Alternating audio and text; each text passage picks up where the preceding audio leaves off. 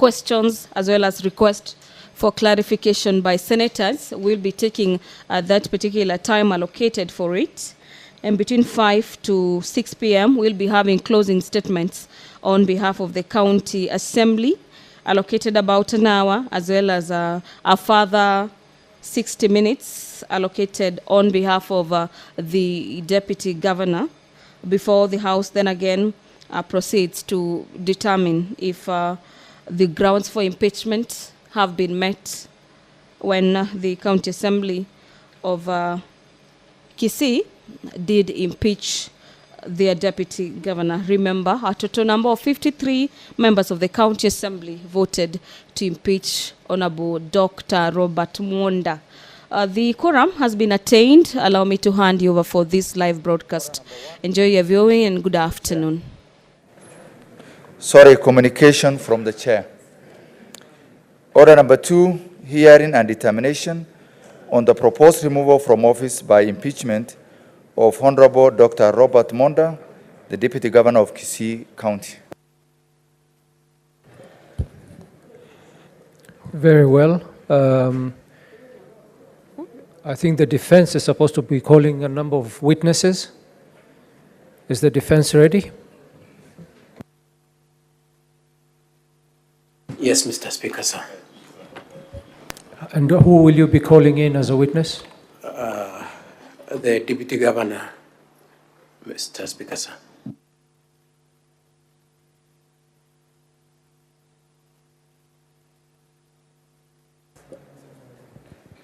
Senior Counsel, you have 1 hour, 45 minutes. And I think that's the total for your examination, cross-examination, and re-examination, I will presume. For this witness? For the one witness. For the one witness? Yes.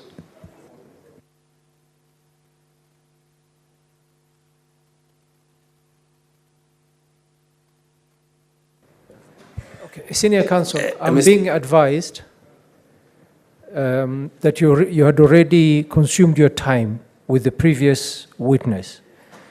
Therefore, I'm being advised that you have 1 hour, 45 minutes to examine all your witnesses.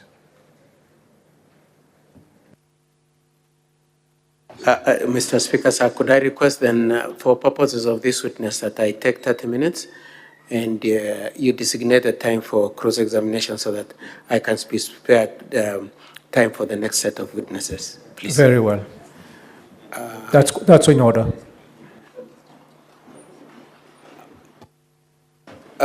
What time are you giving for cross-examination? You've asked for 30 minutes? Yes, for examination in chief. I think for cross-examination, they need about 10 minutes or less.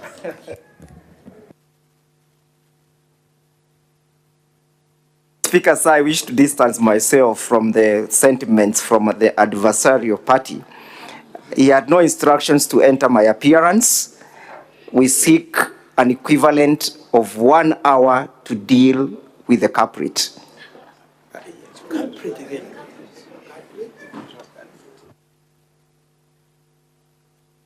Mr. Speaker, sir, a moment ago, my colleague was told that the use of the word culprit is unparliamentary. I don't know why he's insisting on using that word, and I ask for your protection for my client. Senior Counsel,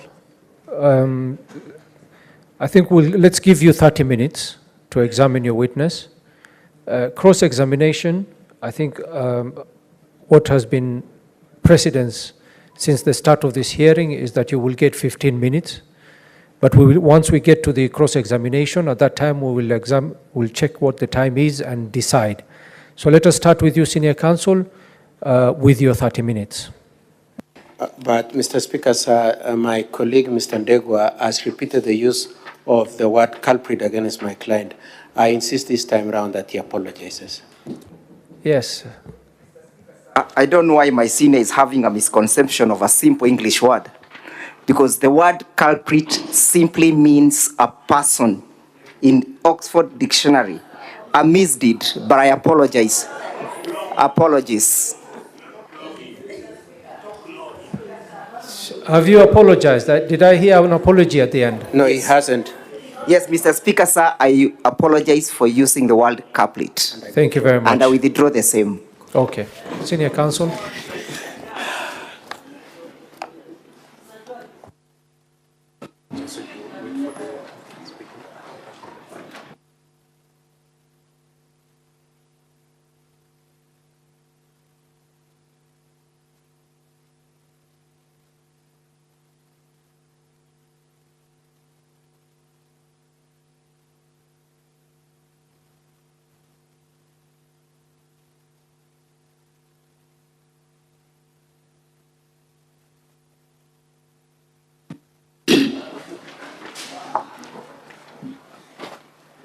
I, Robert Onsari Monda, do solemnly swear that the evidence that I shall give before the Senate in respect of the matters before the Senate shall be the truth, the whole truth, and nothing but the truth. So help me God.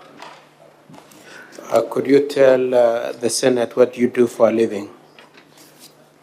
Mr. Speaker, I am the current Deputy Governor of the Kisii County Government. And are you a Christian, and of what denomination, and a family man? Mr. Speaker, I'm a Christian in the Seventh-day Adventist Church, Seventh-day worship on Saturdays, and I'm a church elder in the same church for a number of years now. Family? You're a family man? I am a family member with a wife, adult children, and several grandchildren, Mr. Speaker. Now, you are aware of Sorry, I have, Mr. Speaker, served as a member of parliament in the Parliament of Kenya, the 10th Parliament. And Mr. Speaker, in the same Parliament, I chaired the Health Committee, coming up with the Cancer Act, and also several other acts that we amended and proposed. Mr. Speaker, I sat in the Committee of Agriculture, I sat in the Liaison Committee, and also in the House Business Committee. Thank you. Now, you know why you are here before the Senate? I am aware, Mr. Speaker. Could you confirm that you are aware that the allegations against you are what you summarized at page 6, and which is what you pleaded not guilty when the charges were read to you at the start of this session yesterday? Paragraph 6 at page E1. Honorable members, it is in the Deputy Governor's bundle. Mr. Speaker, I understand that I'm here on reasons of impeachment on the said... Okay. No. So for the grounds set out in paragraph 6, isn't it? Yes. In addition to that, you confirm that you were also notified of other allegations against you, and those are allegations brought through a memorandum from one Mr. Benson Nyakaga, and that you've referred to at paragraph 52, page E9.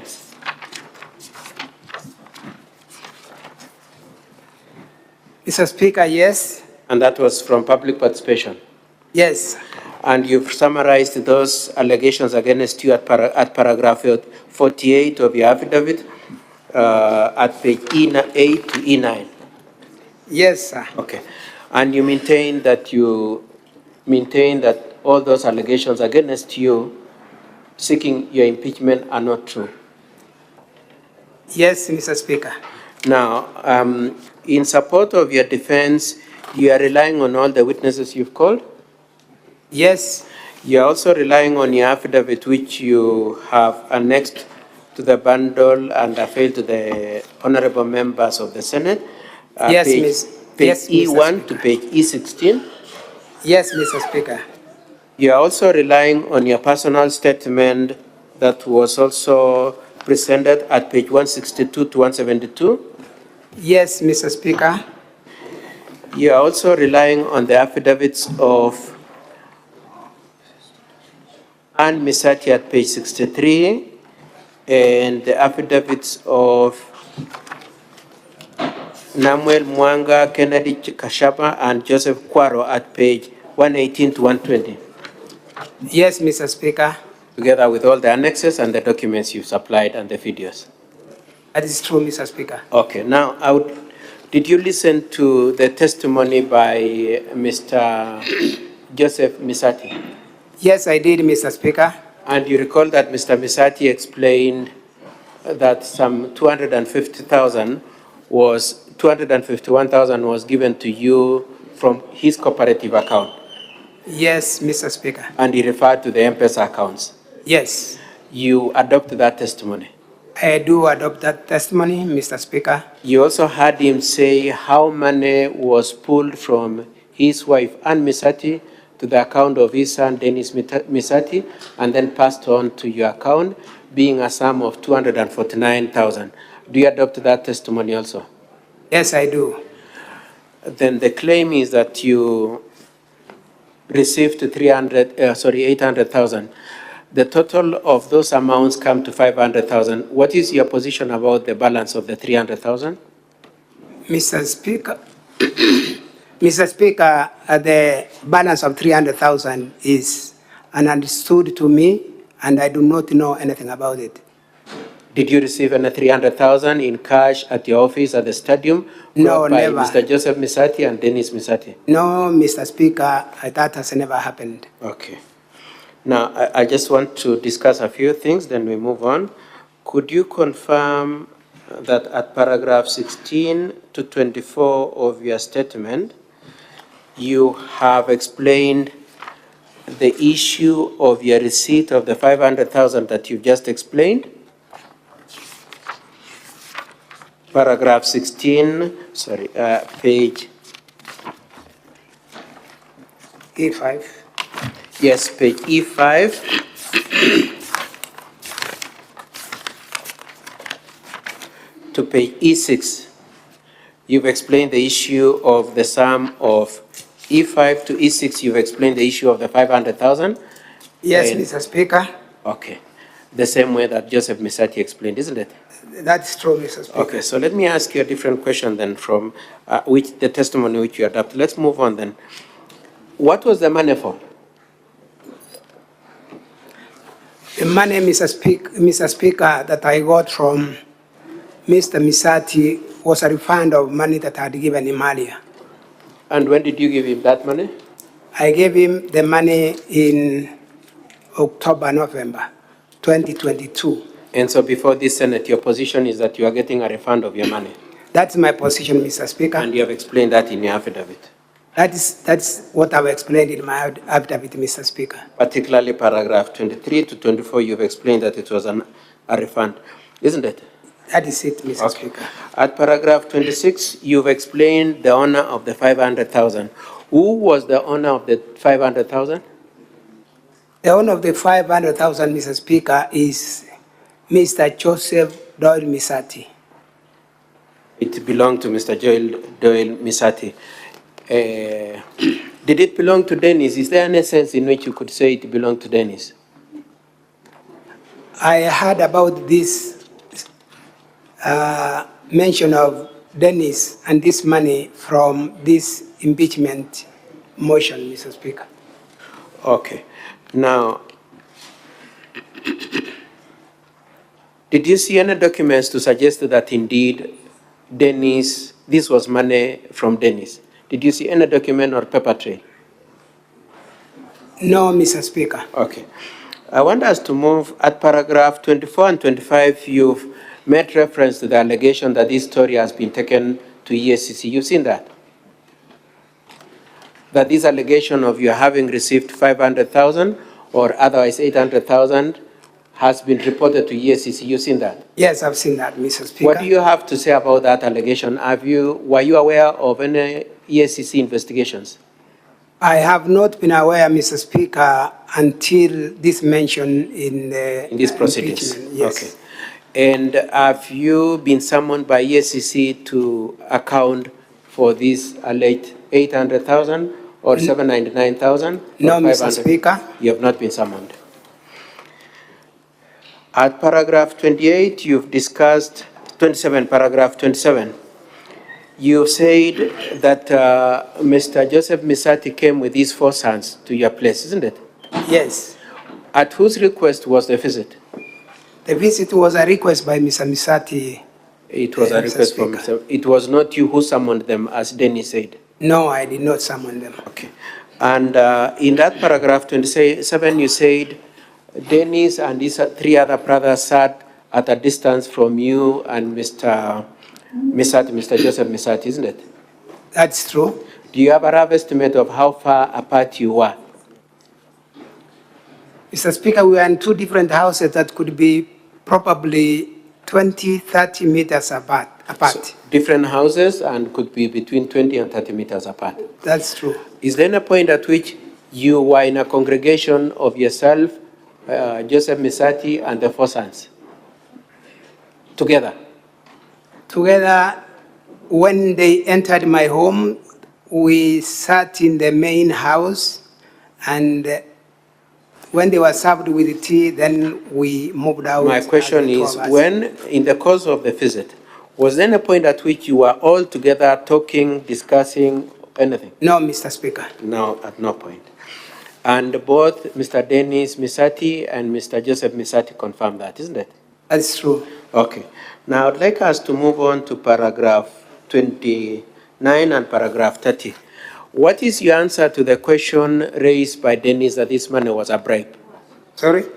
At paragraph 29 and 30, Dennis Misati says that this money was a bribe. What do you, and later on said it is a facilitation. What do you have to say to that allegation? Mr. Speaker, the 2 allegations are a new thing to me. I do not approve of it. I do not accept it. Did you receive a bribe from either Dennis or his father or both of them? Mr. Speaker, I have not received a bribe from my friend Joseph Misati, nor his son Dennis. Nor both of them jointly? Nor both of them, of course, jointly. Okay. Now,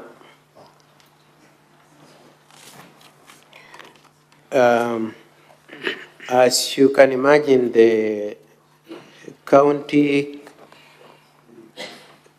councils are waiting to deal with you on what you said at paragraph 28 and 31. I would like us to just look at that for paragraph 28 and 31. At that paragraph 28, you confirm that Mr. Misati mentioned to you that his son had applied for a job. That is true, Mr. Speaker. He mentioned that to you. Yeah. Oh, yes. Paragraph 28 at page E6, honorable members in the DG's bundle. You say there was a conversation on that. Who initiated that conversation? Mr. Speaker, this conversation was initiated by Mr. Misati. And what was he saying? He told me he has learned that there is a job coming up. Okay. And in a Wasco in Kisii. okay. And did you promise him that you'd get him the job? No, I didn't promise him that I will get him the job. What did you tell him?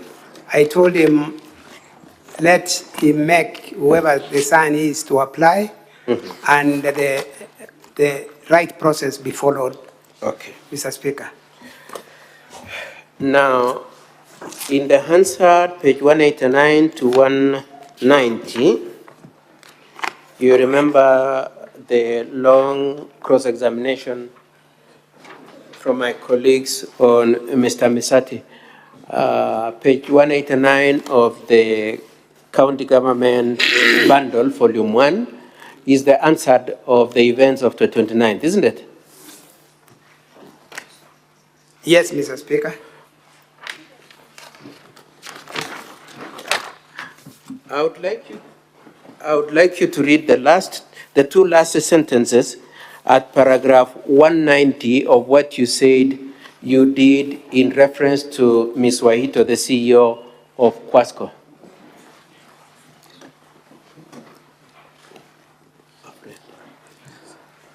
Mr. Speaker, and I read, Just read the whole paragraph.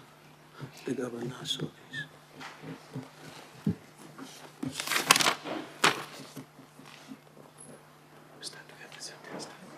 Okay, just start here. Mr. Speaker, You read from the last sentence at the bottom of page 189 into the first paragraph at page 190. Please read. Mr. Speaker, I read, like any other leader, Mr. Speaker, this request came to me. Everyone, honorable members, know that Lucy in Wasco would work under like any and many staff who work under the governor's office, where I'm also the deputy to the governor. And so I indicated to Lucy, asking her if they had such kind of jobs, and she said yes. A friend is making a request that he gets his son a job, like everyone of us here would do. And she told me, let us wait for the process, and if he qualifies, we shall not deny him the job, and the discussion ended there. And apart from having mentioned to Lucy at this point in time, did you make any follow-up on it? No, Mr. Speaker. And Lucy said you summoned her to your office on 4th of May. What do you have to say about it? I'm saying no, Mr. Speaker, I've not summoned Lucy to my office. I have not. You did not summon her on this No. issue? Okay. She said also in her statement, what did she say in her original statement which you encountered at the county assembly when she called you after receiving the sum of 100,000? Can you come again? So when you went to the county assembly to defend yourself, Lucy had recorded a statement, isn't it? Yes. In that statement, she said she had called you after receiving 100,000. You remember that? Yes. Okay. I want you to go to specific point at which she talks about the purpose of the money. She said she called you. What did she say was your reaction to that issue? Mr. Speaker, she states verbatim, Yes. on the morning of 29th May 2023, I called the deputy governor and asked him what the money was.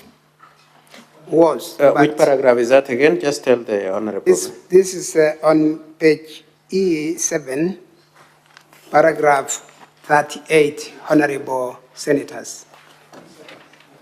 The deputy governor's bundle, sorry.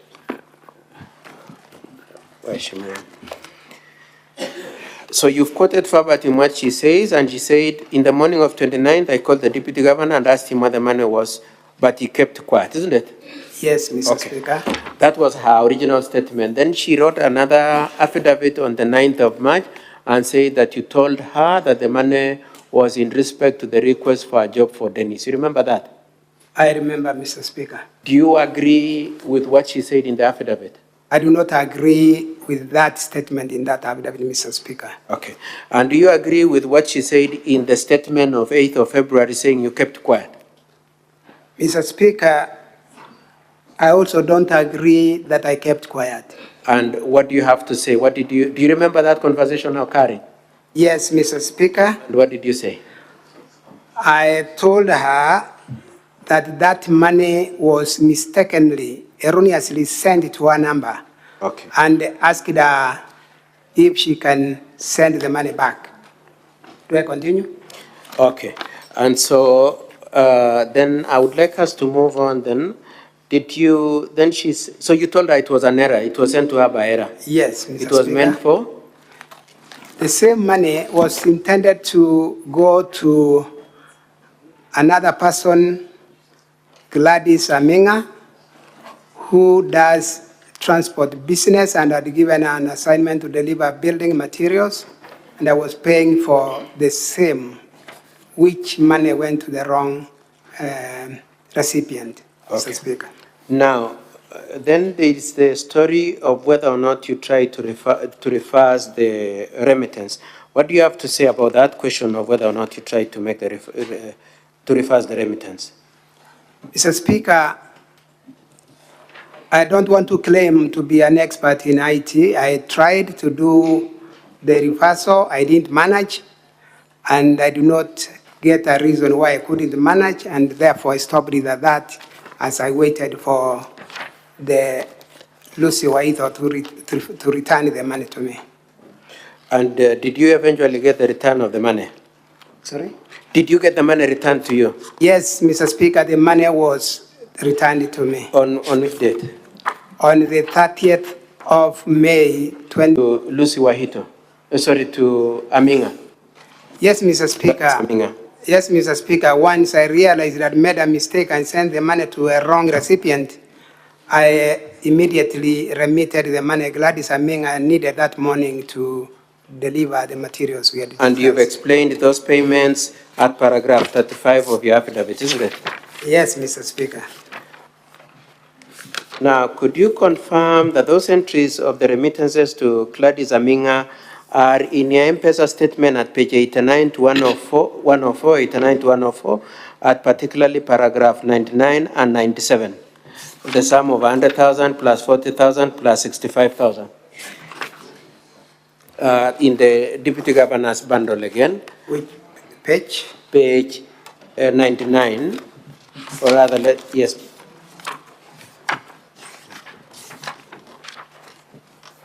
Page 99 and page 97.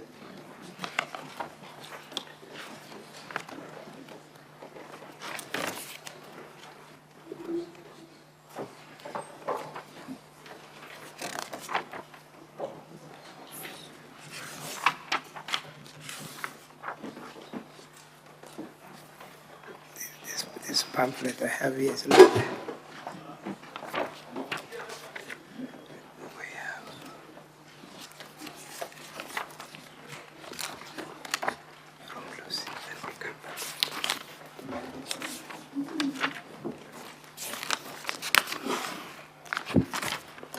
I will use my bundle.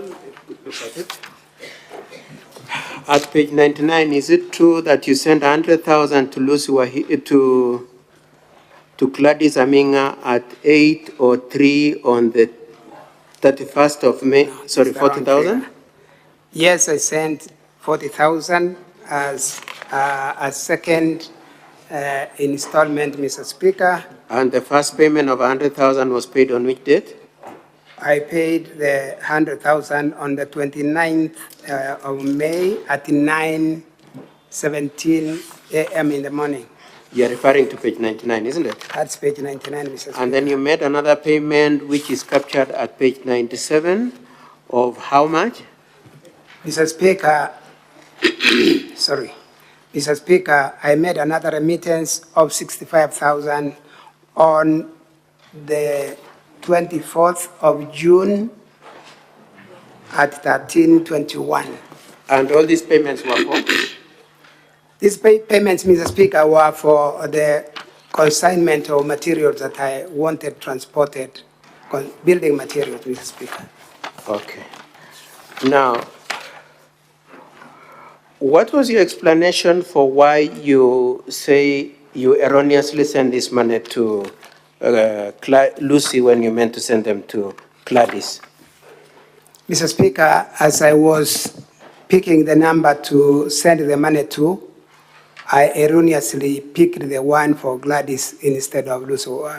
One for Lucy Waitho instead of Gladys Aminga. And why did you make that mistake? What could be the explanation for that mistake? Mr. Speaker, the way I've saved those numbers in my phone. Could we go to page 117B? Page 117B of the Deputy Governor's bundle. Could you confirm, what is that at page 117B?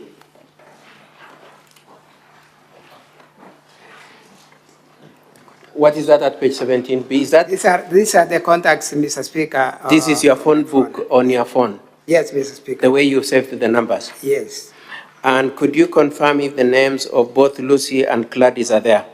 Yes, Mr. Speaker. Could you say, how have you saved the name of Lucy? The name of Lucy is saved as CEO Wasco Lucy. And the name of Gladys? CO Health Gladys Amenga. How far apart are those two names? Neighbors, Mr. Speaker, to one another. They're next to each other. Yes. And they're next to each other. And what do you have to say about the first two initials you've used to describe them?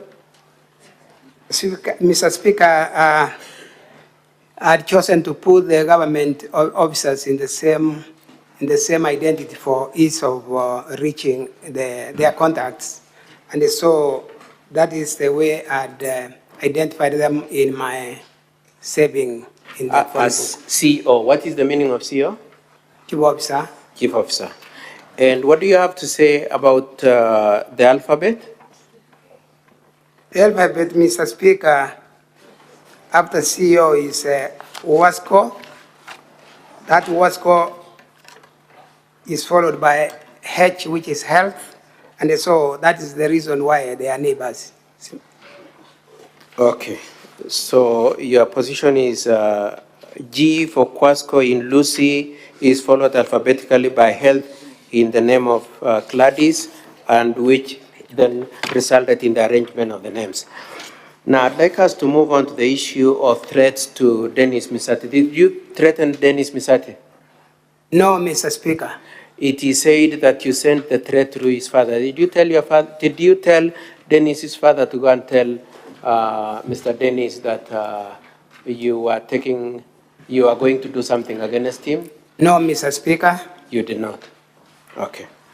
And did you have any direct conversation between yourself and Dennis at any point?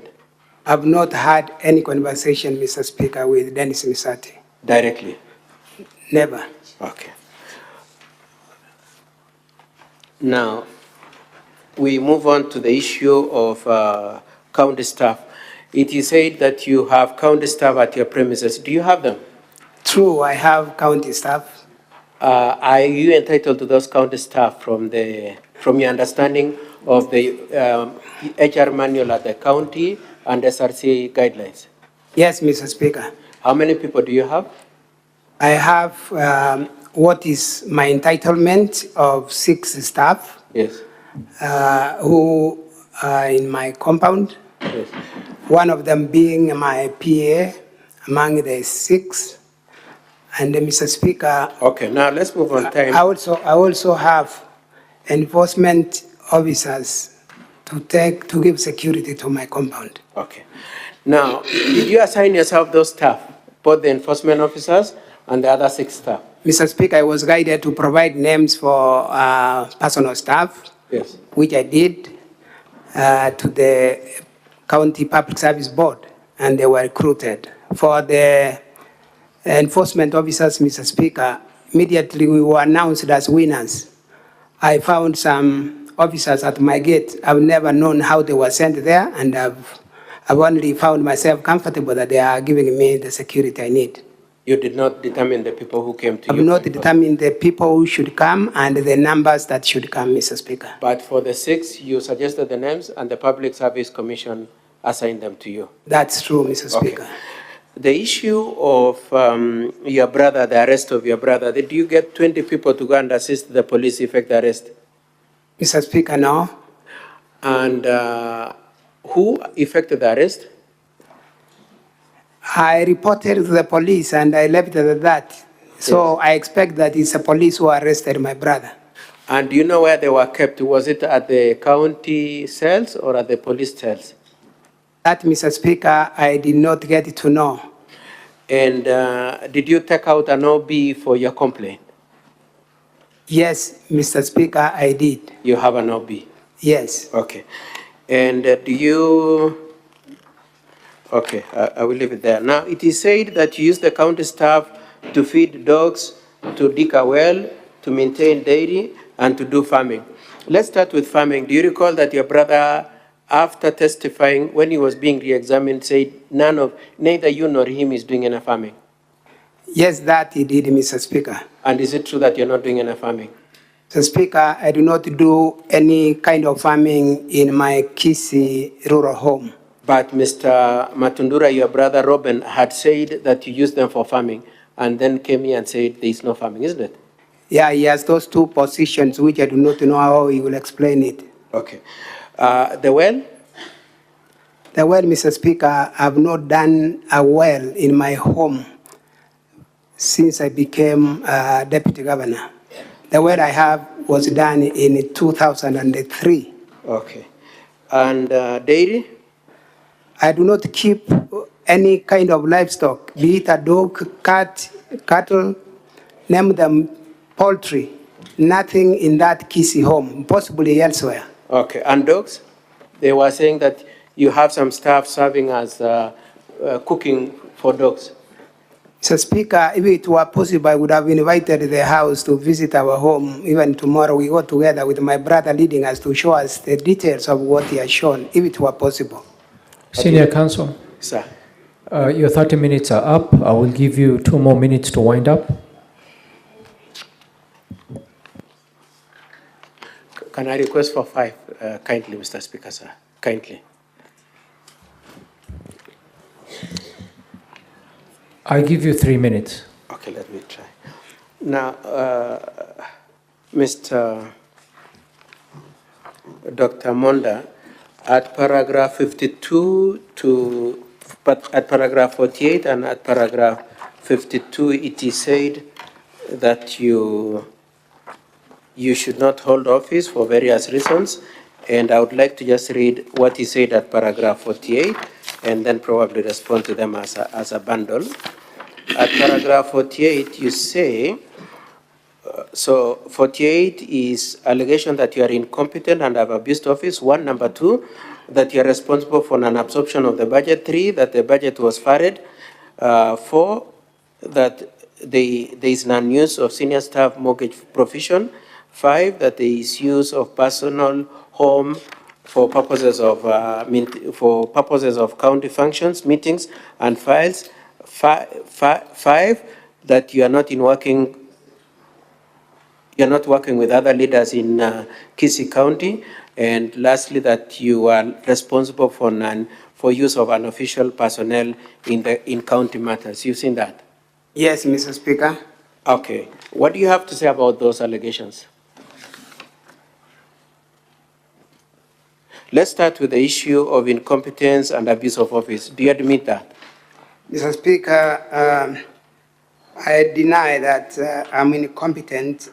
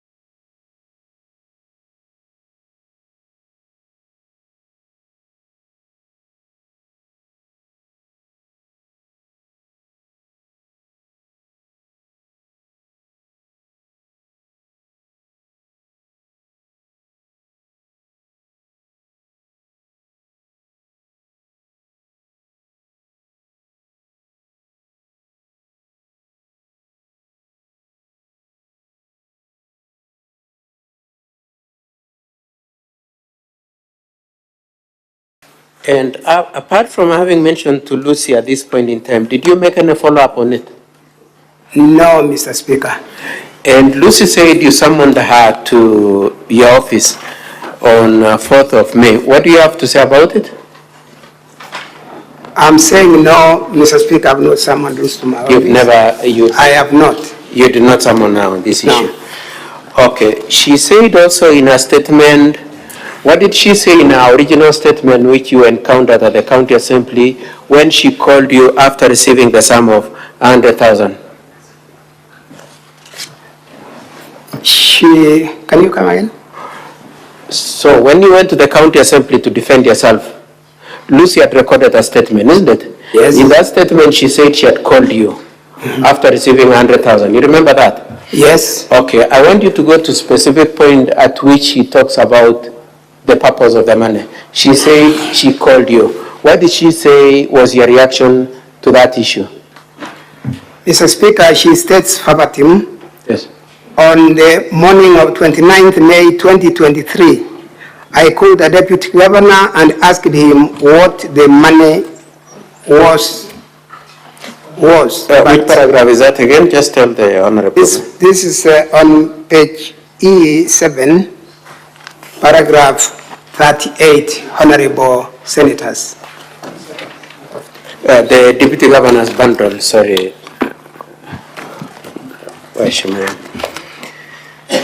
So you've quoted verbatim what she says, and she said, in the morning of 29th, I called the Deputy Governor and asked him what the money was, but he kept quiet, isn't it? Yes, Mr. Speaker. That was her original statement. Then she wrote another affidavit on the 9th of March and said that you told her that the money was in respect to the request for a job for Dennis. You remember that? I remember, Mr. Speaker. Do you agree with what she said in the affidavit? I do not agree with that statement in that affidavit, Mr. Speaker. Okay. And do you agree with what she said in the statement of 8th of February saying you kept quiet? Mr. Speaker, I also don't agree that I kept quiet. And what do you have to say? What do you remember that conversation occurring? Yes, Mr. Speaker. And what did you say? I told her that that money was mistakenly, erroneously sent to her number. Okay. And asked her if she can send the money back. Do I continue? Okay. And so then I would like us to move on then. Did you, then so you told her it was an error, it was sent to her by error? Yes, Mr. It was Speaker. meant for? The same money was intended to go to another person, Gladys Aminga, who does transport business and had given her an assignment to deliver building materials, and I was paying for the same, which money went to the wrong recipient, Mr. Speaker. Now, then there is the story of whether or not you try to reverse the remittance. What do you have to say about that question of whether or not you try to make the to reverse the remittance? Mr. Speaker, I don't want to claim to be an expert in IT. I tried to do the reversal. I didn't manage, and I do not get a reason why I couldn't manage, and therefore I stopped it at that as I waited for the Lucy Waitho to return the money to me. And did you eventually get the return of the money? Sorry? Did you get the money returned to you? Yes, Mr. Speaker, the money was returned to me. On which date? On the 30th of May, To Lucy Wahito. Sorry, to Aminga. Yes, Mr. Speaker. Aminga. Yes, Mr. Speaker. Once I realized that I made a mistake and sent the money to a wrong recipient, I immediately remitted the money. Gladys Aminga needed that morning to deliver the materials we had. And you've explained those payments at paragraph 35 of your affidavit, isn't it? Yes, Mr. Speaker. Now, could you confirm that those entries of the remittances to Gladys Aminga are in your M-Pesa statement at page 89 to 104, 89 to 104, at particularly paragraph 99 and 97, the sum of 100,000 plus 40,000 plus 65,000 in the Deputy Governor's bundle again? And she told me, let us wait for the process.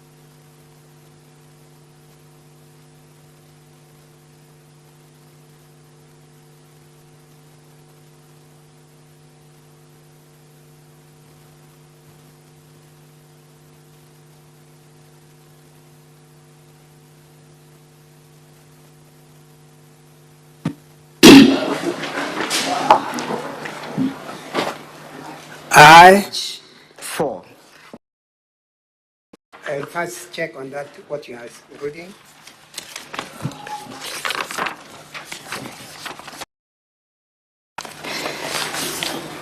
Paragraph 13 at page 4 of, you confirm that you have perpetually been in the habit of giving each other favors, correct? Yes, Mr. Speaker. And therefore you stand with the paragraph C of your defense, and more particularly paragraph C, Roman 3, correct? Yes, Mr. Speaker. And therefore these favors also included issues of campaigns and searching for votes, correct? Mr. Speaker. And therefore you heard the witness who came before you when the question was put to him whether he has been involved in your campaigns, he answered. Correct or not correct? That You heard the witness, yes? yes, Put to him whether he is involved in your campaigns, correct? in not giving. Excuse me, Mr. Governor. Did you hear that question? It was. What was his answer? He has not known how much money. No, it's not about the money. It's about, what he said, Mr. Speaker. you know, you'll not argue with me. You'll answer my questions. I'm aware of that. Did you hear to your witness whether he's involved in your campaigns? Yes. Did you hear him answering that he's never involved in your But he had Did you hear him or you never heard him, Mr. Governor? Mr. Speaker, protection. So 1 second, Senior Counsel. That the witness is being practically denied a chance to answer. Okay. Thank you, Honorable Speaker. The counsel for the witness. The witness was asked if he has used any funds. He has funded the campaign. He was not asked if he supported. Thank you very much. Okay, Senator. Senior Counsel, what was your point of order? My point of order is that the witness should be allowed to answer the question as opposed to being to answer in the words that my colleague wants. This Senate is interested. The witness should be allowed to answer the question. I am requesting that he be protected from harassment. I'm well guided. You're well guided. Mr. Thank Speaker, you. sir. Please proceed. Kindly date which Mr. Misati visited you in your house, that the same had been triggered. That is correct, Mr. Speaker. And therefore that he had come to visit you in search of a favor for his son, correct? That's incorrect. Let us look at the Hansons.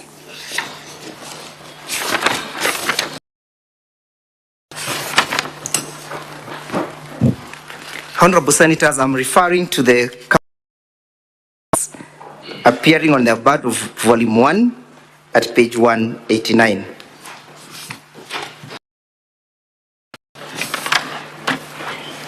Would you kindly look at the statement, kindly confirm that you appeared before you tendered your evidence, correct? That's correct. And therefore you are the one who made the averment, where you begin by Mr. Speaker, just as a good friend, Mr. Joseph Misati, and I was made to know that there is an advert that has come up, and Mr. Misati as a friend could ask me that his son has also tendered his application. Yes, Mr. Speaker, only that this is in It is at that date that this favor... This is in April and not in May when Mr. Misati came to my home. It is on this date that the favor for a job, the Misati in favor of his son, correct? And I'm saying it is correct. Is it correct? Extent question. That let's go to the next question. What did you... Be just allowed to answer. It's my witness, Mr. Counsel. It's my witness. Senior Counsel, let's allow the Counsel to... and also, we are also time constrained, and I think he's trying to ensure that the witness sticks to the answers. Please proceed. And which son was you referring to when you spoke about his son? You are the one who spoke about the son in the county assembly, correct? That's correct. Which son are you addressing? The son is Dennis Misati. Dennis Misati. Was he present that day?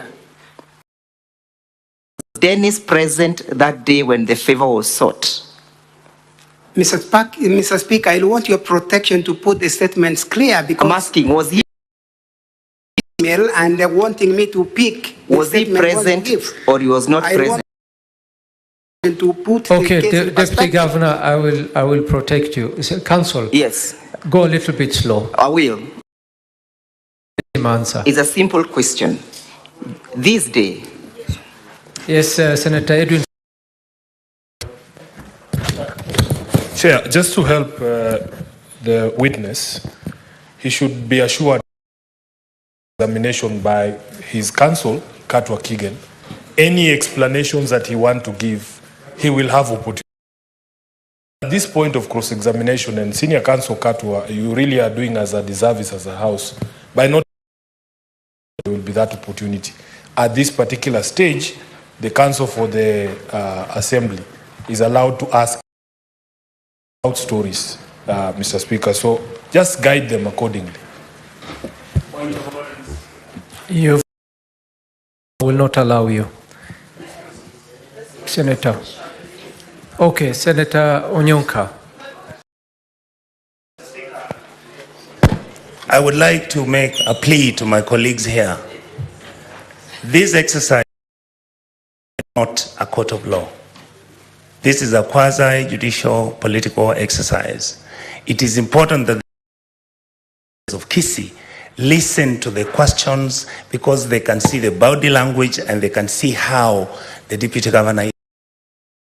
But if you railroad him with so many questions and he's able to answer, somebody might think he actually doesn't know what he's doing here. Mr. Speaker, the way you've ruled, that, Mr. Speaker, you could even add him some more time so that he leads the reasonably with reasonable time so that everybody can get what the questions are. Thank you. You have a point of order? Okay. Senator Robo, you have a point of order? Yes. I'm not going to take so many points of orders. This is the last point of order, and then we'll proceed. Senator. Yes, Mr. Speaker, because of time constraint and because there will be also opportunity to cross-reference, if we've given a set number of minutes, like 15 minutes to, then within that, if the question only requires yes or no, His Excellency, the Deputy Governor, to be able to respond with yes or no, because this is presented, so that he is able to take advantage of the time given. Thank you. Deputy Governor, I would advise that you listen to the question and answer. If it is a yes or no answer required, just let the counsel proceed with his questions. And after the cross-examination, there's going to be a re-examination and your counsel. Can we proceed that way? Thank you, Mr. Speaker. And counsel, take him slowly. I will. Deputy Governor, confirm that you confirmed before the County Assembly as evidenced by the hand. You assured Mr. Misati that it was possible for you to assist his son get a job, as it appears in the Hansons. Yes? Where is that? The same paragraph I was reading. Full. Mr. Speaker, just as a good friend, Mr. Joseph Misat, I was made to know that there is an advert that has come up in the Misati as a friend could ask me that his son has also tendered. Is it possible for him to be assisted to get a job? What do you? Thank you. Who was to assist him? Who was to assist Mr. Misati's son, I beg your pardon, to get a job? Myself. Thank you. Him in any way? No. Let's look at the evidence again. Look at the subsequent paragraph where you are answering to Mr. Kato Kigen's case. Mr. Kato Kigen is asking you, and did you talk to Lucy about the request about your friend? Can you see that paragraph? Yes, I see. Read the subsequent one. Quoting myself, like any other leader, Mr. Speaker, this request came to me. Everyone, honorable members, Lucy Nwasco would work under, like many shall who work under the governor's office, where I'm also the deputy. So I indicated to Lucy, asking her if they had such kind of jobs. So to that extent, you made contacts with Lucy confirming whether the job was available? That I did. Thank you. Did you have a look at Lucy's affidavit appearing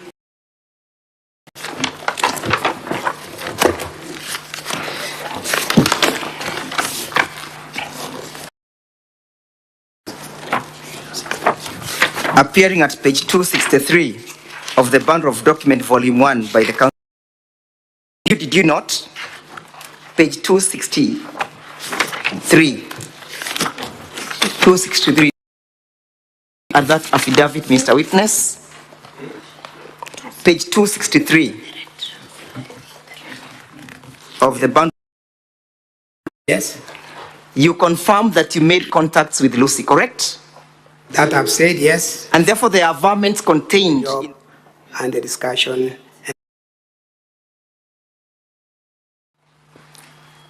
No. To that extent, you made contacts with her in that respect, correct? To that extent, yes. Thank you. When did you 1,000 shillings to Mr. Misati? In October. Do you have the evidence that you advanced, or you only have the evidence of repayment? No, I don't have. What do you have? What do you have? The statement. What did she say in her original statement, which you encountered at the county assembly, when she called you after receiving the sum of 100,000? Can you come again? So when you went to the county assembly to defend yourself, Lucy had recorded a statement, isn't it? Yes. In that statement, she said she had called you after receiving 100,000. You remember that? Yes. Okay. I want you to go to specific point at which she talks about the purpose of the money. She said she called you. What did she say was your reaction to that issue? Mr. Speaker, she states verbatim. Yes. On the morning of 29th May 2023, I called the deputy governor and asked him what the money was. Which paragraph is that again? Just tell the honorable. This is on page E7, paragraph 38, honorable senators. The deputy governor's bundle, sorry.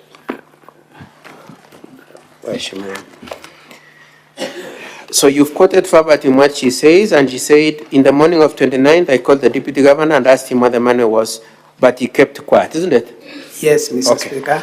That was her original statement. Then she wrote another affidavit on the 9th of March and said that you told her that the money was in respect to the request for a job for Dennis. You remember that? I remember, Mr. Speaker. Do you agree with what she said in the affidavit? I do not agree. He said most of them have challenges in terms of money. And at that point, he indicated that I may be one of them. So I'm asking, who between the two of you is lying? You have not answered the question. Lying in what? Mr. Misati alleges you're not doing well financially. You allege you are very well financially. I've not said I'm doing very well financially. Thank you. I'm saying let us go to other politicians. It's okay. You have answered my question. Poorly as the others. You have answered my question. Mr. Speaker, sir, I want to refer the witness to the bundle of document by the Deputy Governor as filed at page 111. It appears a bank statement from Leah Nyachera Onsare. Do you know that individual? Yes, I do. Who is she? She is my daughter. Can you see entry dated 18th of August 2023? Yes, I do. What, in respect to these proceedings, is that entry, or does that entry relate to? It relates to a transaction between Mr. Misati and Leah Onsare. Your daughter, correct? Yes. And you heard Mr. Misati indicate to this as distinguished assembly that you're the one who requested him to send your daughter the 200,000 shillings, correct? Yes, I did. You still claim to be doing well financially? I'm saying yes, I did. You still claim to be doing well financially? Yes. Council, your time is up. The 15 minutes are up. Well, I'm well guided, Mr. Chairman, but we have had a lot of interruption, Mr. Speaker, sir. We stopped your time during the interruptions. At least, Mr. Speaker, sir, because he's a very crucial witness and he carries the crux of the matter. We would better also sacrifice our other 15 minutes and deal with the witness. If it's because. Can you give the council an opportunity to speak, please? Because when you are dealing with our key witness, who was the Dennis, the defense was given sufficient time to deal with that witness. At least 1 hour they were granted. Even if we not get more than 1 hour, at least we just get 1 hour for dealing with the key witness, because this is a key witness, Mr. Speaker, sir. Council, I may not be able to give you 1 hour. So can you request for something reasonable? How many minutes should I give you? 30 minutes, Mr. Speaker, sir. I'll try to do within the 30 minutes.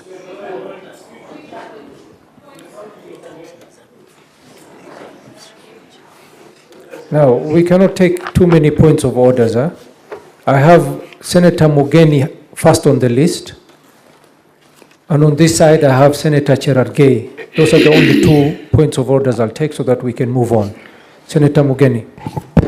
Yes, Mr. Speaker, sir, because this is a quasi-judicial proceeding and we want to be seen to be fair to both parties, and since this is the star witness, is the one who is actually trying to defend himself, and we need to get an opportunity to interrogate all the issues and to also to give counsel enough time, I'll plead, Mr. Speaker, sir, that we allow him 45 minutes so that we don't, if somebody is reviewing our record, we don't seem to have been favoring one side to the disadvantage of the other side, Mr. Speaker. Senator Cherargei. Mr. Speaker, you had made a ruling earlier on that the council for the county assembly had requested to waive their cross-examination time. And I think you made a ruling that, and we agree, they have a right to waive. So if it is still their position that they can still waive cross-examining the rest, I think they had said 2 witnesses, so that that time can be added to the star witness of the defense, then I don't think there is no problem, because you had made a ruling that they can do that. Then they can still make that application and continue to receive the time that was meant for cross-examination to cross-examine the star witness, Mr. Speaker, because we really want to know what happened, Mr. Speaker. And I think that ruling you had made in the morning. I thank you. Okay, I will allow 2 more points of orders, and this time I'll take ladies. Senator Crystal Asige. Senator Crystal Asige. My apologies, Senator Crystal. Apology accepted. Thank you very much, Speaker. I had wanted to say exactly what Senator Cherargei said, that there was a ruling in the morning and we had all agreed amongst us that we would allow for the council to reserve his time, remove it from 2 witnesses, that he said he would then instead use that time on this star witness, Speaker. Thank you, Senator. On this side, Senator Gloria. Speaker, I am of the opinion that as much as I understand that the ruling was made earlier, Speaker, but 2 points have been raised prior on issues of technicalities, even from the County Assembly Speaker. And when we deliberate in Senate and we give our final decision, Mr. Speaker, it's imperative that we ensure that we are not giving someone the basis to go to court and say that the procedures were not followed well, or that people, for instance, the County Assembly side were under duress to waive away their 15 minutes, Mr. Speaker. We were here yesterday till midnight, and I believe if 15 minutes will be the difference between someone going to court to say that we did not follow the procedure, Mr. Speaker, just allow for them to prosecute the amount of time that they require, and I believe they're only asking for 15 minutes. Yeah. Thank you, Senator. Council? Yes, having Mr. Speaker, been sir. reminded that you had waived your time to cross-examine 2 other witnesses previously, I'm being informed you do have a balance of 15 minutes.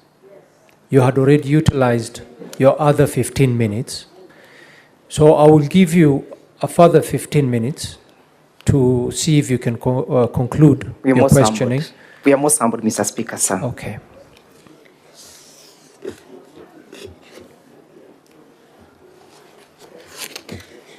Mr. Witness, where did you meet Madam Lucy Wahito from? Did you call her to your office? Did you use your phone? How did you meet her? How did you speak to her? Mr. Speaker, I met Lucy Wahito at the stadium where we hold our offices. So it was correct when she informed the Senate that she met you or you summoned her to your office, correct? No, it was not a summon, Mr. Speaker. You called her to your office. It was a casual meeting out there. The governor had a different function, and I met her in that function. You met her in the function. Did you look at the pleadings of Lucy Wahito appearing at page 263, her affidavit in the bundle of document, volume 1? Did you see that averments, paragraph 13? Which one? Did you see paragraph 13? We are trying to look at it. Of the affidavit. Which page is that? Page 263. Paragraph? 13. Sorry, paragraph 5. Sorry, I beg your pardon. Did you see paragraph 5? The number 5, yes. I can't read the number, but I can see the bottom paragraph. Yes. Are those averments correct?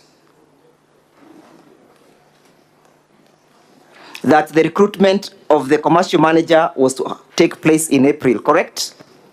Yes, it is correct. And that is the same time that you met Mr. Misati and the boys at your house, correct? No, Mr. Speaker. I'm asking, in April is the same time you met them, correct? That's incorrect, Mr. Speaker. Which month did you meet them in your house? Was in May 28th. May 28th.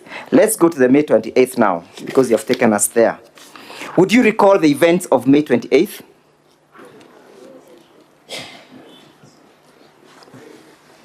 Events of the whole day or events of that visit? The events that relates to these proceedings.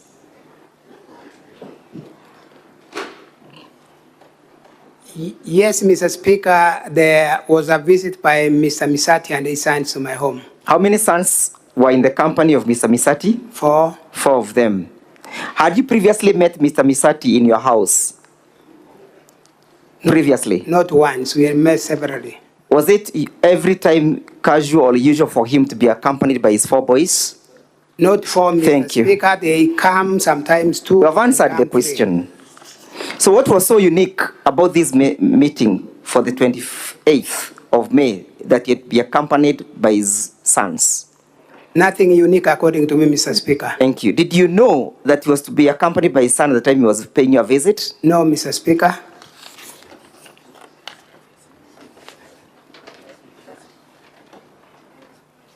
And prior to this meeting, had you met Dennis Mokaya Misati before? No, Mr. Speaker. And you say that you've been having a very good and healthy friendship with the family, correct?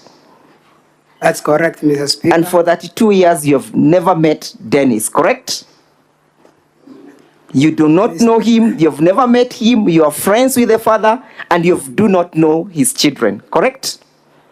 That's incorrect, Mr. Speaker. So you therefore know Dennis, correct? Mr. Speaker, allow me explain. I'm asking, it's not explaining, I'm asking you to answer the question. Is it normal for a family friend who has been friends with a family for 32 years not to know the children? I'm explaining, Mr. Speaker, that Mr. Misata have heard in this house in the morning that one of his sons lived 13 years away. It's okay. And therefore, I discount, Mr. Speaker. Listen to the question. When Mr. Witness, you're wasting my time. Listen to the question. I want to discount the last 13 years of his life. Do not speak to the last 15 years apart from the 28th of May. Had you met Dennis before the 13 years? No. You have never met him, right? I've never. And you are good friends with the father? Yes. 32 years? Yes. Has Mr. Misati's family met your children? Yes. Have they grown up together? Growing up together and to what extent? Yes. Yeah, they know each other. They know each other? Yes. It's only you, the father, a good father, a loving father who has not met Mr. Misati's children. Some of our children met, some have not met, and I cannot speak that we have had that close Mr. Witness, with all the children. I put it to you that you are lying, that you have never met Mr. Dennis Misati. Did you listen to the testimony by the father? Yes, I did. Did you hear that the father confirmed that Mr. Misati's children knows you very well? Yes, that is said. So who between the two of you is lying now? None of us. Because if the children know... It's okay, you have answered the question. I have not put a question to you. Honorable Senators, permit me to go to page 87 of the Deputy Governor's bundle of documents.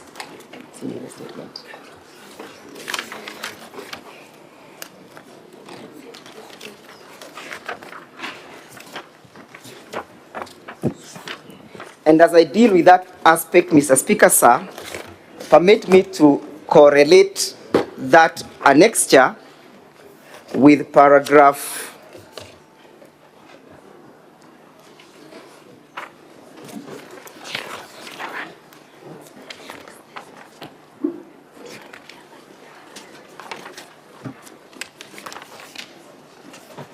with paragraph 20 of his affidavit. Mr. Witness, it is in your evidence and testimony that you received 249,000 from one Dennis Misati, correct? I'm putting a question to you. I have not asked you to read. Did you receive 49,000 from Dennis Misati? Yes. Page 5 of his bundle of documents of the Deputy Governor's defense. Page 5. Yes? And it is your averments that he had received that money from his mother, correct? Yes. And that the 249 were meant to pay a debt that you had advanced to his father, correct? True. Had you previously, before this occasion, ever advanced money to Mr. Misati before? We are in that kind of... Had you advanced, yes or no? Yes, I had. Did you, how much had you advanced before, if you may remember? Before this occasion? I can't give one figure. Yeah, but just give us a figure, approximately. We have had exchanges of money, 100,000. Yes, thank you. Even before. Thank you. You have answered. Now, during the repayment of that, did he pay you? Yes. Did you involve his children in the repayment of that loan? No. It's an answer. Did you involve his children? No. What was so unique with this debt that you had to involve Dennis? Mr. Speaker, I have... What was so unique with this debt? I've not had an involvement of Dennis from my end. No. I received my money from one Dennis, Joseph Misati. How he transmits it to me. It's okay. Not. You received money from Dennis, correct? I received money from. And it is your varmint, and you're trying to explain that the money was sent to Dennis by his mother. That is in your varmint, correct or not correct, Mr. Witness? That's correct. I got it from the parents. And you got it from the parents? Yes. And so I'm asking, because you have averred through your affidavit. You have averred through your affidavit. Proceed. You have averred through your affidavit that the money that Dennis received was sent to him by his mother, correct? That's correct. I'm asking a simple question. Previously, you never involved Misati's children in the repayment of his debts to you, correct? Correct or not correct? Incorrect. You involved them previously? I've not. So what was so unique that Dennis was on this occasion involved in the repayment of the debt? I've said severally that it is not in my arrangement to have Dennis be involved in the transaction of the money. Thank you. From his parents. So did it ring bells to you that day that Dennis has now been involved in the payment of 249? No, I didn't find. Did you ask Mr. Misati why the money is being sent by Dennis and not the mother? Did you ask or you never asked? No, I didn't ask. How did you transact with that money upon receipt?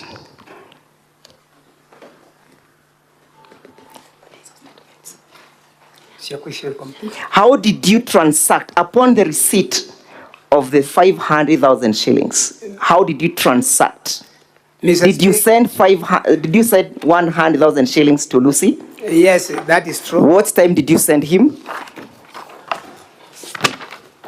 Where is that? But let's go first of all to the time that you received this money. Honorable Senators, we can go to page 99 of the Deputy Governor's Bundle of Defense. It bears the M-Pesa statement. That is, he has only one volume labeled as DG, page 99 of the Deputy Governor's Defense. That is the M-Pesa statement. What time, how many trunks did you receive from Dennis Misati? Can we get right directions? Because you talked of Lucy now. I've led you, Mr. Governor, to page 99 and 100 of your bundle of documents. Are you there? Yes. Can you see the first entries where Mr. Dennis appears? Yes.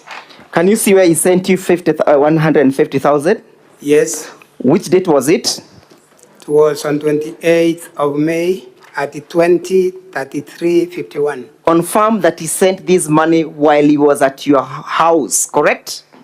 Correct. What time was it? Was it during the day or at night? It was at night. Did you need any cash money with that day? Of course, I needed my money back. I'm asking, not the money. Did you say you want the money in cash? Yes, I wanted money in cash. And whom did you tell that you wanted money in cash? Joseph Misati. Yes? Joseph Misati. And so Joseph Misati came before this house and testified that the reason why the money was sent to Dennis was that he could go and withdraw the money, correct? Correct. Where was it withdraw the money? What? Where was he to withdraw the money? Where? Of Yes. course, in the M-Pesa shop. Where exactly? Keumbu. Keumbu. Yes. From Keumbu to your house, how many kilometers is it? About 3. About 3. Does Dennis have a car? Dennis? Yes. No, if he has, I don't know. Did you hear his father testifying that they needed a young man who could run very fast? That he said. That he said, correct? Yeah. Did Mr. Misati come driven with his car? Yes. That day, correct? Yes. And so the money was sent to Dennis that he could go and rush and withdraw and bring you cash, correct? That will be correct or not correct, Mr. Witness? correct. So he was to run faster than the car, correct? No, that I cannot. Correct or not correct? Yes? The running explained by Mr. Misati was from It is you now, is your witness. I want you to confirm and corroborate his evidence. Correct or not correct? correct. Thank you. So, eventually, did you get the cash? No. The cash, did you get it? I'm saying no. So, was your desire and the need to have the money repaid met when you received the M-Pesa from Dennis? Yes. And what time did you receive the second bunch? You received it for purposes of time at 20.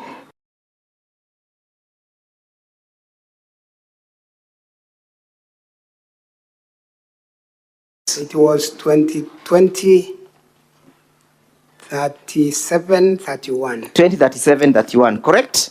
Yes. And what time did you send to Lucy? The next page, page 99.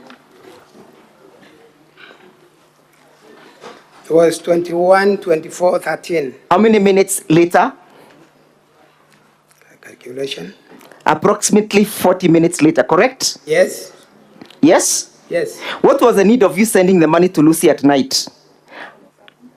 On a Sunday? I've already indicated I was intending to send money to Gladys. Yes. And by error. What actions did you take? When did you notice the error? The next morning. The next morning, because you slept, correct? Yes. You confirmed that you slept. You confirmed that you immediately slept after sending the money to Lucy. Correct or not correct, Mr. Witness?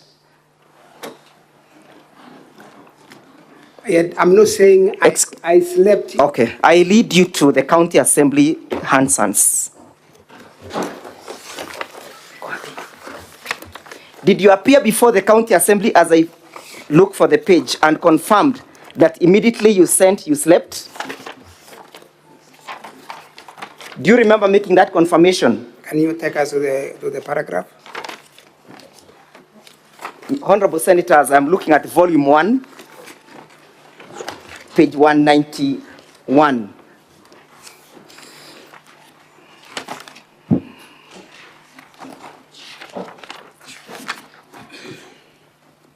Where is answering my learned senior counsel question. The last paragraph, he says, I was due to give her 100,000 shillings, and as I did this, I erroneously picked the wrong number and sent the 100,000 shillings then. Then I slept without knowing recipient is a different person.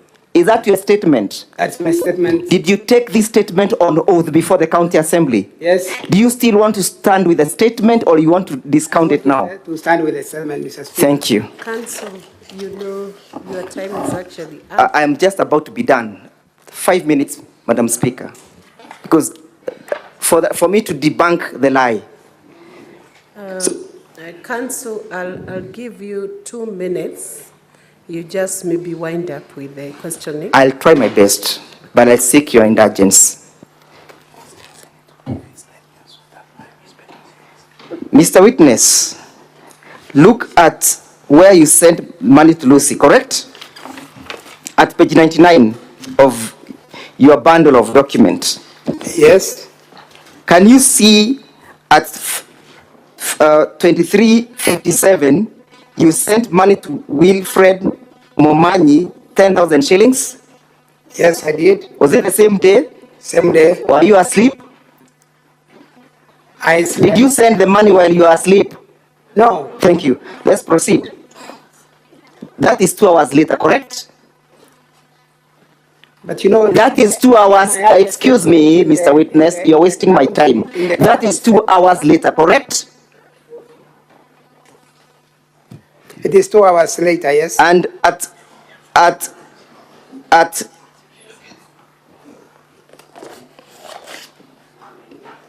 on the following day, sorry, at the same time, You also sent, you lost? You also sent money to one Joseph Aurora, correct? 3,000 shillings, correct?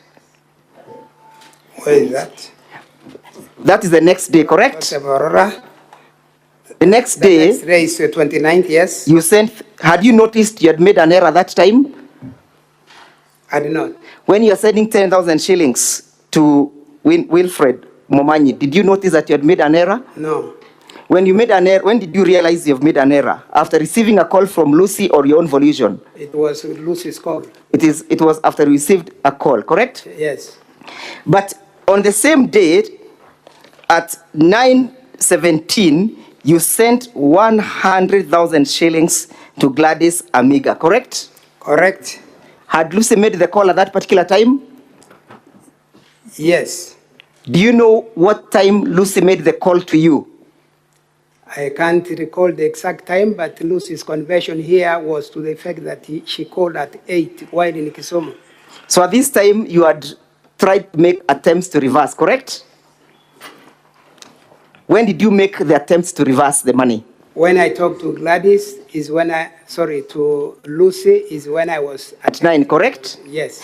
Show us in your M-Pesa statement where the attempts to reverse the money has been captured. I failed. I didn't make Excuse me. attempt. Excuse me. It is not a capture. Yes, we understand that you failed. And when you fail to reverse, you are given an M-Pesa statement or position. That's what I'm Excuse me. Let me put this into context. And so can you allow him to answer? And that should be your final question, please. Yes, proceed. It is your statement that you claim to have tried and it was not successful, correct? Yes, that I've made it clear here in this house. Which USDD codes did you use? I've said I'm not an expert in IT, Madam Speaker, and therefore I was trying something I'd not done before. Which procedure did you use in your trials? I was trying to get somebody to assist me. Who is that you tried to get? The people who were in my compound then. Yes, for example, I didn't get one who could we understand. reverse. You may name one person that you attempted to initiate. One person. Yes. My wife. Your wife. Yes. Is she conversant with the reversals? That is where we got a challenge. She's not. She is equally not conversant. Yes. Mr. Daktari, confirm that you are a real doctor and not an imposter. Yes? Madam Speaker, I don't understand small instructions. Matters referred to here remain on the subject we are discussing. About my education, it is not a matter in. But you are well educated, correct? You are well educated, no doubts, correct? Madam Speaker, I would like to protest at the disrespect that has continuously been shown. Council Kigen, you can resume your seat for now. Council Degwa Jiro, your time is up actually. We have indulged and overindulged on the cross-examination. If you indulge me, I'll only ask one question about the phone book and I'll be done. No. Only one question. About the phone book and how the mistake is alleged to have occurred, and I'll be done, Madam Speaker. Council, there was cross-examination on that issue of the phone book. Yeah, we have not examined on it. So,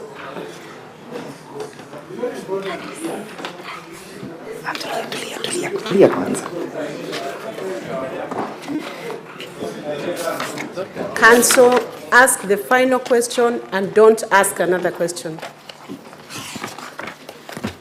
I'm well guided, Madam Speaker.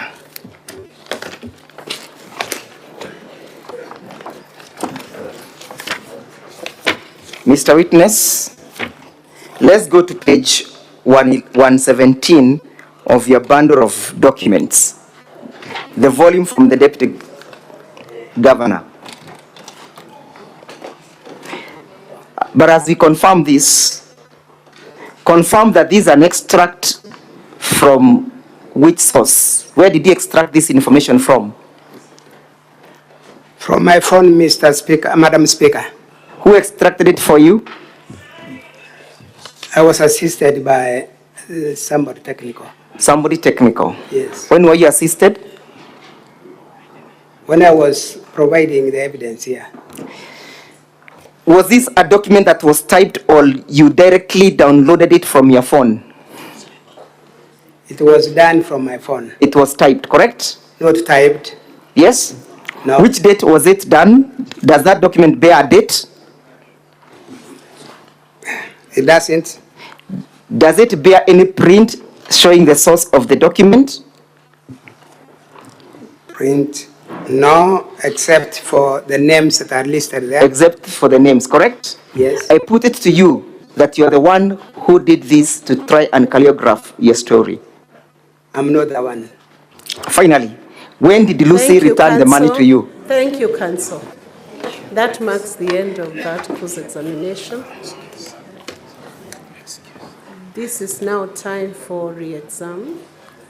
Madam Speaker, we had sacrificed, because at least there's something that has not yet come out. Gladys is alleged to have received money. We have not spoken about the story of Gladys. If you could just give us 5 more minutes and we can subtract from the balance of the witnesses that we have so that we deal with that issue. Because this is a very crucial witness. Remember, Madam Speaker, we sat through cross-examination of our key witness for 1 hour without interruption. But I'm happy by the magnanimous of the Assembly. Only 5 minutes, from which I'll invite my friend Mr. Mutuma to conclude. Counsel, this is a time-bound process. Yes, Madam Speaker. And you have been indulged over 5 times on your request for time. I think your frequent requests may not now be merging in with the time schedule that we have to complete the whole exercise. Yes, Madam Speaker. I will now allow the re-exam to be done by the Counsel. I am well guided. DG. What is your point of order, Senator?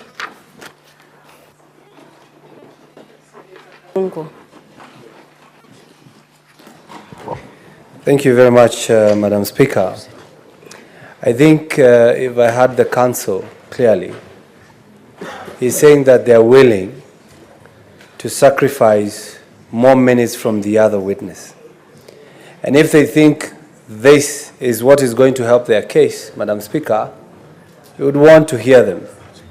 And also I would want to remind the House, if we are time-bound, we should also be thinking and knowing that also the assemblies are time-bound, if you know what I mean.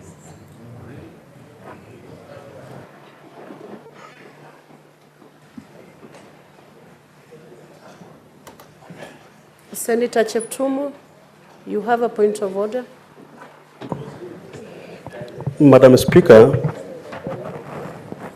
I also want to request you, because Madam Speaker, if the Council for the County Assembly is ready and willing to surrender a portion of their time, and Madam Speaker, they are saying that they have a critical area of their evidence to cross-examine this witness. Madam Speaker, I don't want the House to be accused. I know we don't have time, but it will be a big issue that they never got a time to finalize a small area within only 3 or 4 minutes. Madam Speaker, I plead that you consider your ruling. I want to support what Senator Kiambu is proposing. It should be fair for this House. Because the issue is the same, I will allow one more intervention from Senator Enoch, and then I will make a ruling on it. Madam Speaker, it is the same plea. Listening to the Council for the Assembly, they are not asking to spend more time than they have. They're just asking to spend their time differently. I had another witness here say it's the way he manages his finances. So they just want to manage their time differently. I thank you, Madam Speaker.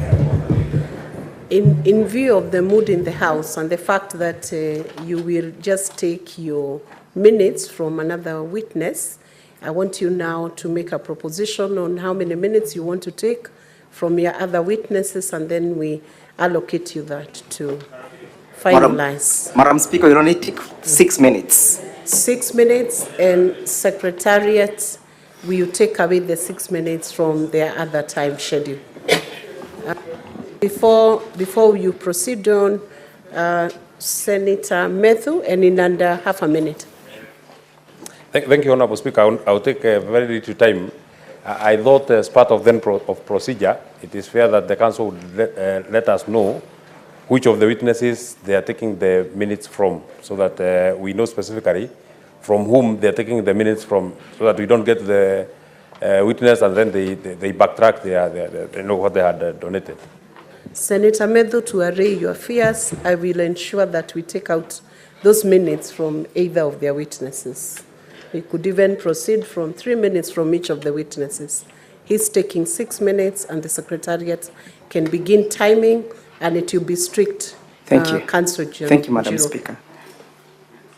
When did Lucy refund the money to you? Lucy refunded the money on the 30th of May, Madam Speaker. From the 29th up to the 30th, did you try to call her to ask why she has not refunded your money?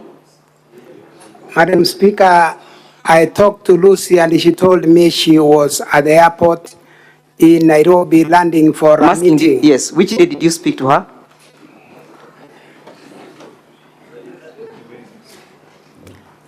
I'm explaining, Madam Speaker, that I talked to Lucy Which date? On the 29th. On the 29th? Yes. Yes. And the money was refunded on? The 30th, the next day. I yield the witness to Mr. Mutuma.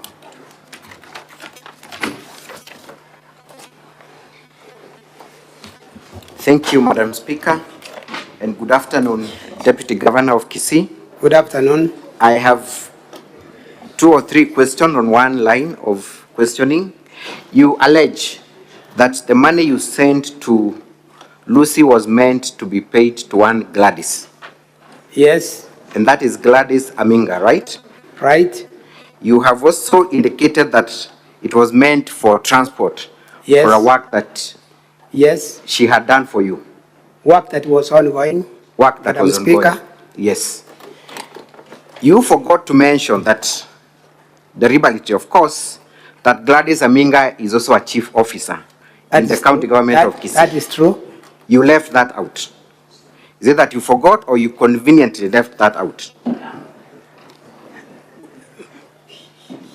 I did not forget, nor intentionally leaving it out. Gladys Aminga was doing business as a person, and therefore she gave me a transport. I wasn't paying the government of Kisii. So you County. and Gladys were in business, correct? Yes. Thank you. And have you had the opportunity to look at the statement that Gladys wrote when you first dragged her name in the county assembly? Honorable Senators, I'm referring to page 315 of the DG's response. Have you had the occasion to look at that statement? Volume 1, sorry. It's our volume 1. It's at volume 1, page 315. This is quite crucial, Honorable Senators.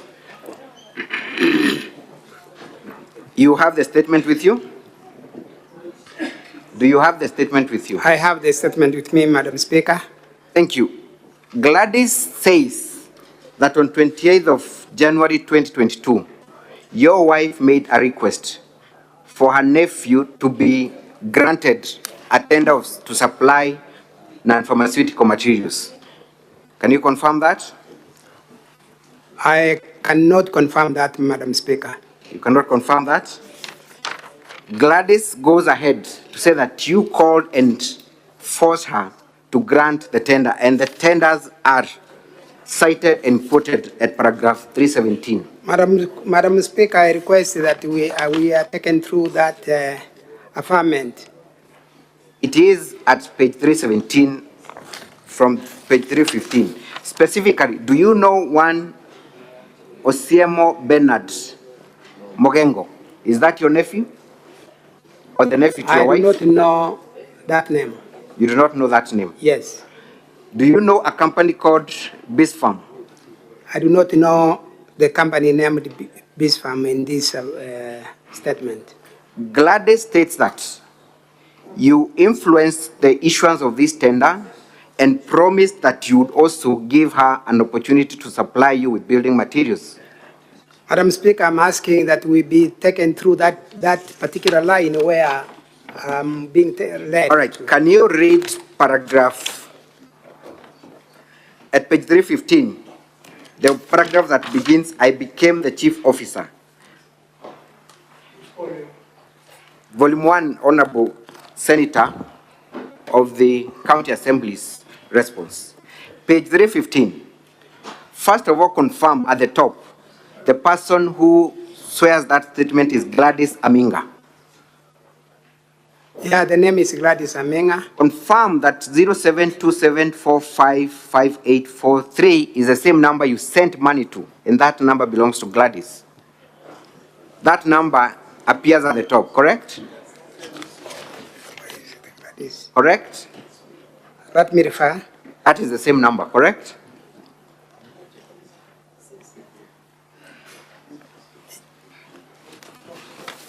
That is the same number, correct? Yes, that's the same number. Confirm that the designation of this person swearing the statement is Chief Officer, Medical Services, Public and Sanitation, Kisii County Government, correct? From the statement, correct? Correct. Can you read for us the paragraph that begins with, I became the Chief Officer on 28th of January? I became the chief officer on 28 January 2023 after being competitively recruited. Thank you. By the Jump to the next page, 316. Begin with today, 29th February 2024. Day 29 February 2024, while defending himself in the impeachment motion, mentioned my name by stating that he sent me money through M-Pesa in the month of May 2023. I wish to put the record straight as follows. Proceed. Proceed, kindly. What's this? In the month of May 2023, the Deputy Governor's wife, Joyce Monda. Is that your wife? Confirmed for record purposes, Joyce Monda? She's Joyce Unsare. She's not Joyce Monda. But Monda is yourself, right? So it is correct if she is referred to as Joyce Monda. Monda is my surname. Proceed. Who is known to me, called me and asked me to assist her nephew who had two companies in the supply of medical drugs and non-pharmaceuticals. She what? Council, you know your time is up. Yes. The nephew by the name was Siemo Bernard Mogengo. Where do I stop? I think you can stop there because the statement is clear and senators are able to read. That allegation is that the amount of 100,000 you're paying to Gladys was as a result of you allowing her to work for you in exchange of the tenders that she had granted to the nephew to your wife. What do you have to say to that? Madam Speaker, I deny having knowledge of that kind of position. Mr. Deputy Governor, Doctor, you were supplied with these documents in advance, correct? No, Madam Speaker, these documents... These are parts of the documents that the County Assembly supplied you with, correct? No, Madam Speaker. Are you saying that your council does not have a copy of these documents? Is that what you're saying? Because we know it is true and your council will respond. Have you made any attempt to respond to the allegations on that statement? You have not. You have not challenged that allegation that you had knowledge of, have you? You want me to respond? Yes, proceed. Council, your time is now up. Madam Speaker, she's giving direction. Give your final answer on that. Madam Speaker, on the date this is being made, this statement is being made, is the day I was undergoing the impeachment The question on was the floor of the House. The question was. And it is referring to that impeachment process that I had mentioned her name. The question is, have you responded to that Counsel- allegation that you had knowledge of? Counsel, can you let him answer? Thank you. I just wanted her, Madam Speaker, to answer the right question, whether he has responded to these allegations, because he had knowledge of them. Proceed and answer.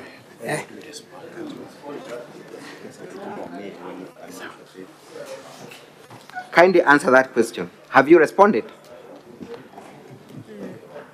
Madam Speaker, Can you respond to Have that? you responded? It's a yes or no. No. So Lucy was not the only person working with the county that you sought to influence. You've been influencing other county officers as well. That is all for this witness. Thank you. Counsel Kigan, how much time do you need for re-exam? Could I request for 15 minutes, Madam Could you Speaker? be 10 minutes, Okay, Counsel? I'll try, Madam Speaker. 10 minutes. Yes. I would like us to start with the issue of Gladys Aminga.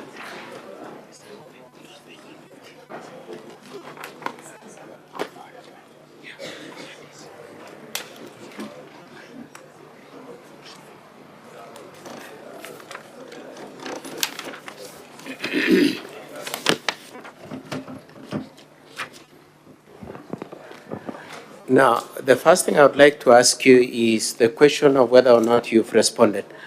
When were these documents served? Were they served, the statement from Gladys Aminga, was it part of the documents you were served with at the point of your appearance at the county assembly? No, Madam Speaker. And they were served when this motion was presented to the Senate, isn't it? Yes, Madam Speaker. And have you had an opportunity, an occasion where you could have filed a response to that statement? There has not been any opportunity, Madam Speaker. Okay. Now, I would like us to discuss the contents of that statement. My colleague repeatedly asked you whether it is true that you forced Gladys Aminga to give a tender. And the first thing I would like you to confirm, do you know this person mentioned in this statement? This Osiemo Bernard Mogengo, do you know him? I do not know him, Mr. Speaker, Madam Speaker. He's referred to as a nephew of your wife. Do you know that relationship? Are you aware of that relationship?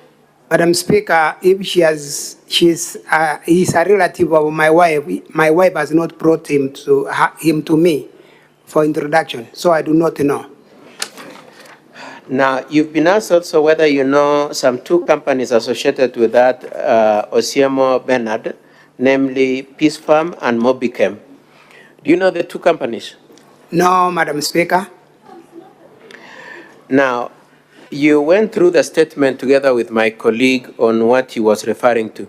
Did you see anywhere where it is said that you forced her to give any tenders to anybody? No, Madam Speaker. Now, it is said that the payment was in consideration, the 100,000 was in consideration of having given out tenders. You remember that allegation?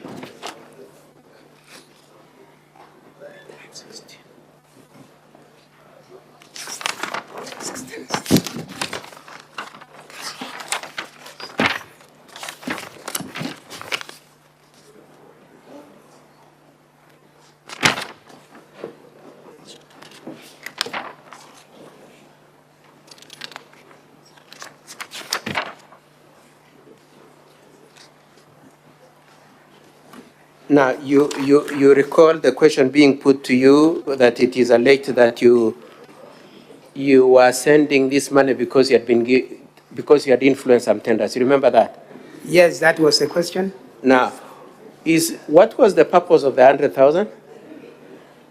Madam Speaker, the 100,000 was part payment towards transport services that I got from one Gladys Aminga for construction materials. Now, I would like us to read what Gladys says and confirm whether she confirms that the payment was for services rendered.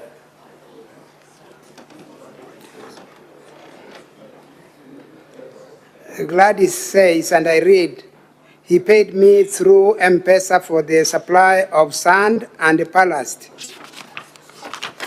I have since learned that I made a mistake in giving the LPOs and I have never repeated.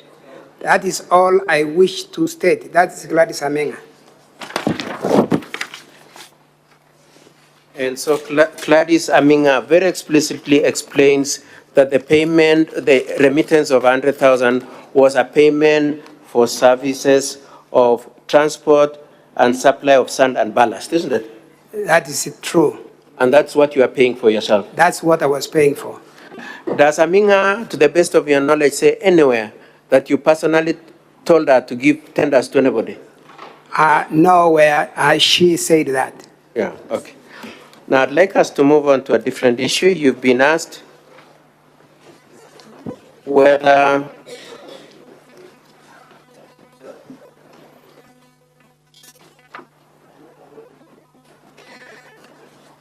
you are asked to confirm that indeed you had a conversation with Lucy about the employment bid by Dennis Misato. You remember that? Yes, I remember. And you said you mentioned it to Lucy. I did mention it to Lucy, Madam Speaker. Okay. Now, when you say, when you were taken then to the affidavit of Lucy, do you agree with the way Lucy has explained about that issue of how you met? No, I do not agree. More specifically, did you summon her? No, Madam Speaker, I have not summoned Lucy for this kind of discussion. For emphasis, in what circumstances did you meet Lucy at which you mentioned this issue? I met Lucy in a function we had with the governor in the stadium where our officers are, and I mentioned this position by my friend Misati. Okay, then it is said that you are struggling, you do not have funds, you are a pauper, and what do you have to say about that? Poverty, Madam Speaker, is relative. It depends on who is suffering that. In the eyes of one, it could be I'm a pauper.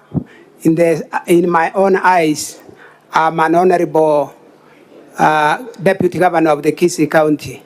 Let's talk about more in terms of your circumstances. Are you able to underwrite your liabilities and obligations?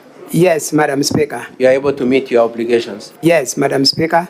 And in that sense, you are not struggling, or are you struggling? I'm not struggling. Okay.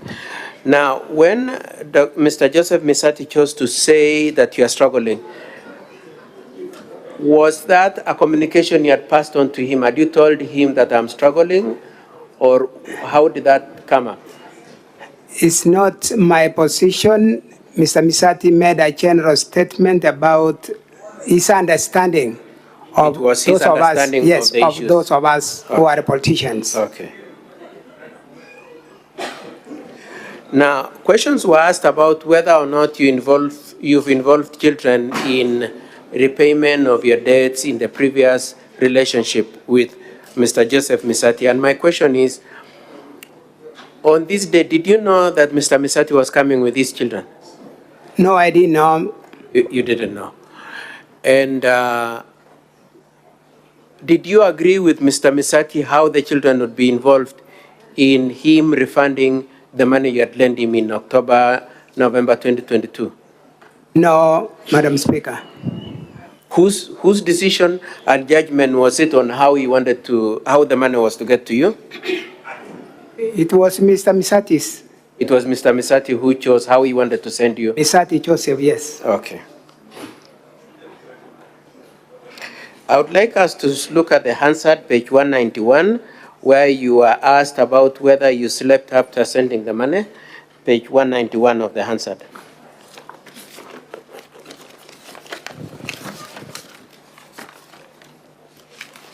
Where was that?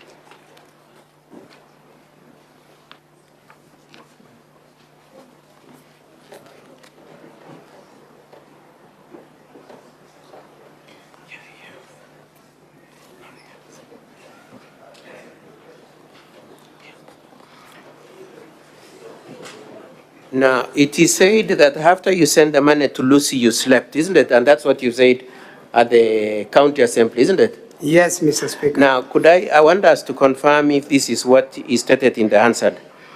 On that evening, I had to pay a debt of the transport I had used to ferry some building materials to my home to one Gladys Aminga, who does transport business.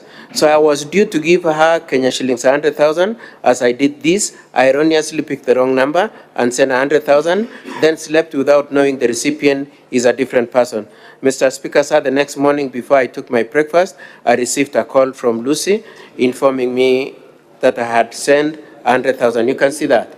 I can see that. Now, does that statement say you slept immediately or that you generally slept that night?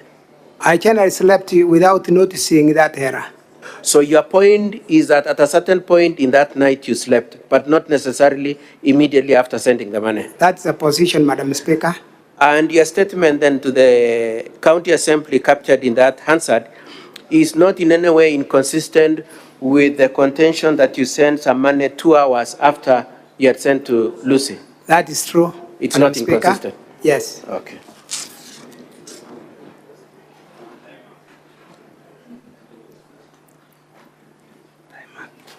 Lastly, just for emphasis, or rather two questions. Had Mr. Joseph Misati visited you with his boys previously? Yes, some of his boys, not all of them. Not, but from time to time he has visited you with his boys? That is true. And so this visit, was it unusual in any way? It was not unusual, Madam Speaker. Both in terms of him visiting you and coming with his boys? Yes. Okay. Did you at any point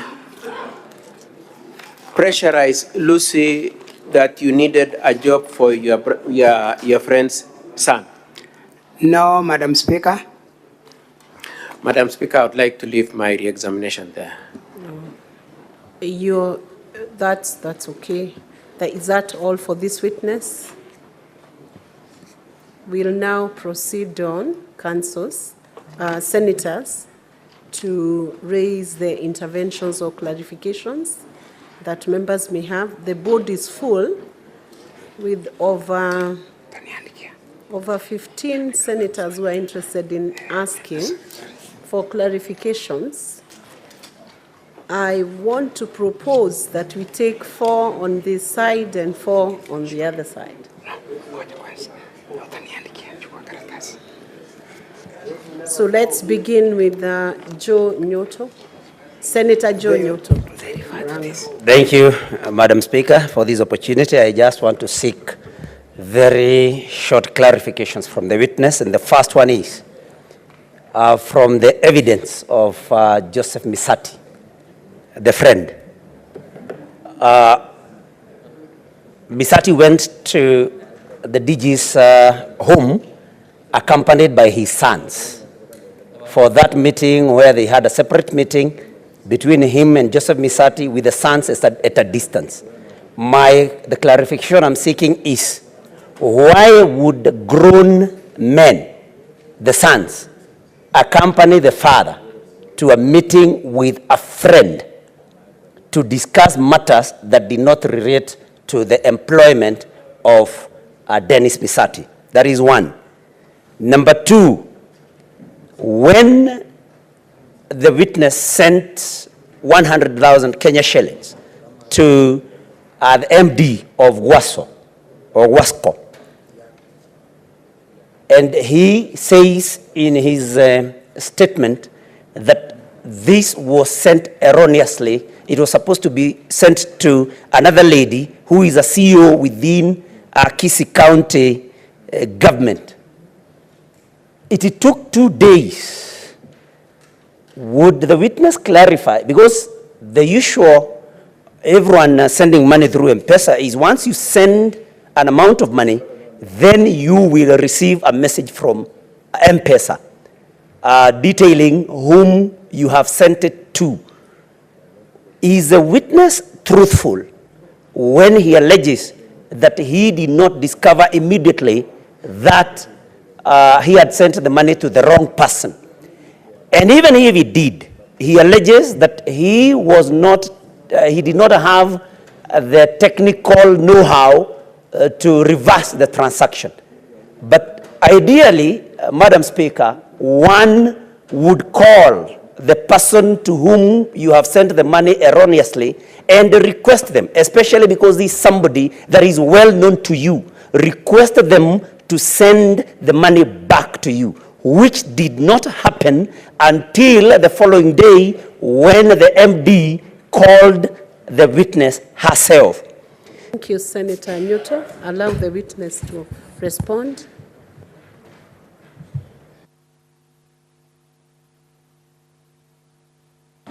Madam Speaker, Mr. Misati Joseph came with his 4 sons,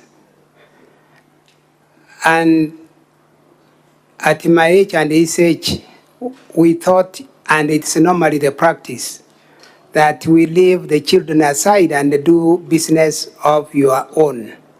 I did not have any special reason to accommodate the children in the discussions we held with Mr. Misati.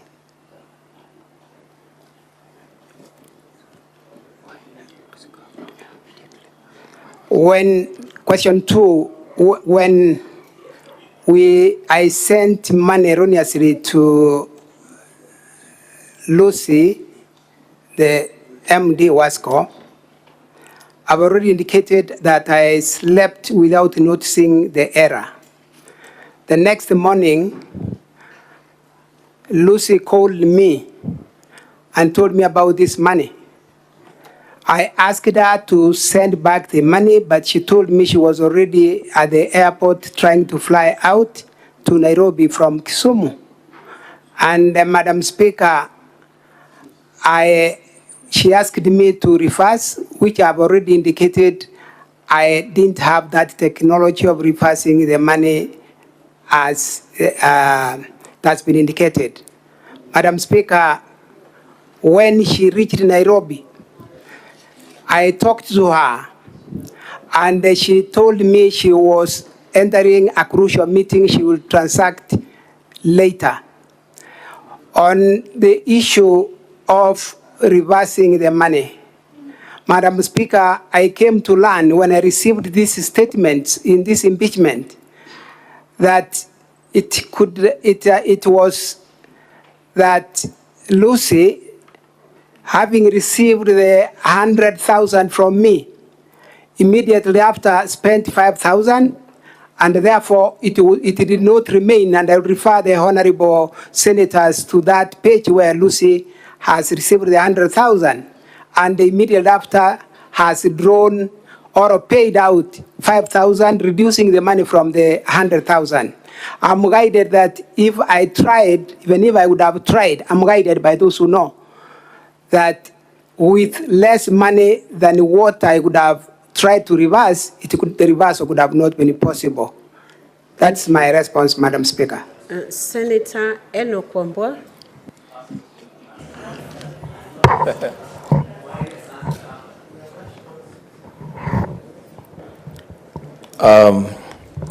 Madam Speaker, allow me to engage the witness.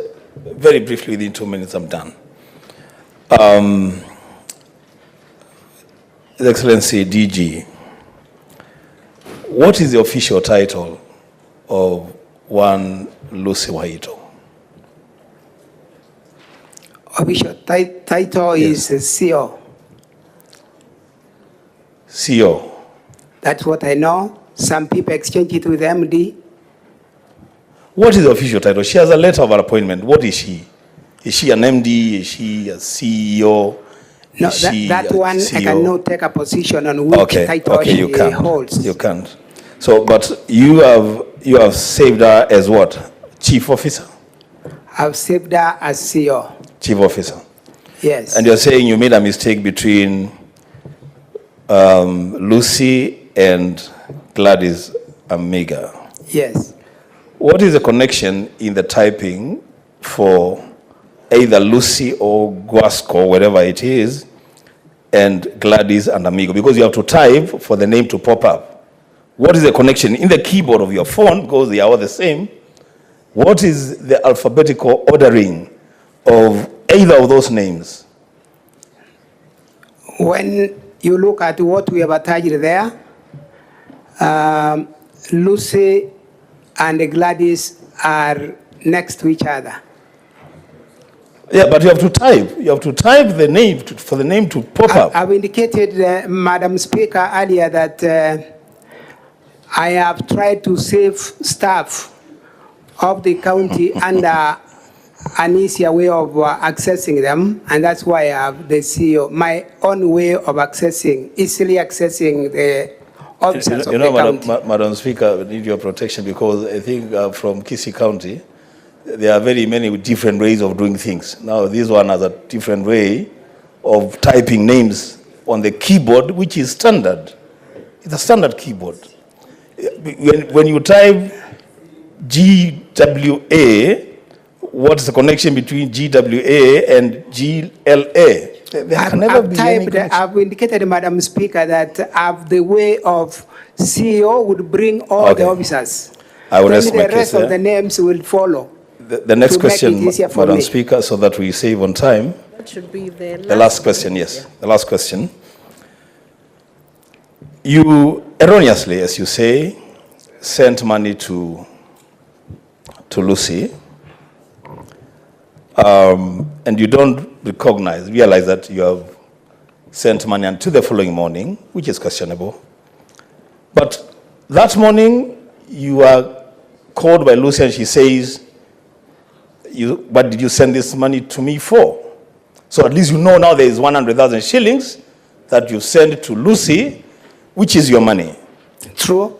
But you go to the bank and withdraw 130,000 shillings to send to some other people, and yet you have your money that is already with Lucy, which you can access and use for the same purposes.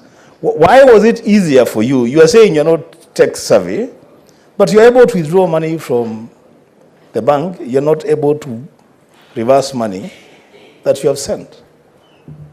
Are you being selective in your tech savviness? Madam Speaker, I'm not being selective. If you read my statement correctly, the money I sent to Lucy was in my M-Pesa, and the money I sent that morning, Lucy told me I have sent her money, was still in the same M-Pesa. So I didn't go to the bank to draw any other money. I had some money. The money is not in your M-Pesa now, it is in Lucy's phone. It's not in your M-Pesa anymore. You I'm have sent saying already. I had more money in my account that could be enough to send another 100,000. I didn't send 130,000 to Gladys. It's 100,000 to Gladys after I discovered Lucy had taken 100 that she had not refunded or returned. Madam Speaker, I'm okay.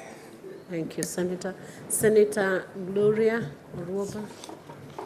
In under 1 minute, and senators, if we could reduce our questions to only 2, it will help, because there are very many senators who are interested in clarifying. Thank you, Speaker. I only have 2 questions. Speaker, on the first one, when Joseph Misati was here, and he was questioned on his relationship with you on a business level, he said at one point that you had an M-Pesa shop. I just wanted you to clarify, have you at any one point had an M-Pesa shop, and if so, would that then conflict that you do not know how to operate M-Pesa, particularly reversals? Then my second question is that on the assembly bundle, page 283 and 287, it is stated that the deputy governor was buying land at 500k per acre, which was negotiated down to 200k per acre to help the children. But in the sales agreement, it is written that you are to pay 2.8 million by the end of October. which you clarified that you are not able to pay. And then the question is, after that, you actually paid 500,000 to Joseph. So the question is, where did you get the money? Because those two are conflicting. Thank you, Mr. Speaker. Madam Speaker. Give quick, Madam short Speaker. answers. Madam Speaker. Can I guide the witness? If you could give short, quick answers, it will help us to move faster. Don't give long narration. Madam Speaker, I've never owned an M-Pesa business. What Mr. Misati Joseph averred to in his witness was his own M-Pesa business and not mine.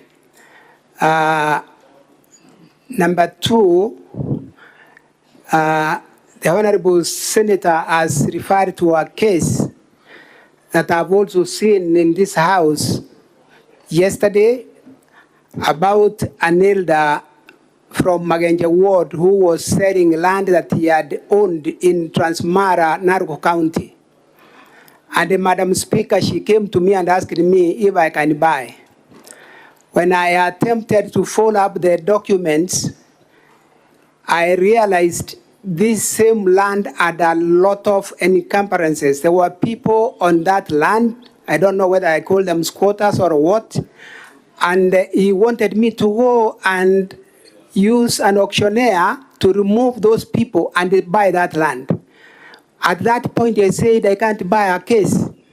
I'm buying land, it's land, and not issues, fighting with people. And at that point, I said, we cancel this deal, Madam Speaker. That's where the story of land rests. Senator Agnes Kavindu.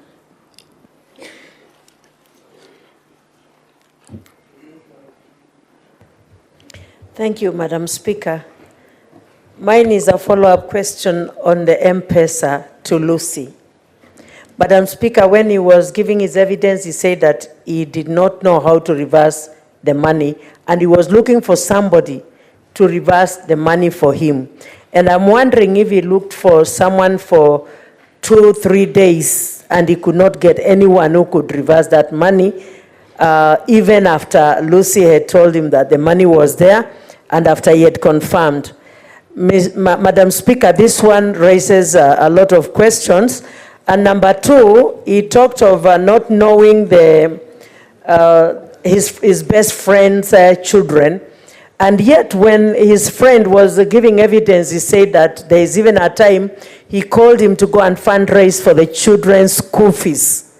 Madam Speaker, I don't understand how I can be called by my best friend to go and fundraise for his son or his daughter, and I cannot be familiar with the same daughter. Thank you.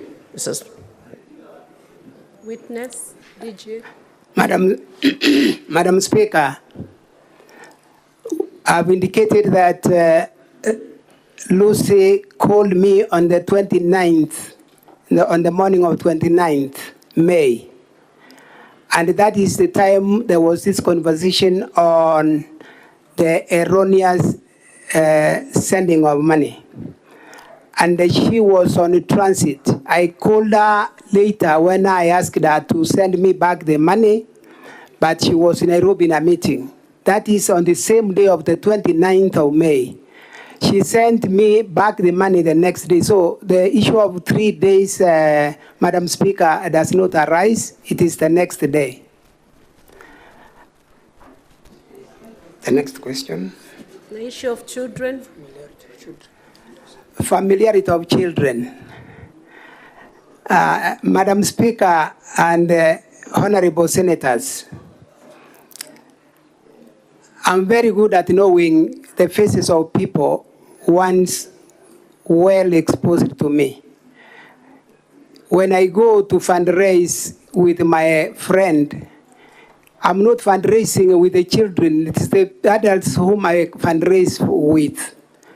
We sometimes do these fundraisings, all of us, honorable leaders, honorable senators, with the people in the village, the invited guests, and therefore we may have our children out there, some in school, some wherever they may be, and I will want to still remain that I cannot identify all the children of all my friends.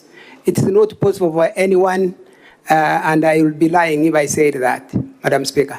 Senator Charadike. Thank you, Madam Speaker. I'll be precise with an eye of a military marksman. One, Mr. Deputy Governor, can you table your evidence? Can you table a phone as part of the evidence now so that we can cross-check those numbers that you're talking about, Wahito and Aminga? Number one. Number two, what is your relationship with other leaders in Kisii County? Number three, who ensures that there is proper budgetary utilization of funds in Kisii County? And finally, how do you feel that the father of Dennis, how do you feel that your brother testified against you? And how do you feel the father testified against the son, Madam Speaker, so that we get the feeling that is happening? And finally, what is your relationship with the governor, Simbarati? I thank you, Madam Speaker.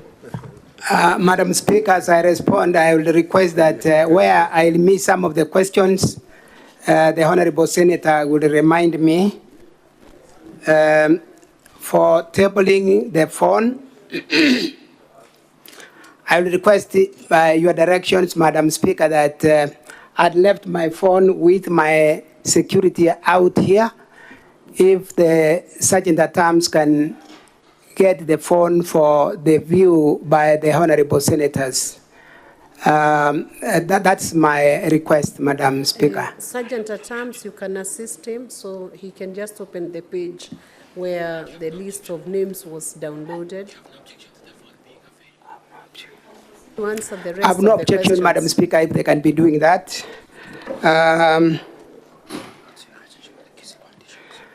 My relationship with the Kisii politicians is the next question.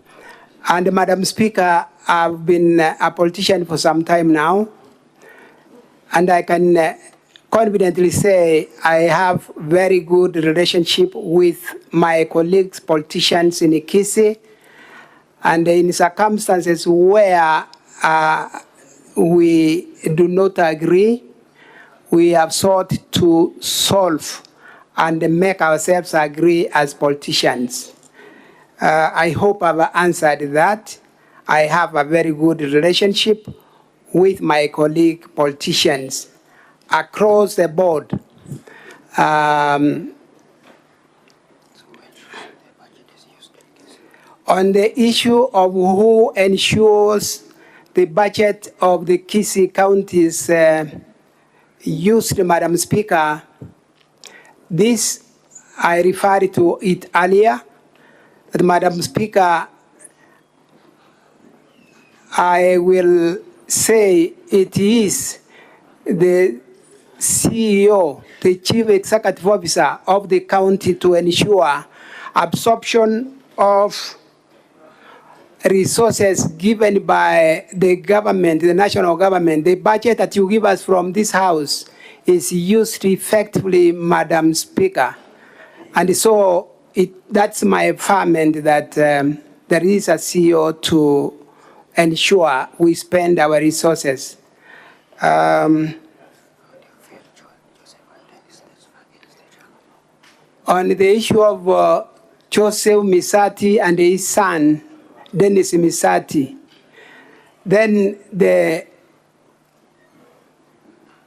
situation of my brother and myself, this is very unfortunate, Madam Speaker, that one family will have, family members will have to move out of the family circles and come to solve their family disputes in the Senate. It is unfortunate, and I want to say here, Madam Speaker, I felt so much embarrassed that are a member of the parliament in this country will find his way. That's myself. For some reason, find a reason to come here and talk about family issues in the Senate. It is unfortunate, and I regret the situation, Madam Speaker, for both Mr. Joseph Misati and his son, and myself and my brother who was here yesterday evening. On the question of my relationship with my governor, the Honorable, His Excellency, the Honorable Paul Simbarati, I want to make it clear that we have had a strained relationship from the time we came into office on matters that are official. And indeed, I'm convicted that it is from that perspective that I am before this Senate today on a matter of impeachment, because of the official questions and discussions I've tried to hold with the governor, and we do not seem to pull together. One of them, honorable members of the Senate and Madam Speaker, is the question of the budget absorption, where for 2 consecutive years, we have remained number 47 out of 47 in development resource absorption. In the first year, we did 13.9% of the resource absorption. In the next quarter, the first quarter of this year, Madam Speaker, this financial year, we have done 1.7% resource absorption, and in the first half of this year, we have done 3.9%, and these are the areas of. Let me guide you. You should be responding to the question you were asked. I feel you have not responded to it. Respond to that question, please. The last question, your relationship with the DG, if I got it correct, with the governor, your relationship with the governor. Madam Speaker, I'm not hearing you. Maybe if they can raise the power for your mic, I can hear you. Your relationship with the governor, that was the last question. Madam Speaker, is the same question I'm dealing with, that the relationship between me and my governor has been deteriorating day in, day out as we moved through the period we've served in the Kisii County. I hope I've answered. Yes, you have. Senator Asige Kegei Crystal. Madam Speaker, sorry. And before we take Senator Asige's question, you have the phone now.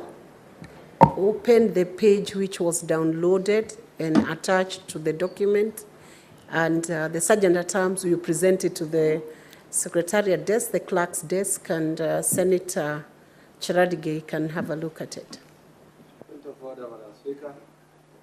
It is your point of order. Madam Speaker, I remember last night I was almost the last person to leave this chamber. Today I've been here since morning. So have and the other questions, senators. let me ask my question, Madam Speaker, with all respect. And the people who are asking questions in the previous session, they are the same people asking questions. Just tell me why I'm here. Then if we can just have them to ask questions, then we can watch like others at home.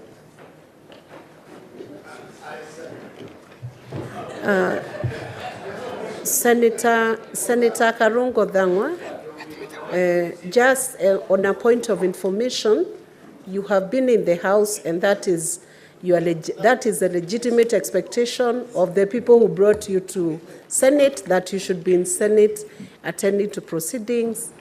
You have been attending the proceedings, and other senators have also been attending the proceedings of this impeachment. And I believe all senators have an equal right to seek clarifications and seek questions. So we have used the board that has been showing us the names of the prioritization. So I would urge you, when you want to clarify, you always press your button early, so that, because we use it as a guide on the speaker's side.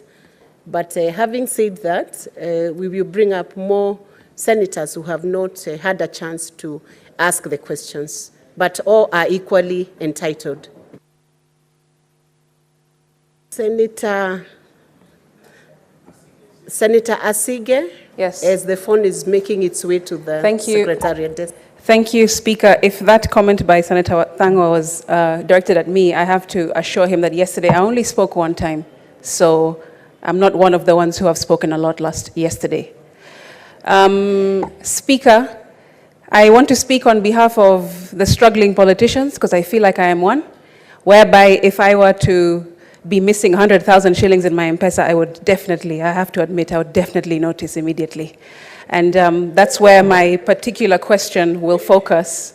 And I wanted to just engage the DG, if you would allow me. Mr. DG, could you kindly just clarify how you make M-Pesa transaction? Is it through the M-Pesa app? It's through the M-Pesa app? Yes. Oh, it is, okay. It is, Madam Speaker. Okay, great. So you are somewhat tech savvy, then that has been confirmed. I also want to just confirm the process through which you transact on M-Pesa, and maybe you'll agree or disagree at the end. Number one, Speaker, I'm aware that when you use the M-Pesa app, you have to choose the person that you're sending money to, the recipient. And the next stage is to put in the amount that you want to send. And the next stage is to put in your PIN. And then there is a pop-up that comes which asks you to confirm that those details that you have input are correct before you either cancel or accept that transaction, whereby you would have seen the recipient's name pop up on that, inaitwa hakikisho in Swahili.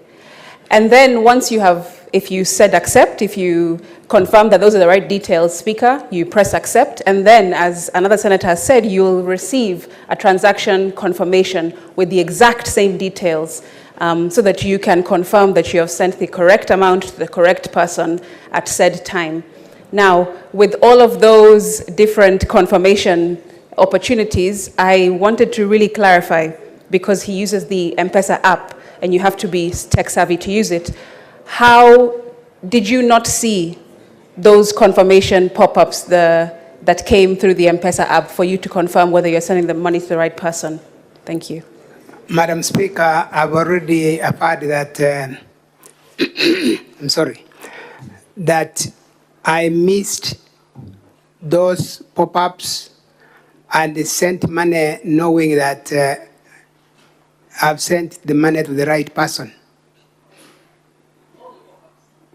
I missed those ones you have named. I do not know how you send it. Mine is getting the name and the number, and then I send. So I missed that, Madam Speaker. Okay. Senator Joyce Korir. Thank you very much, Madam Speaker. My question still hangs on the M-Pesa transfers that the witness sent 100,000 to Lucy Waito, which was sent on 28, and it was reversed on 30th. That is barely 2 days later, Madam Speaker. I wanted to know whether there was an agreement between the Deputy Governor and Lucy Waito. Thank you, Madam Speaker. Madam Speaker, there was no agreement between myself and Lucy Waito on anything unless clarified. That is the way I got the question. There was no agreement. The position is send the money back, and she had told me to reverse. That is the position at which we left it. Okay. Senator Mwinyi Haji Mohamed Faki. Thank you, Madam Speaker, mine is also on the same M-Pesa transaction. When you send the money on the, is it 28th? 28th Yes, of 28th. May, did you confirm that the money had gone? Yes, the money went. So, but you didn't confirm to whom it went. Is that what you are telling us? I didn't read that name and get to know that it is where I was sending the money to. That is what I'm saying, yes. Yes. So you confirmed that the money was sent to Lucy. Was it Lucy or? Lucy. That same evening? That evening, yes, the money went to Lucy. That same evening? Yes. But it took her prompting for you to realize that it went to a wrong person. Yeah, I slept without noticing that the money had gone to the wrong person. So I woke up the next day, and this is when I came to this understanding. But it is your evidence that on the evening you sent the money, you confirmed that it went to Lucy. No.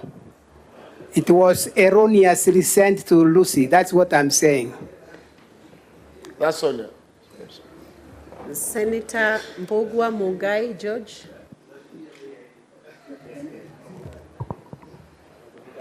Thank you, Madam Speaker. Mr. Deputy Governor, I'm following up on the charges of abuse of office, and I want to refer you to your affidavit, paragraph 59, A and B. You seem to suggest that your home is being used for official purposes without your permission. Sorry? You seem to suggest that your home is being used for official government offices without your permission. Is that true on point A, paragraph 59 of your affidavit?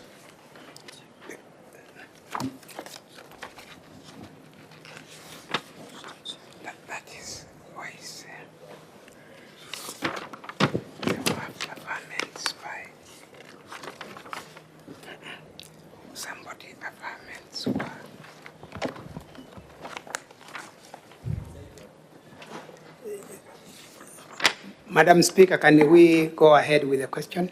So you seem to suggest that your home is being used for official government business without your permission, because you are saying your input was not sought for. Is that true? Madam Speaker, this is not referring to myself. I'm saying it's not my home that is used. Okay. My Now home on has B, not been used by anyone for visual functions. okay, on B, you suggest that the governor's office is being used for official government business.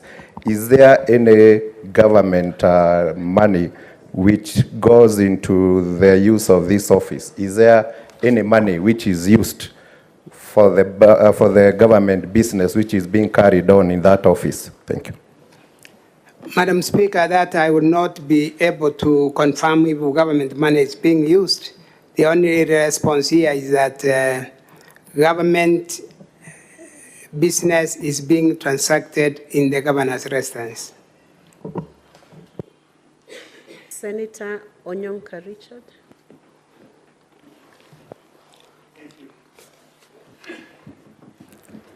Thank you, Madam Speaker. Dr. Monda, I have two follow-up questions. The question that you've answered about government business taking place, could you explain what that statement means? In other words, are you trying to say that each and every government transaction since the governor took over in Kisii County has actually been conducted, including cabinet positions, including cabinet meetings, and you as the DG were holding cabinet meetings in the governor's house? And if you can, I would hope you to explain what the government says in terms of where the governor or the president, which place should they operate from. The second question I want to bring to you, Dr. Monda, Madam Asigi raised a very interesting question, but I thought, and I'm not on a fishing expedition, I thought you got confused. Do you know the difference between an M-Pesa app and M-Pesa Kawaida? Madam Speaker, I may be lost between the two. Yeah, can you explain if you can? Lastly, this money that you sent erroneously, have you ever sent any other erroneous money to anybody at any one time? And did you get a reversal, and how do you claim that money back? Thank you. Madam Speaker, with your permission, I may start with the M-Pesa.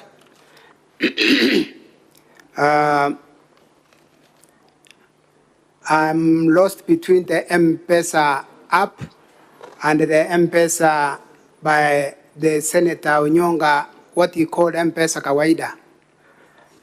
Madam Speaker, I may be on the Kawaida M-Pesa because I have not heard the difference between the two. I will have to refer when I leave this, Senate. And so, on the matter of reversal, what did you ask?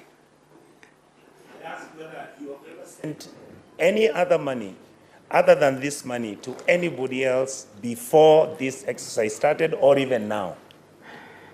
Yes, Madam Speaker, I've done. M-Pesa is a continuous process by everyone of this era. And so I've sent and I've lost. Sometimes I've lost the money.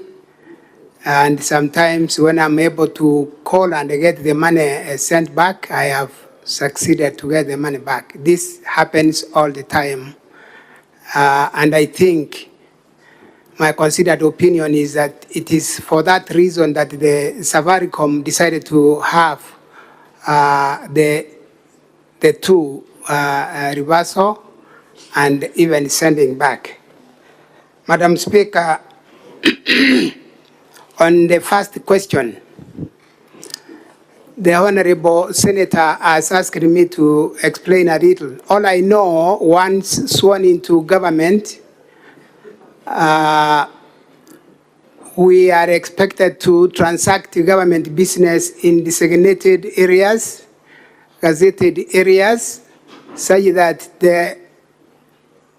the Senate will conduct business in the designated Senate, as an example, Madam Speaker, and this assembly. But in my case and the Kisii, once we came into government after being sworn in, and this was in the presence of my Super Senator Richard Onyonga, we did the swearing in. Just to guide you, we do not have any super senator. Okay, they are all senators. Madam Speaker, I withdraw that and replace it with Senator Onyonga. Honorable Senator is the official title.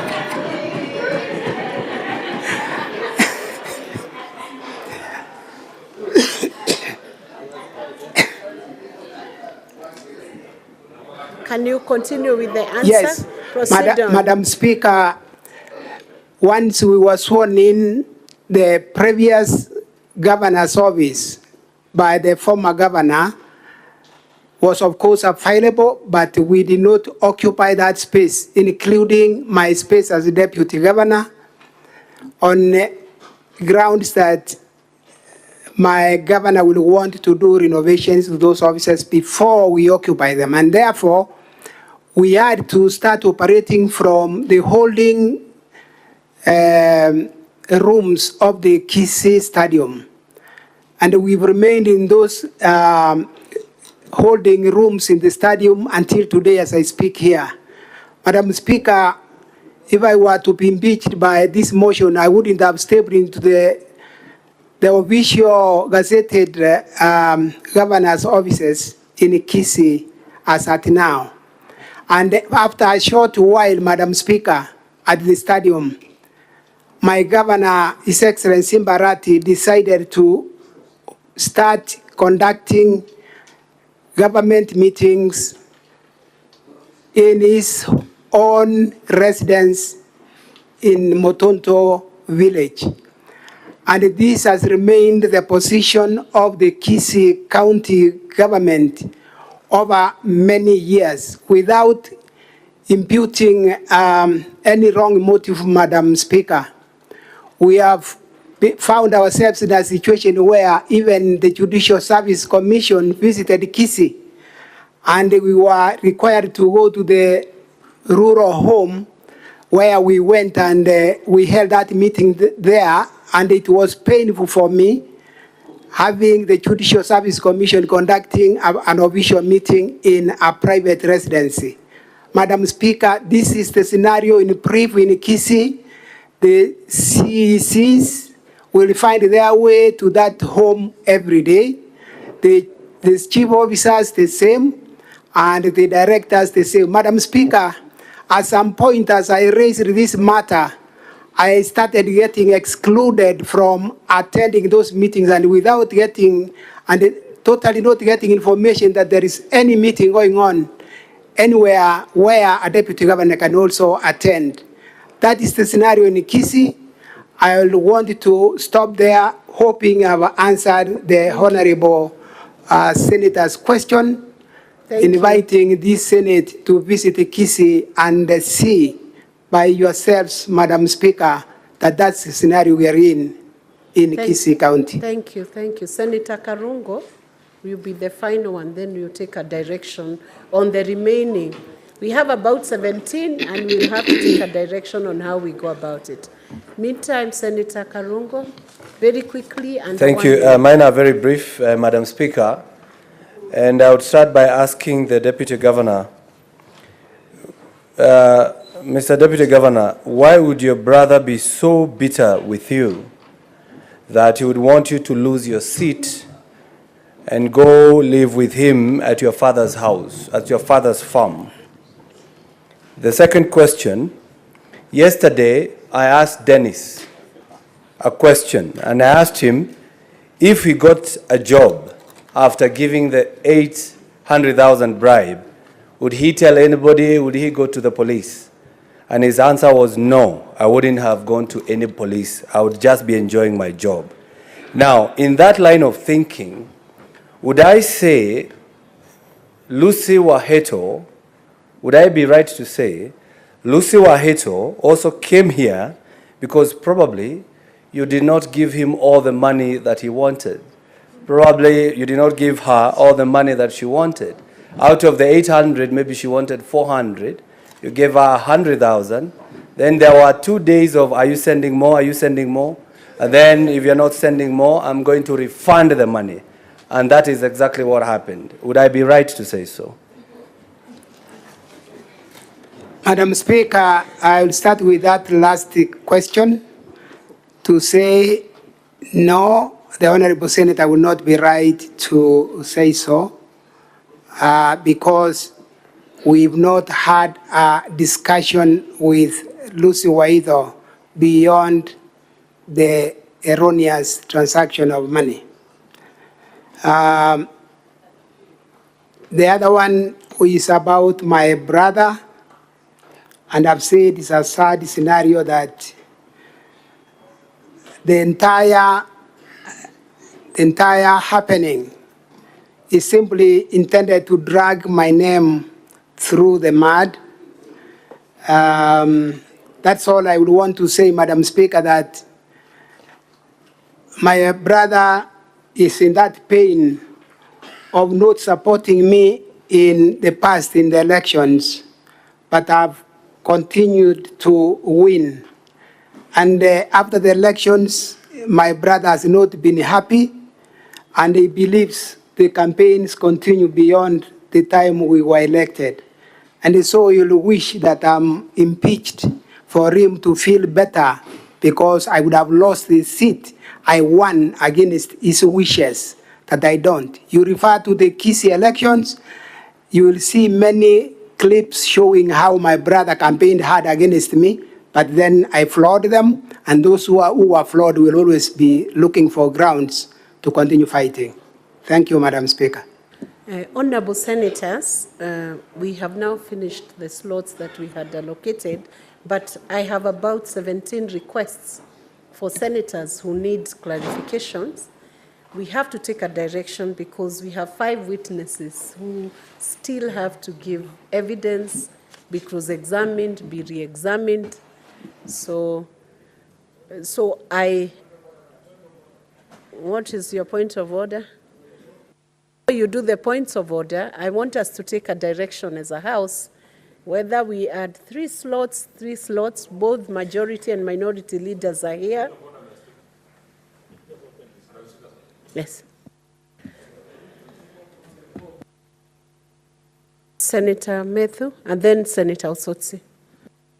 What is the issue?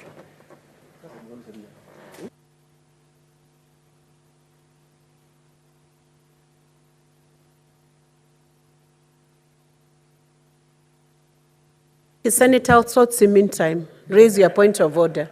Resume your seat. I invited you to use the dispatch box. You move first.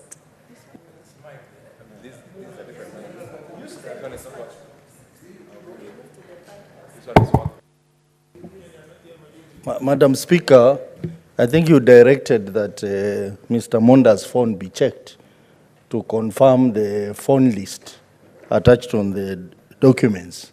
I think we need to dispense with that because the document raised a lot of concerns from the members and from the council as to its authenticity.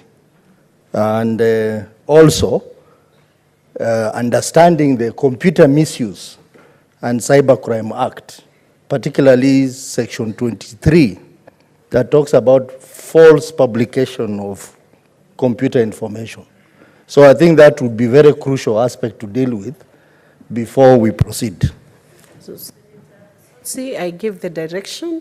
I had directed that the phone on the page which has been downloaded and attached the documentation be presented to the clerk, and Senator Cherargei, who had raised that issue, was to be there to see that page.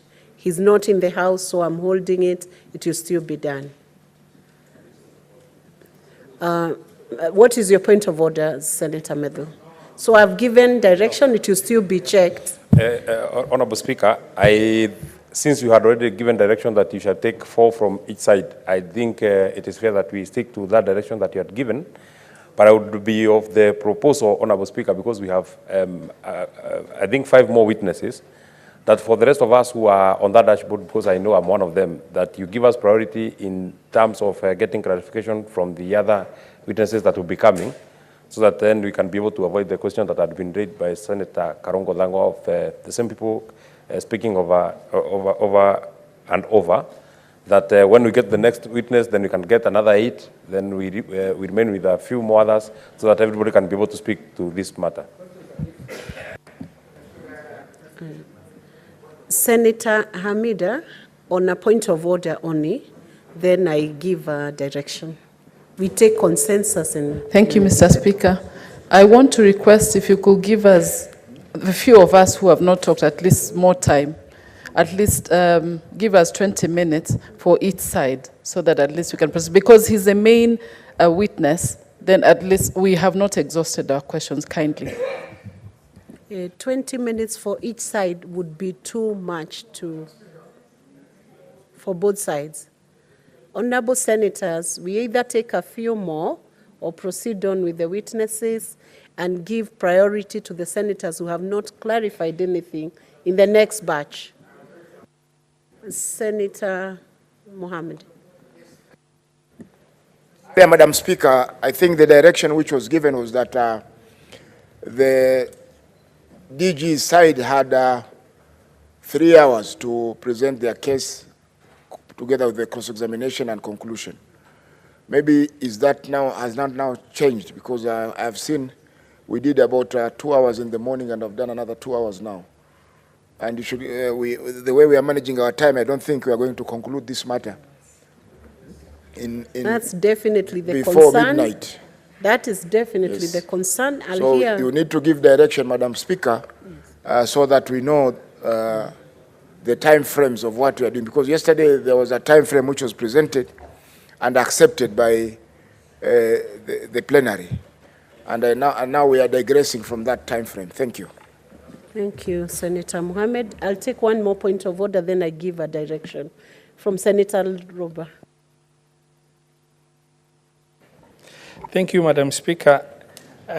Considering the Deputy Governor is the key person and the issues that have been raised around, his removal from office, I think it's only fair if, even if you limit the time, the senators that want to raise some questions to the Deputy Governor be given, even if you limit the time to one question in that regard. Thank you. Honorable Senators, in view of the time constraint, but noting that this is a very key witness and the impeachment is on the Deputy Governor, I will give an opportunity to 3 senators on this side, 3 senators on the majority side, a total of 6 senators, and each should take only 1 minute. Beyond 1 minute, I'll request the clerk to switch off the microphone so that we do it under 10 minutes or 12 minutes and move on to the other witnesses. Senator Enoch. That's well guided, Madam Speaker. But then, in the same breath, then you should also require of the witness to also respond decisively to questions without expounding on anything.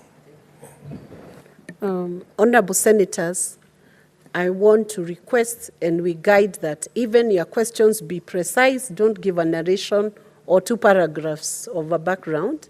Just ask a specific question and the witness is duly guided to give specific, precise answers to the questions that are asked. If it's a question of yes or no, just say yes or no. And I will now request Senator Seki to ask the question. He's not there. Senator Boni Halwale. Thank you, Madam Speaker. Madam Speaker, Deputy Governor Robert Monda is my friend. In fact, I'm the only one in this House who was a colleague of his in the 10th Parliament. Listening to you, my old friend and colleague, your fate is going to turn on your word against the word of your own witnesses. Young Dennis Misati has told us that and proved that he gave you 500,000. You have refused. Your word against his. Joseph Mesati has said that you went to him for money, you were broke. You have refused. Your word against his. Gladys Amingo has a document here where she demonstrates that you are doing business with her. You have refused. Her word against yours. And finally, Lucy Wahito has demonstrated. What's your question, Senator Boni? It's over. It's 1 minute. On page 264, that she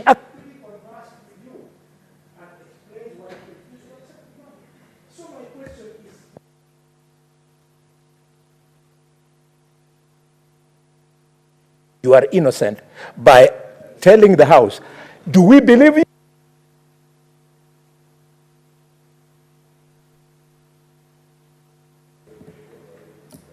Witness. Madam Speaker, to answer these questions, from my friend, the Senator Kalwale,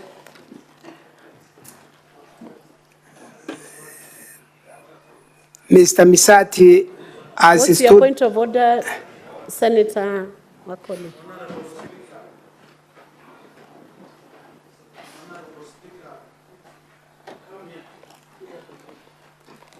Use the dispatch box, Senator. Honorable Speaker, is it in order for my senior brother, Mheshimiwa Boni Khalwale, to already show signals that he's already making decisions and judging the innocent doctor without the due process coming to a conclusion, Honorable Speaker? let us be impartial as honorable senators and allow the defense and the accused to come on board and elaborate themselves. Thank you, Honorable Speaker. The witness, following the point of order, let me give a direction. The witness can concentrate on the question that was posed in the last sentence, whether you should be believed or the other witnesses should be believed. Just that bit. Madam Speaker, there have been a mention of several names of witnesses who have been here. Dennis Misati, against the word of his father, Joseph Misati. My affirmation is that Joseph Misati and myself are on the same page. And so we have not pulled in different directions, and I hope my friend senator is listening to me. So Joseph Misati are talking different language with the son. And it's not me who has said we are not talking the same language with Joseph Misati.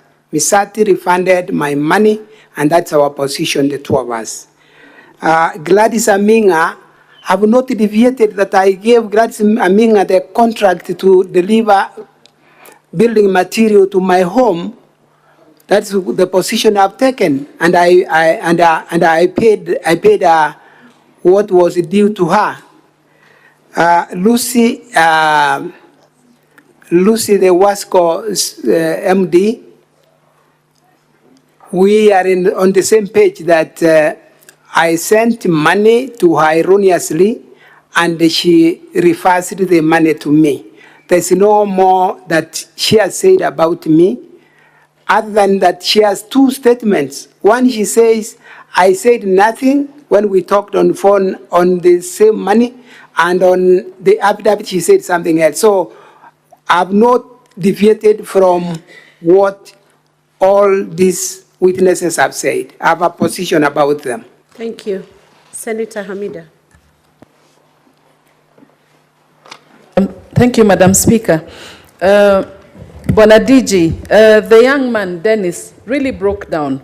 They lost the family business, and the wife also had a miscarriage. Are you really conscious? Is your conscience clear that there was no fraud by promising this young man or by extorting money from him to get a job? That is one. Just the second one. There's been so much... Leave it at one question, Senator Hamida, for this last session. Just one question. Just one more, Madam Speaker. Leave it at one question. Everybody needs a little chance to you, Madam ask. Speaker. So then, Dennis Misati broke down. I was here yesterday, and I saw it. But again, Dennis Misati was on record that he has not talked to me any one time about the job he was looking for. He got all the story about the job from his father. The father was here today morning. There's no way I can know that Dennis sold a business or suffered any loss. Yet, the connection, the only link between me and Dennis is the father, who has witnessed today in the morning that he is not privy to any business lost, nor Dennis having money to come and give me as a bribe, or he was calling it something else, not inducement, something. And so I cannot speak for Dennis Misati. He can only speak about his father, through whom he indicated he got every communication from me. Senator Derito John Kenya.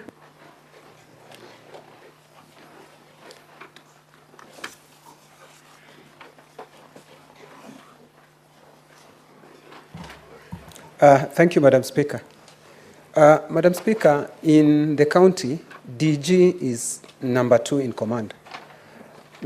Madam Speaker, he's telling us that he sent money erroneously to a person he has saved as CEO, who is a junior officer in terms of command.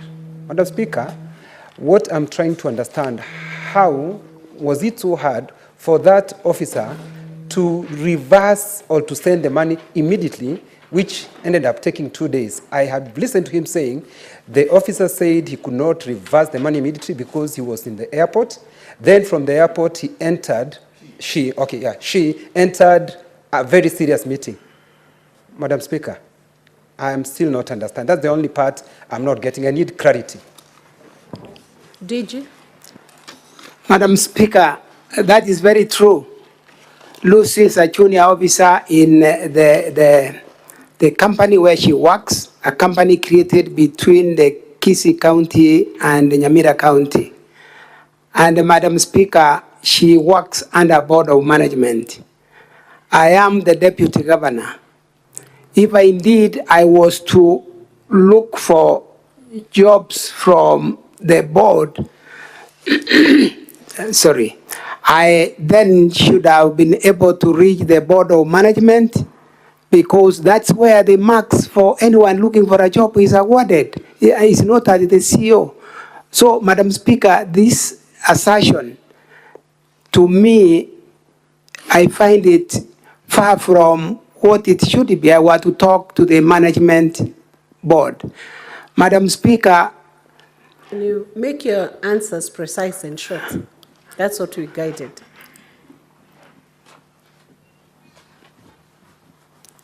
I stop. He had mentioned, the senator had mentioned something about the sending of the money.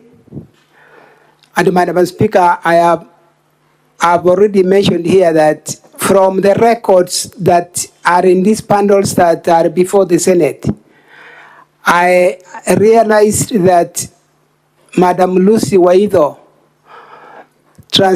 used the same money that she was supposed to reverse immediately on the 29th morning. And so, even if she was to reverse the money, she didn't have the same money to reverse to me until the 30th, when she finally reversed the money and on some kind of loan. And if that loan we call what? In M-Pesa. Fuliza, if that Fuliza was there on the same 29th, then why did she leave herself to be below 100,000, which she was reversed to me? I hope I've responded. Senator Betty.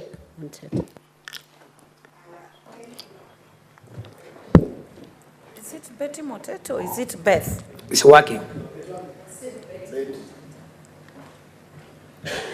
Thank you, Madam Speaker. Madam Speaker, mine is just a quick one. You said that the 100,000 you are sending to Gladys was for services rendered to you on transport. Have you brought any evidence to show that there's either an invoice or a demand notice, either on phone or written to you, demanding that that payment, please? Madam Speaker, I don't have those documents, but from the statement given by Gladys, she is confirming that she transported the materials, as my affidavit was also indicating. So we are in agreement with Gladys that she transported materials for me, and that is in a record in the documents before this House. Senator Mudigi. Asante, Madam Speaker. Yangu ni machache. Bwana Deputy Governor, wewe ni mwenye county na unajua sina sote zile siko Kisii. Mambo ya pesa kutumia mtu na kurudishie, hiyo kwa mimi ni vitu imefanyika kwa muda mrefu na bora pesa ilirundi. Lakini mambo ya hizi pesa zingine nataka kuuliza Bwana Deputy Governor, wakati tulikuja Kisii juu ya wafanyikazi, kulikuwa na shida nikiwa mmoja wa lipa wafanyikazi walipa, unajua ile mambo yote iko Kisii ambaye ni mzito sana mkafuta watu. Lakini nataka kuuliza, hakuna njia ndio hii mambo isifike katika county ya Kisii na pia ifike hapa? Hakuna vile hapo mbeleni ungejua vile utafanya uweze kumaliza hii maneno kabla haijafika hapa pahali tumefika? Asante, Madam Speaker. Madam Speaker, this matter has been speeded up very quickly by I will call it my CEO.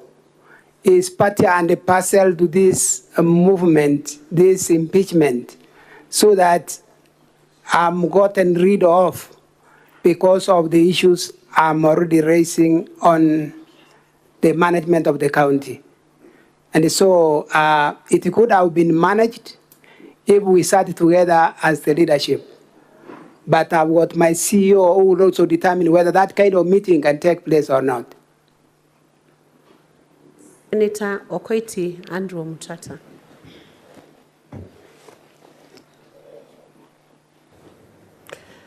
Thank you, Madam Speaker. Your Excellency, Deputy Governor, I have just one small concern that is disturbing me. Yesterday, a video was played here of a very, very poor lady who makes her living, who ekes out her living by selling mutura, accusing you of having taken money from her. And there were many others who came up. But I'm taking that particular one because it's the one that seems to have evidence that it was made at the public participation, during a public participation forum. What would be your response, or did you have a chance to respond to that allegation? Because for me, for somebody poor claiming that you took so much from her is a very, very painful experience for me. And that for me is one thing that's going to guide my decision making. Madam Speaker, the clips that were played in this house, the Honorable House will notice that all of it ran around the bursary that I have been soliciting for bribes to give people bursaries. Bursaries in counties have committees that run bursaries and not the Deputy Governor. Madam Speaker, you get a report of Kisii. The last bursary given was, in the last financial year, was 3,000 shillings per student.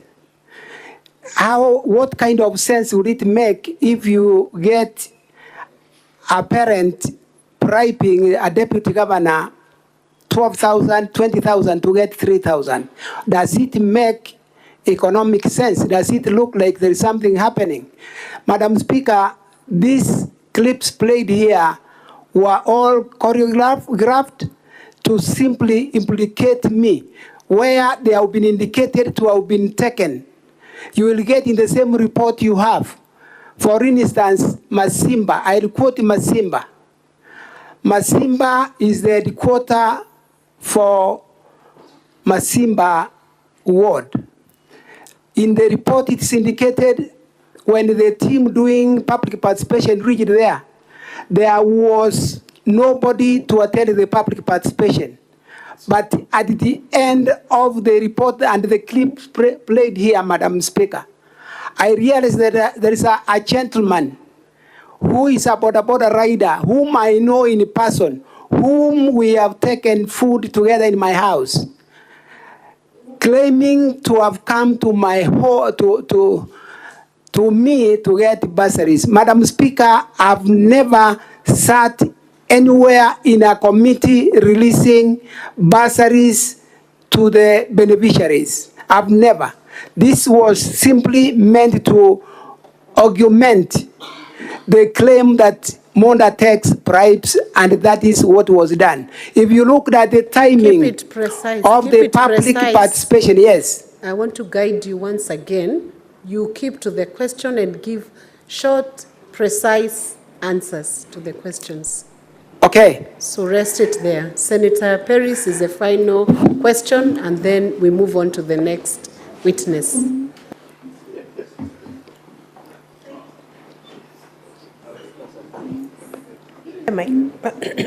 Thank you, Madam Speaker.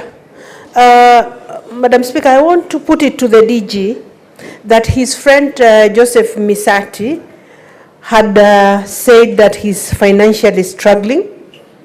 And in that case, could this be the reason why the DG is soliciting money in order to assist in the job placement of Misati's son, Dennis.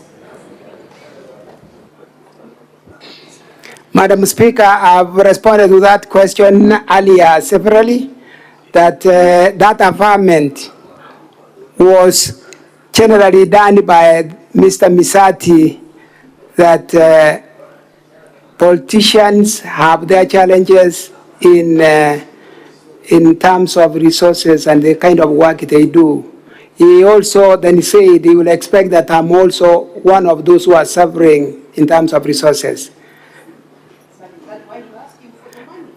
No, Mr. Misati did not speak for me that I'm asking for money from anyone, and I've not asked for money from anyone to solve the challenges that are financial for politicians, Madam Speaker.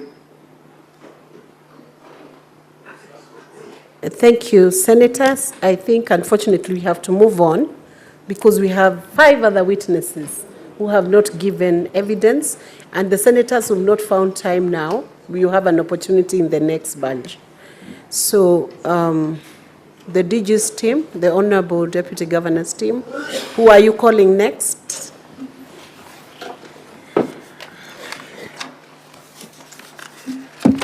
Madam Speaker, we are calling next Honorable Lillian Gore. And Madam Speaker, I just wanted to indicate that considering the constraints of time, we are electing to drop 2 witnesses, and we will be calling, apart from the next witness, we will be calling 2 more, and then we close. That is very good. We appreciate that. So let's have the next witness, and that you save our time on questions.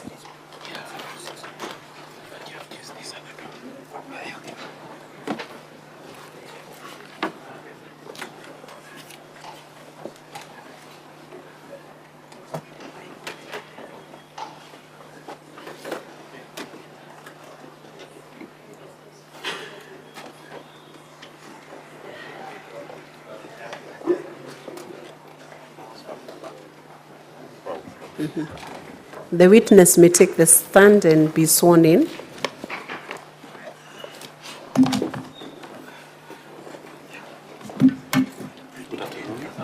Which faith do you ascribe to? I'm a Christian. Christian. So you take an oath for affirmation? I will take an oath. So when the speaker calls you to take the oath, you count the Bible on the letter. Counsel, how much time do you need with this witness? We hope it's below 30 minutes. Yes, Madam Speaker, I will take 20 minutes. 20 minutes. But my colleagues have 7 minutes in cross-examination. They gave up their 7 minutes. Yes, we are aware of that. The Secretariat marked it. Madam Speaker, if you may allow me. We give our time for 2 witnesses. Only 2 witnesses are the ones that we waived our right of cross-examination. And therefore, if those 2 witnesses then are not appearing before the Senate, it then discounts our arguments. Because they are not coming. We only dropped 2 witnesses, which my learned friend has also agreed to drop. Not this particular witness. And then... Okay. Madam Speaker, the election on the time they gave up was for 2 witnesses who are named, and they're still coming. So the 7 minutes that were ambiguous will now count to this 3rd witness. Counsel, proceed with your witness. Use your time wisely. Those decisions will be made by the chair. We're most obliged.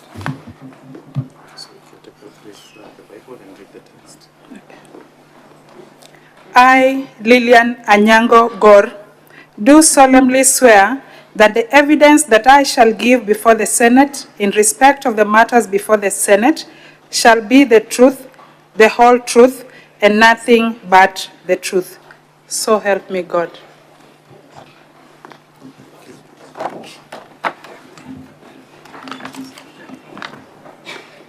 Honorable Lillian, maybe you can just introduce yourself to the chamber. Thank you, Madam Chair. My name is Lillian Nyango Gore. I serve in the Kisii County Assembly, both as a member of County Assembly, and I also sit in the County Assembly Service Board, representing the Minority Coalition. Yes, Honorable Gore, you saw an affidavit that appears at page 204 to 206 of the bundle labeled DG. Yes. That is true? Yes, Honorable Speaker. Madam Speaker, I'm referring to this bundle. Yes, I'll take you quickly to your first assertion at paragraph 3 of that affidavit, where you say that you opposed the motion for impeachment on procedural and substantive grounds. Yes, Madam Speaker, I was part of the proceedings on the day the motion was moved, and yes, I did stand and I had the privilege, the Speaker gave me an opportunity, and yes, I did oppose on grounds that the motion had not been properly placed before the House, and that there were other substantive grounds that would not then allow the motion to be fairly administered before the House. Okay, I'll take you to the notice of 13th of February.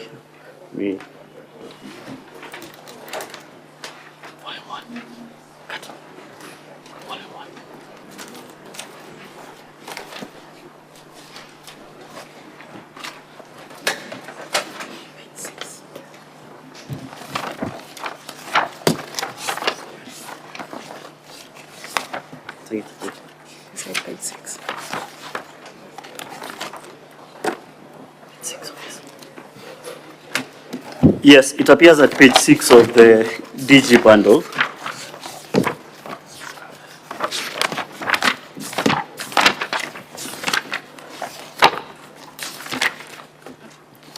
Yes, Madam Speaker, I'm there. You can see that notice. This is what was presented before the County Assembly.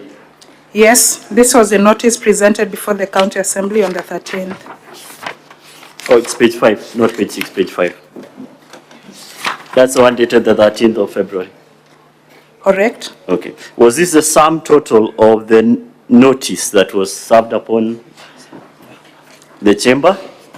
Yes, Madam Speaker, what appears on page 5 of the document was what is the notice of motion that we received in the County Assembly. Were the signatures and any supporting evidence produced? Madam Speaker, on the day that we had this as a notice of motion, we did not have the opportunity to see, neither did the Speaker refer to any signatures on that particular day. Okay, and this is a notice that started these whole proceedings? Madam Speaker, that's correct. Okay, from your knowledge as a member of the County Assembly, was this notice up to par? Was it in accordance with your standing orders? Madam Speaker, both our standing orders and Section 33 of the County Government Act directs us on what a notice of motion on impeachment should be, and it specifically refers to 2 items, the grounds and particulars of the motion. And therefore, what we had on the 13th was the grounds, and we did not have an opportunity to go through the particulars of the motion.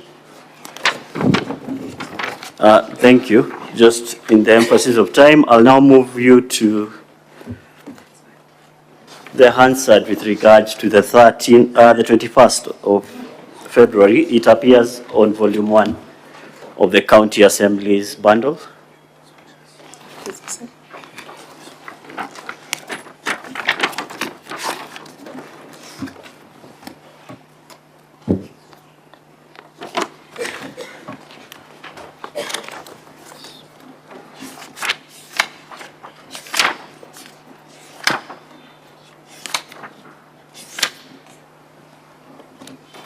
Yes, I'm referring to which page of that particular bundle? The numbers are at the bottom.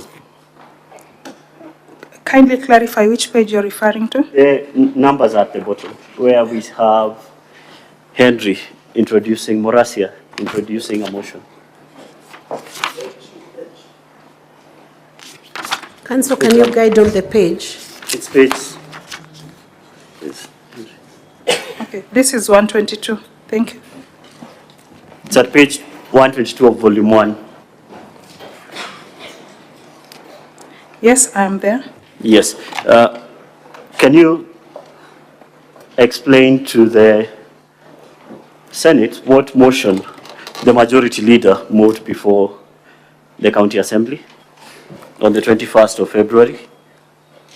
Yes, Madam Speaker, from the page 122, it says, it was an adjournment of debate on motion on removal from office by way of impeachment of His Excellency, the Deputy Governor of the County Government of Kisii, moved by our Leader of Majority, Honorable Muraja.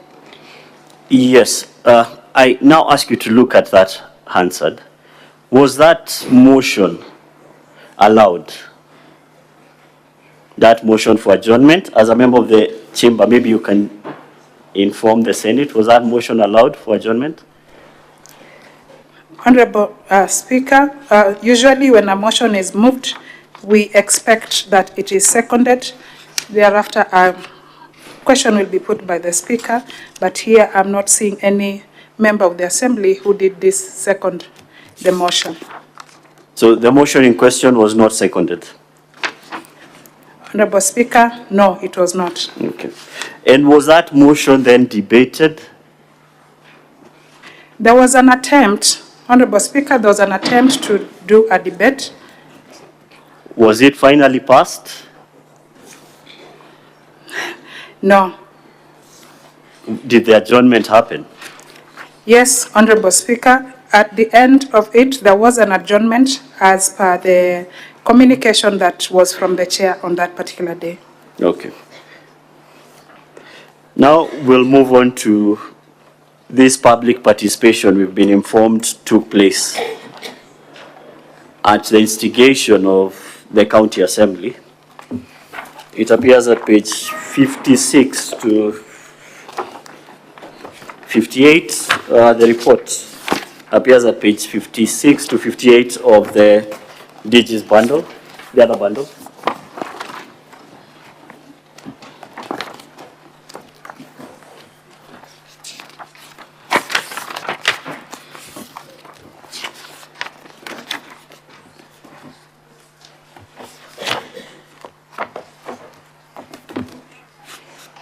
This is a submission from the public participation. You can see it? Yes, the page 56, the document is headed Submission on the Public Participation.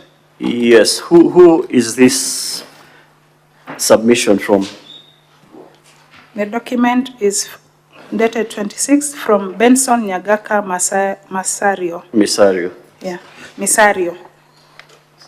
Yes. Have you had a chance to go through this particular submission by this citizen of Kisii? Yes, I have had an opportunity to go through this submission. Yes, you've seen the issues he raised with regards to the county executive. Yes, quite a number of issues were raised. You've referred to these issues in your affidavit? Yes, I've referred to a number of them, Madam Speaker. I'll take you to the first issue you've referred to at paragraph 7 of your affidavit. And this relates to the senior staff mortgage. Yes, I'm there, Madam Speaker. Yes. Who gave directions or who initiated this senior staff mortgage that you refer to? The senior staff mortgage facilities is a directive of SRC, and that was communicated through a gazette notice, and that is a benefit that is anybody who is a CEC, a deputy governor, or a governor within our country, Kenya, is eligible to have access to it. Yes. Did the County Assembly of Kisii then operationalize a senior staff mortgage? Yes, Madam Speaker, the County Assembly of Kisii, because it is mandated to approve any borrowing or borrowing arrangements within the county, then went ahead to approve a borrowing of about 90 million to senior staff for mortgage facilities that then would facilitate the actualization of that SRC notice, gazette notice. Have these senior staff been able to enjoy this fund that you disbursed? To the best of my knowledge, no, they have not. Why is this? Part of what has happened is that the process of approval, instead of being domiciled at the committee level, as was approved by the county assembly, the process is no longer with the committee. It is being discussed elsewhere, and that has hampered the process of getting access to the mortgage. Okay. This elsewhere you refer to, where is this elsewhere you refer to? Currently, one of the CEC did confide and say that the document is not within the executive's office. It is stored within the governor's palatial home. Okay. Now, on that point, we can move on to the next issue, which is the use of the governor's home as an office. Yes. Is this a fact you have personal knowledge of, that the governor actually uses his house as an office? Yes, Madam Speaker, I've personally received an invite to go and have an official meeting and discussion within the palatial home. Okay. Is this a known fact in Kisii County, that this is his office? Yes, it is a known fact. In fact, we have had access to videos going around in the social media confirming that the governor is comfortable with discussions on government matters being held from his residence. Okay. In the interest of time, we'll move on to this issue of ghost workers.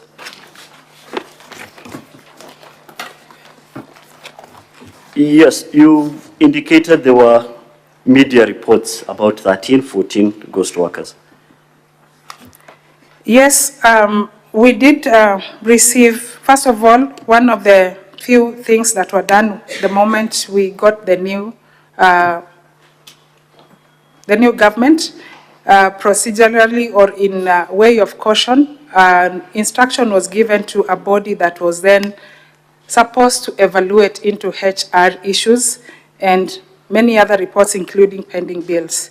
And this information was communicated to us in one of the forums in the stadium when the executive said that there are issues within the county that will be resolved by a few of the instructions that he has issued. Yes, was this report or from this investigation, was there a report that was produced? At one point, I saw on social media information that there is a report, but as a member of County Assembly, I haven't had access to the report, neither do I know where the report is. And we as an assembly have not discussed the report at all. So it has never been tabled before the County Assembly? Madam Speaker, no, it has not been tabled. Okay, which ties into our next issue, which is this Kenya Medical Practitioners and Dentists Board case that appears at pages 192 to 187 of the DG's bundle. Did this case arise out of this alleged hunt for ghost workers? Madam Speaker, what I'm aware of is that in the social media there was an official document from the county secretary that was going round, and it was indicating that about 700 workers had been given show cause letters. Quite a number of them were coming from were members of the KMPDU organization. And therefore, because they had received the show cause letters, KMPDU as an organization therefore went ahead to find a way that they can support and have their members listened to. Yes, did this case therefore cause the county to utilize funds to defend this baseless case? Madam Speaker, yes, the county had to defend because the respondent was the county. And this is tied in with this unknown report on ghost workers? Yes. Okay, I'll now take you to pages 158 and 160 of our bundle. And these pictures we saw of MCA votes with regards to the motion that was before the county assembly.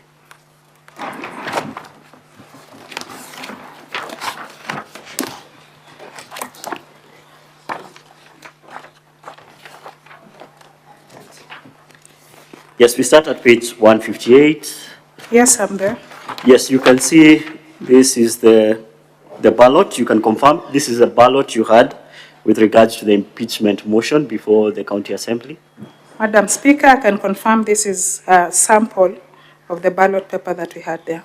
Yeah, you can confirm this is a staff ID for one Karen Nyamoita Madam of the Speaker, County Assembly. Madam Speaker, I can confirm this is the ID And you can of confirm one that of is the a honorable picture. members. Yes, this is her picture. Okay, and that there's a similar picture of a similar MCA at 159?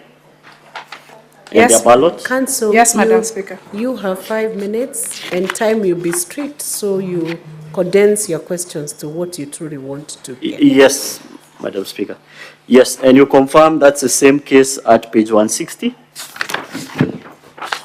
Yes, Madam Speaker. Yes, why would members of County Assembly take photos of their votes and distribute them in this manner? To the best of my knowledge, members of County Assembly were avoiding instances of being de-whipped. And members of County Assembly have previously had instances where if they act against what they have been instructed to, then they face being de-whipped from committees and they face very grievous challenges within the Assembly. So I sympathize with these members. They may not have been happy to do this, but they were just making sure that their life is safe. So they were acting under instructions? Correct. Okay. Thank you, Madam Speaker. That is all for this witness. I'll hand you over for cross-examination. Madam you. Speaker, maybe now we can Thank take you, directions Council. as to I'll the give time. directions. 2 witnesses have been dropped, which saves on time. But we are still not doing too well on time. Yes, Madam Speaker. So I will allow cross-examination by council. How many minutes do you need? 2 minutes. Oh, good. Let's have the cross-examination in the 2 minutes. And the rest I'll reserve to use in my submissions at the closure. Good evening, Mheshimiwa.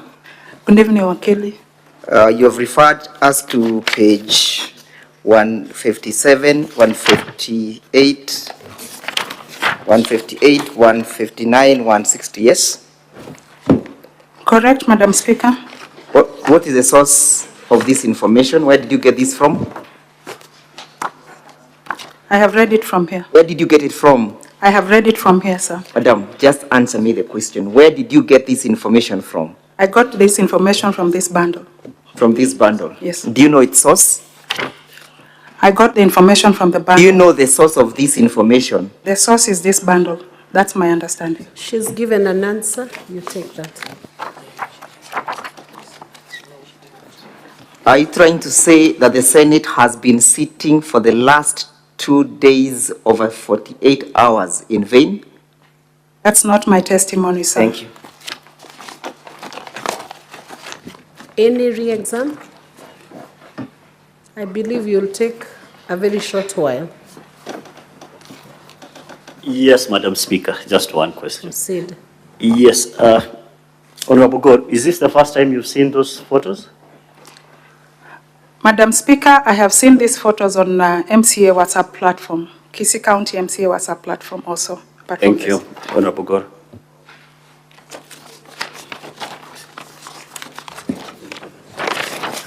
Senator Methu, do you have any interventions or question? Just a clarification from the witness. From your evidence this afternoon, you say that for the best of your knowledge, the photos were being taken by the members of the County Assembly because there has always been consequences if they are not made, if they did not vote in a certain manner. I would want, especially the whipping. I would want to know from whom do these instructions come from, and what are the instances, to the best of your knowledge as a member of that County Assembly, that people have been de-whipped for voting in a certain way. Madam Speaker, we have 2 members of the County Assembly who are currently de-whipped from their committees. and they belong to the ODM party. These members also share the same political party with our Excellency. These members have no the platform to be able to contest that which is happening. Currently, we have a member who has gone for 8 months without an allowance. An MCA only earns 89,000, and it is fully committed in mortgages and loans. And as a member who sits in the board, County Assembly Service Board, I have received several complaints, and I have had to go and extend and sit down with this member who has suicidal thoughts because of that matter. And that is why I thought it is wise that I will come and testify about it, because it is something that is close to me, but I have no control over it.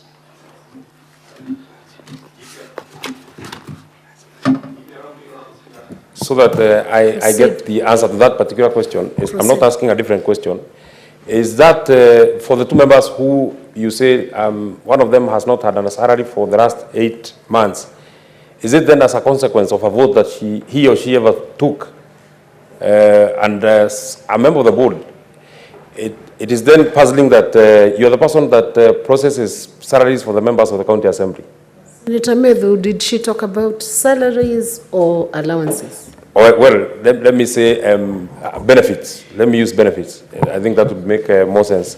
That she has not been able to be enjoying benefits for the last 8 months. Is it because he or she ever voted in a certain way, that member from the ODM party? Thank you, Madam Speaker. The reason as to why members did this was because they did not want to go against instructions. One of the instructions, or one of the things that this honorable member who has gone for 8 months without salary is because he went and talked against the position of his leader within the party. So yes, we fear that when we do anything against that position, we are victimized and we are sent away from the assembly. Despite the fact that the standing orders say that a member should be at least in one standing committee. This member we are referring to is not in any committee. That means that even the people, because this is an elected member, even the people that have sent him to the assembly have been denied an opportunity to have their views presented in the assembly. Senator Eric Mogeni Okongo. Yes, Mheshimiwa, you know, as we sit here so that you assist us with information that will help us make a determination that is fair and just. And on the 4 counts that the Deputy Governor of Kisii County is facing, I've listened to your testimony and I've not heard you respond to any of those 4 charges that are facing the governor. So do you think what you have told us this afternoon is relevant to the business that is before us? Number 2, I've read your affidavit. I think it was sworn on 11th of March, 2024. And all the things you have said about MCAs who have in the past been threatened by the governor, who have lost certain positions, 2 of them you say, some who have lost, who have been punished by being denied their allowances. All that information appears nowhere in your affidavit. Is it that you have just had an afterthought, or how come you didn't include such crucial information in your affidavit?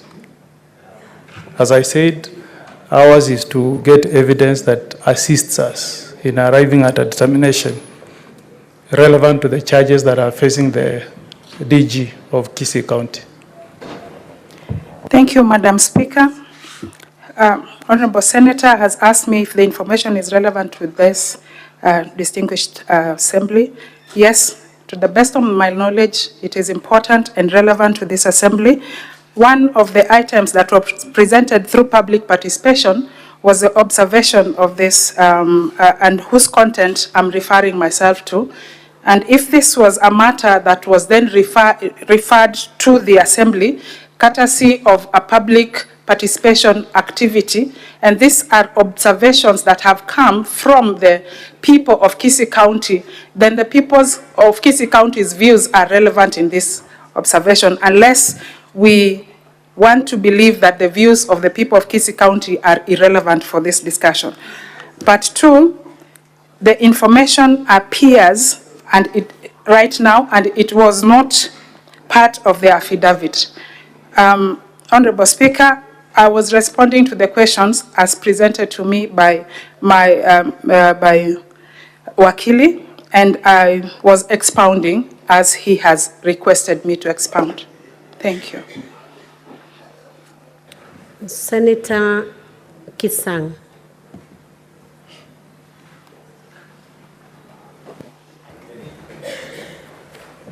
Thank you, Madam Speaker. Madam Speaker, mine was a query on, the witness before us should focus on giving us evidence that will assist the DG to be saved or not, instead of focusing on the fight between the Deputy Governor and the Governor, because it's not going to help in any way. That is what I just wanted to, this is not clarification. Basically, I was doing an intervention because of that, so that at least, we don't waste a lot of time on local politics. What is before us is the County Assembly of Kisii impeached the Deputy Governor, and this House, we are determining whether they were right in impeaching him or not. So the witness is supposed to help us, to give us something that can assist the churches of this House. Thank you, Madam Speaker. Thank you, Senator Kisang. Senator Mwinyi Haji Mohamed. Thank you, Madam Speaker. Madam Lilian, you belong to which political party? My party is Kenya National Congress. Kenya National Congress. Correct.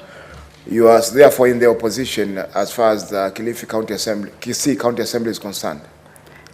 Yes, Madam Speaker, I represent the minority coalition. You represent the minority. Yes. And it is your evidence that you oppose the motion procedurally and on substantive grounds, but your opposition was defeated.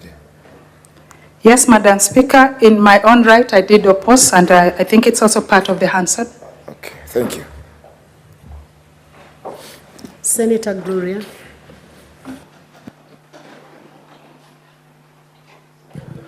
Madam Speaker, I just wanted a clarification from the member of County Assembly.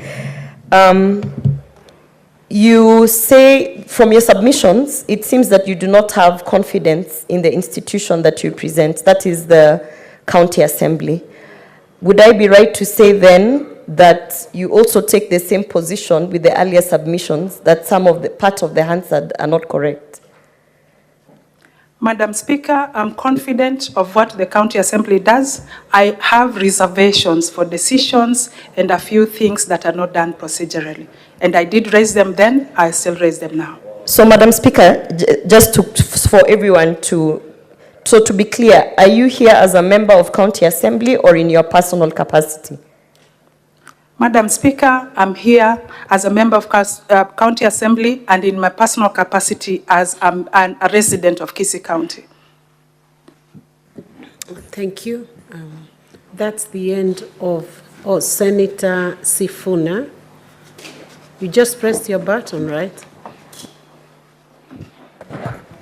Should be yes, the final Madam Speaker, I intervention. was not going to say anything to this witness, but there is an allegation that has been made, and I wanted to know from the witness if there is any documentation that you have presented before the Senate with regards to your averment that members of the Orange Democratic Movement Party have previously been punished for going against a party position. So you would have to show me that party position and the MCAs that were affected. Do you have any such material before the Senate today? Madam Speaker, I know and I can name 2 members of ODM party who have been disciplined, but Madam Speaker, currently I do not have any document I brought before this House. Senator Chute, that should be the final intervention, then we proceed on. I don't have anything for the Madam Witness, but I have a question for the legal counsel for the deputy governor.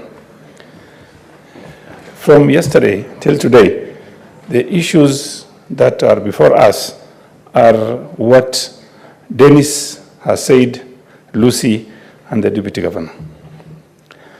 And I want to believe that the issue of influencing employment by the deputy governor is very clear. The deputy governor has agreed that he has asked Lucy to employ Dennis.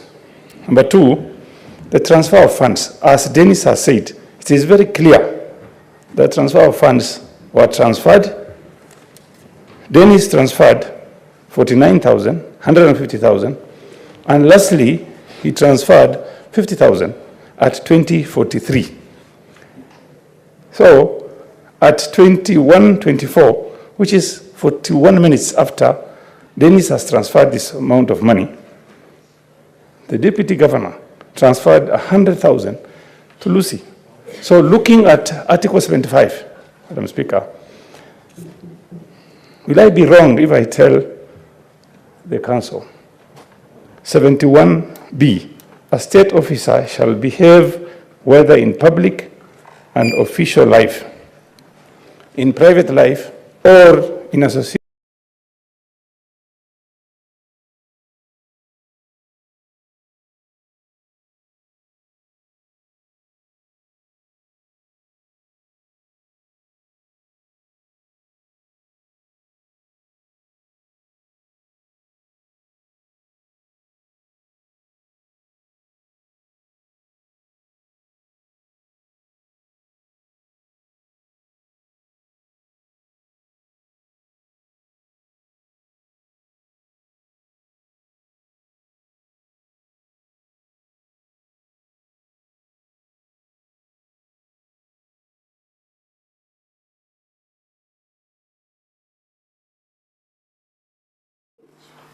And she told me, let us wait for the process, and if he qualifies, we shall not deny him the job, and the discussion ended there.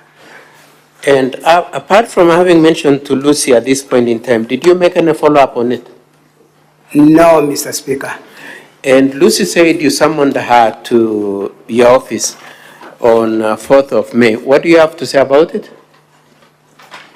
I'm saying no, Mr. Speaker, I've not summoned Lucy to my office. You've never... I have not. You did not summon her on this No. issue? Okay. She said also in her statement, what did she say in her original statement which you encountered at the county assembly when she called you after receiving the sum of 100,000? Can you come again? So when you went to the county assembly to defend yourself, Lucy had recorded a statement, isn't it? Yes. In that statement, she said she had called you after receiving 100,000. You remember that? Yes. Okay. I want you to go to specific point at which she talks about the purpose of the money. She said she called you. What did she say was your reaction to that issue? Mr. Speaker, she states verbatim, yes, on the morning of 29th May 2023, I called the deputy governor and asked him what the money was. Which paragraph is that again? Just tell the honorable. This is on page E7, paragraph 38, honorable senators. The deputy governor's bundle, sorry.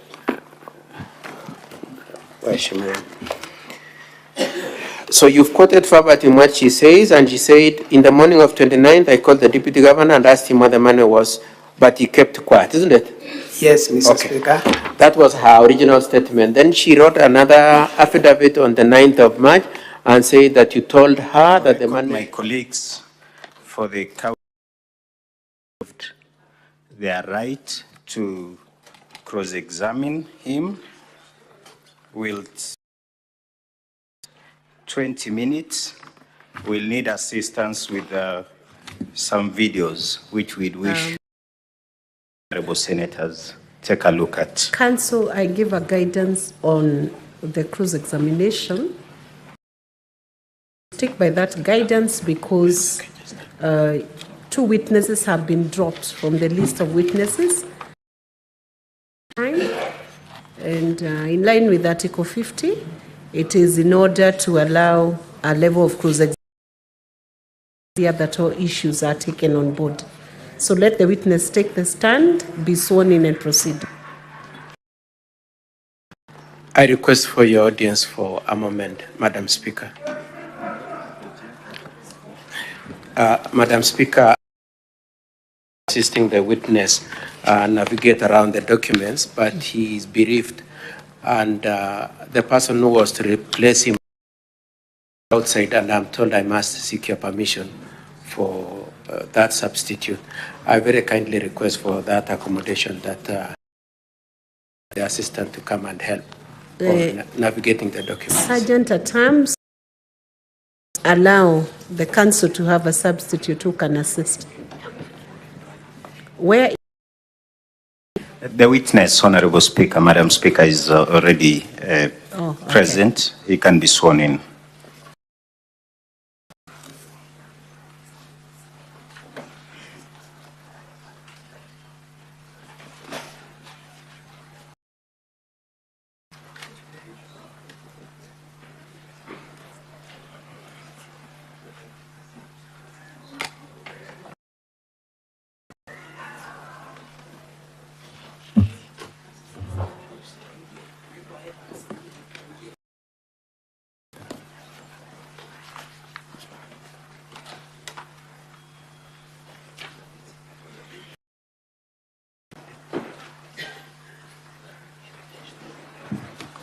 Thank you.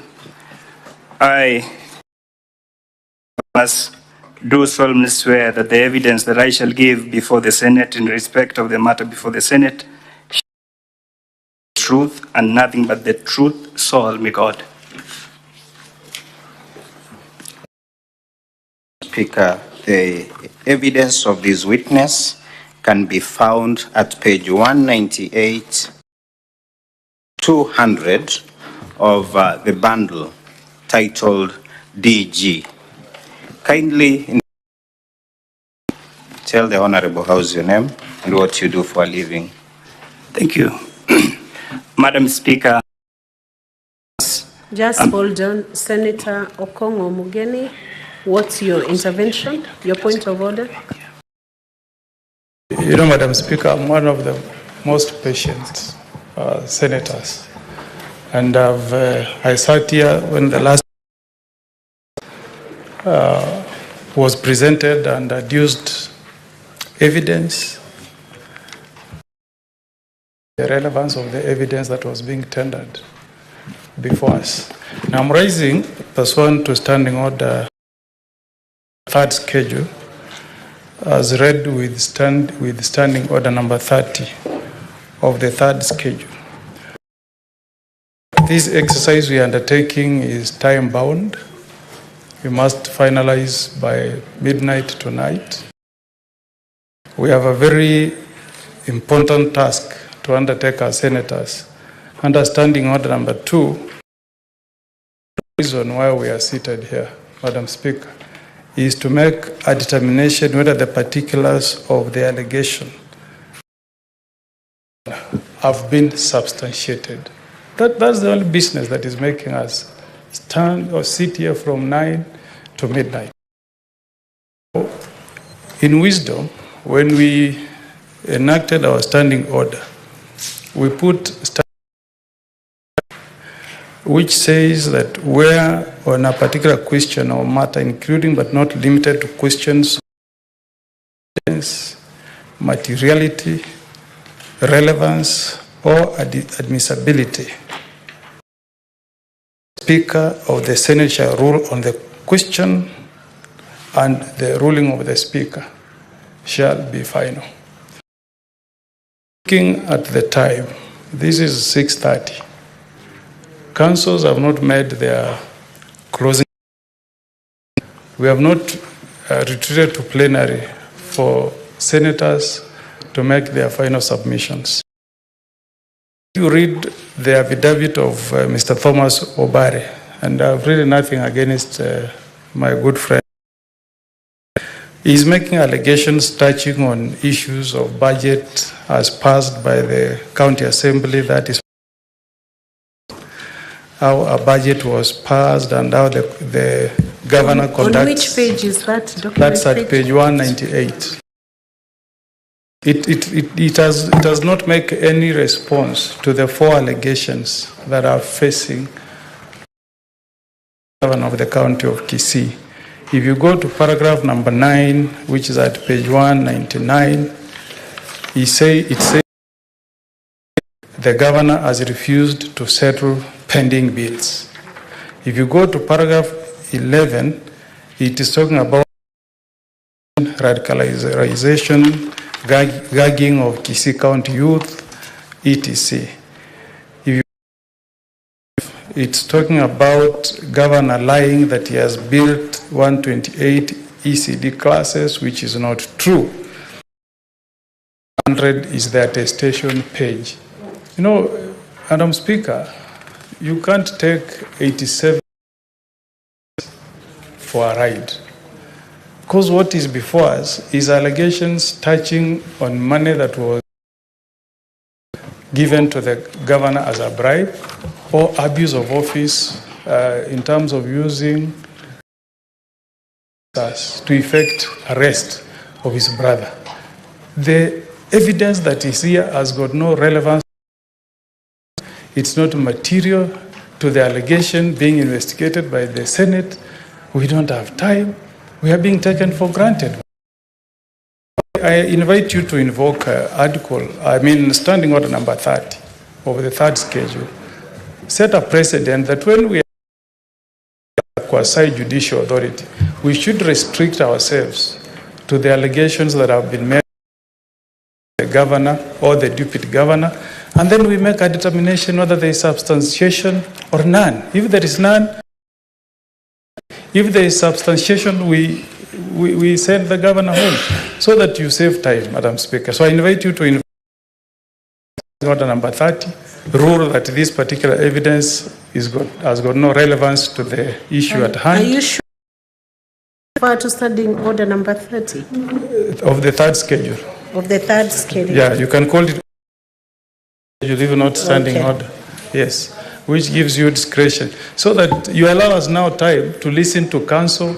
We also hear our colleagues making. We retreat to pass a verdict, Madam Speaker.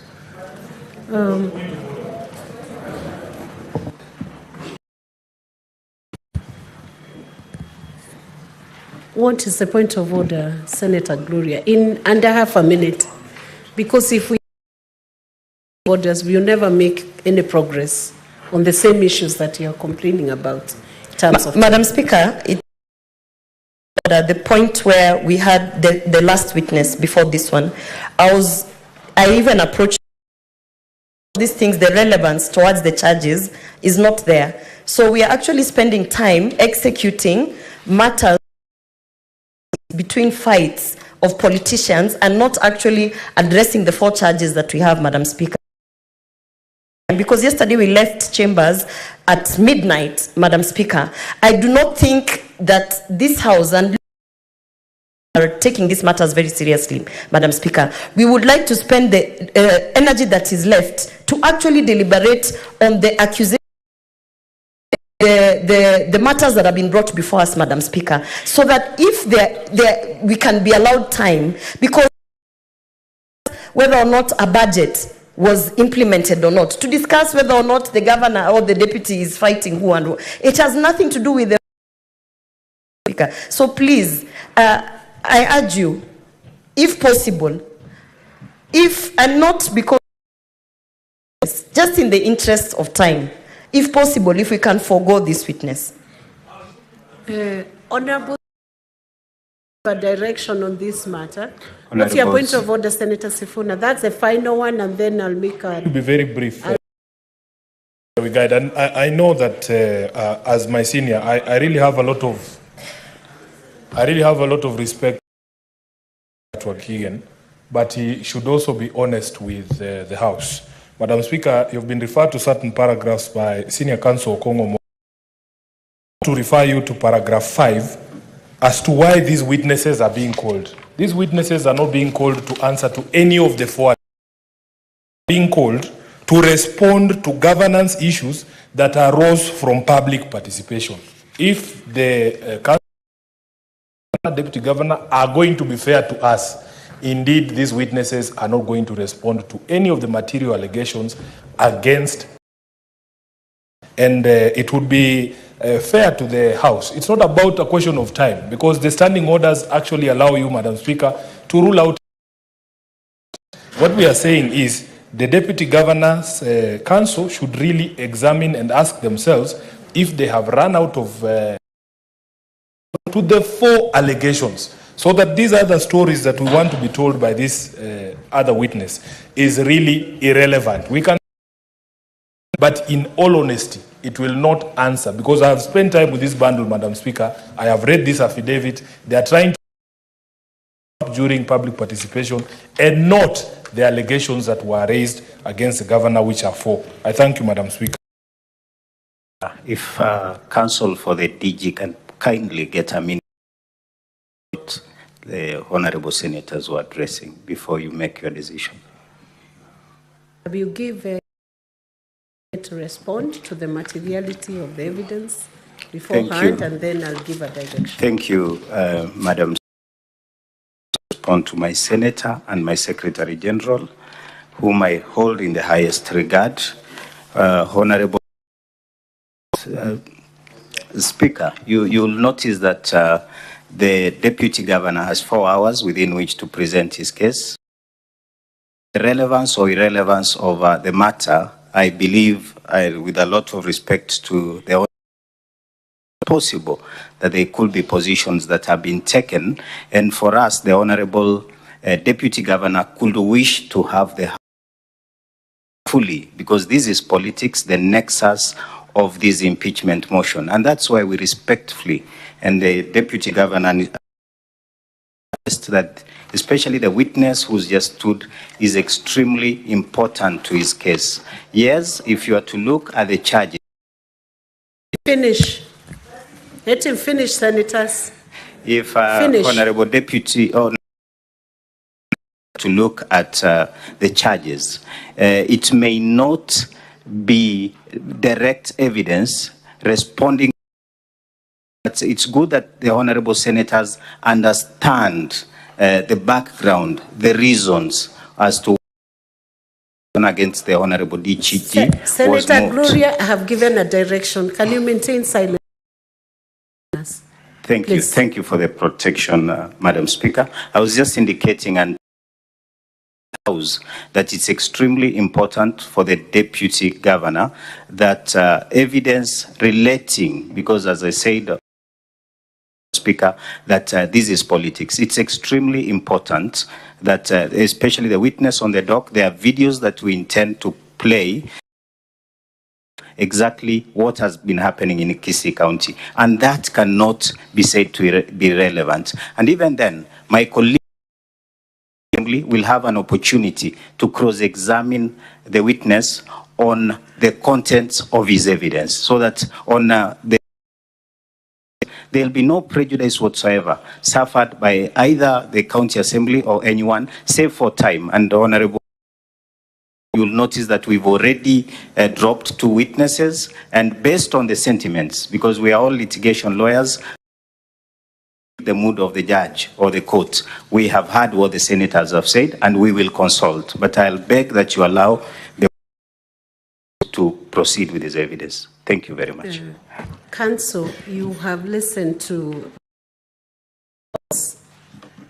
which may not be a misplaced observation, because it is in us who are sitting as arbiters to listen through the evidence, sift that evidence, relevance towards the claims that are laid against the deputy governor.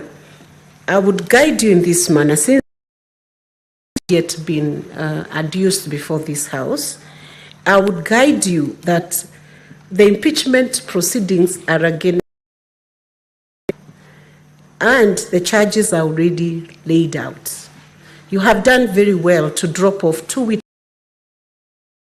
You were of the opinion that there may not be too material to the charges that have been laid against the Deputy Governor. You take the shortest time possible. Whatever evidence you adduce, let it relate to the House as against the Deputy Governor. So if you take less time, we take less minutes, that will be in order, but avoid bringing the question of the governor going through any impeachment proceedings here. Relate your evidence to before the Senate. So I'll allow you to proceed with that witness, but make sure that your evidence is relevant to the charges before this House.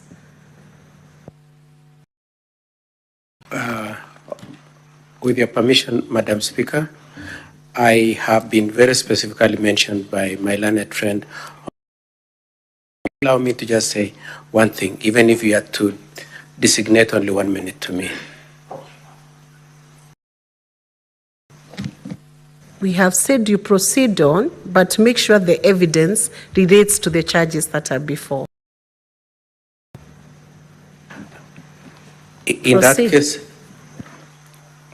case, then, Madam Speaker, serve to you is that this same argument was raised as a preliminary issue before, and he determined that the evidence can be laid. You will recall that the County Assembly cancels to the paragraphs we are referring to. And on our part, we were countering it by saying that we are responding to what came from public participation, the charges against us. Now, if your ruling then is that it has to be only on the full count argument we had, then we would like to know then that the Senate is going to exclude the entirety, because that's where the entry point of the two witnesses we are calling. I wanted to confirm. Counsel, I have not restricted you. If you want to the charges before the House, I have allowed you to proceed, but now you are using your time wrongly.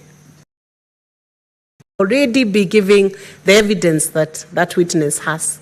I've only guided that you save this House time. The evidence is relevant. Thank you. Let me seek your guidance. Should then the County Assembly note that whatever evidence is being led by council, could we raise the objection? No, do not. Let them lay their evidence. This Senate can tell what is relevant and what is not relevant. Thank you, Madam Speaker. Kindly proceed to introduce yourself. Thank you, Council. Honorable Speaker, MCA for Bobasi Boitangari. I'm also a graduate of economics from the University of Nairobi. Confirm that the affidavit referred to, or we are referring the House, in page 198 and 200 of the DG's bundle was sworn by yourself. Confirm that you are in the County Assembly of Kisii when the motion to this House was debated. I confirm. Are you a resident of? In my introduction, I said I'm the MCA for Bobasi Boitangari, therefore I'm a resident of Kisii County. Are you able to tell this House whether you participated in the deliberations of the County Assembly and whether you did with regard to the proceedings of the House when the same was being debated? I confirm. Challenged the propriety of the motion unsuccessfully on grounds including it being out of time, Council. You are here as part of the witnesses who are giving evidence in support of the Deputy Governor. Are there any issues arising in Kisii County at this Honorable House to get to know about? Honorable, confirm that I participated in the debate on the impeachment of the Deputy Governor, and I confirm that that debate is the result of what is happening in Kisii County. Thank you, Mheshimiwa. Let's go, and you've had the move straight to the point. There, in your affidavit at paragraph 8, you have sworn that the budget that had been passed in the county assembly was altered. Is that the confirm? Did your colleagues and yourself protest the fact that it was submitted to the control of budget? I confirm. Are you aware whether those are the DG has been in support of, that he's been in support of those members of the county assembly that have been raising such an issue?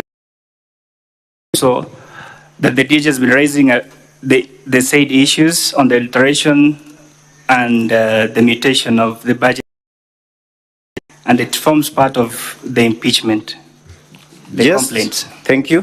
Confirm that the letter assembly did is the one that is at page 145.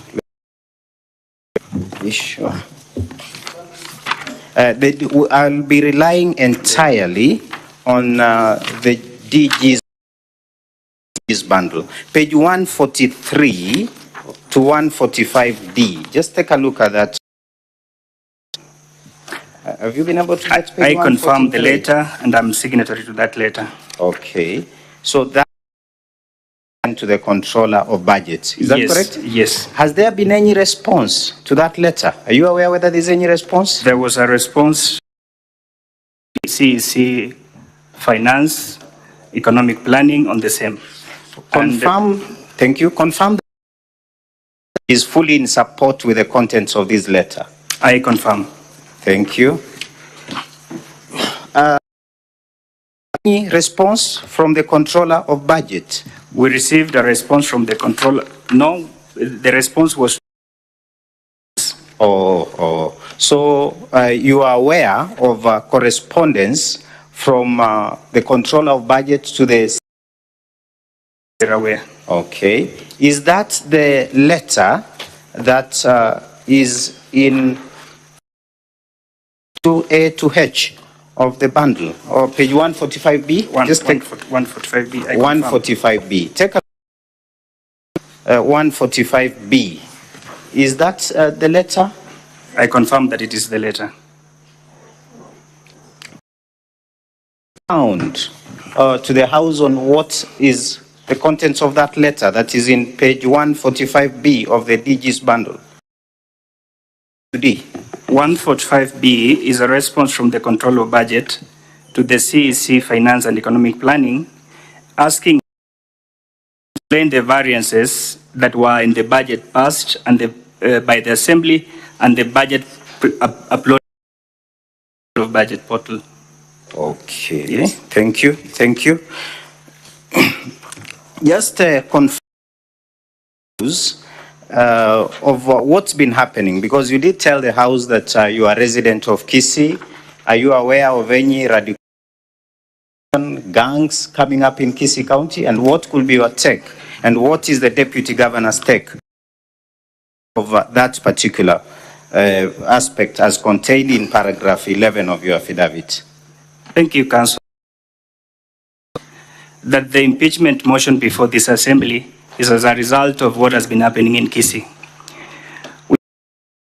Instances where no one is supposed to question or ask any question in Kisii County. Kisii County has one supreme leader, and then one person who differs with the be taken through what the DG is being taken through. And yeah, just proceed. I want to confirm to this House that this is not only happened to the DG, this has happened to almost all leaders from Kisii. If you disagree with the CEO of the county, then all means possible you have to be dealt with today. Thank you. Because of time, let me refer you to page 155 to 1 bundle, the DG's bundle. Are you able to tell this and the relevance to the motion? I can see this a news, and it talks about what Kisii has said about Governor Rat's snap to reconciliation talks.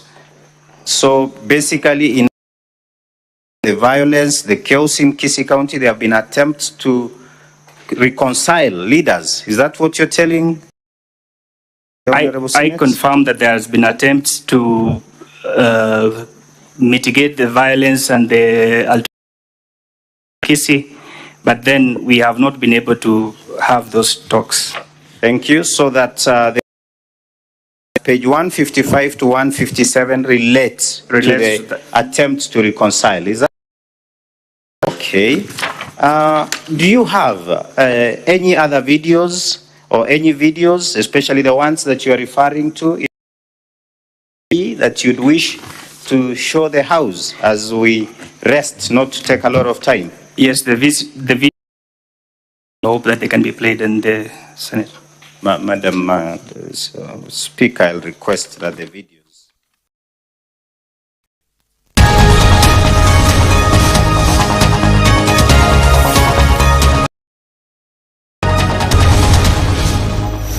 Was in respect to the request for a job for Dennis. You remember that? I remember, Mr. Speaker. Do you agree with what she said in the affidavit? I do not agree with that statement in that affidavit, Mr. Speaker. Okay. And do you agree with what she said in the statement of 8th of February saying you kept quiet? Mr. Speaker, I also don't agree that I kept quiet. And what do you have to say? What do you remember that conversation occurring? Yes, Mr. Speaker. And what did you say? I told her that that money was mistakenly, erroneously sent to her number. Okay. And asked her if she can send the money back. Do I continue? Okay. And so then I would like us to move on then. So you told her it was an error, it was sent to her by error? Yes, Mr. It was Speaker. meant for? The same money was intended to go to another person, Gladys Aminga, who does transport business and had given her an assignment to deliver building materials, and I was paying for the same, which money went to the wrong recipient, Mr. Speaker. Now, then there is the story of whether or not you try to reverse the remittance. What do you have to say about that question of whether or not you try to make to reverse the remittance? Mr. Speaker, I don't want to claim to be an expert in IT. I tried to do the reversal. I didn't manage, and I do not. Before this House is our governor. It's not been played. It's going to be played. Yes. Yes. Is our governor explaining that he has built 128 ECD classes, a point that we challenged. Nataka niseme haya. It can be played, then we Bwana proceed. Just play. Rais, nataka nikueleze leo, nilipoingia ofisini, nilipata classrooms za ECD ambazo zilikuwa zimejengwa ni 81 kwa miaka 10. Mwaka mmoja ambao nimekaa ofisini, Mheshimiwa Rais, nimefanya madarasa 128. Thank you, thank you. Were you present when His Excellency the Governor? I was present during that function, and then I raised a question thereafter, asking for the information on the ECD classes, because I know it was a lie. Is that information in the letter that you did in page 174 to 176 of the DG's bundle? Just take a look at page 174 to 176. Council, you have 5 minutes. That's the letter I did the chief officer on the same. President. Okay. Thank you.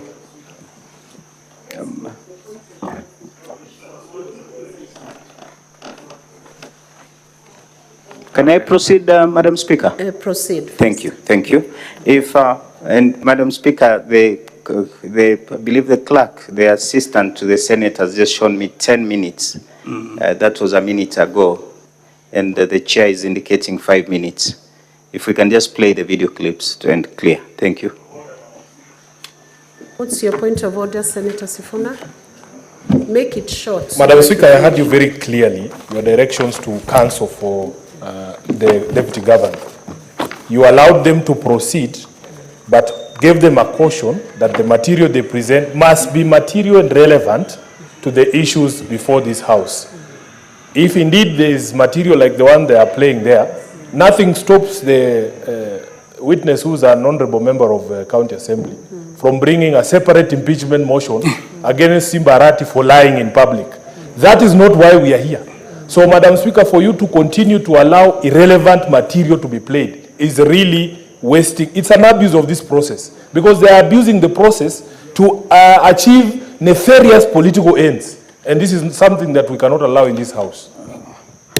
Honorable Madam Speaker, just allow me then, because I notice, just a minute. I notice the objections that are being raised. I'll concede and possibly just ask the witness whether in all these videos... Senator Sifuna has raised a question based on the ruling I had made a few minutes ago. Counsel, I want you to use your skill and competence to sift your evidence and present what is relevant to the charges to make it easy for us to come to the end of this process. Please proceed and keep yourself relevant to the topic. I'm well guided, Madam Speaker. I'll drop our request to play the other videos and just seek a clarification from the witness on what is contained in all these other videos in brief for purposes of the House. Thank you. Madam Senator, what is contained in these videos are an explanation as to why we are here. That is why when Senator Sifuna was asking the relevance of these videos, I can confirm that the impeachment motion before us is a political process. It has nothing at all to do with the 4 charges presented against the DG. Are you trying to tell the House that there are external forces that have held the House in Kisii, the County Assembly in Kisii, captive? I confirm. Anything as we finish ahead of time? Even from the report from public participation, Honorable Speaker, you could clearly see that it was one direction. Therefore, it depicts the kind of assembly that we have in Kisii, an assembly that is held captive, an assembly that is under instructions. Thank you, Madam Speaker. I will not want to take more time than you've been gracious enough to allow us. With that, I'm done with the witness. Thank you very much. Cross-examination, a few minutes. We have nothing to cross-examine on. Thank you. Your final witness. Do you still wish to call your final witness? Madam Speaker, I don't know whether there is any senator that wishes to seek any clarification from the witness. I'll possibly request for a minute or two with the team and the client so that we can I'll be able to answer you so that I may need to consult. Let me reconfirm whether there are senators who would wish to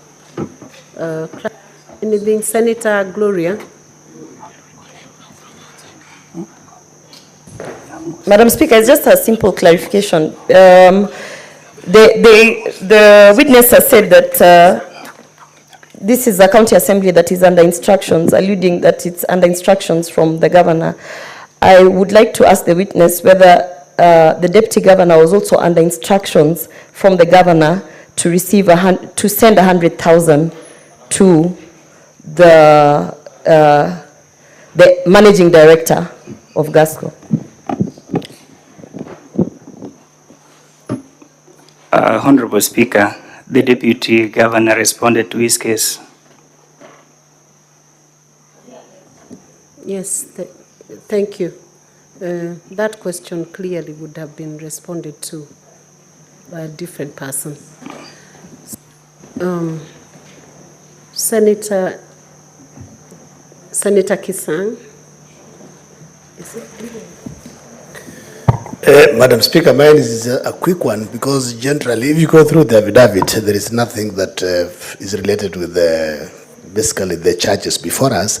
But I just wanted to find out from the MCA, because the role of MCAs and ourselves is to oversight the counties. So if I don't know if the witness has any evidence, because he has said if you question the governor on governance, you will be dealt with. I don't know if he has any evidence, and I know also as an MCA, they should start the process of impeaching the governor if they have an issue with him. I don't know why he's bringing in the governor in this particular issue and he's not under Senator any arrest. Kisang, let him respond. Thank you, Madam Speaker. He's finished. I wish to respond.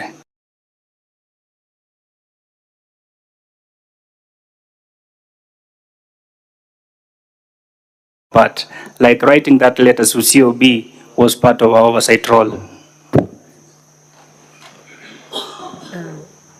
In the interest of time, I will request that we move to the final. Councils need a minute to confirm. We have, Honorable Madam Speaker, I've already consulted.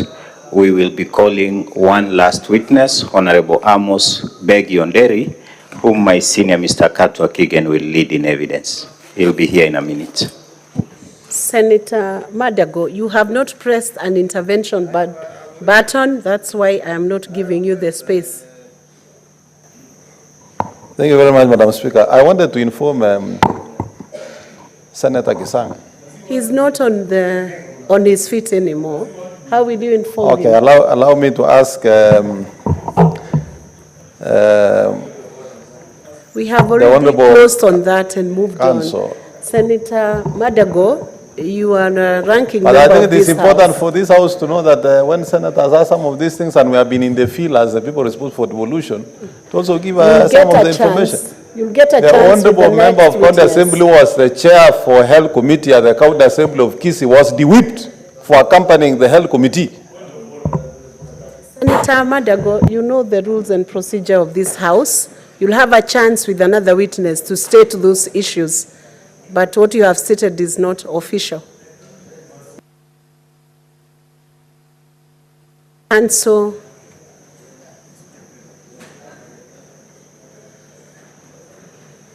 Council for Deputy Governor, are you ready? Yes, I'm waiting for the sergeant at arms to usher in the witness. Okay. How long are you going to be? 20 minutes? Could make it shorter. I can, yes. Make it 10 minutes. There is still a whole long procedure before we finalize. Okay.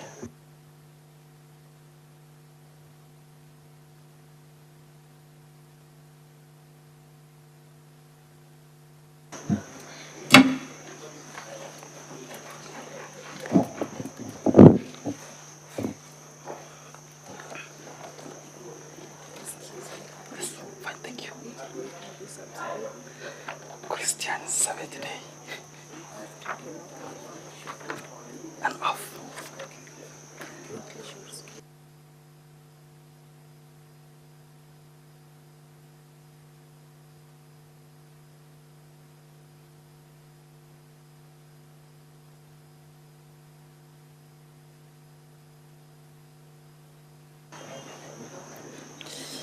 Let the witness be sworn in. I, Amos Begi-Onderi, do solemnly swear that the evidence that I shall give before the Senate in respect to the matters before the Senate shall be the truth, the whole truth, and nothing but the truth, so help me God. Could you do a brief introduction of yourself, your names, and what you do for a living? Thank you so much, Honorable Speaker. My name is Amos Begi-Onderi, a member of the Kisii County Assembly, serving my second term. Okay. Now, we've been asked to make your testimony as brief as possible. Honorable Senators, the affidavit is at page 201 of the DG's bundle. If you could be shown that page 201.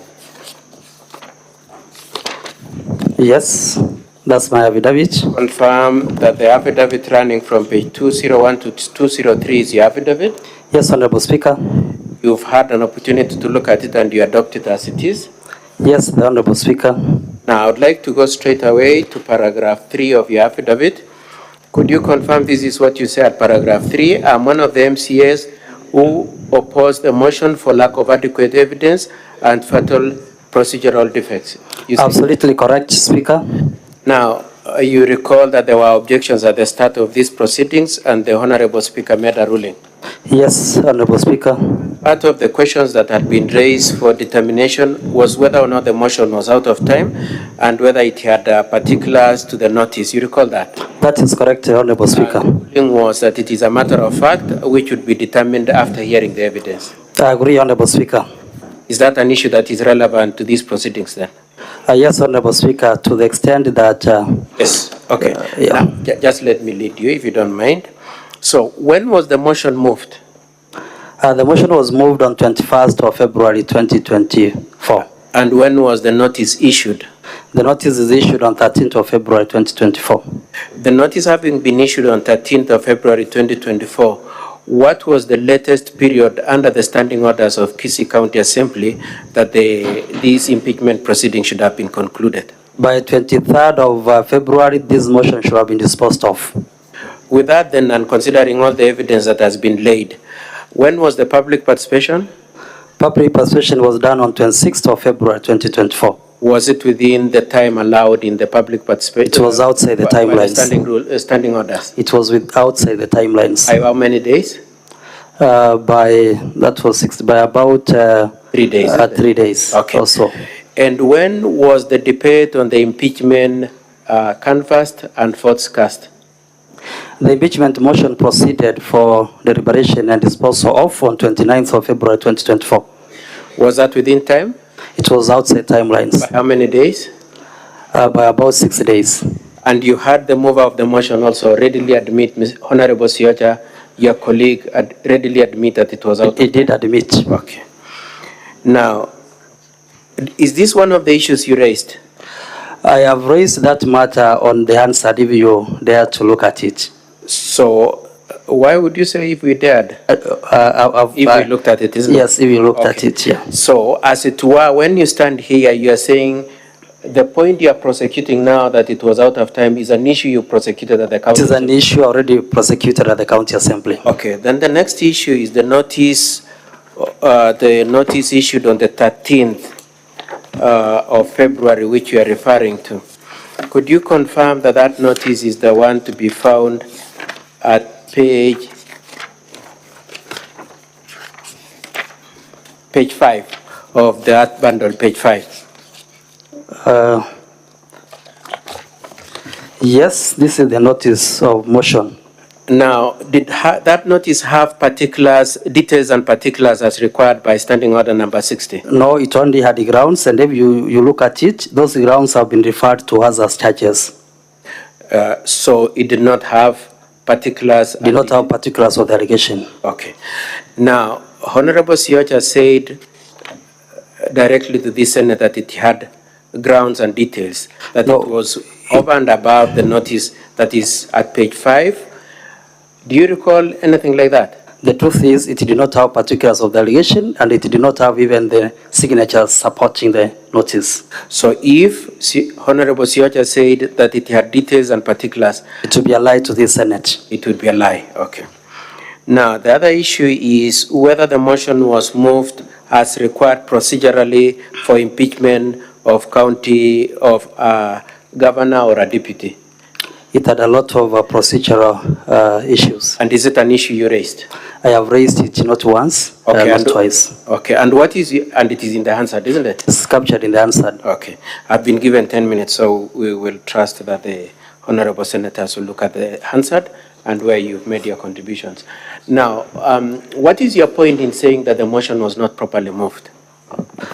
In normal circumstances, and this Senate will agree with me, that the notice of motion should be in the same format and content. If you looked through the notice of motion, you will actually realize the manner in which the notice is even drafted is completely different from the motion itself.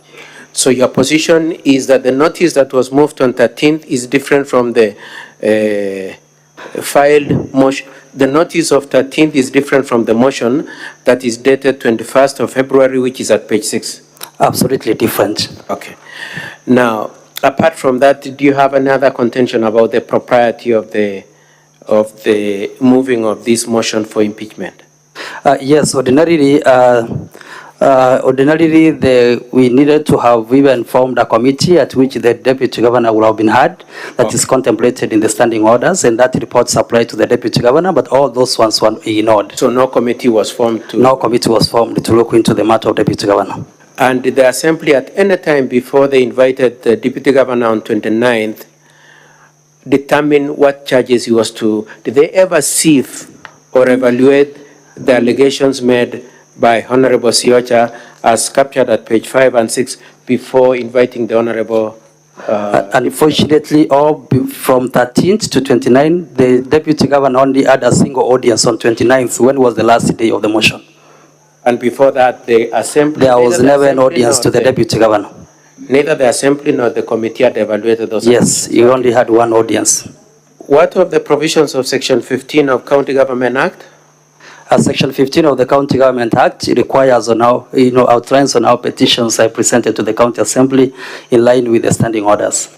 And what standing orders are you referring to? I will not be very clear, but... Standing orders, in the answer you said standing orders number 197 and 198, isn't it? Yes, those ones outlines on how petitions come to the County Assembly. And it remains your position based on the answer that indeed the motion was not properly moved? Absolutely. Okay. Now I'd like us to move on then to a different issue, which you've covered in your affidavit. Now, your affidavit paragraph, I would like you to go to paragraph 5. Are you at paragraph 5? Which page? Page 201. Yes. In paragraph 5, you substantially responded. What could you tell the Honorable Senate what you are responding to in the rest of the body of your affidavit? In paragraph 5, I'm responding to the report that was tabled to the County Assembly, issued to the clerk and the speaker, and copied to the deputy governor, which I accessed when the deputy governor did debut his document on allegations that have been brought to the Assembly on a petition, and this is the basis and the premise under which I have sworn the affidavit. And what was the nature of that presentation to the County Assembly? It was through a petition. On what kind of a forum? A public participation. It originated from public participation. Yeah. And that public participation set of complaints is the one at page 56 of the Deputy Governor's bundle, isn't it? Yes. Do you remember the name? The name of yes, Benson Yaga Kamisario. And so you have responded to those issues that came through public participation? It is on that basis that I have sworn affidavit. Okay. Now, starting with the public participation, did you agree as a committee on the funding of that public participation? Unfortunately, no. The speaker did indicate that we will move to public participation, but why the call is that he did not even be able to give the details of that public participation. Who is going to conduct that public participation? Okay. It did not come out. Because of pressure of time, just let me lead you. Yeah. So, was funding provided for?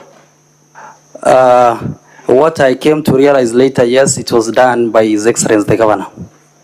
I'm saying from the County Assembly, did you agree as a County Assembly that we are dedicating so much money from the County Assembly funds? Unfortunately, no. It was not agreed on. Yes. Did you define the questions that you are going to pose and invite the public participants to canvass? No, not to my knowledge. Did you determine who was to preside over that public participation? No. And have you seen the report? I have looked through the report, but the report is not... The first question I want to ask you, is the report signed? No, it's not signed, it's not adopted. Now, there is a reference to videos that came afterwards. Is that issue of videos captured in the public participation, in the body of the public participation report? No, they are not. The video is not mentioned? No, anyway. they are not. Do you know where the videos... Council, Yes, your yes. time is up. Yes, yes. Yes, ask yes, the Madam. last question. Could I request for 5 minutes, kindly, Madam Speaker? Kindly. Just one question, Council. I have about 3. Could you allow me to just 3 questions? Proceed. Oh, thank you very much. Paragraph 8, page 202. Yes. Is it true that in that paragraph you have addressed one of the issues that came from public participation? Yes, that was accusing the Deputy Governor on an absorption of the budget. And what is your testimony on behalf of the Deputy Governor on that allegation? That allegation should not be placed to the Deputy Governor, but rather the Governor himself. Why? Governor being under, the County Government Act, being the CEO of the county government, we have, for a long period, we have not been able to absorb the budget as it is revealed by the control of budget reports and have outlined in there. And Deputy Governor has equally been asking on these issues. The Deputy Governors. And how is that relevant to these proceedings? For insistence of asking those questions, that is why a case is brought to this House. So this impeachment is because he's been the conscience of the office of the governor? Absolutely. Okay. And there are lectures on the issue of budget absorption, isn't it? Yes. Could you confirm those are the ones at page 121 to 142?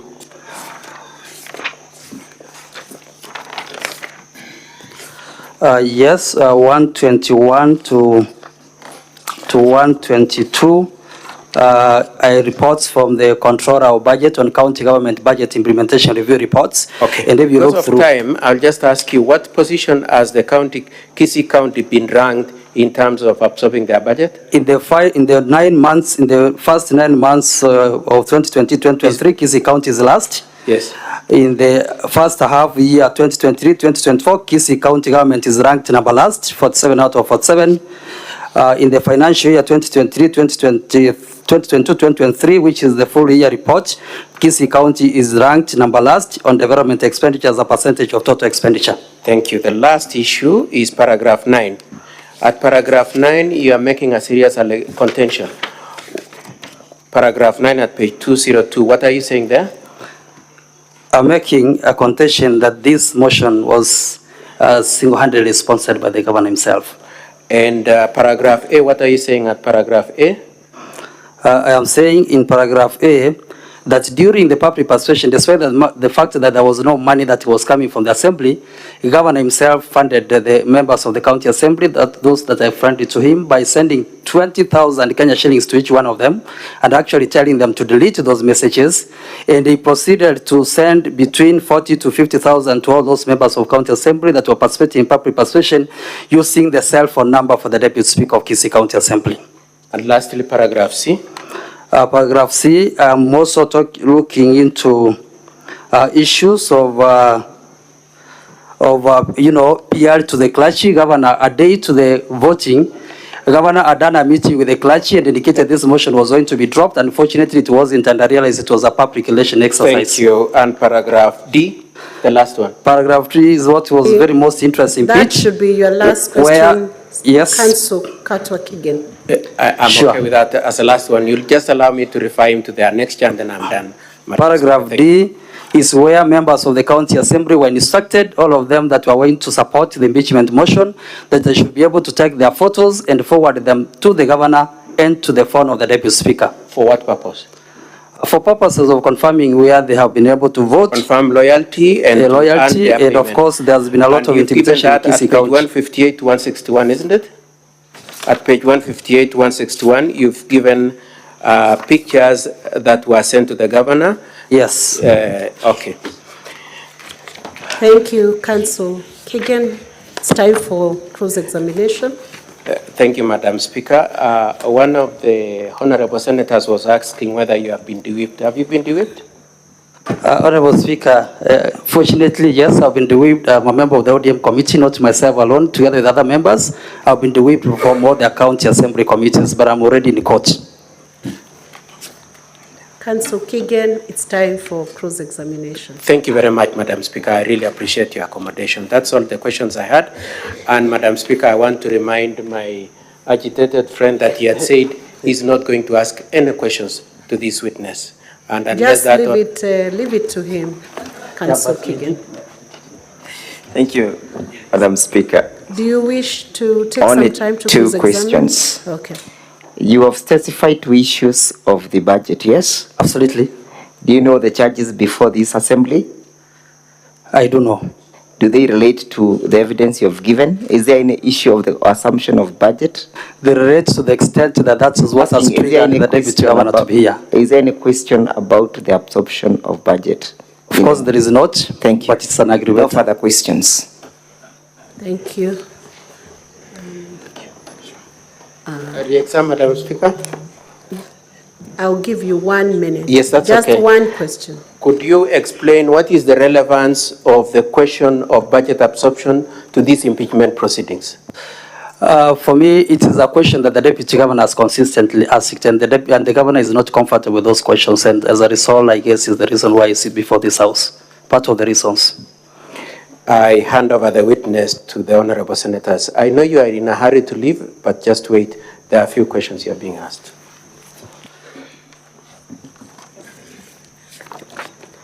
Senator Beth Siango.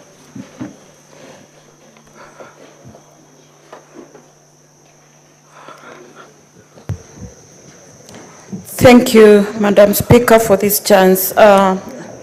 Just want to know from the Honorable Member of County Assembly. He is telling us of how the governor has been performing badly, and the case before us here is totally different. My question is, him as an elected member of County Assembly, what has he been doing in his ward where he is to be oversighted by his electorate? 2, if the governor has not been performing, why have you not brought a motion to impeach the governor? Thank you. Thank you. 2 questions. Whether it's related to the case, as I said, it relates to the extent that the deputy governor has been asking. It's severally, and the reason as to why probably is also in this house. But secondly, he's also asking a question on what I've been able to do in my own ward. I have raised those serious matters for Kisii County in relation to governance. And by the way, for your information, at some point, Governor, for insistence of raising these issues, has declared that any other MCA raises such issues, he automatically becomes an acting MCA in those respective wards. And that's very unfortunate for this house to hear. I think I've responded to the 2 questions. Senator Joe Nyoto. Thank you, Madam Speaker. I just have 2 questions for the witness. One, from his affidavit, and I'm referring to paragraph 9, Madam Speaker, where the witness alleges that or testifies that this impeachment motion was sponsored by the governor because, of course, of the nuisance that the deputy governor has been causing him because of insisting on responsible governance. While I agree with him that it is possible for somebody to be malicious, Madam Speaker, but I'm concerned. Does the witness, has the witness read the charges leveled against the deputy governor? And if yes, is he of the view that just because a motion was sponsored by the governor or whoever, that the allegations should not be investigated by this House? Number 2, Madam Speaker, the witness has testified that MCAs received money from the governor, 20,000 Kenya shillings each, and they were instructed to delete the messages that showed that money had been received through M-Pesa. So my question is, did the witness receive 20,000 alongside other MCAs? And if he did not receive any money, how then did he establish that money had been sent to other MCAs who had already deleted the messages? Thank you, Madam Speaker. Thank you, Madam Speaker. Two questions on whether if it was actually sponsored, then whether then the churches should be able to proceed or something of the sort. As I said, it is very clear, Honorable Speaker, that if it was public participation for the assembly, then there was no role of the executive sponsoring that public participation. It automatically tells you the influence and the interest they have in that very particular motion. And it is to that extent, I say, that the motion belongs to the sponsor, and I've already identified who the sponsor is. And Honorable Speaker, the second question is on whether I did receive also, I was a recipient of the 20,000 Kenya shillings. I want to say I did not, but County Assembly do not exist in isolation. Those who receive communicate to us and demonstrate when they have received. And just like anything will happen in this Senate, and the honorable members of this Senate share amongst themselves. Senator Okongo Mugeni, and the final one will be Senator Wakili Sigei, and then we close down on this session. Yes, I just wanted to ask the Honorable MCA, what is at page 158? That is the ballots that were used during the impeachment. Who are the officers who preside over the voting during impeachment at the county assembly, and who takes custody of the ballots that are used in the impeachment? Thank you. Thank you, Senator Okongo Mugeni. One, you're asking who are the officers who take charge on the voting. Of course, the officers are the clerk of the county assembly together with the officers of the county assembly. But I will tell you without blinking, Senator Mogeni, that the Kisii County Assembly is in captive, and the instructions are taken as clear as they are provided. And secondly, you're also asking who is the custodian of the ballot papers. Honorable Senator, the ballot papers should be kept within the assembly. But I will tell you, as a matter of fact, I had one of the honorable members yesterday did indicate that they were taking these photos for purposes of future memory. But Honorable Senator, I will challenge your mind. Why future memory? Are they also reminding themselves of the identity cards? Senator Okongo, very briefly. Can you give Senator Okongo the mic? Yeah, you have answered my question. I simply wanted you to tell me the officers that the clerk of the assembly and the preside over the exercise, the clerk. Yes. And they are the ones who keep custody of the ballots. Absolutely. So the ballots could end in any wrong hands. That's all. So you have clarified. It has got nothing to do with the governor. Senator Wakili, the final interaction. Thank you, Madam Speaker. My question, actually, my desire to ask the question was with regard to the prior witness, but noting that the letter I desired to get clarification was signed by the witness who is on the stand right now. I believe you would. Yes. This is with regard to the letter appearing at page 143 of the bundle, the letter which you signed to the Controller of Budget on alteration of the Kisii County supplementary budget estimates 2023-2024 by the Kisii County Executive. Now, my question is very specific. I unfortunately do not have the benefit of having been involved earlier on in the proceedings, so I do not know. I need your clarification whether there was a direct response to this letter by the CEC Finance, and if so, what was the response? And two, the relationship between what was raised in the letter and the proceedings which are currently before this particular House. Thank you, Madam Speaker.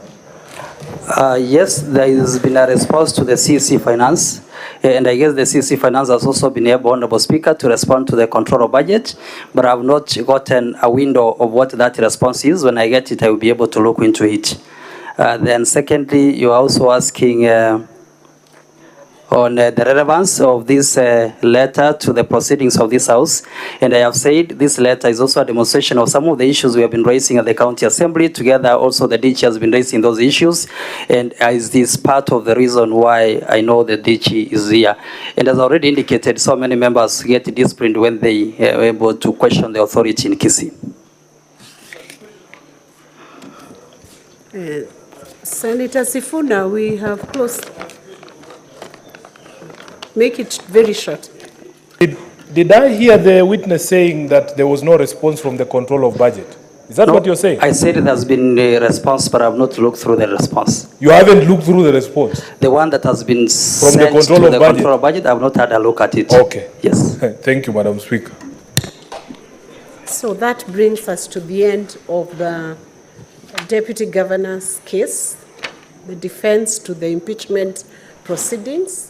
So we are proceeding on to the closing remarks, and I need the councils to indicate the maximum time you can take in the closing remarks is 1 hour. The standing orders provide for a maximum of 1 hour. I would hope that both of you can confer and give us the timing you need for the closing remarks, beginning with the County Assembly Council.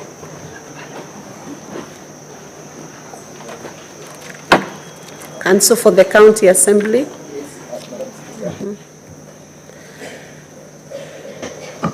Madam Speaker, may you kindly refresh my memory? I lost on the question that you are seeking. It's about the closing remarks. The standing orders provide for up to a maximum of 1 hour. Closing remarks, both on your side and the side of the DG. So I was asking whether you two could confer with Council Katwa Kigen, because the maximum amount of time is 1 hour, whether you could take less time to do your closing remarks. I will try to take less than 1 hour, but I will not exceed 1 hour, Madam Speaker, kindly. And I'm ready. Council Jiro? Madam Speaker, did I gather you to hear that I and Mr. Kigen, we have 1 hour to share, or each has 1 hour? Each 1 hour. We'll actually take less than that, perhaps even about 30 minutes or 40. Thank you very much. That's considerate of you. Council Kigen, how much time do you take? I indicated, Madam Speaker, that I will make an effort of falling short of 1 hour, but I will definitely not exceed 1 hour. So we can then, I believe you are ready to proceed. Council for the County Assembly. Madam Speaker, we were seeking indulgence for about 10 minutes so that we can collate our evidence. And then we can perhaps reconvene if you're so pleased. Okay, 10 minutes it is. Come back ready. We hope you save the 10 minutes in your remarks. So we will suspend the sitting for 15 minutes, and then we come back in exactly 15 minutes to have the closing remarks. Thank you.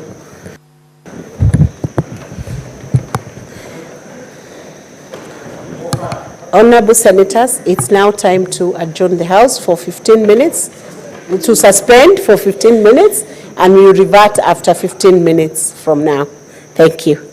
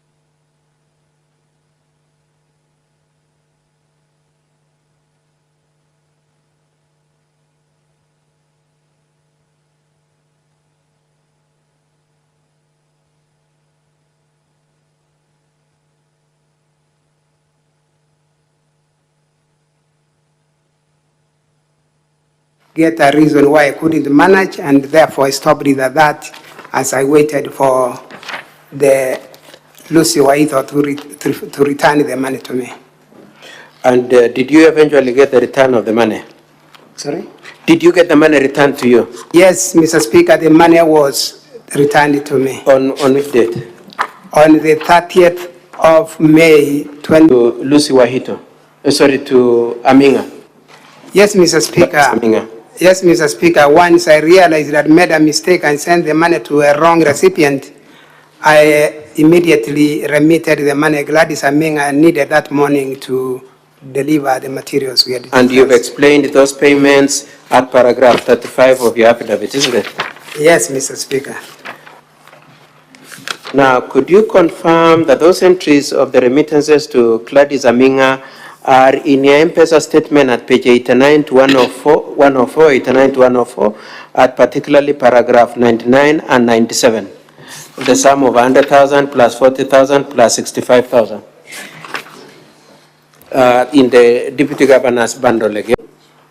And she told me, let us wait for the process, and if he qualifies, we shall not deny him the job, and the discussion ended there. And apart from having mentioned to Lucy at this point in time, did you make any follow-up on it? No, Mr. Speaker. And Lucy said you summoned her to your office on 4th of May. What do you have to say about it? I'm saying no, Mr. Speaker, I've not summoned Lucy to my office. I have not. You did not summon her on this No. issue? Okay. She said also in her statement, what did she say in her original statement which you encountered at the county assembly when she called you after receiving the sum of 100,000? Can you come again? So when you went to the county assembly to defend yourself, Lucy had recorded a statement, isn't it? Yes. In that statement, she said she had called you after receiving 100,000. You remember that? Yes. Okay. I want you to go to specific point at which she talks about the purpose of the money. She said she called you. What did she say was your reaction to that issue?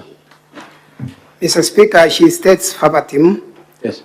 On the morning of 29th May 2023, I called the Deputy Governor and asked him what the money was. Which paragraph is that again? Just tell the Honorable. This is on page E7, paragraph 38, Honorable Senators. The Deputy Governor's bundle, sorry.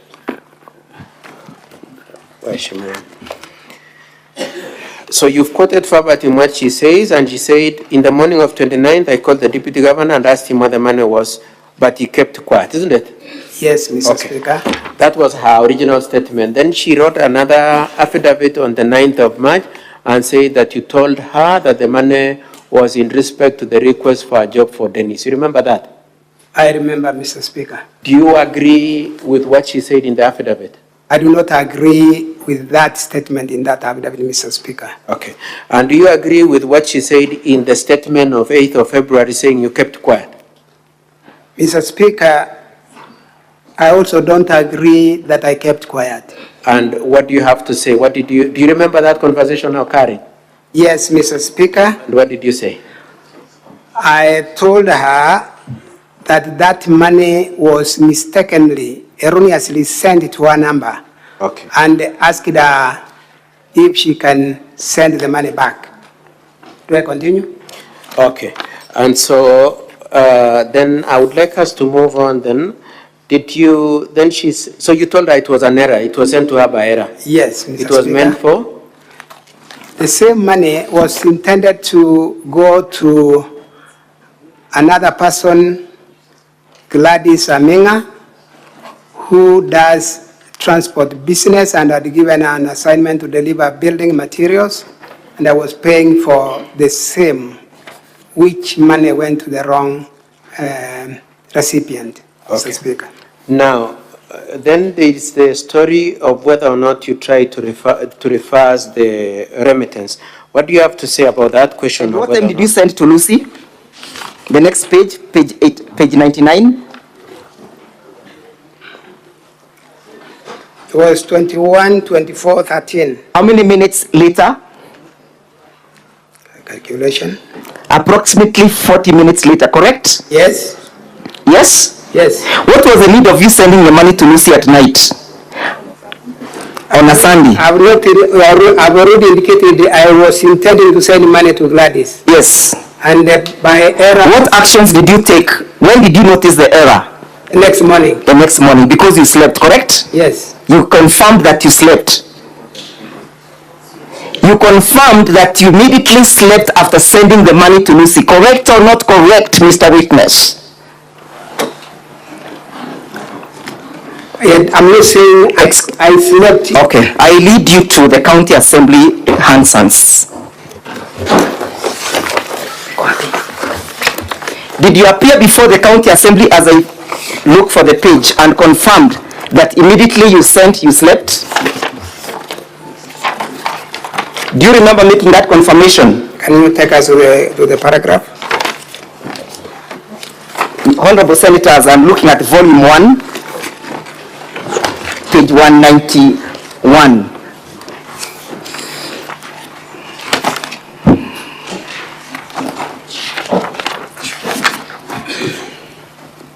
Where is answering my learned senior counsel question.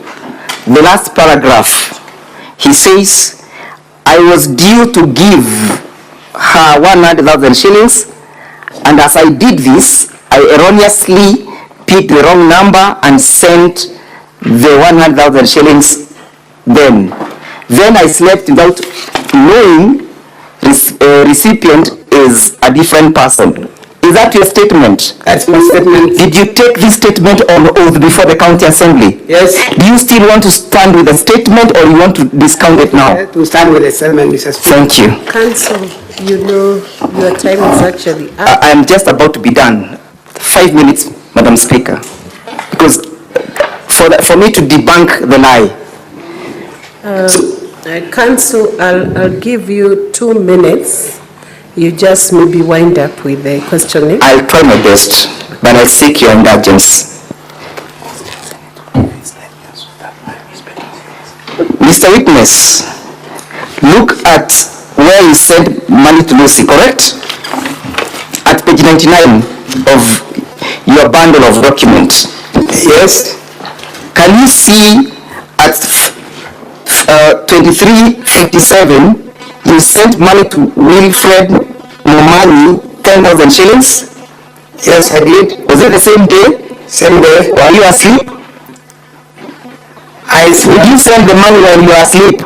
No. Thank you. Let's proceed. That is 2 hours later, correct? But you know, that is 2 hours. Excuse me, Mr. Witness, you're wasting my time. That is 2 hours later, correct? It is 2 hours later, yes. And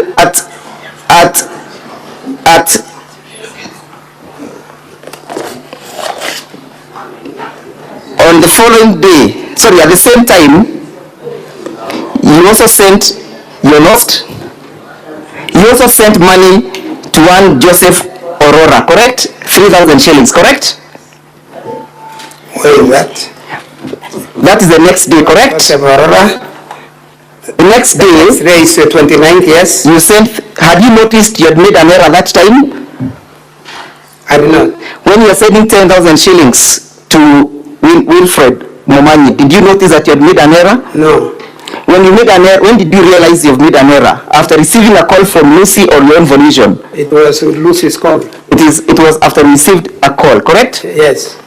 But on the same day, at 9:17, you sent 100,000 shillings to Gladys Amiga, correct? Correct. Had Lucy made the call at that particular time? Yes. Do you know what time Lucy made the call to you? I can't recall the exact time, but Lucy's conversion here was to the effect that she called at 8 while in Kisumu. So at this time you had tried to make attempts to reverse, correct?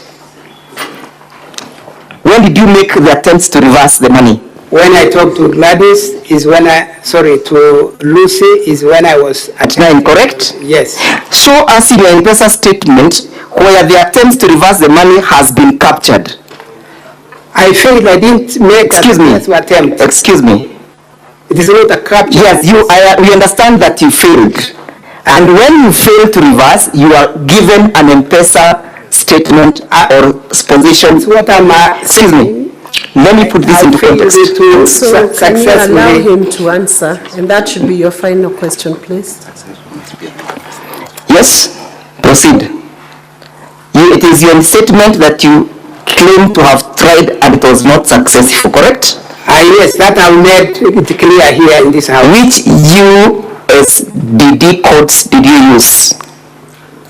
I've said I'm not an expert in IT, Madam Speaker, and therefore I was trying something I'd not done before. Which procedure did you use in your trials? I was trying to get somebody to assist me.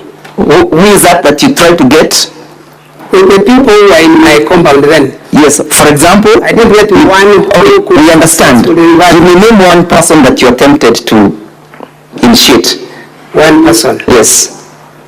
My wife? Your wife? Yes. Is she conversant with the reversals? That is where we got a challenge. She is not. She is equally not conversant. Yes. Mr. Daktari, confirm that you are a real doctor and not an imposter. Yes? Madam Speaker, I don't understand small matters. Instructions. Matters referred to here remain on the subject we are discussing. About my education, it is not a matter But you are well educated, correct? You are well educated, no doubts, correct? Madam Speaker, I would like to protest at the disrespect that has continuously been shown. Council Kigen, you can resume your seat for now. Council Degwajiro, your time is up actually. We have indulged and over-indulged in the examination. If you indulge me, I'll only ask one question about the phone book and I'll be done. No. Only one question about the phone book and how the mistake is alleged to have occurred, and I'll be done, Madam Speaker. Council, there was cross-examination on that issue of the phone book. We have not examined on it. So,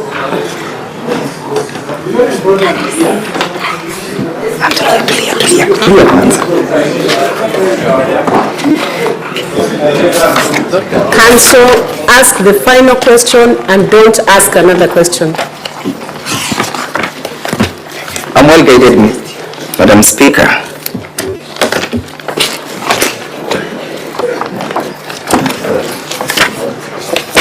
Mr. Witness, let's go to page 117 of your bundle of documents, the volume from the Deputy Governor.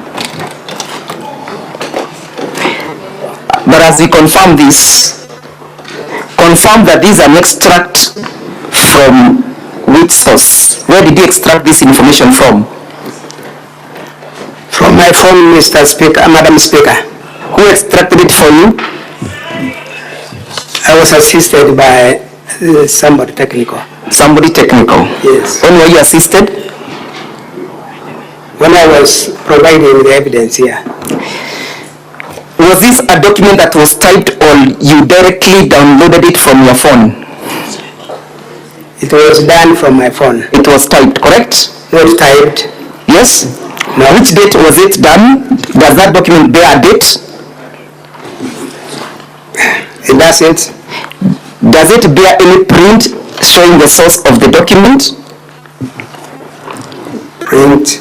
No, except for the names that are listed there. Except for the names, correct? Yes. I put it to you that you're the one who did this to try and choreograph your story. I'm not the one. Finally, when did Lucy return the money to you? Thank you, Council. That marks the end of that cross-examination. This is now time for re-exam. Madam Speaker, we had sacrificed, because at least the sum yet has not yet come out. Gladys is alleged to have received money. We have not spoken about the story of Gladys.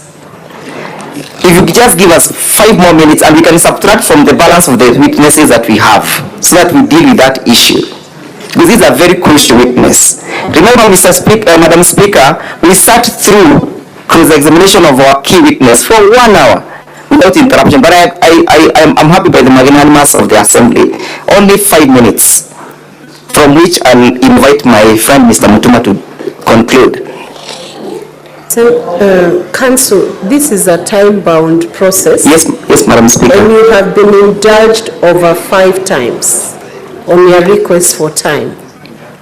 I think your frequent requests may not now be merging in with the time schedule that we have to complete the whole exercise. Yes, Madam Speaker. I will now allow the re-exam to be done by the Council. I am well guided. What is your point of order, Senator?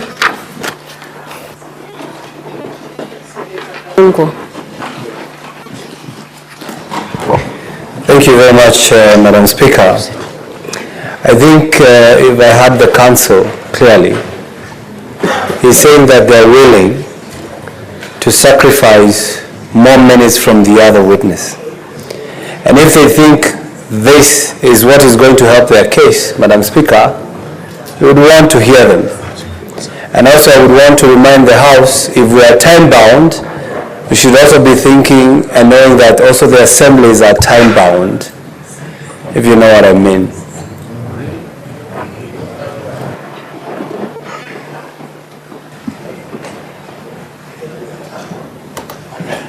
Senator Cheptumo, you have a point of order.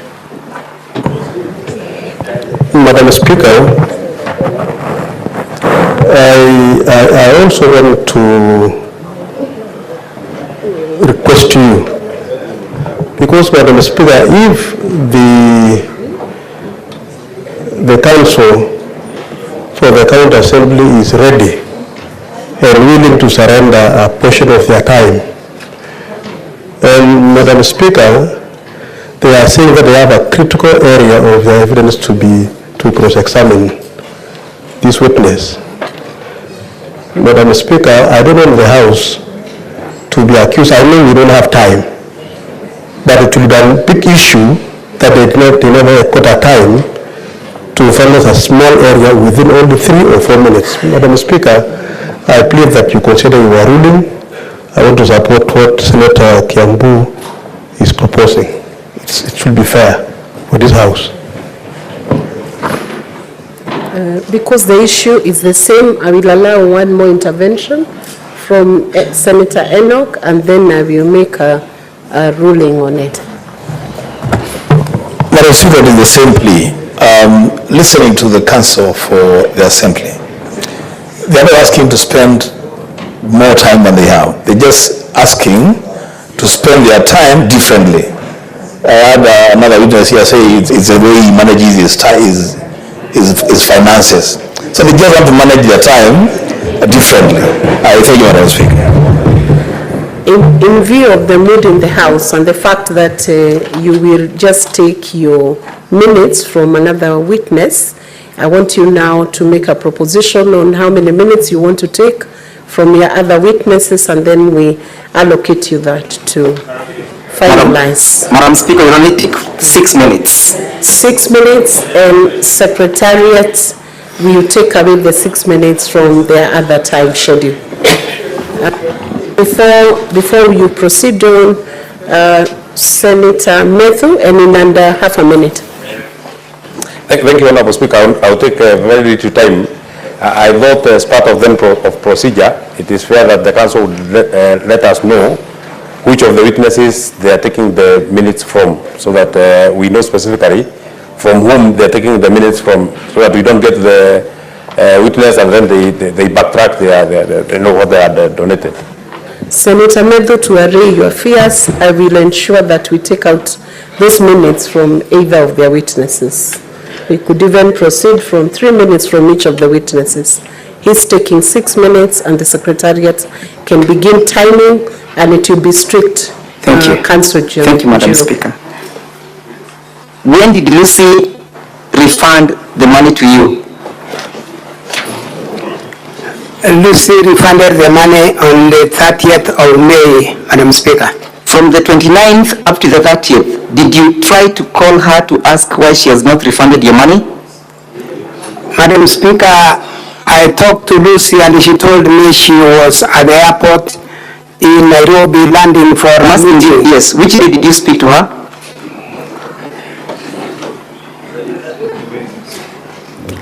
I'm explaining, Madam Speaker, that I talked to Lucy which day? On the 29th. On the 29th? Yes. Yes. And the money was refunded on? The 30th, the next day.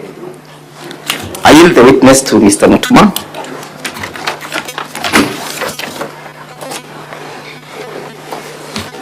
Thank you, Madam Speaker, and good afternoon, Deputy Governor of Kisii. Good afternoon. I have 2 or 3 questions on one line of questioning. You allege that the money you sent to Lucy was meant to be paid to one Gladys. Yes. And that is Gladys Aminga, right? Right. You have also indicated that it was meant for transport. Yes. For a work that yes, she had done for you. Work that was ongoing. Work that was ongoing. Yes. You forgot to mention that the reality, of course, that Gladys Aminga is also a chief officer in the county government of Kisii. That is true. You left that out. Is it that you forgot or you conveniently left that out? I did not forget nor intentionally leaving it out. Gladys Aminga was doing business as a person and therefore she gave me a transport. I wasn't paying the government of Kisii. So you and Gladys were in business, correct? Yes. Thank you. And have you had the opportunity to look at the statement that Gladys wrote when you first dragged her name in the county assembly? Honorable Senators, I'm referring to page 315 of the DG's response. Have you had the occasion to look at that statement? Volume 1, sorry. It's our volume 1. It's at volume 1, page 315. This is quite crucial, Honorable Senators. You have the statement with you? Do you have the statement with you? I have the statement with me, Madam Speaker. Thank you. Gladys says that on 28th of January 2022, your wife made a request for her nephew to be granted a tender to supply non-pharmaceutical materials. Can you confirm that? I cannot confirm that, Madam Speaker. You cannot confirm that? Gladys goes ahead to say that you called and forced her to grant the tender, and the tenders are cited and quoted at paragraph 317. Madam Speaker, I request that we are taken through that affirmation. It is at page 317 from page 315. Specifically, do you know one Osiemo Bernard Mogengo? Is that your nephew? Or the nephew to your wife? I do not know that name. You do not know that name? Yes. Do you know a company called Bisfarm? I do not know the company named Bisfarm in this statement. Gladys states that you influenced the issuance of this tender and promised that you would also give her an opportunity to supply you with building materials. Madam Speaker, I'm asking that we be taken through that particular line where I'm being led. All right, can you read paragraph at page 315, the paragraph that begins, I became the chief officer. Volume 1, Honorable Senator of the County Assembly's response. Page 315. First of all, confirm at the top, the person who swears that statement is Gladys Aminga. Yeah, the name is Gladys Aminga. Confirm that 0727455843 is the same number you sent money to, and that number belongs to Gladys. That number appears at the top, correct? Gladys. Correct? Let me refer. That is the same number, correct?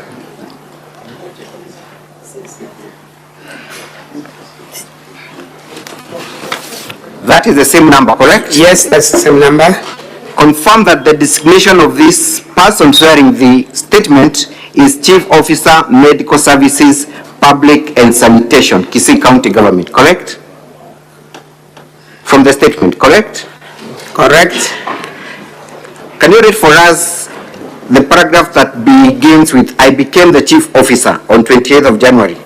Can I fall, slide, and have penetration take place? Whereas that is not the case here, we began by giving senators an indication of what they would be treated to by the deputy governor. An obvious lie. And we said that the deputy governor will come before you and look you straight in the eyes and lie to you. He has not disappointed. He looked you straight in the eye and gave very obvious lies that amount to insulting everyone's intelligence, with all due respect. Honorable members of the Senate, what then are you supposed to do with that kind of a witness? Who will come before you amidst the weight of evidence, amidst facts, and still take you through a lie and want you to believe them? And I started by saying that is the kind of witness that you should be angry at, that you should exercise anger at. You have that right. That moment, honorable senators, has come for you to tell the deputy governor that he had a duty to ensure that he speaks the truth. And even where he has difficulty speaking the truth, let that lie not be the kind that insults the intelligence of honorable senators. You had the opportunity to see the witnesses. You had the opportunity to hear the witnesses. You had the opportunity to analyze and question every statement from the witnesses. You can tell, honorable senators, that those witnesses were not credible, they were not truthful, they were not honest. How do you analyze a lie?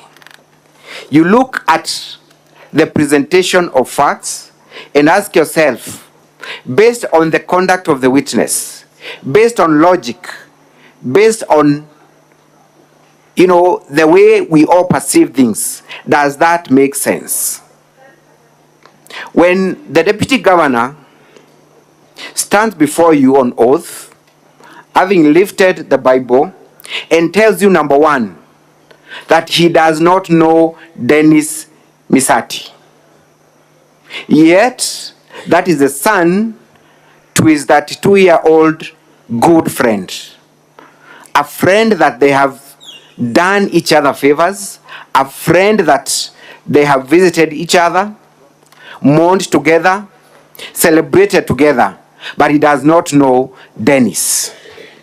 But he wants you to believe that somehow on 28th of May, Dennis, in the company of his father, visited him, and they sat at a distance and were not privy to the conversation. And that the only role Dennis performed that day was to pay a debt that his father owed him. Honorable senators, these are not 5-year-old children we are talking about, not 10-year-old children we are talking about. We are talking about married men with their families in the company of their father to visit the deputy governor. One of the sons that the deputy governor disowns as not having a personal relationship with. So then one would ask, what was the essence of the meeting? What was the essence of that visit? It must have been towards what Dennis was saying. It cannot be anything else. Honorable senators, when the deputy governor stands before you, a man of serious qualifications, serious titles, and he tells you that he is able to operate his mobile banking, that is able to operate the M-Pesa app, but he does not know how to reverse money. That he received 100,000, rather that he received money from Dennis, wrongly sent it to Lucy, but somehow does not understand the procedure of reversing that money. Is that equivalent to the defense that was given by that gentleman who forced himself on that girl? 2 days after that money was erroneously sent, the deputy governor has not visited any Safaricom shop. The deputy governor has not even talked to his aide because he is entitled to one. He has not talked to his personal secretary to assist him with a simple reversal. And he wants honorable senators representing the entire country to believe that lie. That is not a lie that you can afford to fall for. The deputy governor comes before you and tells you that yes, I had spoken to Dennis' father for this employment favor, that yes, I approached Lucy seeking for this favor, that yes, I received money which he now terms as the payment of debt, and 30 minutes after receipt of that money, sends that money to Lucy by mistake. Now, logic dictates that the chain that is being talked about has not been broken. There is a clear trace of the intention of the money, the person who is supposed to procure that money, the person who is receiving that money first of all, and sending to that specific person.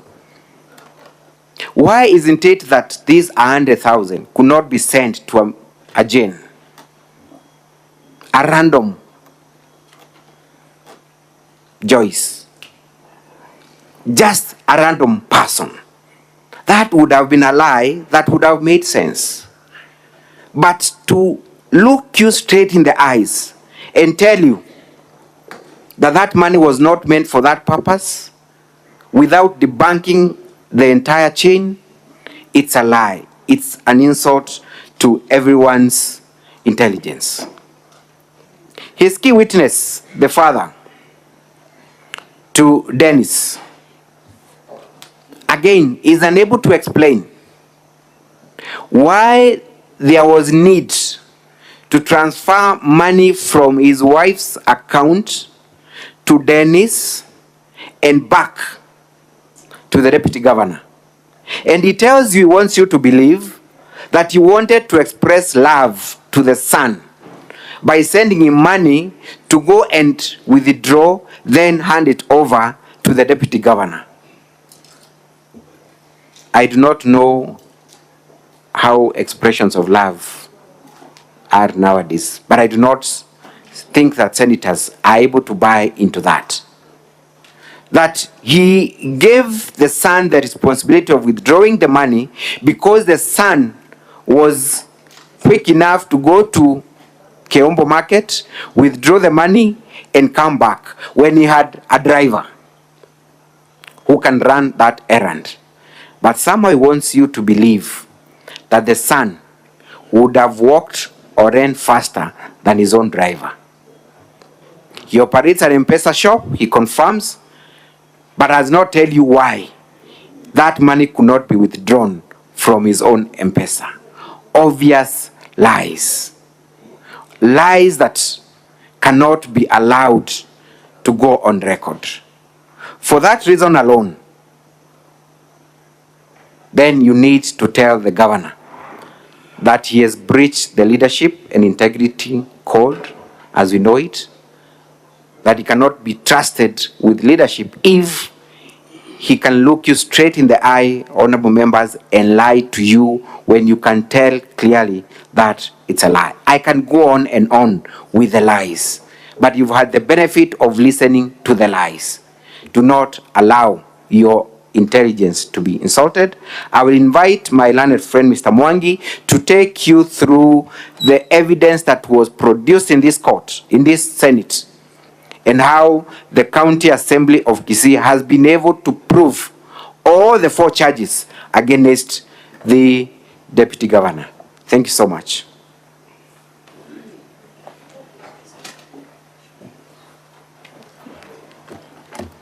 Honorable Speaker and members of the Senate, my name is Mwangi Ndegwa. I will be dealing with the evidence that has been produced, and also I'll also briefly touch on the obvious truths. Members of the Senate, the County Assembly has been able to produce before you trails and transactions indicating and showing how money exchanged hands from Joseph and Dennis to the Deputy Governor, and how the same money finally found its way to the Managing Director of Guasco for purposes of serving its purpose. Honorable members, it all began with the obvious truths. Joseph Misiati approached the Deputy Governor, and the Deputy Governor has agreed to that and confirmed on oath. The Deputy Governor also confirms that he reached out to Lucy seeking for favors as had been sought from him by Joseph Misiati.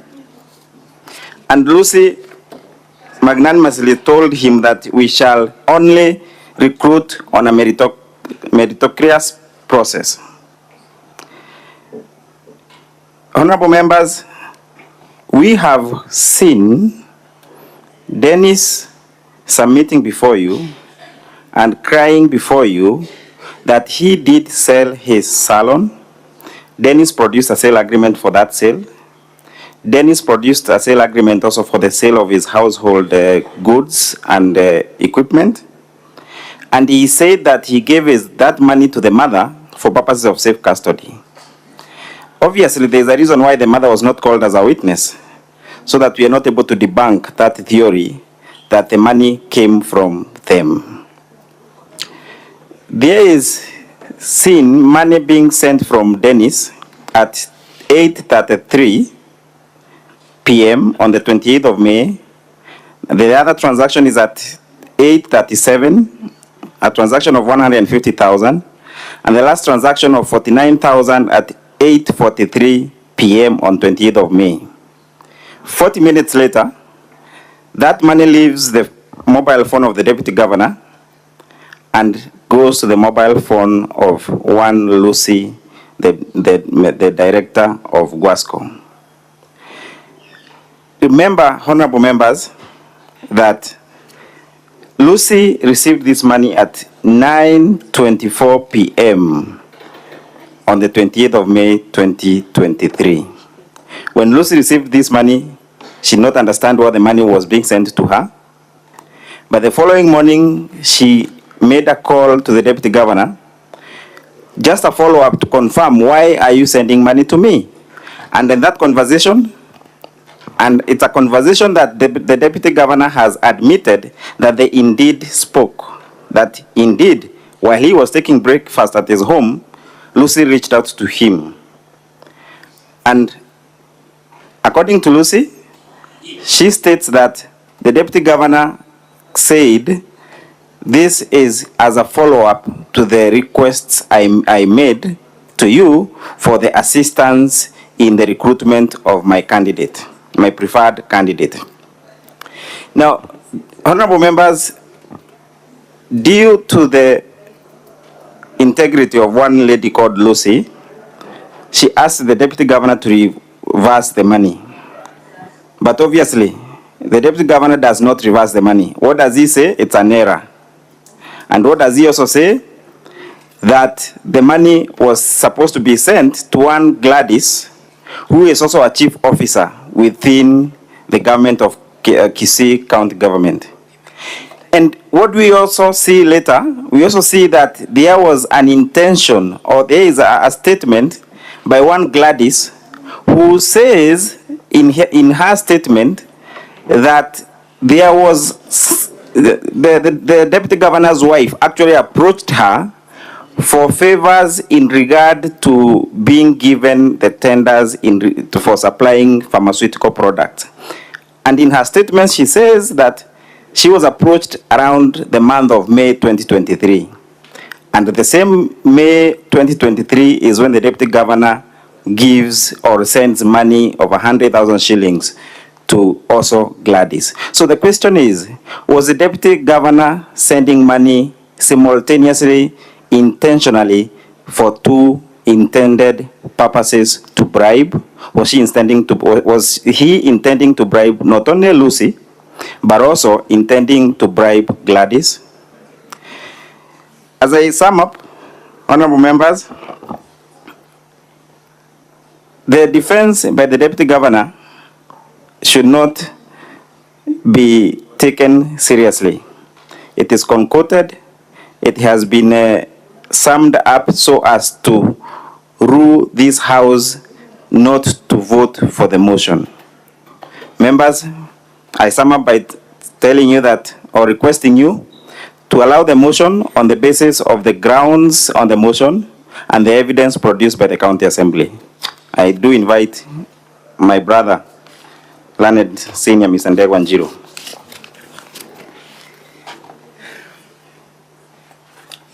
Thank you, Honorable Senators. I must begin by thanking this House for spending quite considerable time. It tells me and convinces the whole country that this House takes its work seriously. If there are doubts out there that this is a House that is made of noble men and women, then that doubt has been eroded this evening for the last 2 days. And I therefore think it was then prudent for the drafters of our Constitution to think of creating a House of such high repute. A House that has been called upon to offer oversight over the performance of the county government. Had it not been for this House, I assure you, honorable senators, that the ordeals that the people of Kenya would have suffered out there would be enormous and untold for. It was then prudent and wise that the drafters of the Constitution gave the singular role of oversight to this House and told this House that your oversight will not only be limited to how the resources of the county must or will be spent. The oversight was granted unto you, members of the Senate, and extend to seeing to the effect that Article 10 has been implemented. That is a question of integrity. It calls upon you, honorable senators, to look at the conduct of the people working in the county assemblies. It calls upon you, honorable senators, to see to it that Chapter 6 of the Constitution has been implemented as it is. Chapter 6 of the Constitution presupposes a scenario of the Caesar's wife, that the people working in the county governments must be beyond reproach. They must not even be suspected of any scintilla element or any iota of misconduct. They should not be suspected that they even attempted to get bribed. This is not a case of an attempt. It is a case that evidence has been led to the conclusion of any reasonable member of the society that yes, Mr. Monda was found with his hands in the cookie jar. That doubt has been erased. When Mr. Monda was put to task, why didn't you reverse the 100,000 shillings that you sent to Lucy? He simply says, I fell asleep. At the county assembly, he indicated that he fell asleep. When he was taken to task and taken through his M-Pesa statements, even as late as 23:57 hours, he was still transacting. When he was put to task whether he understand the M-Pesa procedures and whether he saw the prompt messages, he simply feigned ignorance. I do not know how to operate an M-Pesa. Ignorance is no defense. Ignorance cannot discount his misconduct. Ignorance cannot let him be pardoned for defrauding the least members of the society.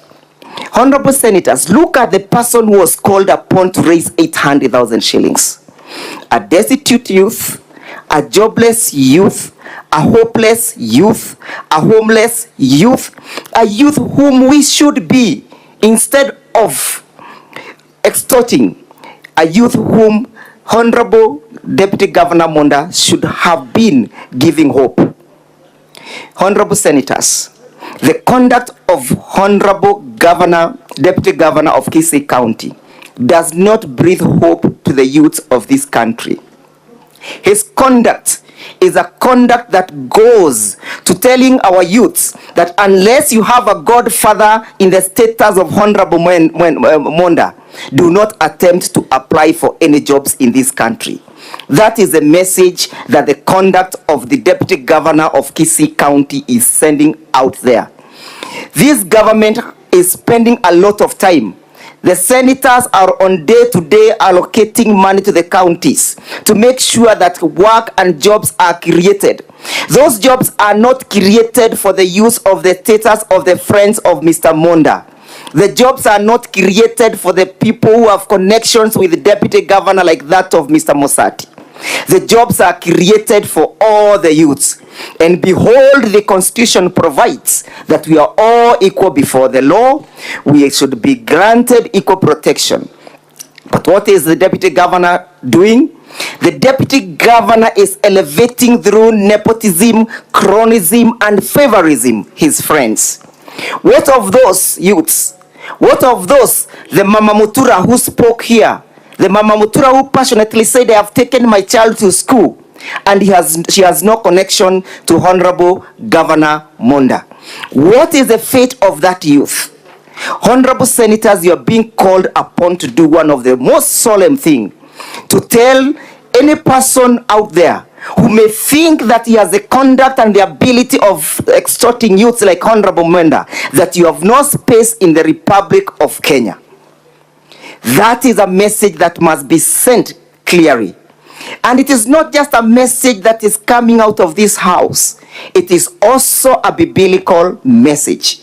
It is so biblical in the sense that in the book of Exodus, chapter 18, verse 21, we are being told, select capable men from all the people, all amongst yourself, men who fear God, trustworthy, and people who hate dishonest, and people who hate gains and appoint themselves as officials. This is a member who claims to be a church elder. He claims that he's a member of the SDA. Doesn't he know the dictates of the chapter that I have just read? Is this a person who should be trustworthy? Does he hate bribe? We answer no. Let it not be lost as I sum up that unless actions are taken as against these individuals, we shall water down the gains that we have made. Chapter 6 of the Constitution must be briefed. We must give life to that article. Finally, honorable members of the Senate, permit me to submit that the standard of proof of this case has been met. We were supposed to prove not beyond reasonable doubts. We were supposed to prove on balance of probability, and that standard has been met. I believe there is no doubt in any member of the Senate that Mr. Monda attempted to bribe Lucy. There is no doubt in any person seated before this house today that Mr. Monda sent the money to Lucy. And if there is any person with that doubt, may that doubt be spelled today. And what is the consequences of the actions of Honorable Monda? What is the consequences? The consequences is that his actions have put a family in collision. A father has gone against a son has gone against the father. A brother has gone against a brother. If Mr. Monda was diligent enough, if he's a person who is to be trusted, he should have chosen his path clearly and correctly. He would not have put the two families into collision. The collision that you have seen here and witnessed is courtesy of the misconduct of Honorable Deputy Governor of Kisii County. What is this other consequence? The other consequence is that the provisions of Article 26 have been compromised. That life begins at conception. Testimony and evidence was brought before this court that a young woman somewhere, a person suffered depression, and as a consequence of that depression, a life was lost. Even if these honorable members will not vote to remove the deputy governor on the count of bribery, let the cry of that child, the unborn child, be heard. Let the blood of that child not dry until justice is done. Let the blood of that unborn child cry and ring bells to the consciousness of this house, so that at the end of the day, a caution and a restraint will be made by any person who may think that child has nobody to fight for, that child that lost has no voice to speak for. It is you, the honorable senators, who are going to speak on behalf of that child. It is you, honorable senators, who will speak on behalf of that unborn child. It is you who will say that justice will be heard. Subsequently, honorable members, as a consequence of these actions, an office has been compromised. The integrity of the office of the deputy governor has been eroded. The integrity of the office of the deputy governor has been put into disrepute. And for that reason, a vote ought to be taken and a vote ought to be cast to send the deputy governor home. Malcolm X in 1965 said, "If you do not stand for anything, you will fall for anything." That is the character and the conduct of Honorable Deputy Governor Monda. He stands for anything, and he falls for everything. He falls for bribery, he bribes Mama, he exhorts Mama Mutura, he exhorts people on bursary basis, he exhorts Dennis. If a Mama Mutura spoke that she was extorted, and we believed her, why should we not believe Dennis? Why should we not believe Dennis? When a question was put as to why the mother had to be involved in the sending of the money, the answer was, "I was doing financial management." I was doing financial management. I tell you, honorable senators, that the mother was brought in this case as a decoy. She has been brought here as a decoy to make sure that you do not see the correct network of this corruption and bribery. Let no one be invited that the money ever came from the mother. If it did came from the mother as earlier submitted, the mother would have been a witness to testify to that effect. Honorable senators, let it not be lost on us that on 31st of December 2012, the Honorable Lady Deputy Chief Justice of this Republic committed a heinous offense similar to this one.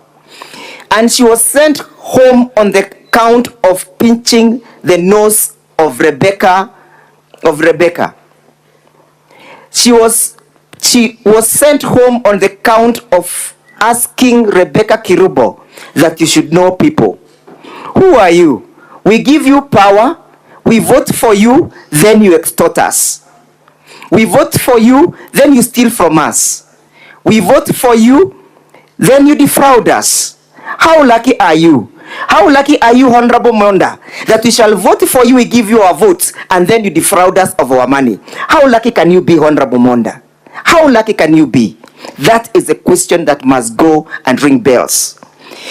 Honorable Senators, as I sum up, let us draw the lesson from the case of Nancy Baraza.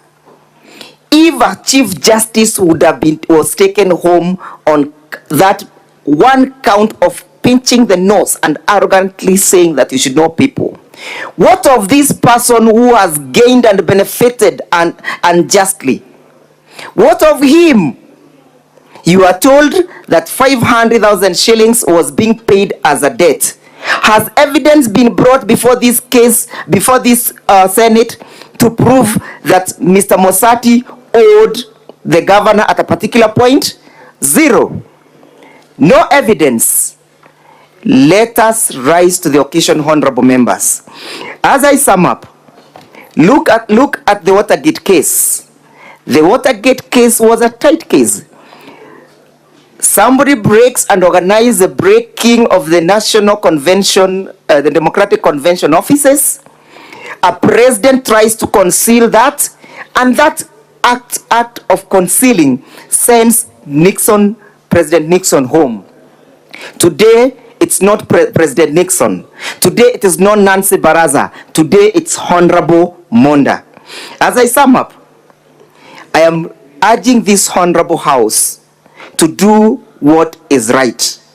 Not what is popular, not what is easy, not what is enticing, but what is right. What is right is that which shall lead to giving the people of Kisii County justice. What is right is that action of upholding the provisions of the Constitution of Kenya. What is right is that of saying that the sovereignty of the people of Kenya must be respected. Finally, honorable members, for the loss of that child, and I insist, for the loss of that honorable child, Honorable Monda must go. For taking of the bribe from poor Kenyans, Honorable Monda must go. For failing to breathe confidence to the youth of this country, Honorable Monda must go. For failing to uphold the integrity of his office, Honorable Monda must go. For taking for granted this house, that he can blatantly lie to the house, Honorable Monda must go. For failing to bring and for lying before this house, Honorable Monda must go. I urge you, Honorable Senators, Honorable Monda must go. Much obliged.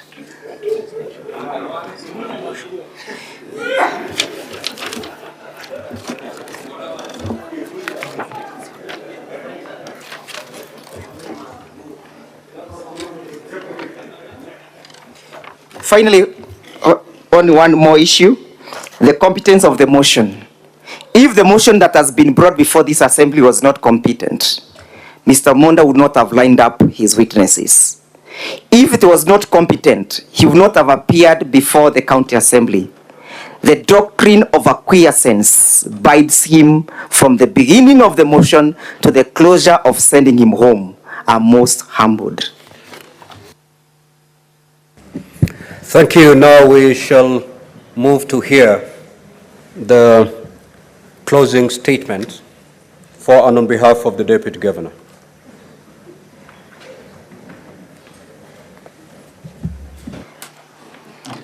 Mr. Speaker, sir, members of the House, I rise to, in part, give part of the closing statement for the Deputy Governor. Mr. Speaker in the House, I'll reiterate the words of a member of this House who said during these debates that justice must not only be done, but must also be seen to be done. And to that I'll add that substantive justice must not only be done, but be seen to be done. And the reasons why I put this to this House as it goes to deliberate is that we have a situation where the DG has not had the opportunity to get substantive justice for a number of reasons. If the House is to consider the Hansard, the notice, and the motion that was before the County Assembly, it is clear what has been presented before you is a mutation of the case that was presented before the County Assembly. The case has morphed. And we look no further than the submissions by my colleague for the County Assembly, where he is now calling this Honorable House to impeach the Deputy Governor on the basis of alleged infanticide. These were not charges that were before the County Assembly. This was not even evidence adduced by Dennis Misati before the County Assembly. The issue of a miscarriage was never an issue raised anywhere before they came to this Honorable House. The morphing of this case is further evident from Lucy Waheto, their star witness. Before the County Assembly and before the 8th of March, her evidence was this money was received erroneously, we assume, from the Deputy Governor. They had a telephone conversation, and the Deputy Governor said nothing. He kept quiet. However, for reasons unknown, and that can only be inferred by this Honorable House, following the impeachment proceedings, she has now changed her statement, imputed some malice to that money. A simple error in sending M-Pesa has taken new life. We leave it to the House to infer the reasons for the change of heart. We also note that the case before you has morphed with regards to that most critical of issues. Who solicited this bribe? If you look at the motion as moved before the County Assembly, the case of Dennis Misati of the MCA Siochi, the Honorable Siochi, was that the DG learned of the job, went to Joseph Misati and solicited the 800 Kenya shillings bribe to get him that job. That case has morphed before this House, as considered by my colleagues in their submissions. They now indicate that Joseph was the one who told the DG about this opening. The morphing of the case is further evident from the videos that were presented before this court. The issues of bursaries and bribes that are linked to those bursaries, this was never before the County Assembly. This has been raised for the first time before this Honorable House. And the sum total of the foregoing is that for this House to uphold that hallowed maxim that justice must not only be done, but be seen to be done, we need to disregard the morphed case that is presented before you. And in so doing, you need to make an inference that there's a motive to the mutation.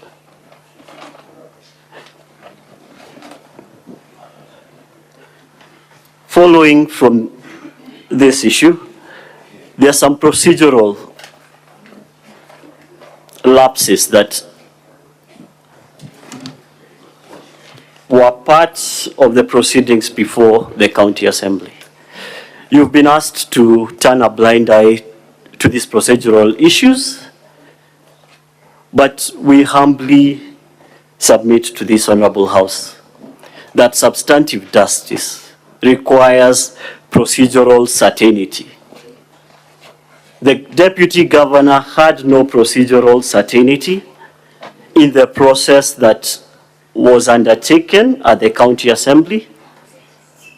And this started on the 13th of February 2024 when a notice of a motion that was not supported by the evidence, was not supported by signatures,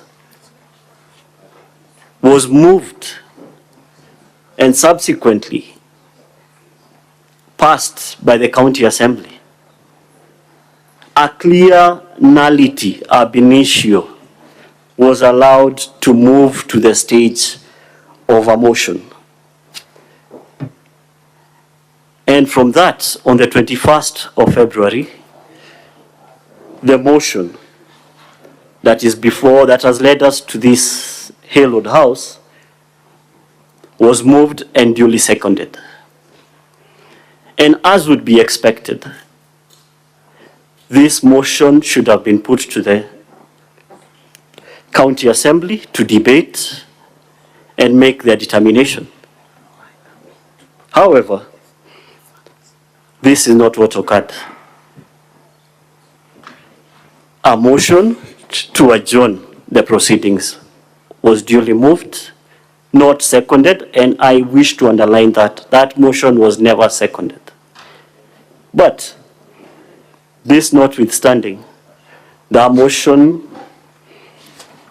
was in unclear circumstances that one cannot decipher from the Hansard, determined, and an adjournment duly issued. This adjournment, I wish the court to note, was contrary to the standing orders of that particular county government, which requires the motion to be moved and determined within 3 days.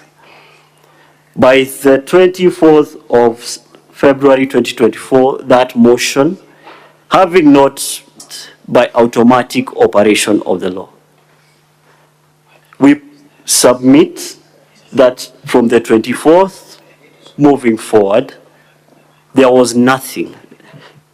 The motion and everything that was voted upon on the 29th of February 2024 was nothingness. And from that, this Honorable House has been called to determine whether there's a valid impeachment. And we duly submit, given these grave lapses, that the motion and the impeachment as a whole was a house built on quicksand, foundationless, and this court must, as the big bad wolf did, blow that house down. Most obliged. I will now call my senior, Mr. Katwa Keegan, to conclude the submissions.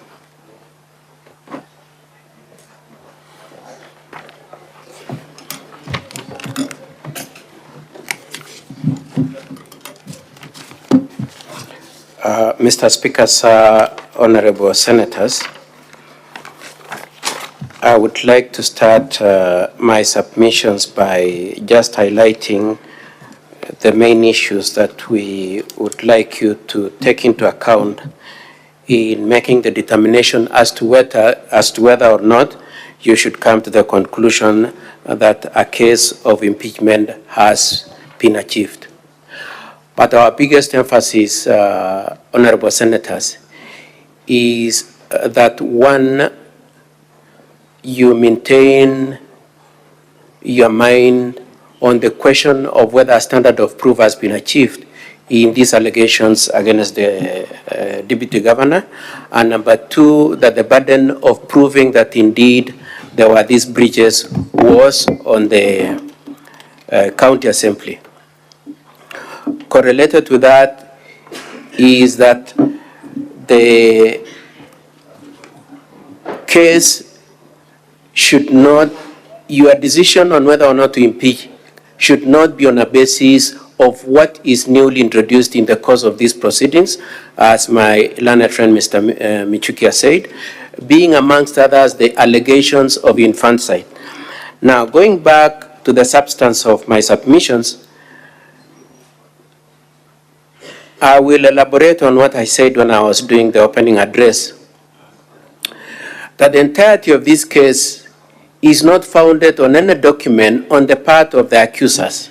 There is no document, for instance, on the part of Dennis who says he bribed to show that indeed he had any money with which he could have given to the deputy governor to constitute a bribe from him to the deputy governor.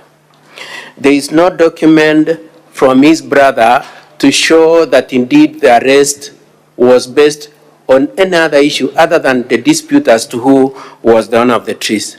There is no document on the part of Lucy to suggest that indeed, other than the fact that money was sent by reason of an error, there is nothing to suggest that indeed that money was based on an understanding of corruption. And so, at the end of the day then, honorable senators, you will have to make a determination on this issue on the basis of who to believe. And the competition in terms of who to believe in this case would be his brother versus his brother Robin versus Dr. Robert. It will be Mr. and Mrs. Misati, Mr. Misati being 68 years old, retired civil servant, Judge Koa, versus his son who is 37 years old. Who do you choose to believe? And we already indicated to you that the wife of Mr. Misati swore an affidavit, which we are relying on, and we produced the M-Pesa paper trail. I am aware that my colleagues have said that the wife was maintained in this case as a decoy. And we are saying that cannot be true because we brought you the M-Pesa record. And the husband had testified on the issue being the background of how that money was raised and was remitted. So you would have to make a choice of who to believe between the son and the father. And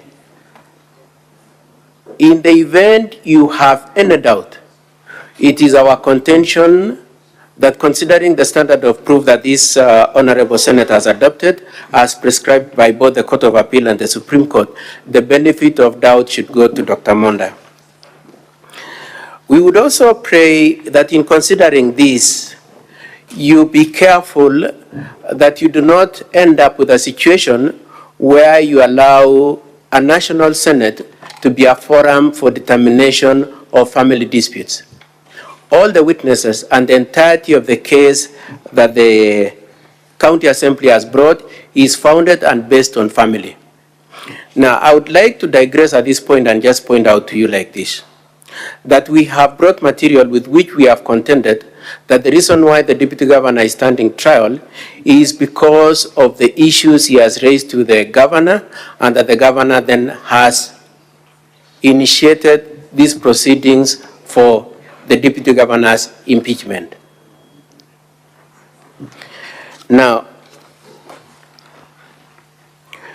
we would pray very much that in the course of your consideration of this impeachment motion, that motive, that reason for having brought this case be a dominant factor in your minds.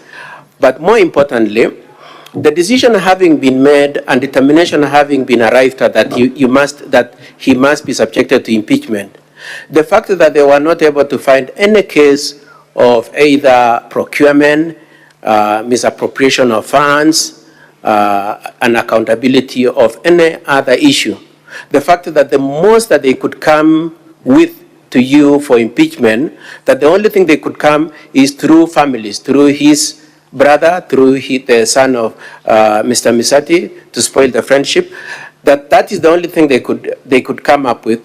We submit, honorable senators, is an indication of just how impeccable the Deputy Governor is, that they couldn't get anything other than to go through families to initiate and engineer these impeachment proceedings. Now, before I come to the standard of proof, I would want to just invite your attention also to the fact that the main allegations before this Senate for impeachment being whether or not he received a bribe from Dennis, whether he gave a bribe to Lucy, whether he threatened Dennis, whether he misused the county staff, and whether he is culpable for having his brother arrested, are all issues that are in the hands of institutions and agencies that you as legislators, as lawmakers, have designated to take responsibility of investigating and determining. The three first counts being the question of whether he received a bribe from Dennis, whether he gave a bribe to Lucy, and whether he actually threatened Dennis, are all issues which the witnesses readily admit are in the hands of the Ethics and Anti-Corruption Commission. The issue of whether he improperly caused the arrest of his brother is an issue before the police. And the issue of whether or not there was misuse of the county staff, the witness came and said is in the hands of the county assembly. With that in mind then, we would like the question to occur to you as you entertain the question of whether or not to impeach, as to whether you will choose to intercept a process of investigation by EACC, by the police, and by the Kisii County Assembly. You will intercept that process, take over the process, and make a decision on it. Or you would rather wait for the determination of the cases before those agencies, which you yourselves as legislators have already determined should make those decisions. Now, my colleagues for the County Assembly have relied on two cases, and those two cases are of very doubtful basis. The first one is the very repeated story of one Nancy Parasa having pinched somebody's nose. That's one thing they are relying on to persuade you that you should impeach the deputy governor. The other one they are relying on is the repeated reference to Watergate. Now, honorable senators, we would like on our part to bring you nearer home on what you yourselves have said and in terms of your standard of proof for purposes of determining impeachment.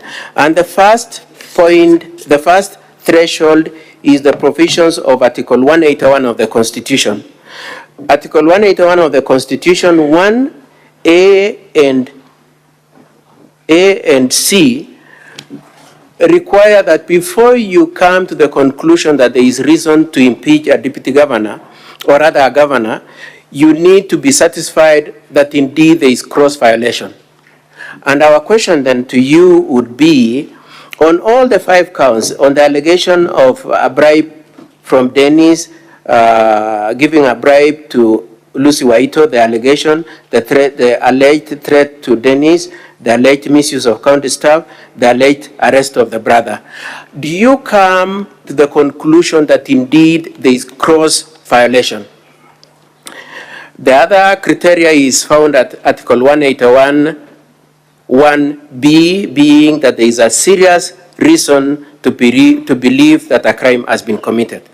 And we submit, honorable members, that based on the analysis of facts that my colleague who came before me has made of the facts, and which I will look at again briefly in a short moment, we submit that there is no manifestation of any gross violation of the law, and there is no serious reason to believe there is any crime that was committed.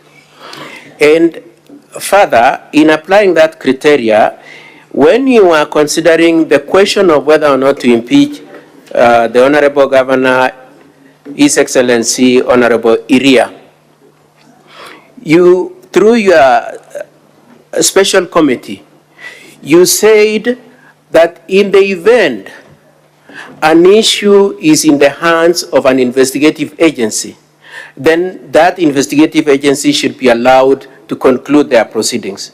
And in that case, you said the EACC and the Public Procurement and Oversight Authority should be given room to conclude the process. And if they come to a conclusion that there is indeed any wrongdoing, then they can come back to the Senate through the County Assembly. And we are requesting that you apply the same standard that having pointed the witnesses of the prosecution, and I'm saying prosecution in this case being the County Assembly, having come and readily told you these issues are in the police hands, these issues are in the hands of EACC, these issues are being investigated by the County Assembly functions. Having said that, it brings you irresistibly to the need of maintaining the same position you took in Area case, being that this is a case that in fairness should be left to those agencies to conclude, as you did in that case, and that you apply the same standard as you did, you apply the same standard in the case of Dr. Monda as you did in the case of Honorable Iria.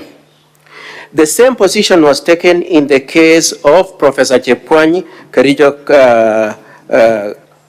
Kericho County Governor, where you said before you as a Senate can step in, you need to satisfy yourself that all other oversight agencies and mechanisms have been exhausted, and that it is not proper that the Senate is the default option every time somebody feels like there is a fight between a brother and brother over trees, there is a fight about whether or not there is an abortion, there is a fight as to whether or not there was an error in pressing a letter G as opposed to letter H in the case of the Lucy. And so we are saying, honorable members, the same way you decline to entertain the case of Professor Chepkwony, please decline to entertain the case of Dr. Monda, to the extent to which the other agencies that exercise oversight have not been exhausted and they are not a default option. We also rely on the determination made after this Senate had had the case, in the case of Songo, which was determined, Honorable Songo, which was determined at the Supreme Court, that when considering the question of whether or not there is an excess warranting the need for impeachment, the evidence should be credible and there should be evidence of extraordinary wrongdoing. And I just want to put a lot of premium on the use of the word extraordinary wrongdoing.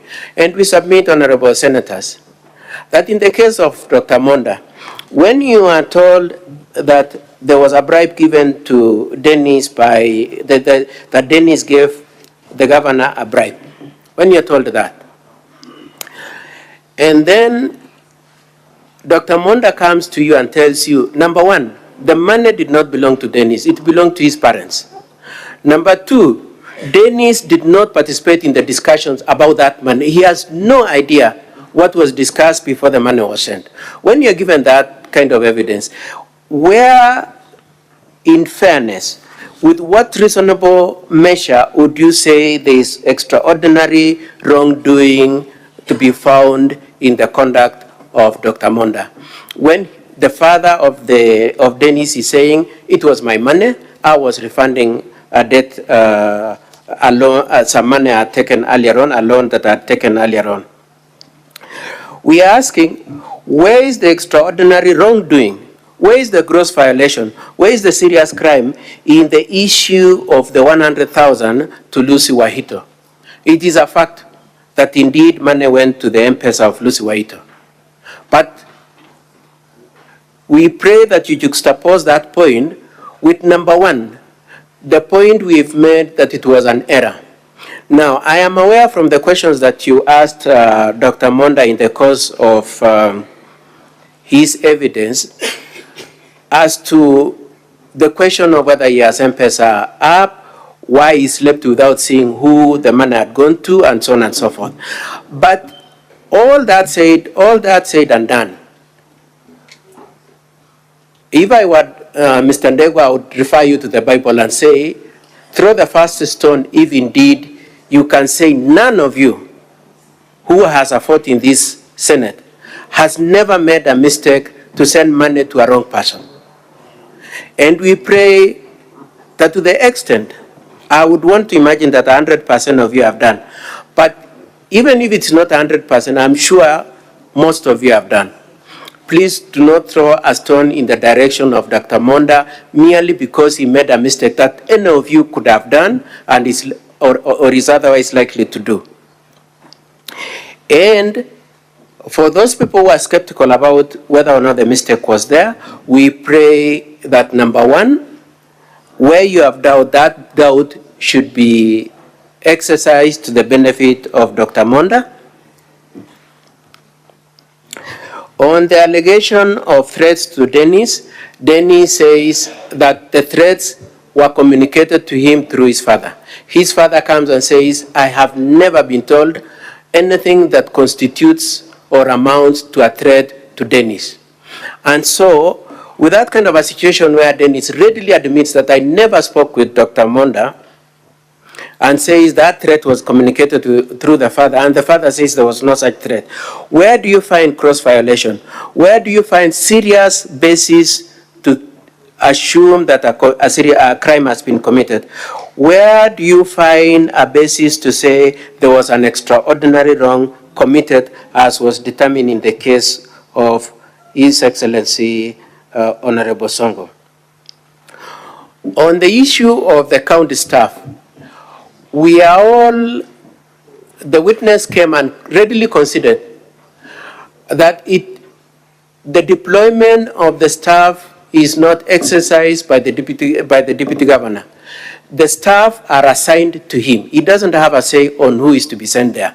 Now, if, as that witness said, it were to turn out that the wrong type of staff was sent there, that there are enforcement officers who are sent to cook, and were to cook for dogs, as Mr. Ndegwa said. If that were to be the case, whose mistake is it? Are you going to impeach Dr. Monda for having been sent enforcement officers to go to the kitchen, or are you going to ask that the county enforcement officer and their public service commission do account for that? We pray that you do find at that point as to whether or not the right staff were there cannot be pegged on the head and on the shoulders of Dr. Monda. Now, the issue of the 20 enforcement staff, you saw clips there were attempts to play clips and so on and so forth. Nowhere did you see the 20 staff, the 20 enforcement officers going to effect arrest on Ropen, the brother of Dr. Monda. There's nowhere where there's any evidence of 20 people going there. But assuming, even for argument's sake, that that was the case, I would pray and plead to persuade you, honorable senators, that the real question here is whether or not Robin and Robert had a dispute over trees. And that is cast in stone. It is an absolute fact that indeed the two of them had a dispute over trees, and the witness who brought this complaint came here and said that. Number two, it is an absolute fact that the report was taken to the police. 3, it is an absolute fact that it is the police who effected the arrest and took Ruben to the police station. He was not taken to the cells belonging to Kisii County, where then you would come and draw a conclusion that probably the enforcement officers were in charge of that process of the arrest. With all those grounds, if you were to be inclined or to be tempted to deem a wrongdoing to have obtained, shouldn't the OCS of the relevant police station have been summoned instead of having summoned Mr. Hagai? Shouldn't that have been the person to be summoned to come and say whether indeed there were 20 enforcement officers and whether there was a basis for the need to arrest the brother? We pray that you do find that on the premises of that issue, there is no manifestation. There is no manifestation of cross-violation. There is no reason to deem that a crime was committed, and there is nothing extraordinary that there is nothing negatively extraordinary that Dr. Monda did to warrant the need for him to be subjected to impeachment. Lastly, on that issue of the enforcement officers, the witness, Mr. Agai, came here and produced 3 letters. All the 3 letters are very consistent in what they say. They all say that the sub-county enforcement officer is the one who went with those officers. So assuming those people went, and we are saying there's no evidence that they went, even assuming they went there, there's nowhere where the hand of the deputy governor can be said to have existed in the deployment of those officers. For those reasons, then, honorable senators and Mr. Speaker, sir, we pray that you come to the conclusion that indeed, on the allegations brought against Dr. Monda, there is no evidence of gross misconduct, there is no evidence of him having committed any serious crime, and there is no evidence of him having abused his office or having done anything extraordinary to warrant the need to hold him liable for impeachment.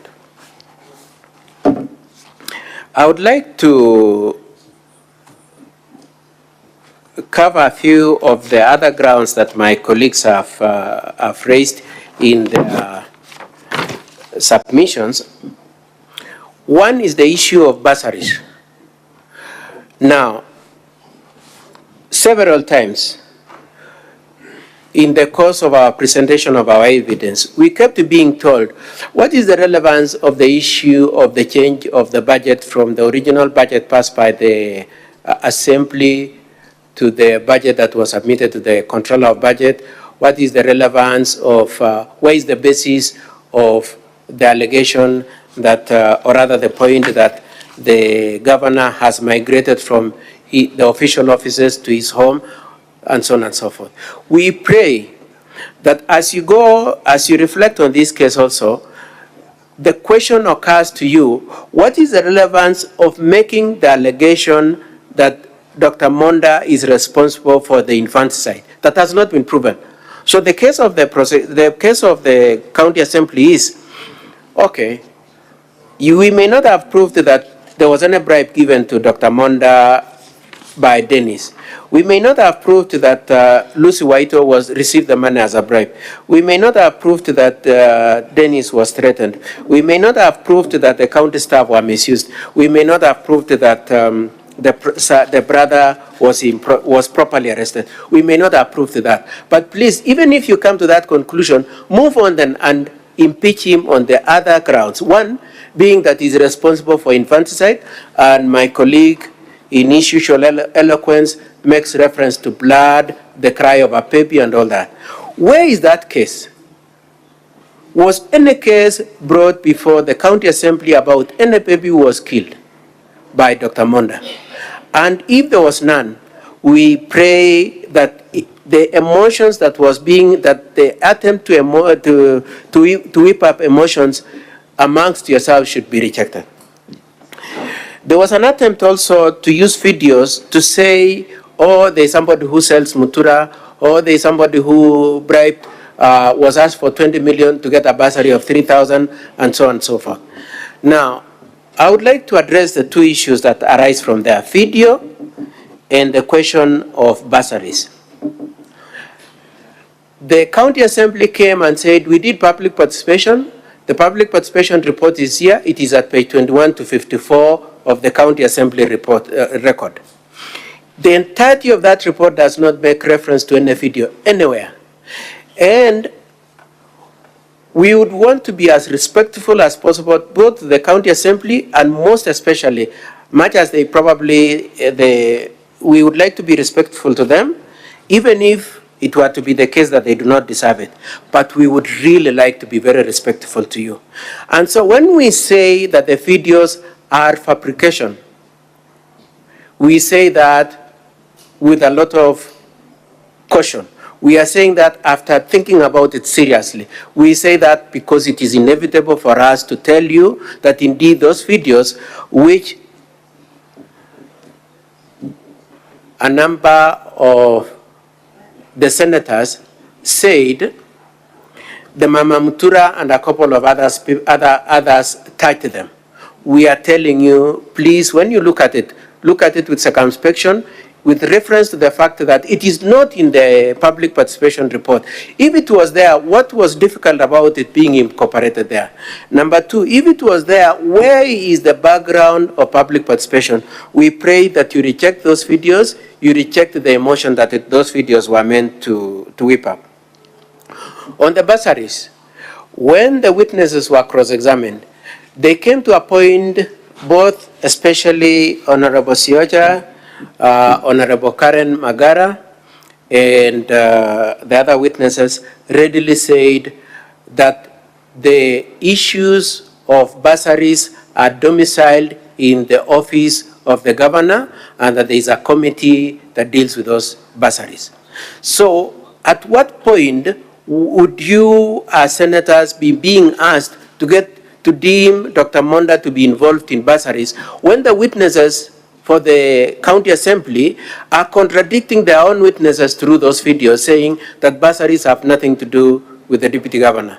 We pray that the issues around the videos and the bursaries do apply to every aspect of this case, being that there is a lot of manipulation of testimony, fabrication of testimony, and an attempt to mislead this Senate. Lastly, on that issue of bursaries and video, I pray to remind you that indeed those issues do not come back at the Assembly, and you remain faithful to the intention of the law, that for you to entertain and determine whether or not to impeach a governor or a deputy governor, it has to escalate from the county assembly. And the sense of escalating from the county assembly is that both the case, the evidence, and the issues should remain the same at the county assembly and at this Senate. And that therefore the issue of bursary not having been there, the videos not having been there at the county assembly, they are not eligible for your consideration. My colleagues for the county assembly have also introduced another issue that was not in the county assembly. The issue of Gladys Aminga. Gladys Aminga was not a witness, and in her statement that we saw today, she says that having listened to what went on at the county assembly, being a process of filling up gaps that we challenged at the county assembly, I have come to explain this and this. And she says that there's somebody by the name Bernard who was given a tender. That Bernard is a cousin of Dr. Monda and his wife Joyce. And when Dr. Monda was asked, he says, I don't know that Bernard.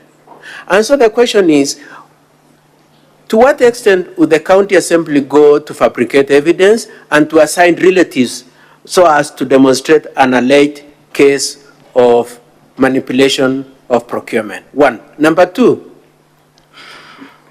my colleagues in the course of cross-examination of Dr. Monda asked him to confirm that indeed he forced Gladys Aminga to award a tender to the said Bernard. And when Dr. Monda insisted on being shown where that alleged force was there, they abandoned that line. And the point we want to make is the face of that statement does not suggest anywhere that Dr. Monda was involved in any tender awards to Bernard, a person he doesn't know, or any payments or the companies is involved in. And the arguments by the county assembly reflect how disparate they are. That when they cannot demonstrate the issue of the alleged receipt of a bribe from Dennis Misati, when they cannot demonstrate that Lucy Waito was bribed, when they cannot demonstrate that Dennis was threatened, when they cannot demonstrate that county staff were misused, when they cannot show that the brother was irregularly arrested, when they cannot prove any of that, they say, okay, let's move on. Look at this Aminga. Don't you see that this Aminga is a relative, that this Aminga gave a tender to Bernard, that Bernard has two companies, that these two companies and Bernard are related to Dr. Monda? We pray that you reject the totality of that on the two grounds. One, that the testimony of that Aminga on the face of it does not support what they were trying to say, and number two, was not part of the case that was there at the county assembly. Arguments were made also about the 100,000 that was sent to Gladys Aminga. Gladys Aminga readily said that as a witness of the county assembly, I received 100,000. And in our affidavit, we have said in addition to 100,000, he received another 40,000 and received another 65,000. Gladys Aminga, who is part of the county assembly case, readily said, yes, I received the money, and has assigned and ascribed a reason to the receipt of that money. And what is the reason? Supply of ballast and other construction items and transport services. And so we would pray that even as you reflect on that issue, Dr. Monda cannot be subjected to a process of impeachment on the issue around Gladys Aminga, when Gladys Aminga himself has bailed out the case of the county assembly. She has said, it is true, I received the money, and the value for this is this, and it is not available to you, honorable senators, I submit, for you to go behind the word of Gladys Aminga and start entertaining the arguments made by the advocates for the county assembly, who should actually be defending that Gladys Aminga. Now, I would like to just say a few things then on the issue of the technical issues that we raised. The county assembly witnesses, especially the mover of the motion, Honorable Sioja, readily agrees that the motion was prosecuted out of time and public participation was conducted out of time. That he readily accepts. And he says it is indeed contrary to the provisions of Standing Order 60 to 64 of the Standing Order for County Assembly, Kisii County Assembly. He said he attached particulars to the notice that he moved on 13th of February 2024. And when asked, he says, yes, I can see the notice doesn't have particulars, but indeed those particulars were given. And so the question is, what happened to those particulars? So, but the bottom line is this, the notice that was moved on 13th, as you look at it today, did not have details and particulars. The motion was not moved under the provisions of Section 15 of County Government Act and the Standing Orders of Kisii County Assembly, Standing Orders number 197 and 198. With all those considerations, my colleagues have told you that please, when you go into those technical issues, treat the technical issues as non-issue because the defense, Dr. Monda's defense, have acquiesced by bringing witnesses. And so I would want to ask the question then, what were we supposed to do? Were we supposed to just come and smile and not do anything? One. Number two, we raised those issues at the start of these proceedings, and the ruling asked us that the issues you are alleging, the question of whether or not it was on time, whether or not it had particulars, whether or not it was moved properly, are issues that we'll have to determine after listening to the facts. And so we are saying that by presenting witnesses, we were not acquiescing nor abandoning our preliminary issues. We were doing what the ruling of this Senate said, being that demonstrate the basis of those technical arguments through the facts that you will adduce, and we have demonstrated that spectacularly through both cross-examination of the witnesses of the county assembly and through our own witnesses confirming that each of those wrongdoings happened. Now, I am aware that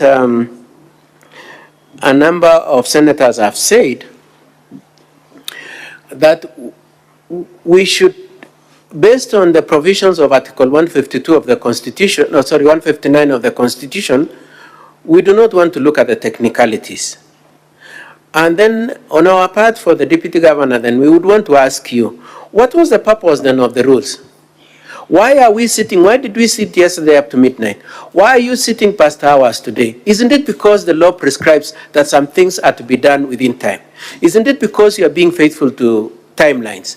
And if you, at this national level as senators, are prepared to go out of your way and comply with the law, why should you give latitude to county assemblies to say, we will smilingly disobey the timelines that have been set and it shouldn't matter? Why should you extend that latitude? And most especially when those county assemblies do not come and say, oh, sorry, we were out of time because there was an earthquake. They are not saying, we are out of time because there was COVID outbreak. They are not giving any reason or any excuse for why they are out of time. We pray that for purposes of standardization of the rights of the parties, for purposes of the rule of law, you do insist that unless there is a good reason why you should invoke the provisions of Article 159 and entertain issues and say it is a technicality. Before you do that, a justification needs to have obtained, and that justification and the law allows for that extension. We submit that the law does not allow anywhere for that extension of time. And therefore we pray that you do reject the motions for lacking particulars, for mutating from the date of 13th when the notice was issued, and mutating into something different by the time it was being moved on the 21st as a different motion, and for not having been moved properly. We pray that you do be faithful to the law that is keeping you seated here today up to this time and yesterday also. You do enforce that law and say that motion is null and void to that extent. Now, I am aware that the probability is that the county assemblies have been casual about it.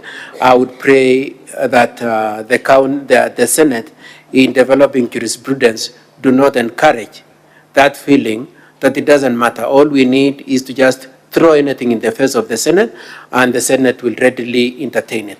That you do say everybody must follow the law, and that otherwise the rights of parties, including Dr. Monda, will stand violated.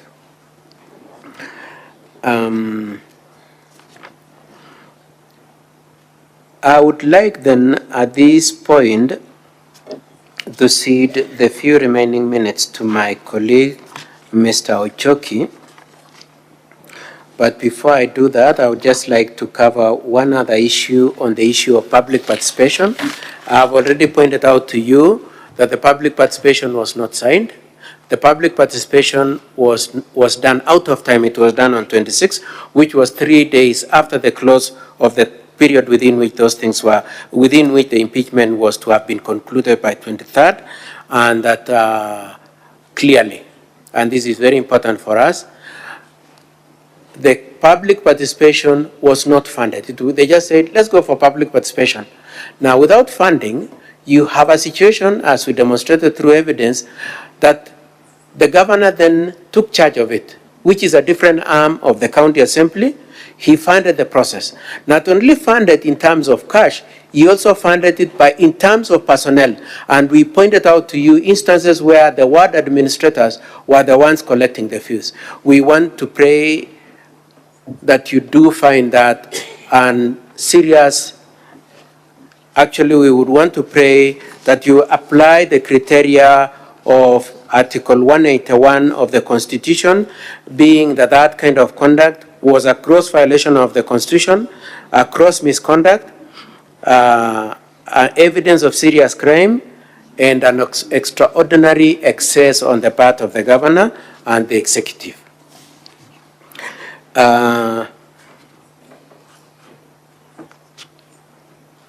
With that, then I would pray. Sorry, one last thing before I hand over. Arguments have been made about Lucy Waito having been bribed. Now, collateral to our explanation that indeed it was an error to have sent this money to Lucy Waito, we pray that you keep in your minds these other collateral circumstances. Number one, Lucy, in a statement of 8th of February, says the interviews were done on 15th of May 2023, and says this money came to me on 28th of May, which is approximately 13 days down the line. Now, she also readily says that the interviews that were done, whichever date it was done, according to her, she wanted to change the date from 15th to 25th. But our position is that it was on 25th, but whichever way you look at it, whether it was 15th or 25th, the position still remains that by the time she is receiving the money, the interviews have been done, scoring has been done, and the scoring has been done by people other than her. And she says, if you want to succeed in those interviews, assuming anybody really was determined to succeed in those interviews by crook or whatever means, you would need to go to those people who are scoring. She does not say that when, in her allegation, she does not say that Dr. Monda told me to go and influence the board members. So if you were to say that there was any intention of influencing the interviews, wouldn't it be necessary then to ascribe intelligence to the mind of Dr. Monda? And in ascribing it to, ascribing that intelligence to him, to say that if he was really interested in compromising the process of getting this job for Dennis, he would go to the board members who are answerable to him, because those people are appointed by the office of the deputy of the governor, where he serves as the deputy. So we pray that you keep in mind those two things. One, by the time this money is coming, scoring has been done, and the winner or the successful candidate is already a closed issue. Number two, if it was intended to bribe and get this job for Dennis, the people that needed to have been approached are the people who are scoring, and it is a fact that there is no allegation of those people having been approached. And for those reasons then, I pray, honorable senators, that you do find that the threshold has not been achieved in this case of Dr. Monda. One. Number two, that this Senate cannot be a platform of any default case of a pen being lost, they come here to say impeach him.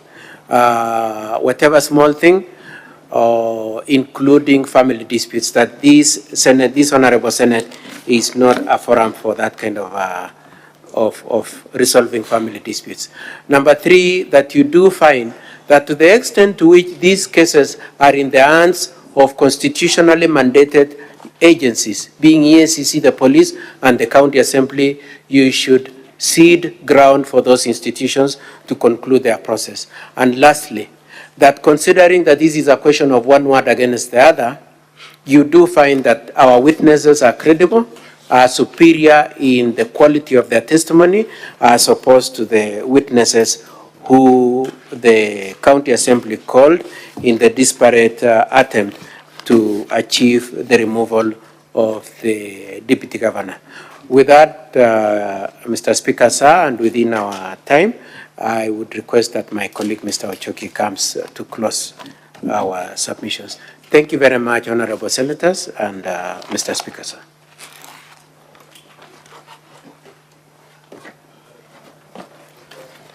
Honorable Speaker, sir, and senators, allow me very briefly just address the facts that my colleagues very emotionally wanted you to believe.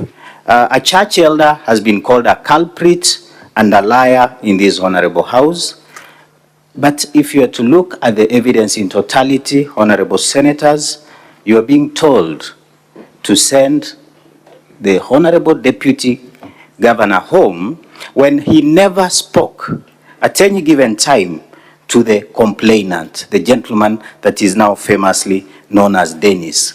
Dennis told his house that all information about the bribe that you are being told the DG took were told to him by his father. His father was here. He came here and swore and told you there was no bribe. Dennis told you that 300,000 shillings was given to the deputy governor by him and his father. His father was here. He told you there was nothing like that. He told you that the 251,000 that his father sent to the deputy governor was a bribe. His father was here and he told you that wasn't a bribe. The senators have asked the witnesses about timelines from when the deputy governor received the M-Pesa message to when he sent it to Lucy Wahito. You have not asked the question, honorable senators, after how long upon receipt of those funds did Dennis send them to the DG? That gives credence to his father's position that that was instructions, that money was supposed to, he was supposed to go and collect cash, but because the shops were closed or the M-Pesa outlets were closed, then he could really do nothing. You have been told about a bribe to Lucy Wahito, and a lot has been said about the 100,000 shillings. Honorable Senators, look at the statement of the Deputy Governor. Shortly after the alleged conversation with Lucy Wahito, he sent Gladys Aminga the 100,000. Then his version, purely because of the 100,000 shillings that was sent to Gladys Aminga, is believable. He is not a liar. You have further, Honorable Senators, been told that that money that was sent to Lucy Wahito was a mistake. All of us make a mistake. I'm not as old as the Honorable DG, but I have sent money to wrong numbers. Very shortly, and Honorable Senators, you have been told about enforcement officers, abuse of office. Even the head of enforcement was in this house. There was no mention of a single name of an enforcement officer that did the acts that you are being told were part of the abuse of office. Further, Honorable Senators, when you sit to make a determination, there was, you saw the drama. And when we started, we told you, you will see the kind of preparations, the fiction that the other side had prepared. You saw people cry here. It's just sad that old people, the brother to the DG, can come and tell you that a police station is 2 kilometers away from his home. He has not made a report to that police station. He has traveled 500 kilometers to the Senate. He's telling you, send his brother home. That is akin to that old lady or the lady in the Bible who was saying, cut the child into two. The Senate is being told, cut the child into two. Send the senator home. You cannot send the senator home, Honorable Senators, when the evidence of a father who loves his son is being said that do not believe the evidence of a father who loves his son, wishes his son the best, and who's come here and told you that there was nothing like that. So all those charges that have been brought against the Deputy Governor are nothing more, and as my brothers have submitted, they do not meet the threshold. In as much as my brother was telling you, send the governor home, let the governor go back to Kisii and serve his people. He was elected, and the job of the Senate is to check out. And my brother has told you and submitted that clearly there is nothing. If you are to send the Deputy Governor of Kisii home, based on the evidence that have been presented to this House today, you will do a lot of injustice, Honorable Senators, to the people of Kisii. Let the governor stay, let him go and serve his people. That is our plea, and we hope that you will not believe, and there will be no stain in the name of this great public service servant who has served this great country in very many different capacities. Thank you very much, Honorable Senators. We pray.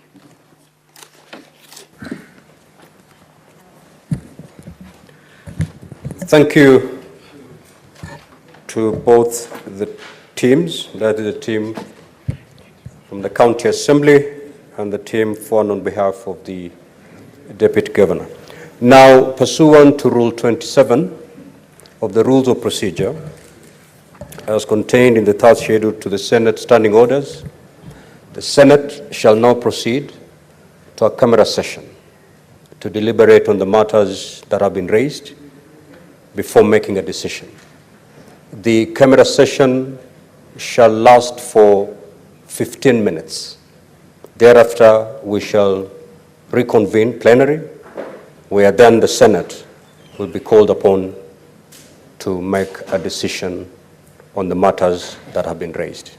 At this juncture, therefore, I will ask the parties to withdraw from the chamber. Members of the public, those seated in the Speaker's gallery or in the public gallery, to also withdraw from the chamber, and live broadcast to cease forthwith.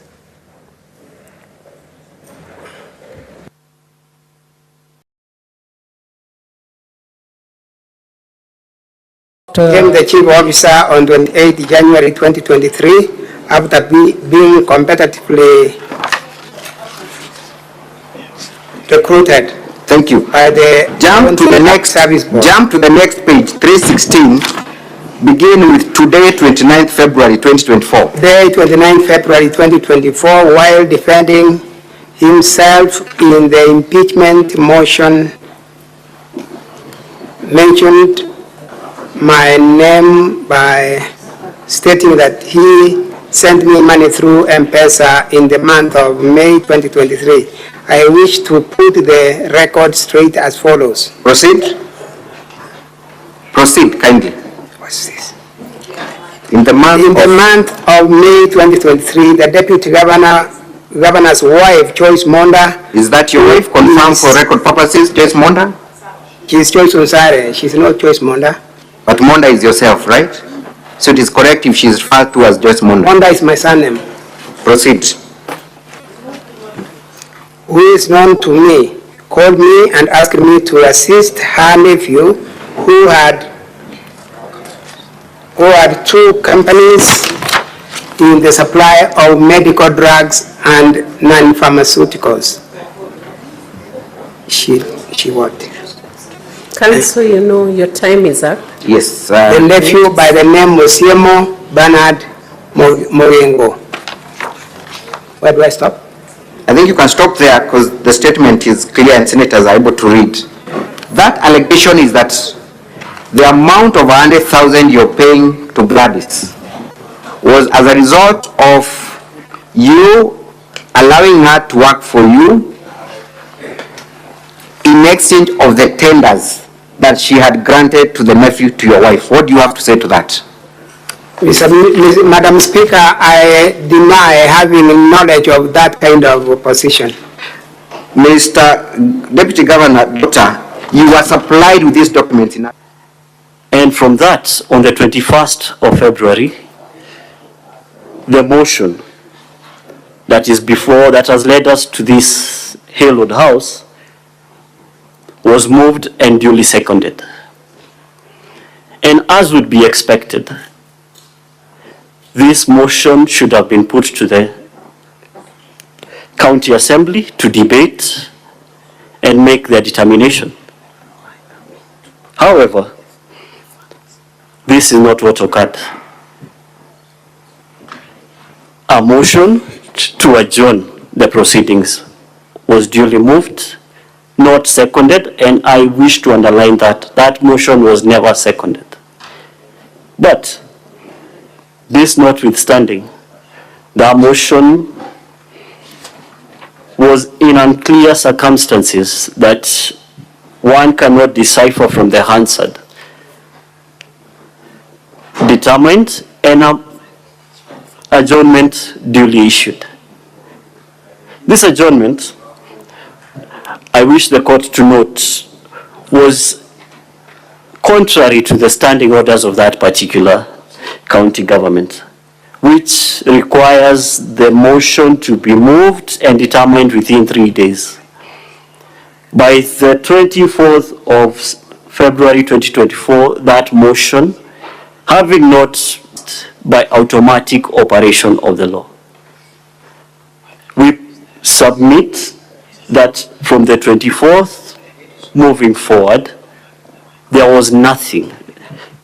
The motion and everything that was voted upon on the 29th of February. Other than the dispute as to who was the owner of the trees, there is no document on the part of Lucy to suggest that indeed, other than the fact that money was sent by reason of an error, there is nothing to suggest that indeed that money was based on an understanding of corruption. And so, at the end of the day then, honorable senators, you will have to make a determination on this issue on the basis of who to believe. And the competition in terms of who to believe in this case would be his brother versus his brother Robin versus Dr. Robert. It will be Mr. and Mrs. Misati, Mr. Misati being 68 years old, retired civil servant, Judge Core, versus his son who is 7 years old. Who do you choose to believe? And we already indicated to you that the wife of Mr. Misati swore an affidavit which we are relying on, and we produced the M-Pesa paper trail. I am aware that my colleagues have said that the wife was maintained in this case as a decoy. And we are saying that cannot be true because we brought you the M-Pesa record. And the husband had testified on the issue being the background of how that money was raised and was remitted. So you would have to make a choice of who to believe between the son and the father. And in the event you have any doubt, it is our contention that considering the standard of proof that this honorable Senate has adopted as prescribed by both the Court of Appeal and the Supreme Court, the benefit of doubt should go to Dr. Monda. We would also pray that in considering this, you be careful that you do not end up with a situation where you allow a national Senate to be a forum for determination of family disputes. All the witnesses and the entirety of the case that the County Assembly has brought is founded and based on family. Now, I would like to digress at this point and just point out to you like this, that we have brought material with which we have contended that the reason why the Deputy Governor is standing trial is because of the issues he has raised to the Governor, and that the Governor then has initiated these proceedings for the Deputy Governor's impeachment. Now, we would pray very much that in the course of your consideration of this impeachment motion, that motive, that reason for having brought this case be a dominant factor in your minds. But more importantly, the decision having been made and determination having been arrived at that he must be subjected to impeachment, the fact that they were not able to find any case of either procurement, misappropriation of funds, and accountability of any other issue, the fact that the most that they could come with to you for impeachment, that the only thing they could come is through families, through his brother, through the son of Mr. Misati, to spoil the friendship, that is the only thing they could come up with. We submit, honorable senators, is an indication of just how impeccable the Deputy Governor is, that they couldn't get anything other than to go through families to initiate and engineer these impeachment proceedings. Now, before I come to the standard of proof, I would want to just invite your attention also to the fact that the main allegations in this before this Senate for impeachment being whether or not he received a bribe from Dennis, whether he gave a bribe to Lucy, whether he threatened Dennis, whether he misused the county staff, and whether he is culpable for having his brother arrested, are all issues that are in the hands of institutions and agencies that you as legislators, as lawmakers, have designated to take responsibility of investigating and determining. The three first counts being the question of whether he received a bribe from Dennis, whether he gave a bribe to Lucy, and whether he actually threatened Dennis, are all issues which the witnesses readily admit are in the hands of the Ethics and Anti-Corruption Commission. The issue of whether he improperly caused the arrest of his brother is an issue before the police. And the issue of whether or not there was misuse of the county staff, the witness came and said is in the hands of the county assembly. With that in mind then, we would like the question to occur to you as you entertain the question of whether or not to impeach, as to whether you will choose to intercept a process of investigation by EACC, by the police, and by the Kisii County Assembly. You will intercept that process, take over the process, and make a decision on it. Or you would rather wait for the determination of the cases before those agencies, which you yourselves as legislators have already determined should make those decisions. Now, my colleagues for the County Assembly have relied on two cases. and those two cases are of very doubtful basis. The first one is the very repeated story of one Nancy Parasa having pinched somebody's nose. That's one thing they're relying on to persuade you that you should impeach the deputy governor. The other one they're relying on is the repeated reference to Watergate. Now, honorable senators, we would like on our part to bring you nearer home on what you yourselves have said and in terms of your standard of proof for purposes of determining impeachment. And the first point, the first threshold is the provisions of Article 181 of the Constitution. Article 181 of the Constitution, 1A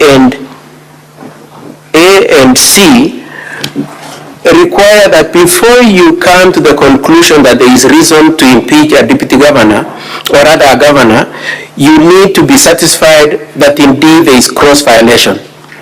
And our question then to you would be, on all the 5 counts, on the allegation of a bribe from Dennis, giving a bribe to Lucy Waito, the allegation, the alleged threat to Dennis, the alleged misuse of county staff, the alleged arrest of the brother.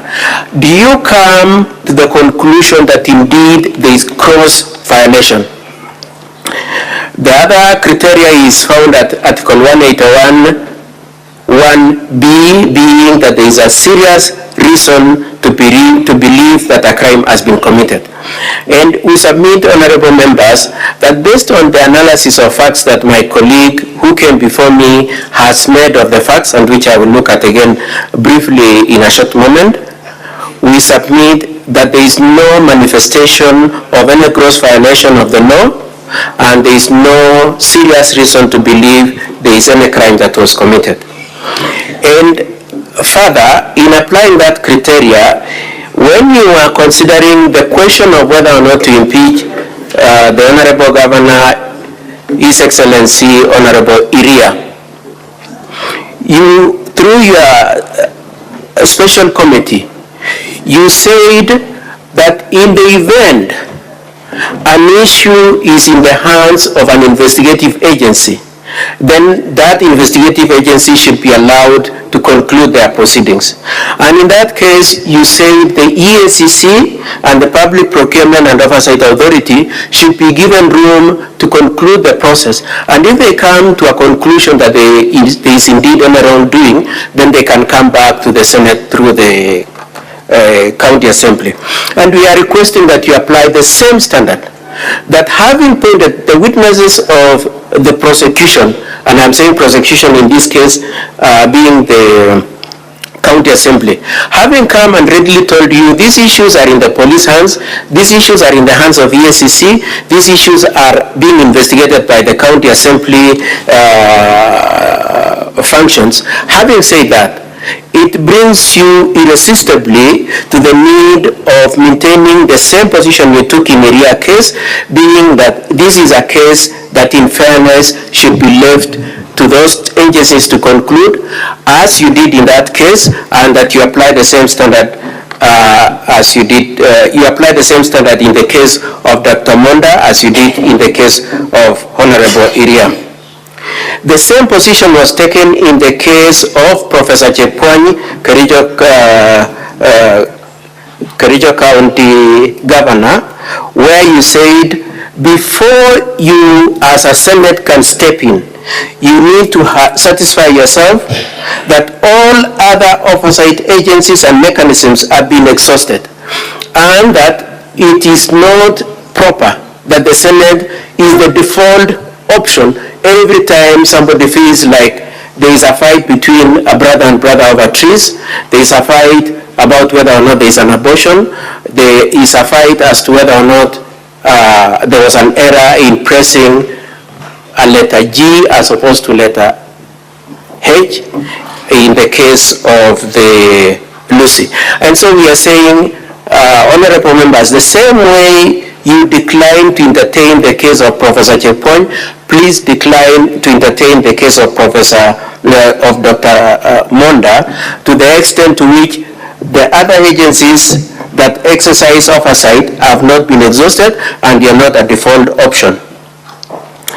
We also rely on the determination made after this Senate had had the case, in the case of Songo, which was determined, Honorable Songo, which was determined at the Supreme Court, that when considering the question of whether or not there is an excess warrant in the need for impeachment, the evidence should be credible and there should be evidence of extraordinary wrongdoing. And I just want to put a lot of premium on the use of the word extraordinary wrongdoing.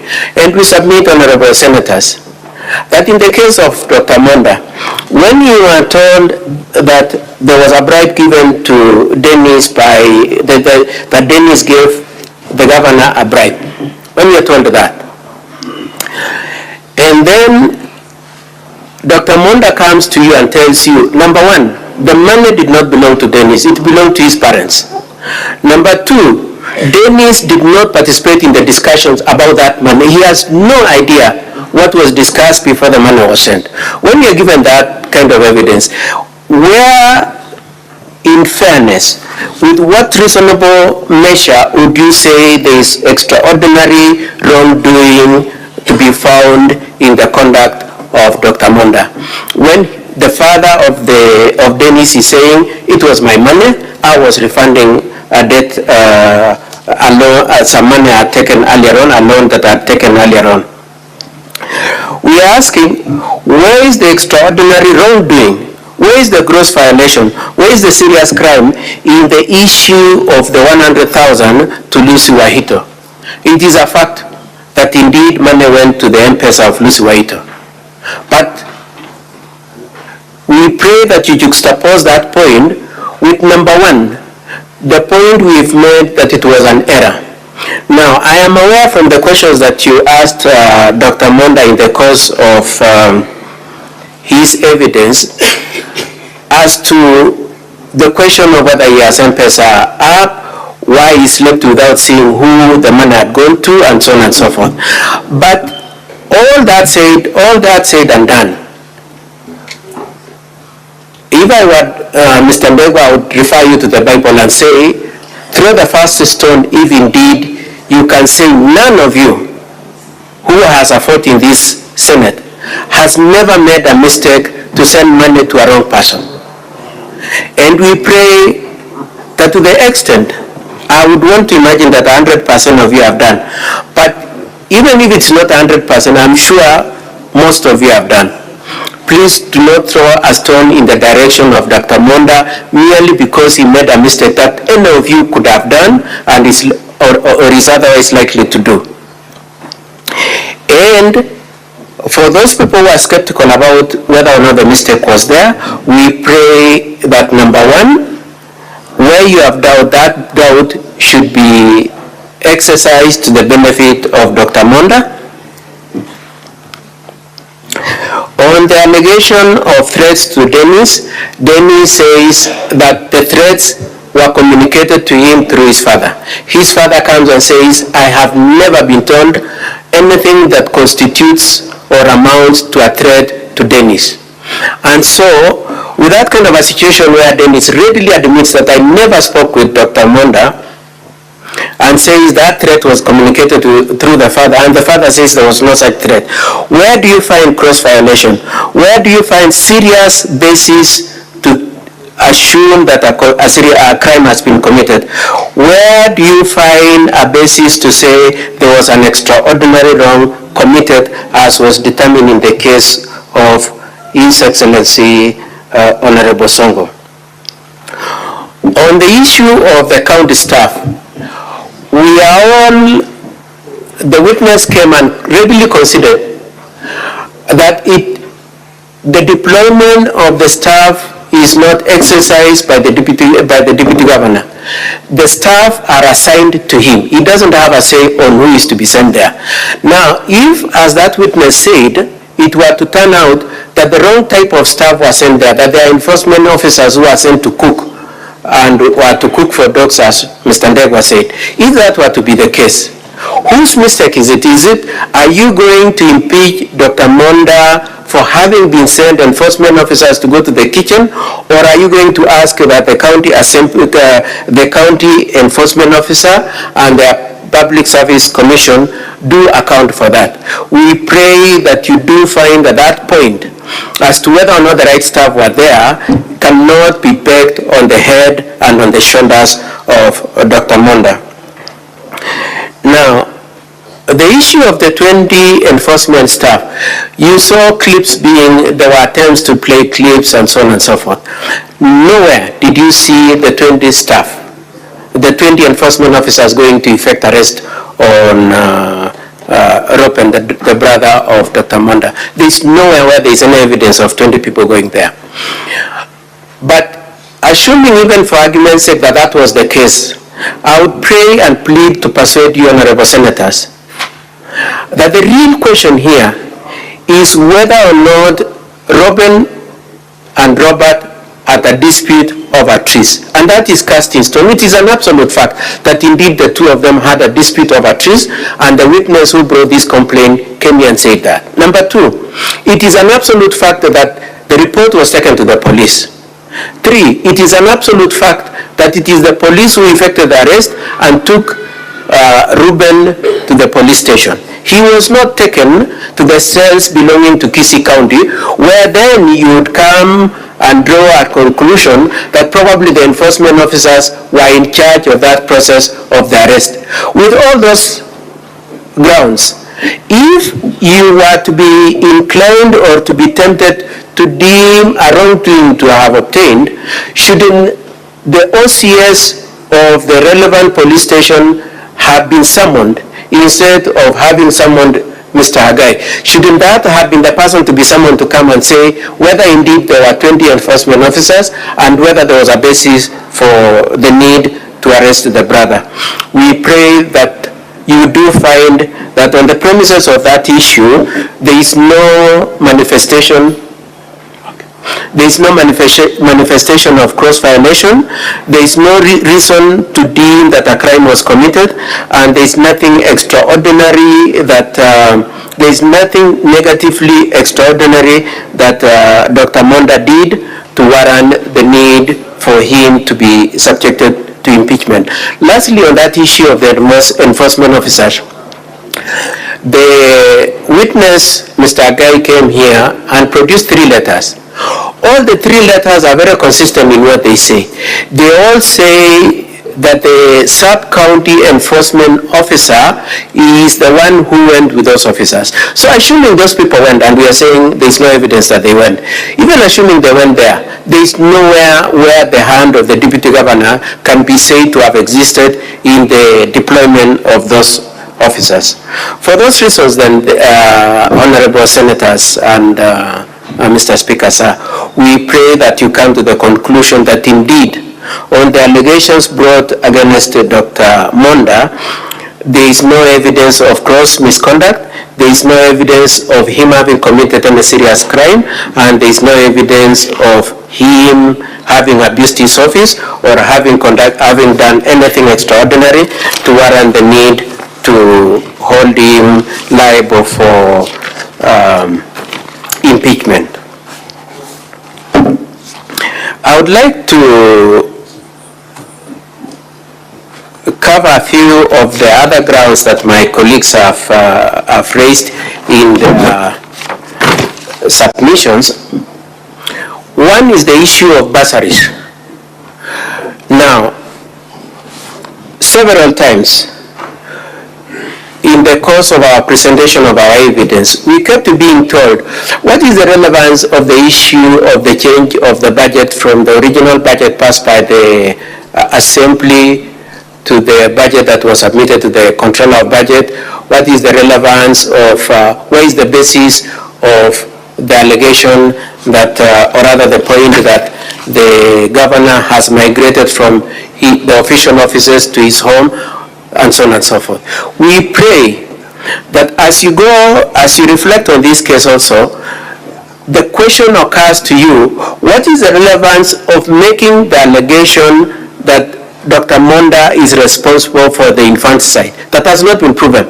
So the case of the county assembly is, okay, we may not have proved that there was any bribe given to Dr. Monda by Dennis. We may not have proved that Lucy Waito received the money as a bribe. We may not have proved that Dennis was threatened. We may not have proved that the county staff were misused. We may not have proved that the brother was properly arrested. We may not have proved that. But please, even if you come to that conclusion, move on then and impeach him on the other grounds. One being that he's responsible for infanticide, and my colleague in his usual eloquence makes reference to blood, the cry of a baby and all that. Where is that case? Was any case brought before the county assembly about any baby who was killed by Dr. Monda? And if there was none, we pray that the emotions that was being, that the attempt to whip up emotions amongst yourselves should be rejected. There was an attempt also to use videos to say, oh, there's somebody who sells mutura, or there's somebody who bribed, was asked for 20 million to get a bursary of 3,000, and so on and so forth. Now, I would like to address the two issues that arise from there, video and the question of bursaries. The county assembly came and said, we did public participation. The public participation report is here. It is at page 21 to 54 of the county assembly report record. The entirety of that report does not make reference to any video anywhere. And we would want to be as respectful as possible, both the county assembly and most especially, much as they probably, we would like to be respectful to them, even if it were to be the case that they do not deserve it. But we would really like to be very respectful to you. And so when we say that the videos are fabrication, we say that with a lot of caution. We are saying that after thinking about it seriously. We say that because it is inevitable for us to tell you that indeed those videos, which a number of the senators said the Mama Mutura and a couple of others touched them. We are telling you, please, when you look at it with circumspection, with reference to the fact that it is not in the public participation report. If it was there, what was difficult about it being incorporated there? Number two, if it was there, where is the background of public participation? We pray that you reject those videos, you reject the emotion that those videos were meant to whip up. On the bursaries, when the witnesses were cross-examined, they came to a point, both especially Honorable Sioja, Honorable Karen Magara, and the other witnesses readily said that the issues of bursaries are domiciled in the office of the governor, and that there is a committee that deals with those bursaries. So at what point would you as senators be being asked to deem Dr. Monda to be involved in bursaries when the witnesses for the county assembly are contradicting their own witnesses through those videos, saying that bursaries have nothing to do with the deputy governor? We pray that the issues around the videos and the bursaries do apply to every aspect of this case, being that there is a lot of manipulation of testimony, fabrication of testimony, and an attempt to mislead this Senate. Lastly, on that issue of bursaries and video, I pray to remind you that indeed those issues do not come back at the assembly, and you remain faithful to the intention of the law, that for you to entertain and determine whether or not to impeach a governor or a deputy governor, it has to escalate from the county assembly. And the sense of escalating from the county assembly is that both the case, the evidence, and the issues should remain the same at the county assembly and at this Senate, and that therefore the issue of bursary not having been there, the videos not having been there at the county assembly, they are not eligible for your consideration.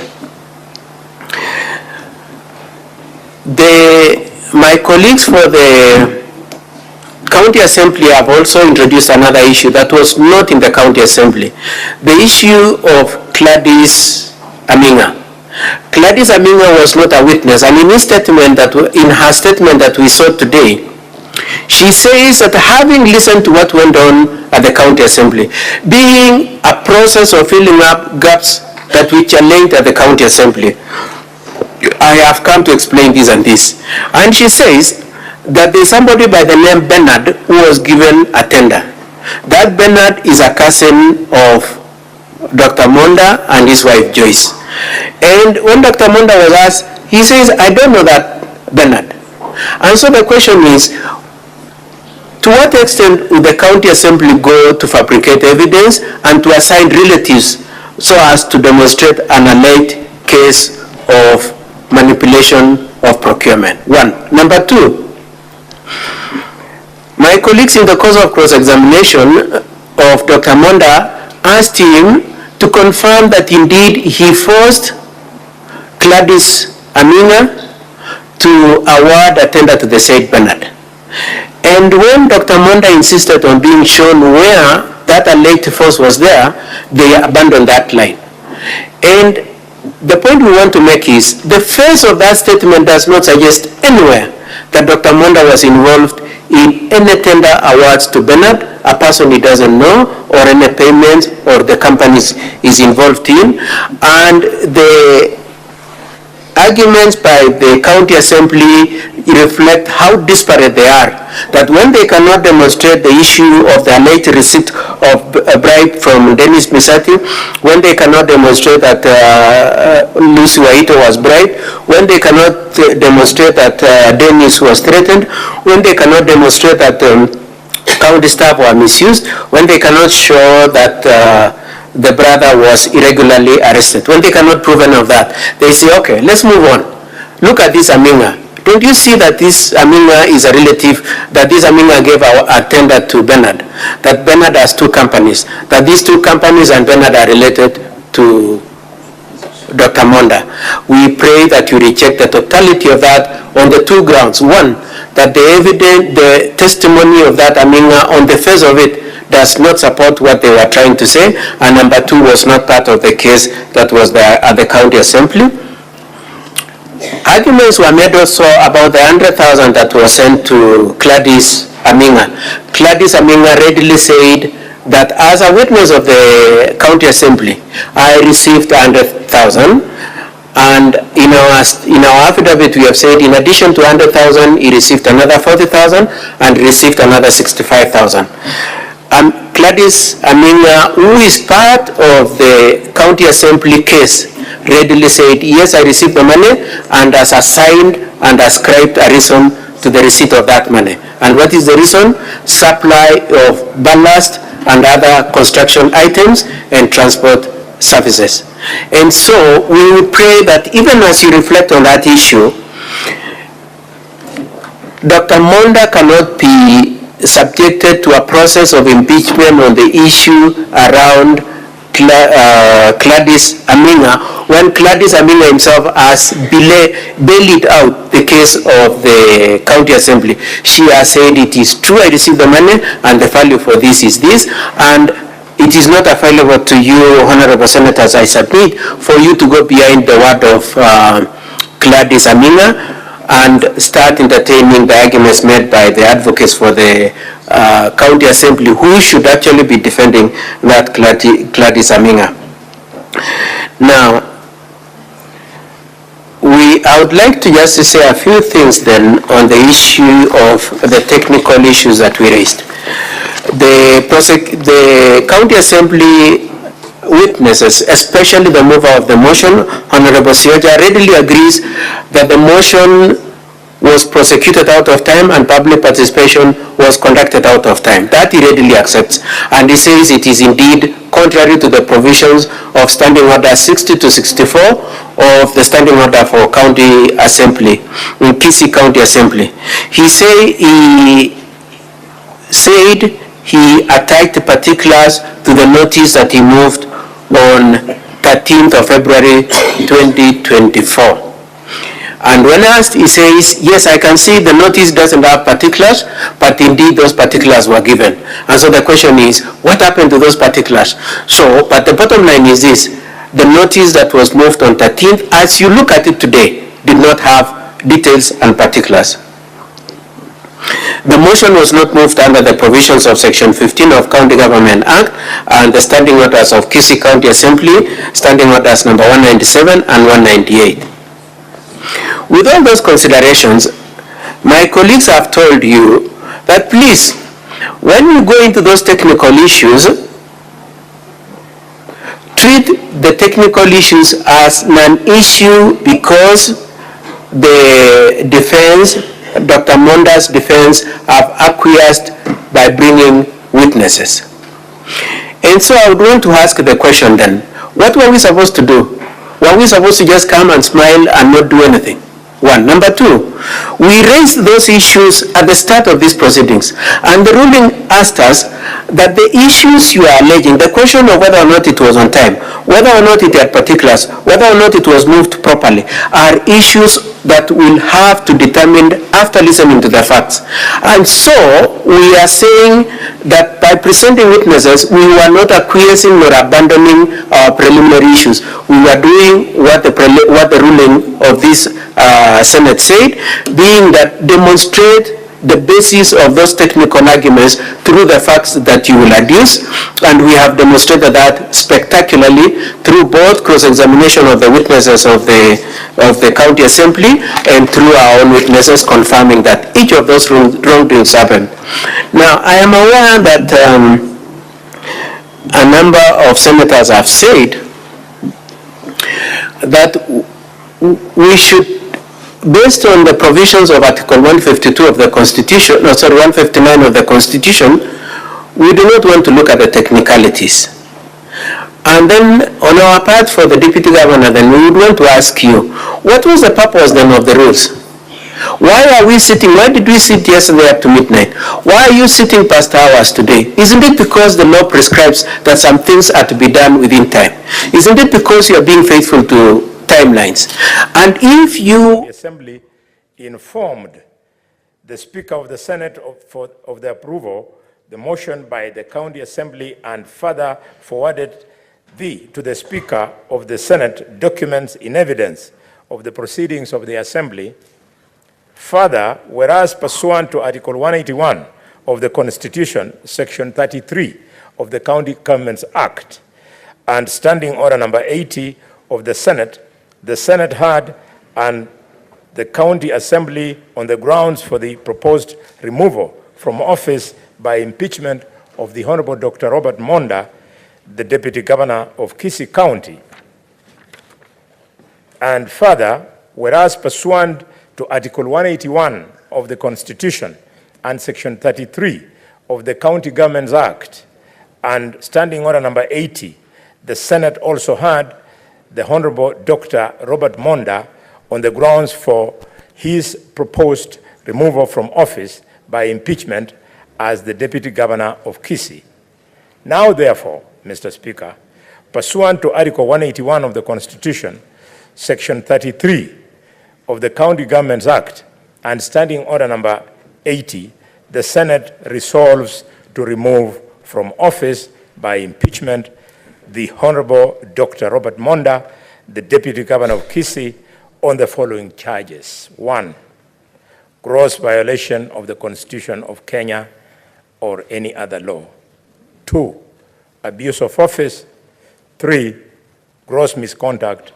And 4, crimes under the national law. Mr. Speaker, with your permission, may I pick my moving notes?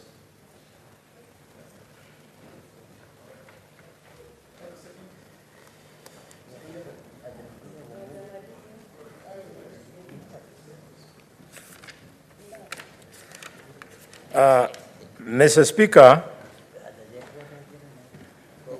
as I move this very important motion, I want to start, Mr. Speaker, by saying that today is a day at the bottom of my heart, to the very best of the clarity of my mind, I'm offered a day to celebrate the integrity of the women of the Republic of Kenya. Why? because, Mr. Speaker, of two women in Kisii, a woman by the name of Lucy Wahito and a woman by the name of Gladys Aminga. I'm celebrating these women in my heart, Mr. Speaker, because I've looked at the evidence, both in affidavit and what they said in the county assembly when the matter was there. And I think these are women of integrity.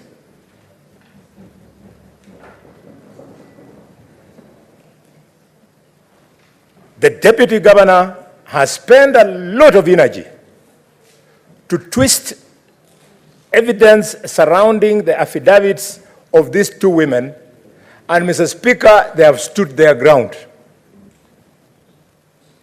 Woman by the name of Lucy Wahito. After the deputy governor received the said 800,000 shillings, he quickly transferred that money to Lucy. And Lucy was brave enough to ask the deputy governor, what is this money for? And the deputy governor told her, and I'm reading from her affidavit, this is money in line with what we had discussed. I'll not go into details because we don't have time. And the woman asked him to take it back.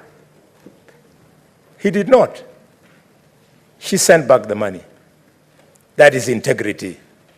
What we were told in English, that integrity means doing the right thing even when nobody is watching. Mr. Speaker, Gladys Aminga was also looped in. This time, to my mind, the deputy governor was desperate. Now that the money had come back, he needed to send the money somewhere. So he took the money to Lucy and connected it to some other requests of nephews and whatnot who wanted to be given a through pass to be given a business at the docket of Gladys. Gladys stood her ground, and if you go through the evidence, Mr. Speaker, she has written in her own handwriting, trying to clarify to us what compelled her. That, Mr. Speaker, is integrity.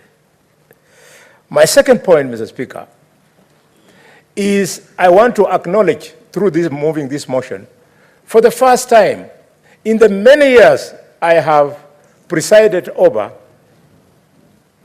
proceedings of impeachment, I have seen humility in legal teams. The legal team from the county assembly has been very humble. They have not tried to be verbose. They have not tried to lecture us. They have not tried to show us how they are learned friends and what have you. They have pursued evidence. I congratulate the legal team of the county assembly. Mr. Speaker, I'm so proud that we have sat on a matter that the defendant had none other than Katwa Kigen. This is one of the most distinguished lawyers, not just in this country, but in the region and internationally. I had never known that I would have an opportunity to listen to Katwa Kigen, none other than the brain that addressed the International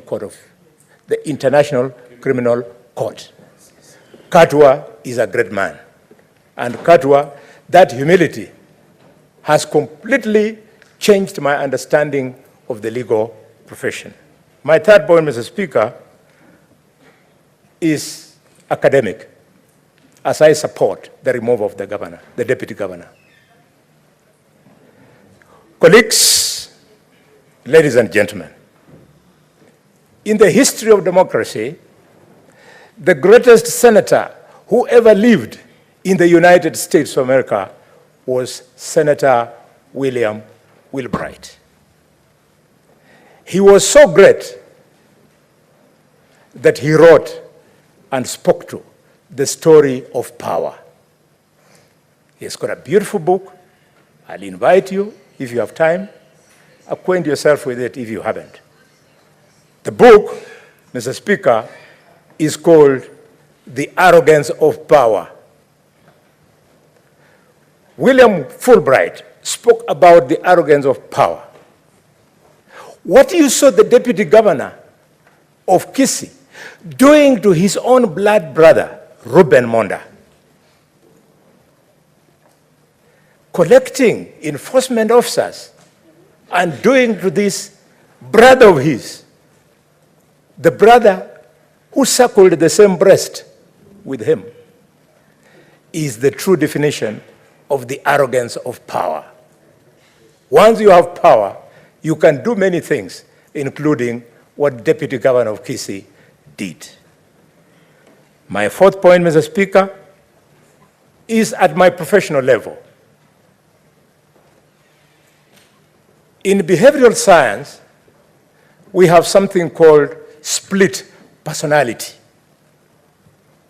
which in medical science we refer to as dissociative identity disorder.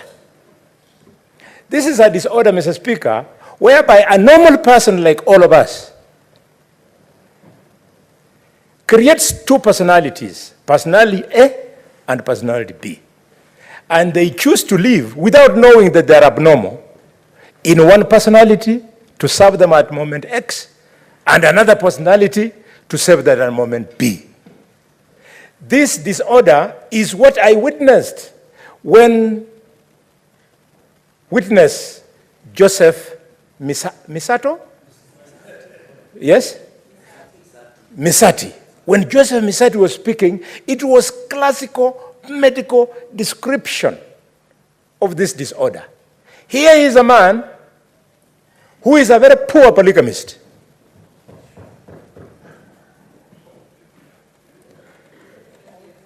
The guy, his wife died many years ago.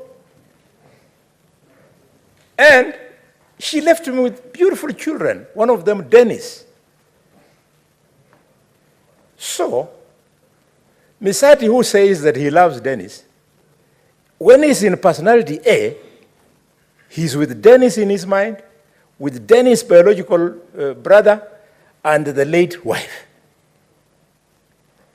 Exit personality A, he goes to B, the guy then goes to the personality of the second wife, with the joint business account, with her children, who, by the way, some of us do research before we debate in this house, who, by the way, has children who Joseph Misati has already put in placement. It is that personality B that has been in this house, that was telling this house that my son is a liar, my son, ABCD, I will not waste your time by repeating his words. It is so unfortunate. That's why this world needs doctors.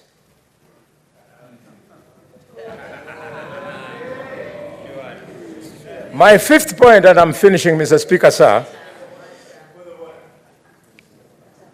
My fifth point, Mr. Speaker, is my desire to persuade you that let us take Deputy Governor Monda home. It is on the doctrine of law, and this is where I leave it to the lawyers. The doctrine of law, you either do it because you have proved it beyond reasonable doubt, or you have proved it on the balance of probability. On the balance of probability of this doctrine, we would be lying to the country, we would be lying to the people of Kisii, that on that balance, A, the boy did not sell his business. He has given us evidence. We would be lying to the country, dear colleagues, that the boy did not send 800,000 in the manner he did. On the balance of probability, Mr. Speaker, sir, we would be lying if we discounted the evidence by the two great women that I've praised at the beginning.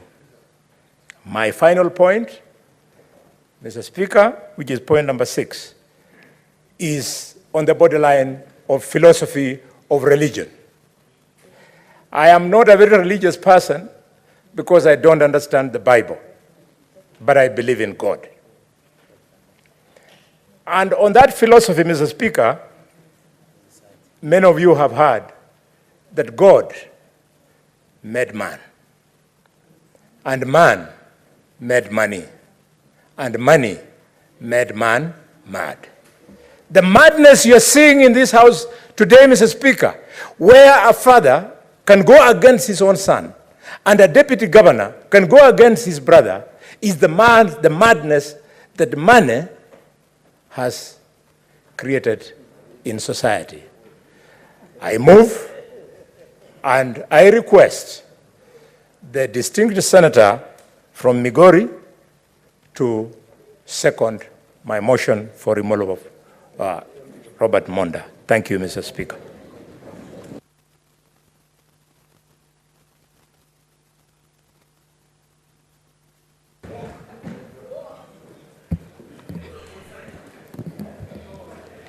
I think, Mr. Speaker,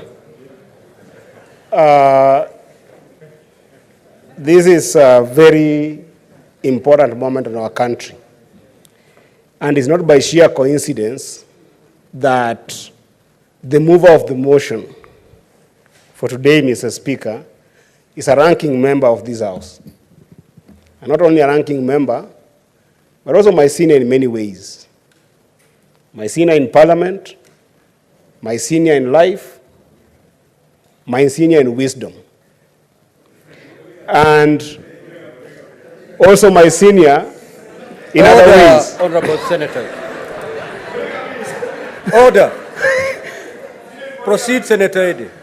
And Mr. Speaker, I happen to be also among the youngest senators in this House.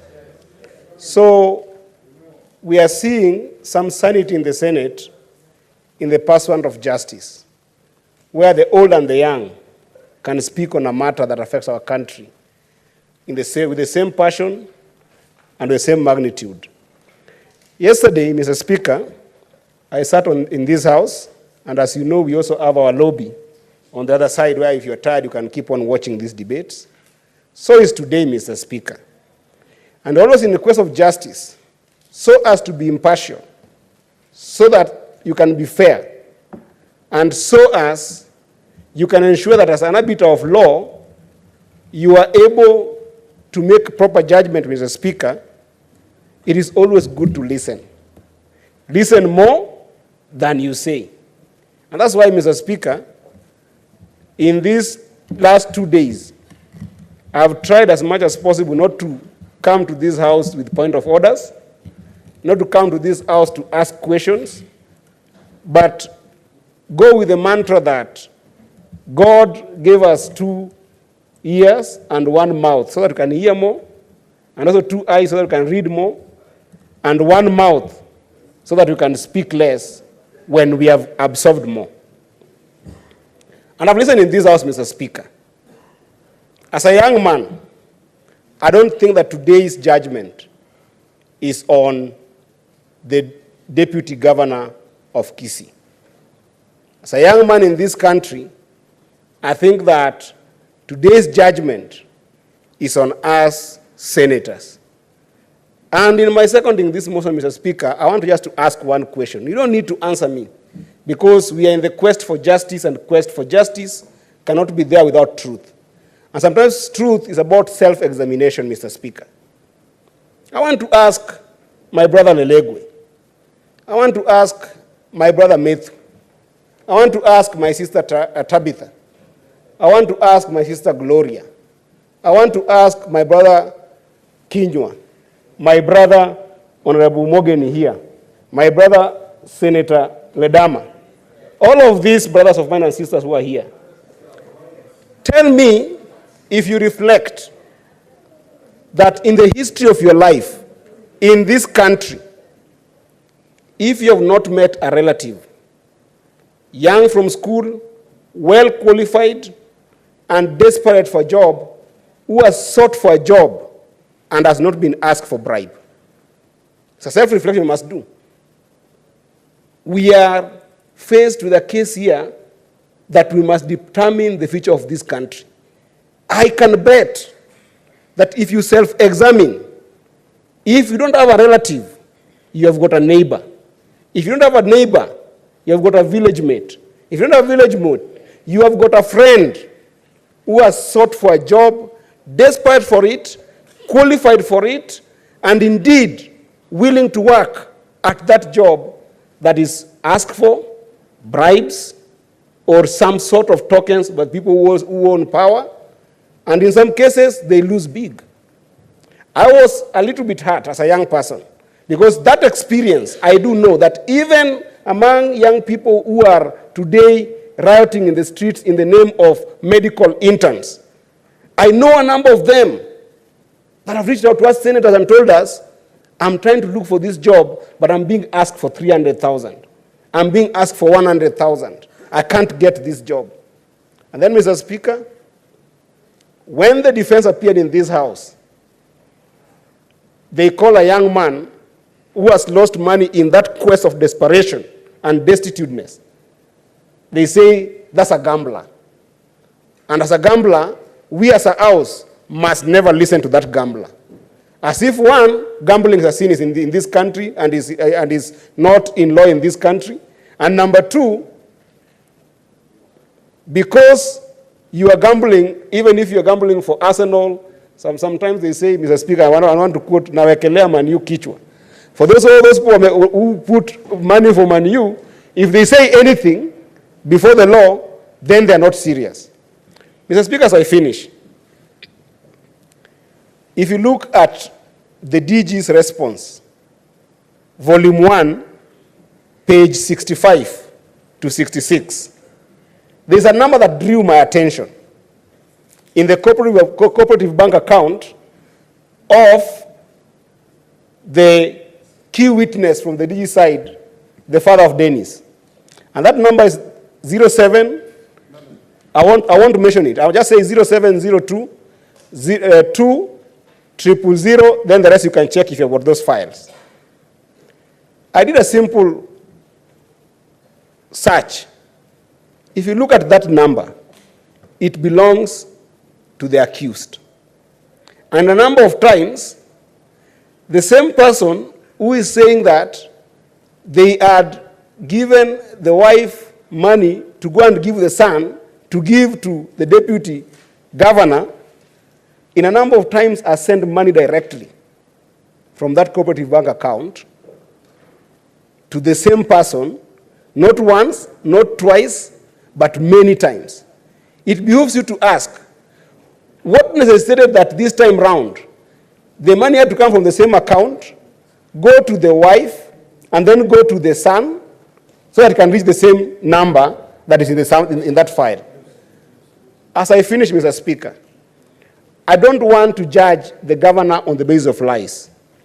But today's judgment is for the young people in this country who try to tarmac so much in this country to look for jobs, and because people in power want money from them, we must show as a house that we can stand united on a bipartisan manner and stop this menace of corruption that denies young people opportunities. And I wish to urge this house that the act of sending the deputy governor of Kisii home is not malice. Is about rethinking our future generation and how people in positions can be able to ensure that there is equal opportunities and equal chances for all. And therefore, Mr. Speaker, I support the motion, and I thank you, and I hope that the dear senators here will speak not to the deputy governor, not to the county assembly of Kisii, but to themselves as they reimagine and they rethink the idea of equal opportunities to all. I thank all, Mr. Speaker. Thank you.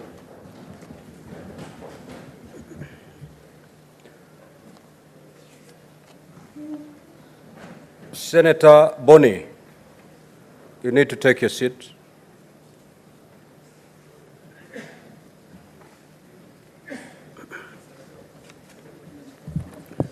Now, honorable senators, I will now proceed to propose the question. That whereas pursuant to Article 181 of the Constitution and Section 33 of the County Governments Act, on Thursday, the 29th of February 2024, the Kisii County Assembly approved a motion to remove from office by impeachment Honorable Dr. Robert Monda, the Deputy Governor of Kisii County.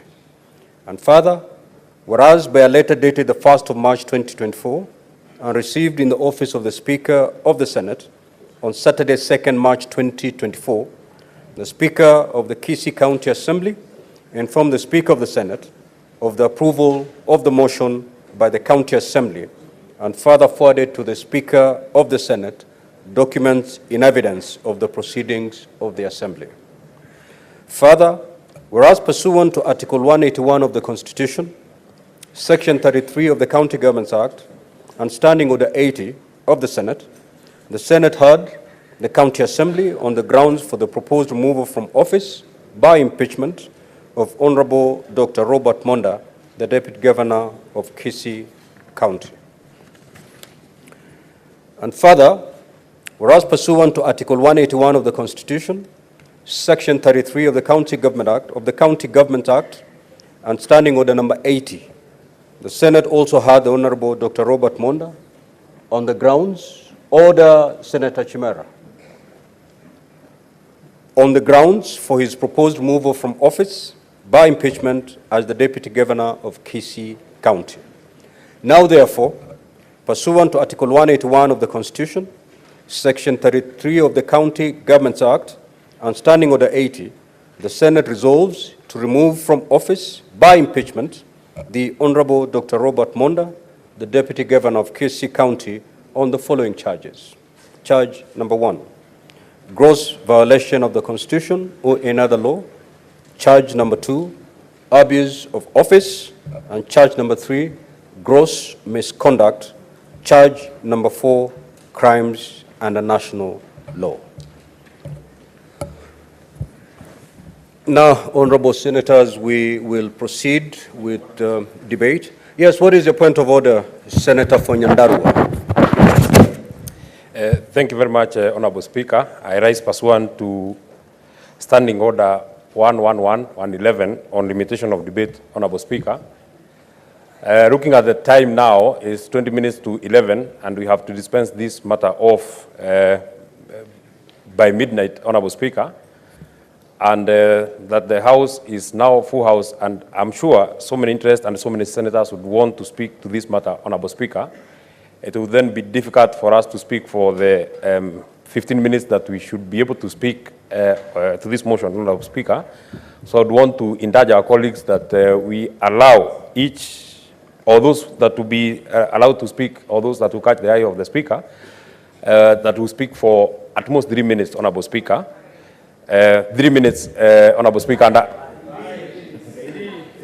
well, since I'm the one that sorted Order, honorable senators. Now Order. We will let the senator be heard in silence. He is moving. He must be heard in silence. Thank you very much, Honorable Speaker. I propose that we limit debate to 3 minutes, Honorable Speaker, and I invite my brother, the Senator for Homa Bay, Moses Otieno Kajwang, to second.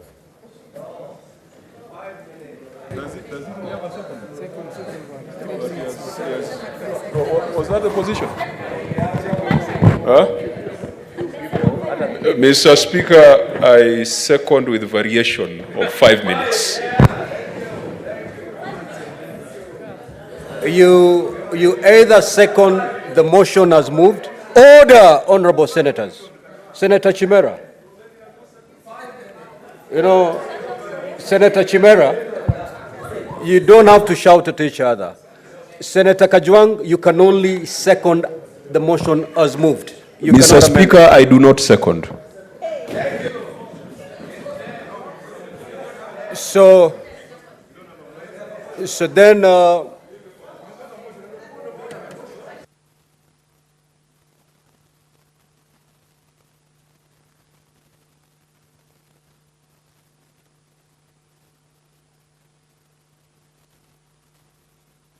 Order, honorable senators. Senator for Nyandarua, you may seek to get another seconder.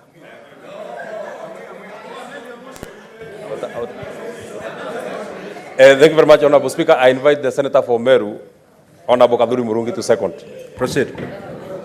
Honorable Speaker, with all the reasons that have been given by my colleague here, Senator Medu, I second that 3 minutes are okay to move it. Now, honorable senators, we need not be drawn to a debate on that motion. With your concurrence, I can proceed to put the question on the motion as moved by the Senator for Nyandarua and second. Order! Senator Mundigi. It'll be, and voting shall be by voice. And therefore, honorable senators, with your concurrence, may I proceed to put the question? That contribution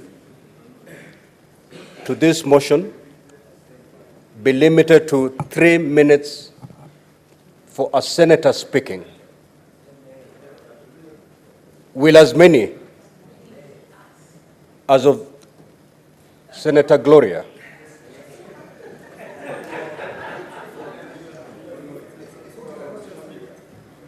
I really don't want to ask members to leave the chamber, if only we can behave in an orderly fashion. Will as many as of that opinion say aye? Aye. Will as many as of the contrary opinion say nay? Nay. The ayes have it.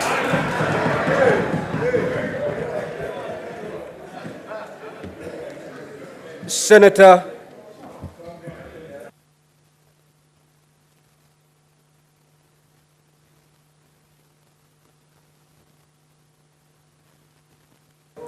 Now, honorable senators, I have received requests from colleagues who are not present today to be allowed to vote online. And therefore, when we get to that level, we will have a hybrid. We'll adopt a hybrid way of voting. For those who are here, you will vote electronically, and then we'll allow your colleagues who are not present to vote by voice, wherever they are. Senator Crystal Lasige. Thank you very much, Speaker. Speaker, in 1995, there was a very poignant piece of wisdom that was birthed into the earth by a unsuspecting group of young women, black, and also musicians, Mr. Speaker. They go by the name of T-Boz, Left Eye, and Chili, also known as TLC. Mr. Speaker, in this piece of wisdom that they gave us, they cautioned society. And they said back in 1995, almost 30 years ago, don't go chasing waterfalls. Please stick to the rivers and the lakes that you're used to. I know that you're gonna have it your way or nothing at all, but I think you're moving too fast. Mr. Speaker, TLC, in their wisdom, foresaw moments like this, whereby sometimes we see a split in our world between two types of people. Those who don't know how to start making money and those who don't know when to stop making money. Mr. Speaker, when we saw this case for the first time, I thought first to myself, how can it be that a pot is calling a kettle black? Two criminals, seemingly, are coming up before the Senate.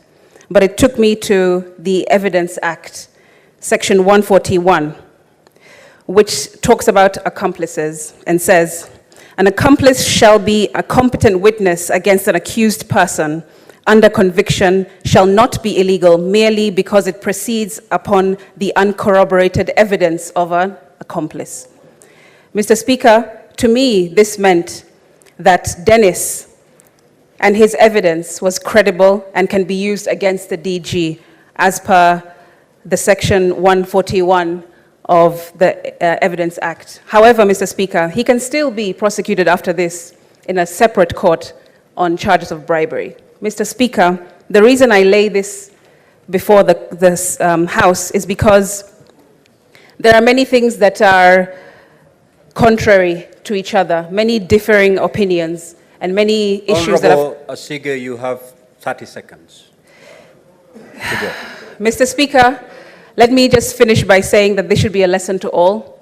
It should be a lesson to all about money and how money can tear through families and how money can rip through communities and how even what happens behind closed doors and in communities that is not solved for can and unfortunately has landed on this national platform in front of the Senate, Mr. Speaker, and that is extremely unfortunate. I would not wish to see the time where my own parents, those who gave birth to me, nurtured me, and Your time is up, Senator Creso. Senator Karungo.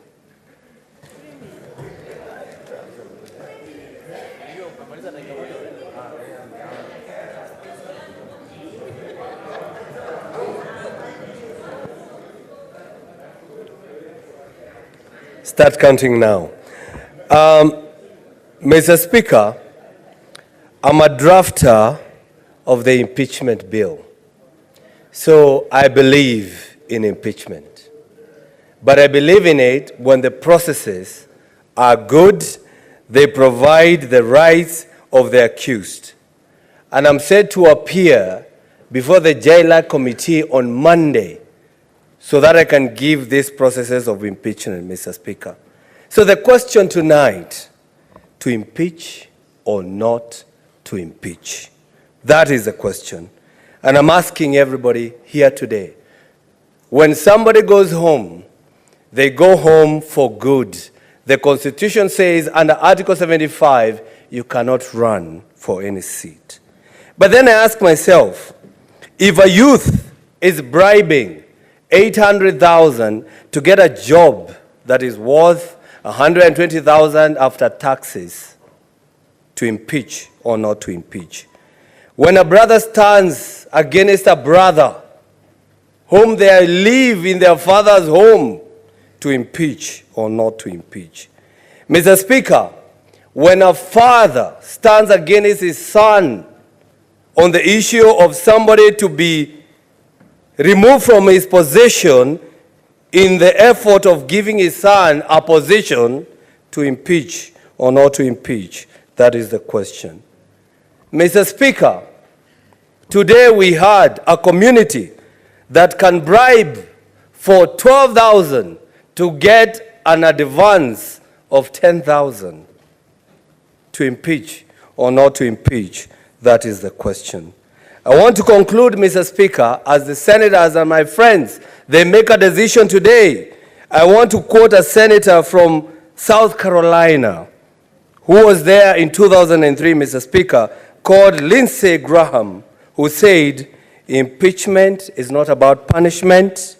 Impeachment is not about, impeachment is about cleansing the office. Impeachment is about restoring the honor and integrity to the office. Mr. Speaker, as the mover of the bill that calls for impeachment that are done thoroughly, I ask my honorable members today, as you cast your vote, just remember you too could be in the position of one Robert the Monda.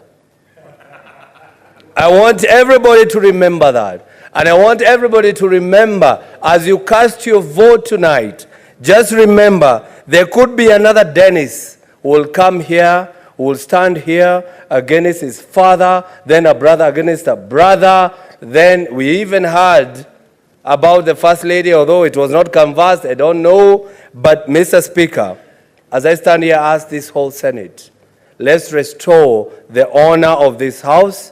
Let's restore. Senator Faki.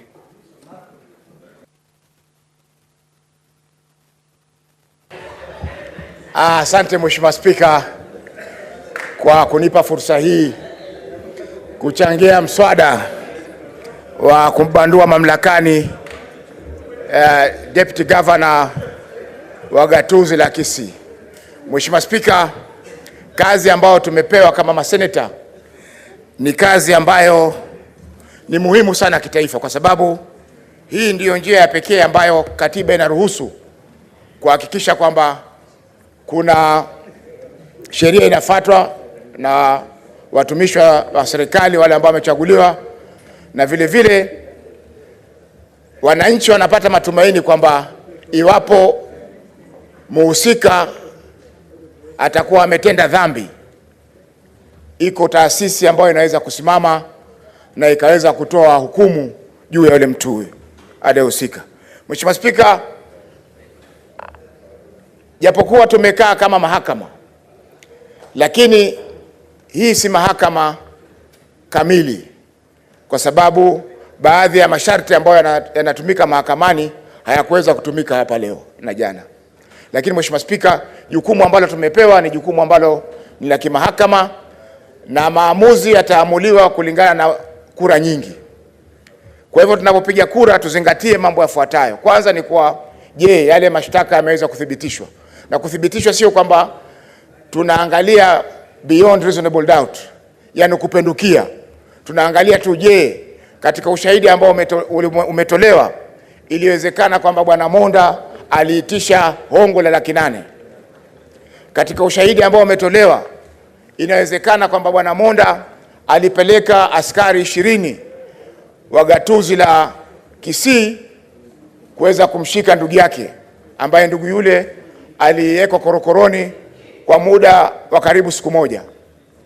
Mheshimiwa Spika, haya ni masuala ambayo lazima sisi tuyazingatie wakati tunatoa uamuzi. Mheshimiwa Spika, nimefurahi kwamba baadhi ya mashahidi, na mashahidi hao Mheshimiwa Spika, mmoja ni Bilusi ambaye alitoa ushahidi wa kuregesha fedha $100,000 ambazo walikuwa wametumiwa na bwana Monda, na Gladys. Mheshimiwa Spika, hii inaonyesha kwamba kwa Kenya bado tuko ambao wako wa Kenya ambao bado wana imani na utendakazi wao. Mheshimiwa Spika, majuzi OCS mmoja nafikiri kutoka upande wa Isiolo aliweza kuregesha hongo kwa muhusika kwa sababu aliamini kwamba kuachilia jambazi ni makosa na akakataa hongo. Kwa hiyo Mheshimiwa Spika, mashahidi wale ambao walikuwa hapa jana kuthibitisha kwamba pesa zilitumwa na zikaregeshwa wameweza kuthibitisha kwamba. Senator Gloria.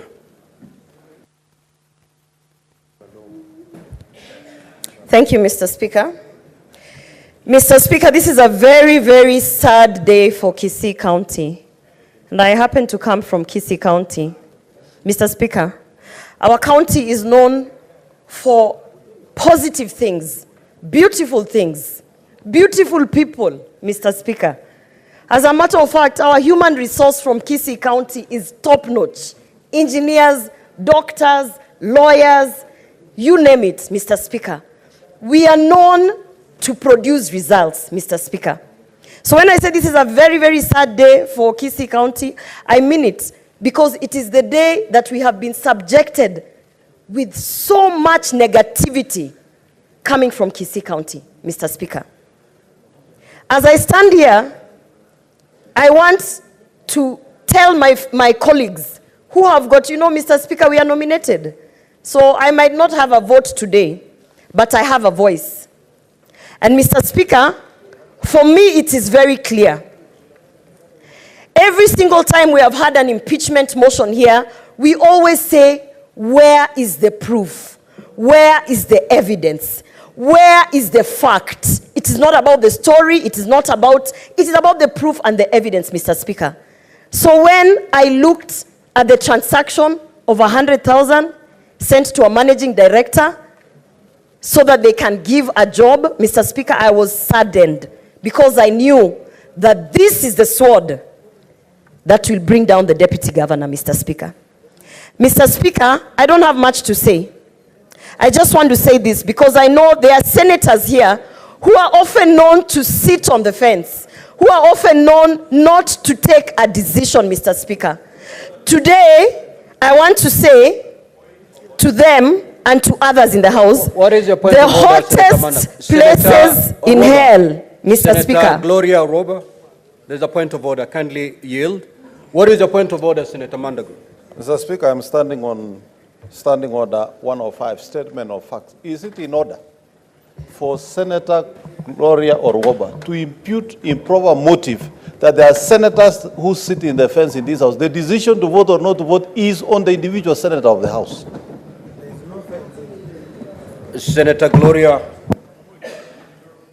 proceed to withdraw that statement. Mr. Speaker, I withdraw and I profusely apologize. Proceed. However, I'd like to conclude by saying to people out there that the hottest places in hell are reserved for those who, in times of great moral crisis, they maintain their neutrality. The evidence is there. Everything is there, Mr. Speaker. Let us take our responsibility seriously and make the right call. Thank you, Mr. Speaker. Senator Ledama. Mr. Speaker, these last 2 days, to me, will remain to be the saddest days in the institution of a family in this Republic of Kenya, and particularly the Senate of the Republic of Kenya. It reminds me of 1998, when I was a student in America, and the former president of the United States of America, William Jefferson Clinton family, was the center of the investigation. Where I come from, Mr. Speaker, a family is supposed to be a strong bond that unites all its members, that provides security, that leads people. But, and very unfortunate, we have been invited to be able to come in between a family. I'm so sad, Mr. Speaker, because I've seen a father testifying against a son testifying against a father, and the father roping in a stepmother. Mr. Speaker, what example are we showing to the younger generation? I'm torn in between, Mr. Speaker. Although I believe that in certain circumstances, it is imperative to be able to separate between family ties and integrity. Mr. Speaker, today I'm torn between a hard place and a rock. I've been invited to try and make a decision, to try and argue that whatever was being shown here is a family that has gone bad, that requires prayers. I want to invite you, my brothers and sisters, for the integrity of the family, to vote consciously and to remember that in certain circumstances, to be able to preserve the rule of law, you have to make those hard choices.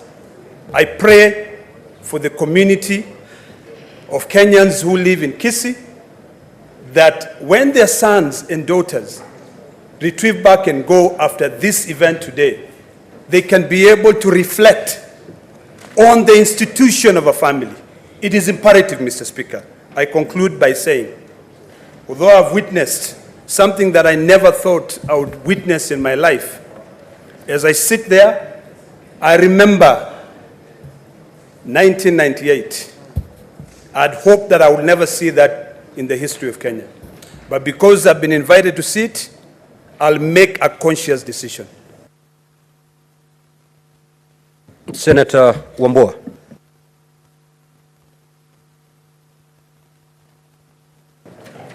So when that you turn.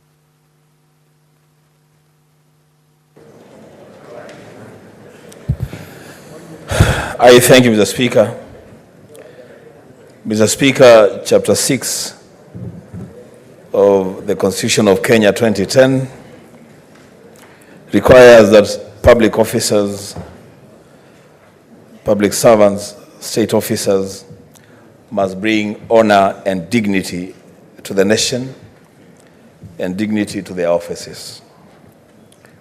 I will leave it to the conscience of the nation, Mr. Speaker, to judge whether or not the behavior and body language of the Deputy Governor of Kisii is fit for him to hold any public office. The Speaker, the Deputy Governor of Kisii has not just lied on oath and on record. He is at the center of a conspiracy to lie to the Senate for purposes of just exonerating himself from blame. Him and his co-conspirator must have a very dim view of the collective basic intelligence of the Senate. The Speaker, the easiest way out for the DG would have been to simply apologize to his brother. Simply fix the mess that he has put one Dennis and one Lucy in. We will not be here at midnight discussing his character. The Speaker, in the interest of time, I have to mention this. The key witness in defense of the DG has broken the hearts of millions of fathers and sons in the country. I want to take this opportunity, Mr. Speaker, to assure my son Emmanuel that if I am ever to put him in any mess, I will stand with him. It is a shame for a father to put a son in trouble and take a position against his own son. This is not a trivial matter. This is a serious matter. We must fix the mess in Kisii, and Mr. Speaker, for and on behalf of the great people of Kitui County, I will stand to be counted to fix the mess in Kisii County. I thank you, Mr. Speaker. Senator Newton. Thank you, Mr. Speaker. I want to be very brief. Mr. Speaker, the allegation that poor parents and poor students in Kisii County are taken advantage of, Mr. Speaker, where they are required to give bribes in order for them to be awarded bursaries, Mr. Speaker, is not something peculiar with Kisii. This is something that is happening across the counties and across the constituencies, Mr. Speaker, where we have a very desperate students failing to secure a bursary, while some able people who can be able to produce bribes, Mr. Speaker, benefit from these bursaries.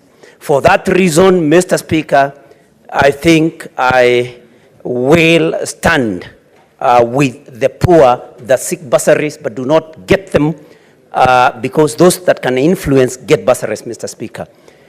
Mr. Speaker, we all have siblings at home. Some of them may not be as endowed as we are, Mr. Speaker. We cannot, Mr. Speaker, I was touched by the matter of a brother cutting down some trees, Mr. Speaker. Probably he did. Probably he was not right. Probably they were not his trees. But what is the value of some trees, Mr. Speaker, to a person holding the seat of deputy governor? Somebody elected 2 times, a long-serving vet, Mr. Speaker. I think if I was in that position, I would have just let the matter go and in fact decided that he's my brother anyway. His problems are my problems, Mr. Speaker. So, but the triviality expressed in that particular instance, Mr. Speaker, and the show of might, many county enforcement officers, Mr. Speaker, and the police just to arrest one man in order for somebody to show that they have a lot of might, Mr. Speaker. And I think that is abuse of office. Mr. Speaker, one thing that also did not go down well with me is that somebody, even after taking a bribe of about 500,000 Kenya shillings or 800,000 Kenya shillings, Mr. Speaker, I may not want to say that it is good to share out the spoils, but how could the deputy governor extend to Lucy only 100,000, surely? Even if we were going to say that the bribery in this particular case was going to be allowed, 100,000 out of 800,000, Mr.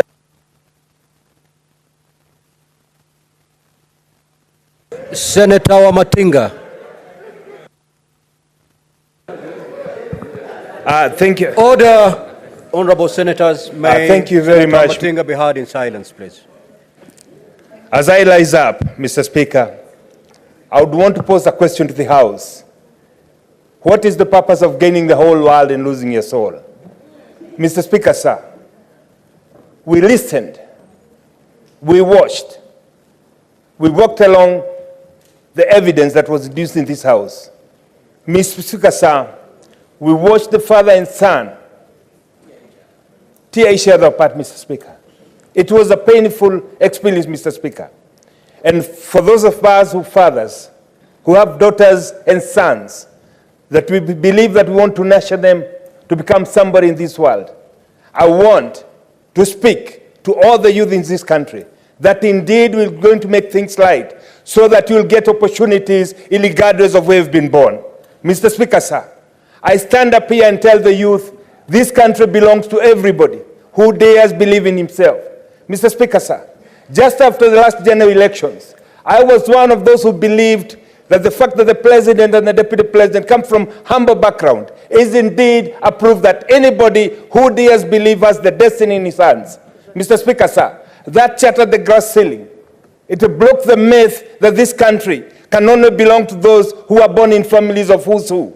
Mr. Speaker, sir, it is my belief, and I want to walk with my head high, knowing that every youth in this country will have an opportunity. And my challenge to us all, Mr. Speaker, we must make it right. We must provide an opportunity, regardless of the community, of the family background, or where you've gone to school, or where you've been raised. Mr. Speaker, sir, for that alone, I want to urge all the senators, all the delegates in this House to vote in a way that they'll affirm the fact that anybody in this country, regardless whether you can afford the 800,000 or not, you get an opportunity to move ahead and to make a good, decent living. Mr. Speaker, sir, what kind of leaders would we be if we are be the ones who will be extorting bribes? 800,000, Mr. Speaker, sir. For some of us, it feels so painful because we know the pain of trying to get where we are, Mr. Speaker.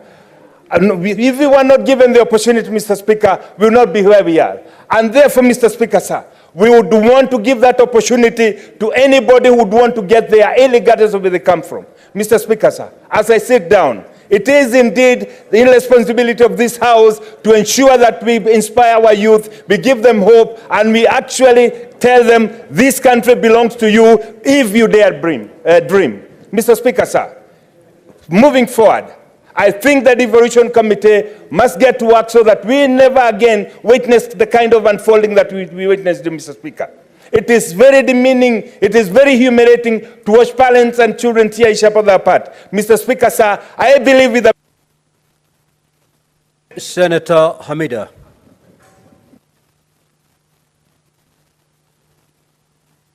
Thank you, Mr. Speaker. I stand here and I'm so saddened on this day. Mr. Speaker, we had a woman miscarried, a woman who has been looking for a baby for over 12 years, lost a child. Her dream was shattered. As a mental health champion, I'm wondering, where is justice? Where can they find justice, the family? It can only be gotten here. I know, Mr. Speaker, today, the two, Mr. Dennis and his wife, will find justice at the Senate on behalf of the women senators in this House. I request my colleagues to vote wisely. I want to remind them, justice delayed is justice denied. That woman, where is her mental health? Where is she going to go? Has her dream been shattered? I request my colleagues, vote wisely. I thank you, Mr. Speaker. Senator Tabitha Mutenda.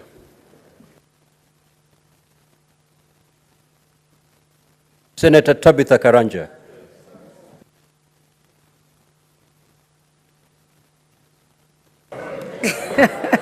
Order. Order. Thank you, Mr. Speaker, sir. Family is the backbone of society. If family is broken, is destroyed, we destroy the society. Today we witnessed the worst family division. For me, it's my first time I've seen a dad witnessing against a son. I know a son can sell his dad, but a dad can never sell his son. The biggest mistake that Deputy Governor made, he may have made many other mistakes, but the biggest one he'll have made in his life, it is to bring a father to witness against the dad. I'm not a prophet, but this may cause your impeachment. But going forward, ensure when the dust settles, ensure you go, unite those two families, bring them back where they were, and ensure you return that money for your peace. Because wherever you are, all what we need is peace. Thank you, Mr. Speaker, sir. I'm a woman of few words. Thank you. Senator Mogeni. Senator Mogeni.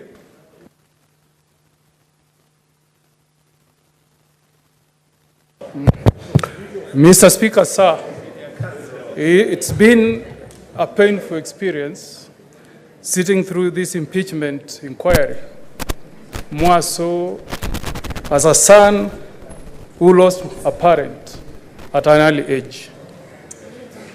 Mr. Speaker, with a heavy heart, I sat and witnessed the evidence of Senior Joseph Misati taking the bold step of disowning his own son in the view of cameras, in the eyes of the Omogusi people. Mr. Speaker, I cannot overstate the solemnness I feel as I prepare to cast my vote on behalf of the people of Nyamira. Mr. Speaker, sir, I've gone through a lot of reflection and second guessing, but I've made the decision, Mr. Speaker, that tonight I stand with the boy child of the Republic of Kenya, Mr. Speaker. Tonight, Mr. Speaker, the one vote that I carry from the county of Nyamira, Mr. Speaker, will be to sympathize with a boy child who has had the misfortune of losing his mother, but who has also been subjected to an episode where he has been disowned by his father in the view of all Kenyans. Tonight, Mr. Speaker, I cast my vote in support, understanding with the many youths who are jobless, but who may never get their job because they are being asked to pay a bribe. Mr. Speaker, tonight, I will cast my vote with passion, reason, and without fear, while knowing, Mr. Speaker, that the Constitution that we enacted as the people of Kenya wants Kenyans of integrity, Mr. Speaker. Mr. Speaker, as I conclude, Mr. Speaker, I hope that the decision that this Senate is going to take will be a moment of reflection for two Kenyans, Mr. Robert Monda, the governor of Kisii, and Joseph Misati, the father of Dennis Misati. As you go back to the hills of Gusii Nation, take a reflection that family is more important than the positions that we hold in this republic. I close my submissions. Senator Wafula. Mheshimiwa Spika, nashukuru sana kwa nafasi hii. Ninapotazama mbele yangu Mheshimiwa Spika, ni Wakenya ambao wanatutazama, vijana ambao kwa siku nyingi wamekuwa wanatafuta ajira, na wao, nikizungumza na maseneta wenzangu, vijana wengi huja katika maeneo yetu ya makazi na ofisi kutafuta kazi. Lile ambalo naibu wa gavana amepitia leo ni kwamba baba aliambatana na mwanawe kutafuta kazi.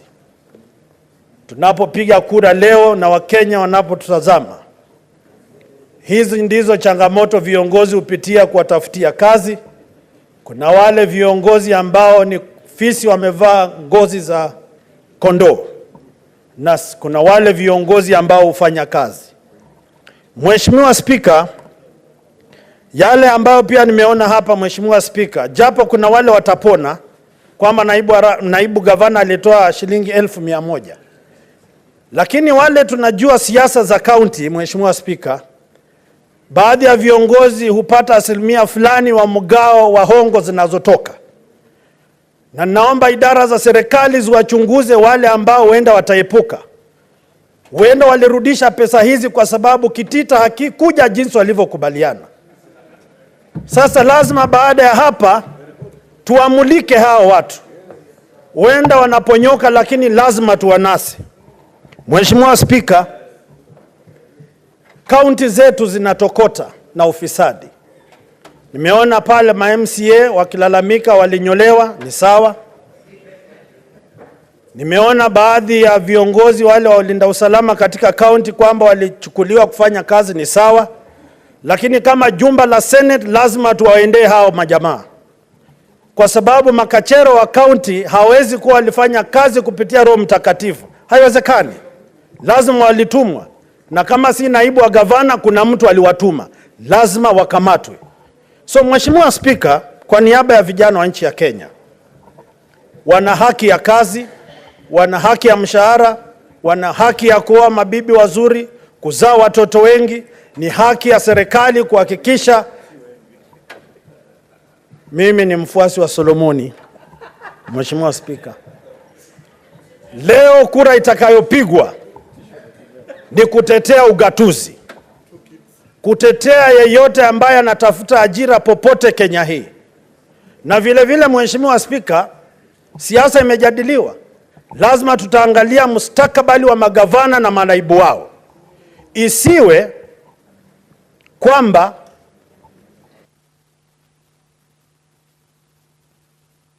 Senator Ali Roba. Thank you very much, Mr. Speaker. As the charges were read in this House by yourself, Mr. Speaker, the last 2 days I was extremely eager to get to find out the answers to the question of the exchange of money, 800,000, between the governor and Joseph Musati and Dennis Makoya Musati. Because the substance of this case is that issue.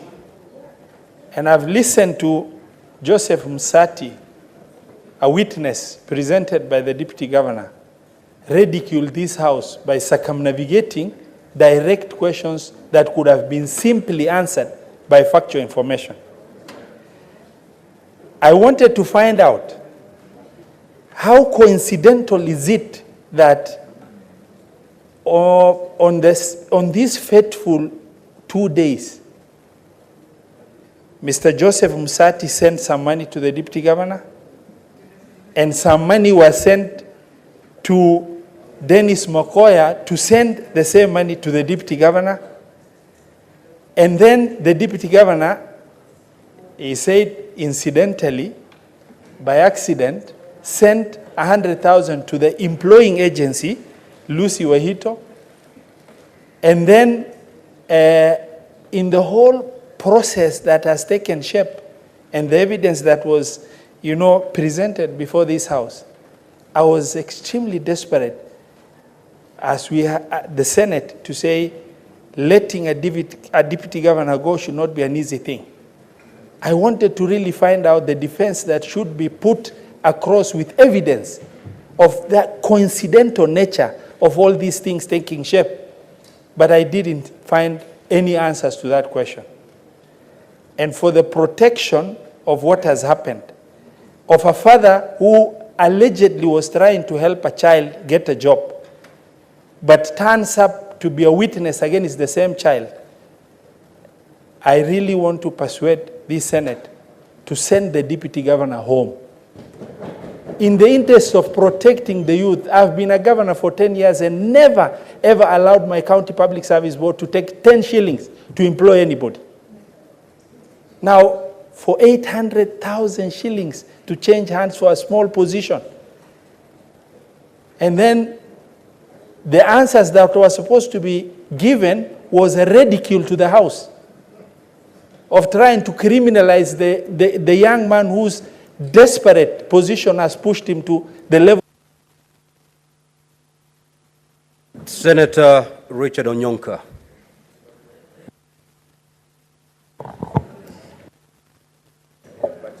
Thank you, Mr. Speaker. I am standing here as if we were in another jurisdiction, I would be the standing senator. The prosecuting senator.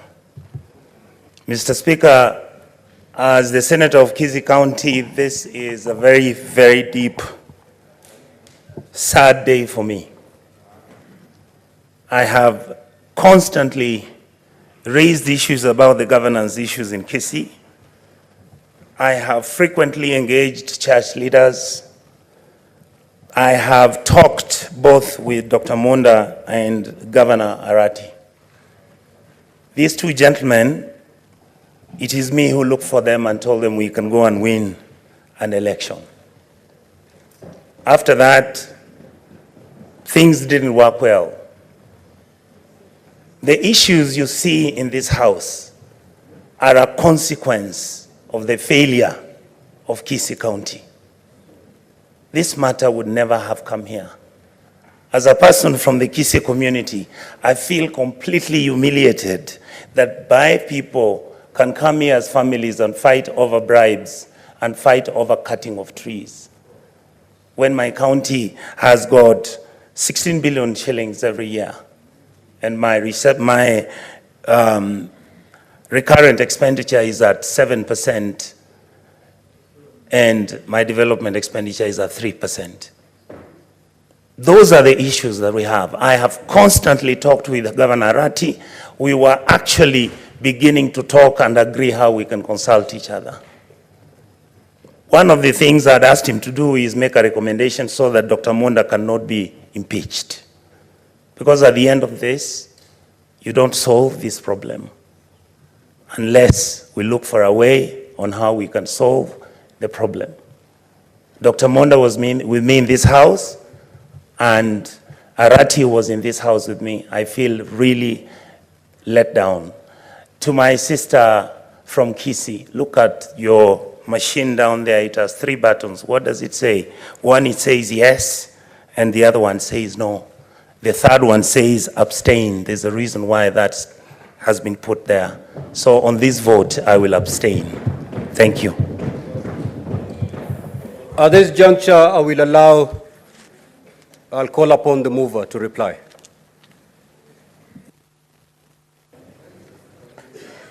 Thank you, Mr. Speaker. Mr. Speaker, I reply. Now, honorable senators, before we move to take the vote, I will give an opportunity to the Deputy Governor so that he can make his final remarks to the Senate.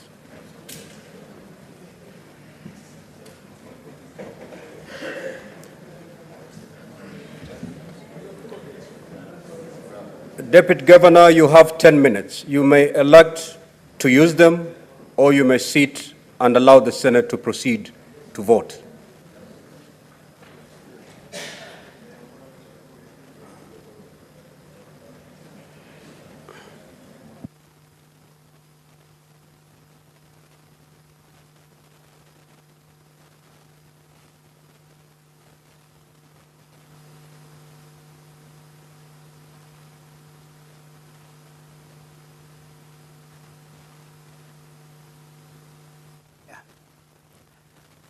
In concurrence with what my Senator of Kisii, the Honorable Senator Onyonga,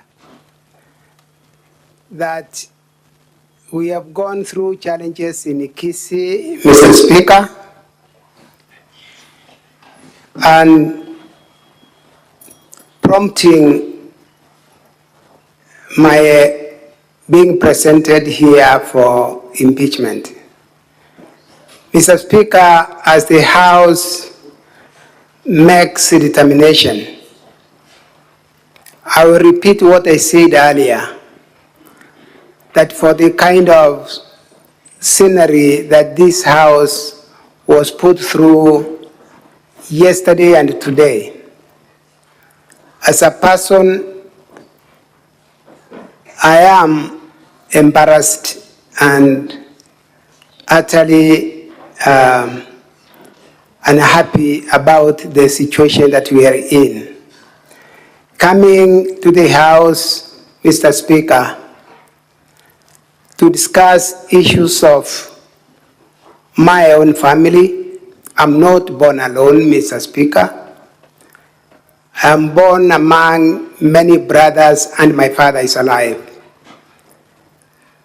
The scenario you were taken through yesterday by my second follower brother is simply a reflection of what is transpiring in the family, and it all emanates from the politics we are all in. That after the elections of last year but one, the end of the elections did not end in the family. We had to be split into two groups, one that supported my candidature and the other that did not. And so I've stood before you, Honorable Speaker, Honorable Senators, that what you've been taken through is only a reflection of what is happening back out there. What you have seen the family of Mr. Misati go through, and I want to make it clear here, Mr. Speaker, is associated with the same split in my family along political lines and the way we are divided. And so that did not come out here in our evidence, but it is the scenario, and I want to make it clear as you move to the next level. I've said it's an embarrassment as a member of parliament in the 10th parliament also, that I'm here this particular time on a matter that I'll still call a fabrication to settle political scores of the past. Mr. Speaker, I have been here as a member of this parliament and currently as the governor of Kisii. Mr. Speaker, I am known by many people of the Kisii County, Gusii, and the rest of the country that my character, my behavior, will not be of the level that has been brought to this Senate. The effort that has been put within very few days, Mr. Speaker, that this impeachment comes to this level. There has been a back and forth effort that has also looped in the senator of Kisii, the religious organizations and the bishops, pastors. And Mr. Speaker, this did not see the light of the day. I want to say, honorable senators, Mr. Speaker, that as I wind up, I've heard your comments, honorable senators, and I'll do my effort to talk to the families that are affected, despite the fact or the outcome of the decision of this House. Talk to them and see what becomes of it. Mr. Speaker, I do not want to go beyond there. I want to thank you for granting us a chance to present our case before you. And where those of us, including myself as the accused, have fallen below the expectation of this country, I want to say to this House, the Senate, I tender my apologies for this scenario that we have gone through in this House, Mr. Speaker. Mr. Speaker, as I close, as a Christian, I also pray to my God, where I've wronged anyone and all those that have wronged in the line of duty. Mr. Speaker, I'll tender my regrets and prayers to my God to see me come out of this kind of picture. As I get old, my effort was that as I go to the Kisii County government, Mr. Speaker, I get to a level of service to the Kisii people where my legacy as we head to retirement from politics will leave me with a tag that will be above reproach. I want to leave it there, thanking you, Mr. Speaker, the Senate, honorable senators, and everyone who has been in this, without leaving behind the councils, team of councils who have stood with me and those who stood with the county government, county assembly of Kisii, and everyone who has given us support in this House, Mr. Speaker. I thank you.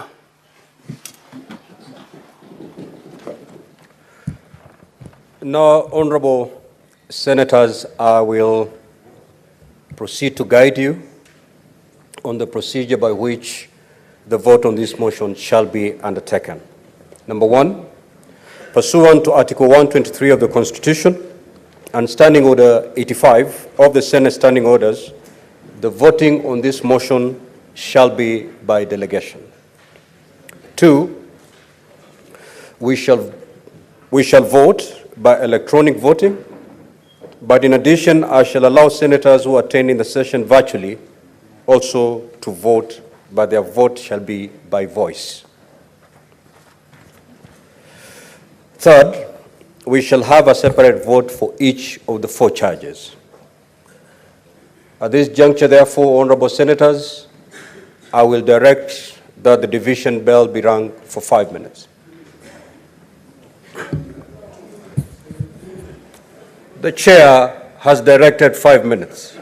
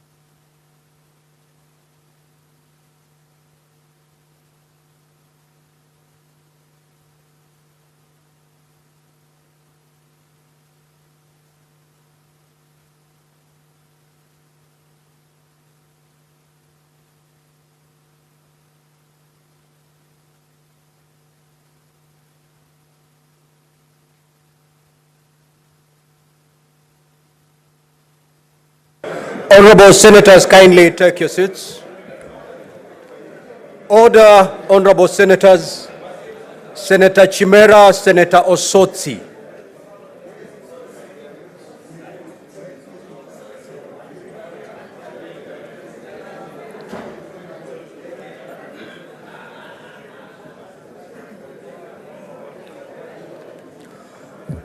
Senator Kajwang, can you disperse your team so that every one of you takes their seat?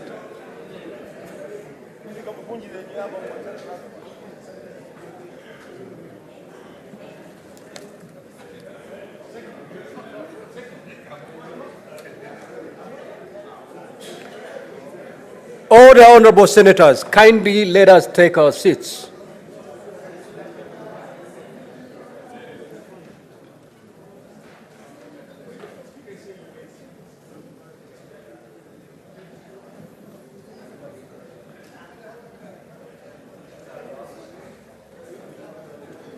Majority Leader, take your seat.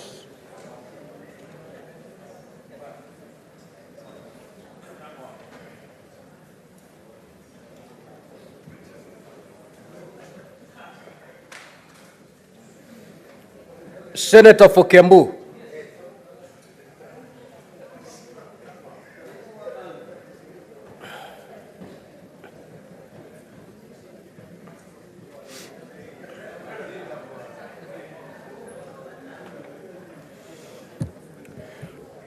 Now, Honorable Senators, I will now proceed to put, before I put the question, I will direct that the Sergeant at Arms proceed to close the doors and draw the bar.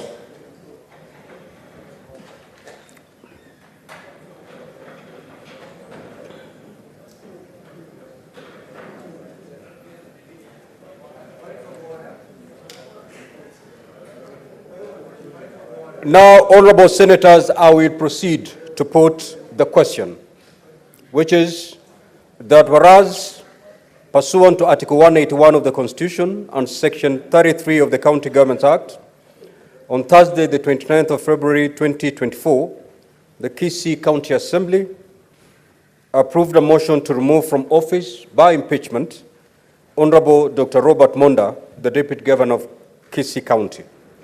And further, whereas by a letter dated the 1st of March 2024 and received in the office of the Speaker of the Senate on Saturday, 2nd March 2024, the Speaker of the Kisii County Assembly informed the Speaker of the Senate of the approval of the motion by the County Assembly and further forwarded to the Speaker of the Senate documents in evidence of the proceedings of the County Assembly.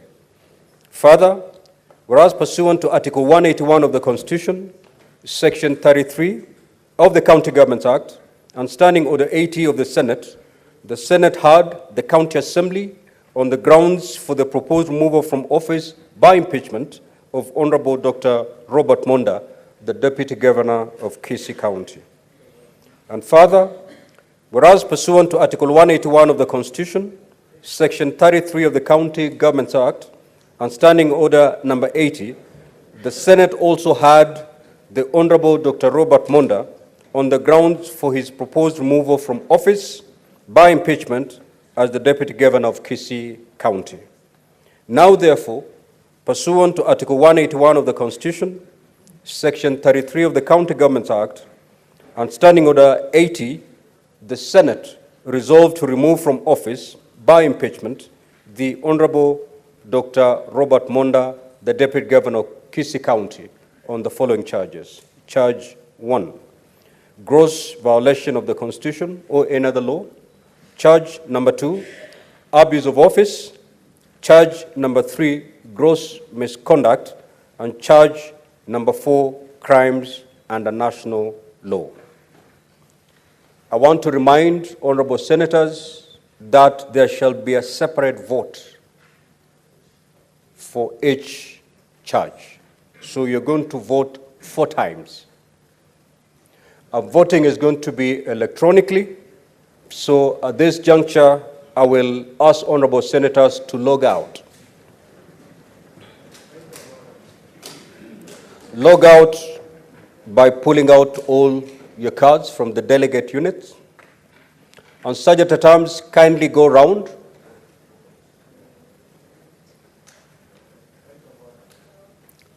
and pick the cards remaining in the delegate units. Sergeant at Arms.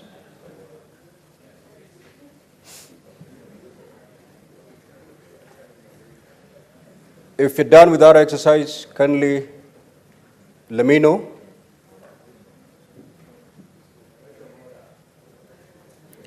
Senator Karungo, you're out of order, and if you insist, the consequences will naturally flow. Honorable Senators, you may now log back.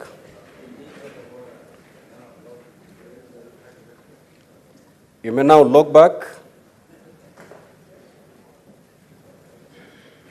and vote on charge 1, which is gross violation of the Constitution or any other law.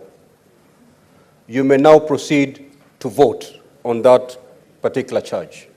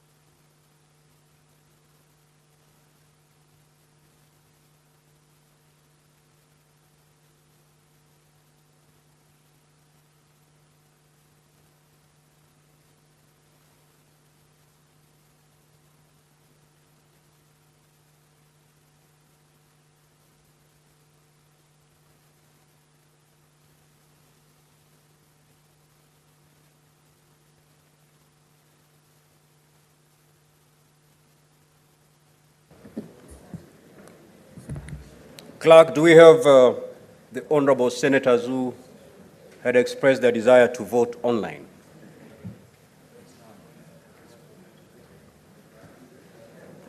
There being no senator online, for purposes of voting on account of charge 1,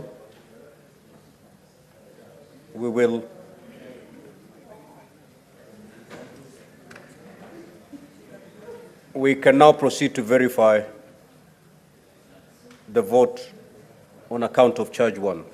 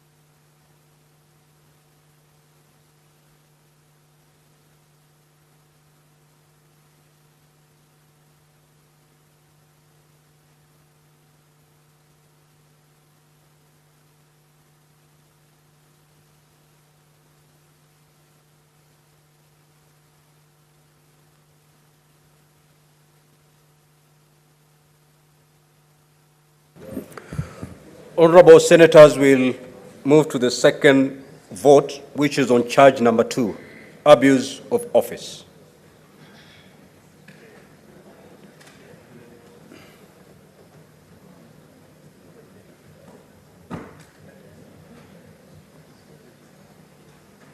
You may proceed to vote.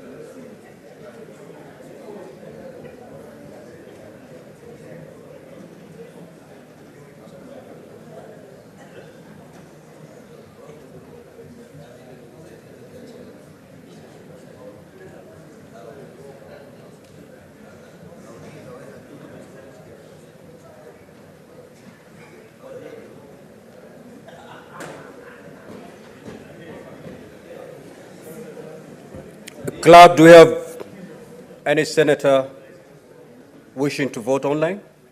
We don't have. Then proceed to verify the results on charge number 2.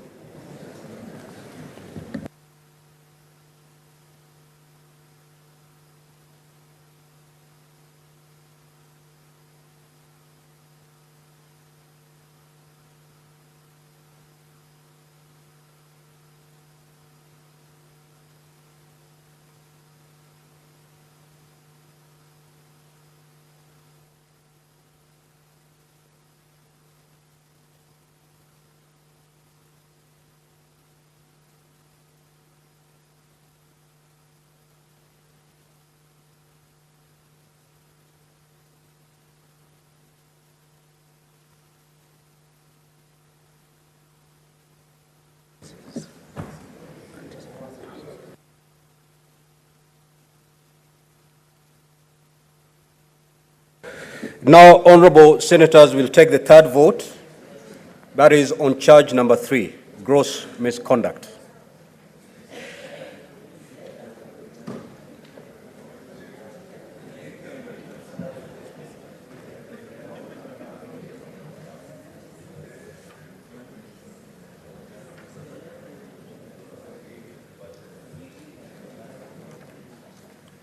Honorable senators, proceed to vote.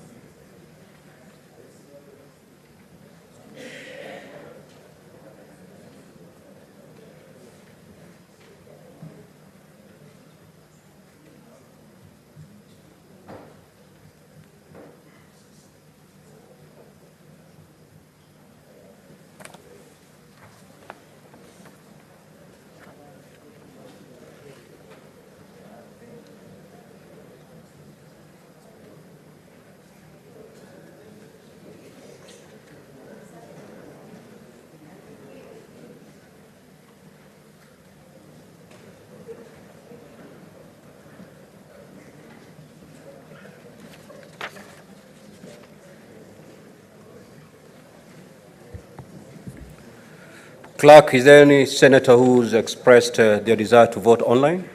Proceed to verify the results.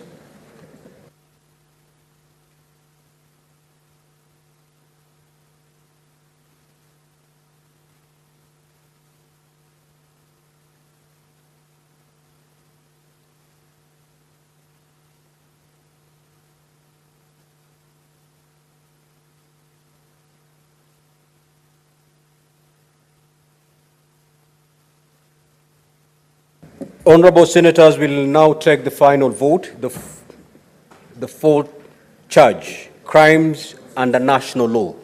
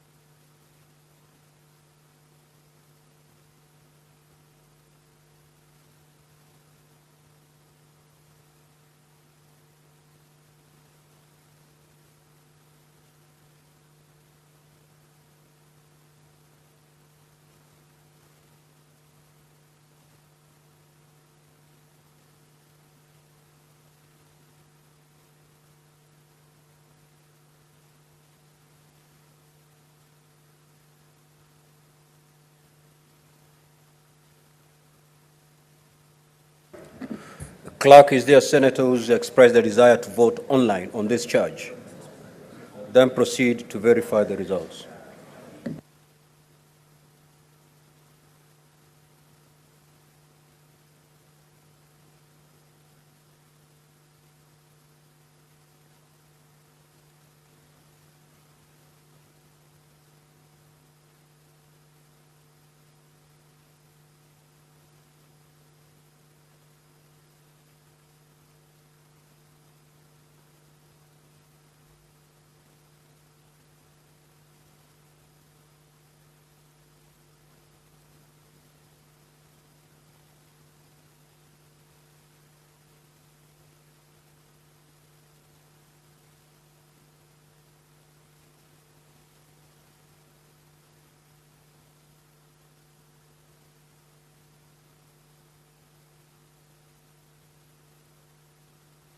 Order, honorable senators. Senator Cherangay, take your seat, please.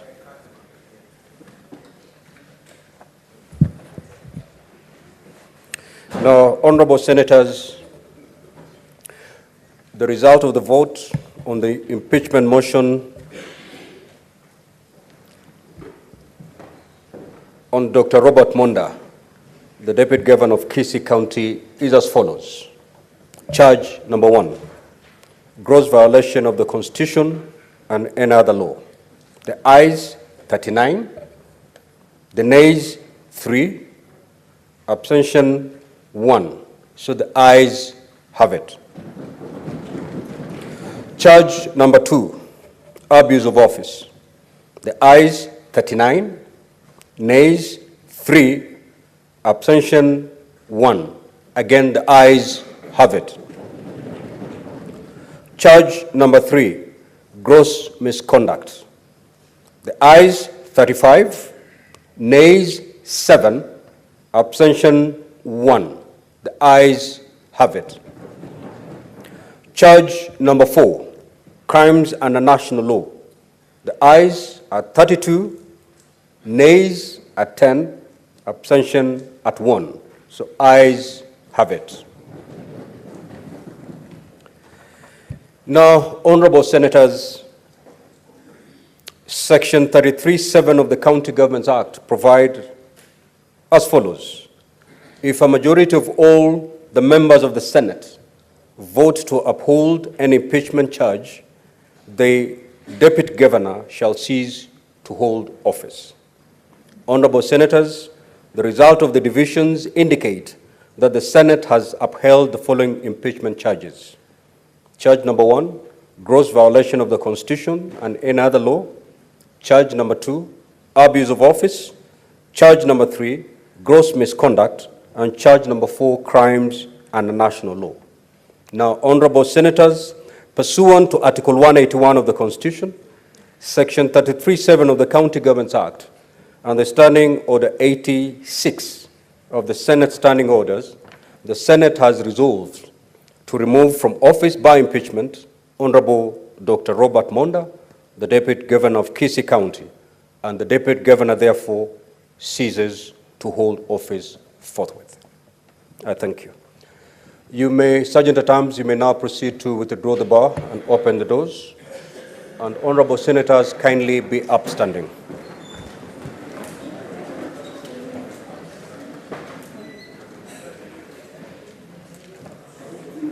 Honorable senators, it is now midnight.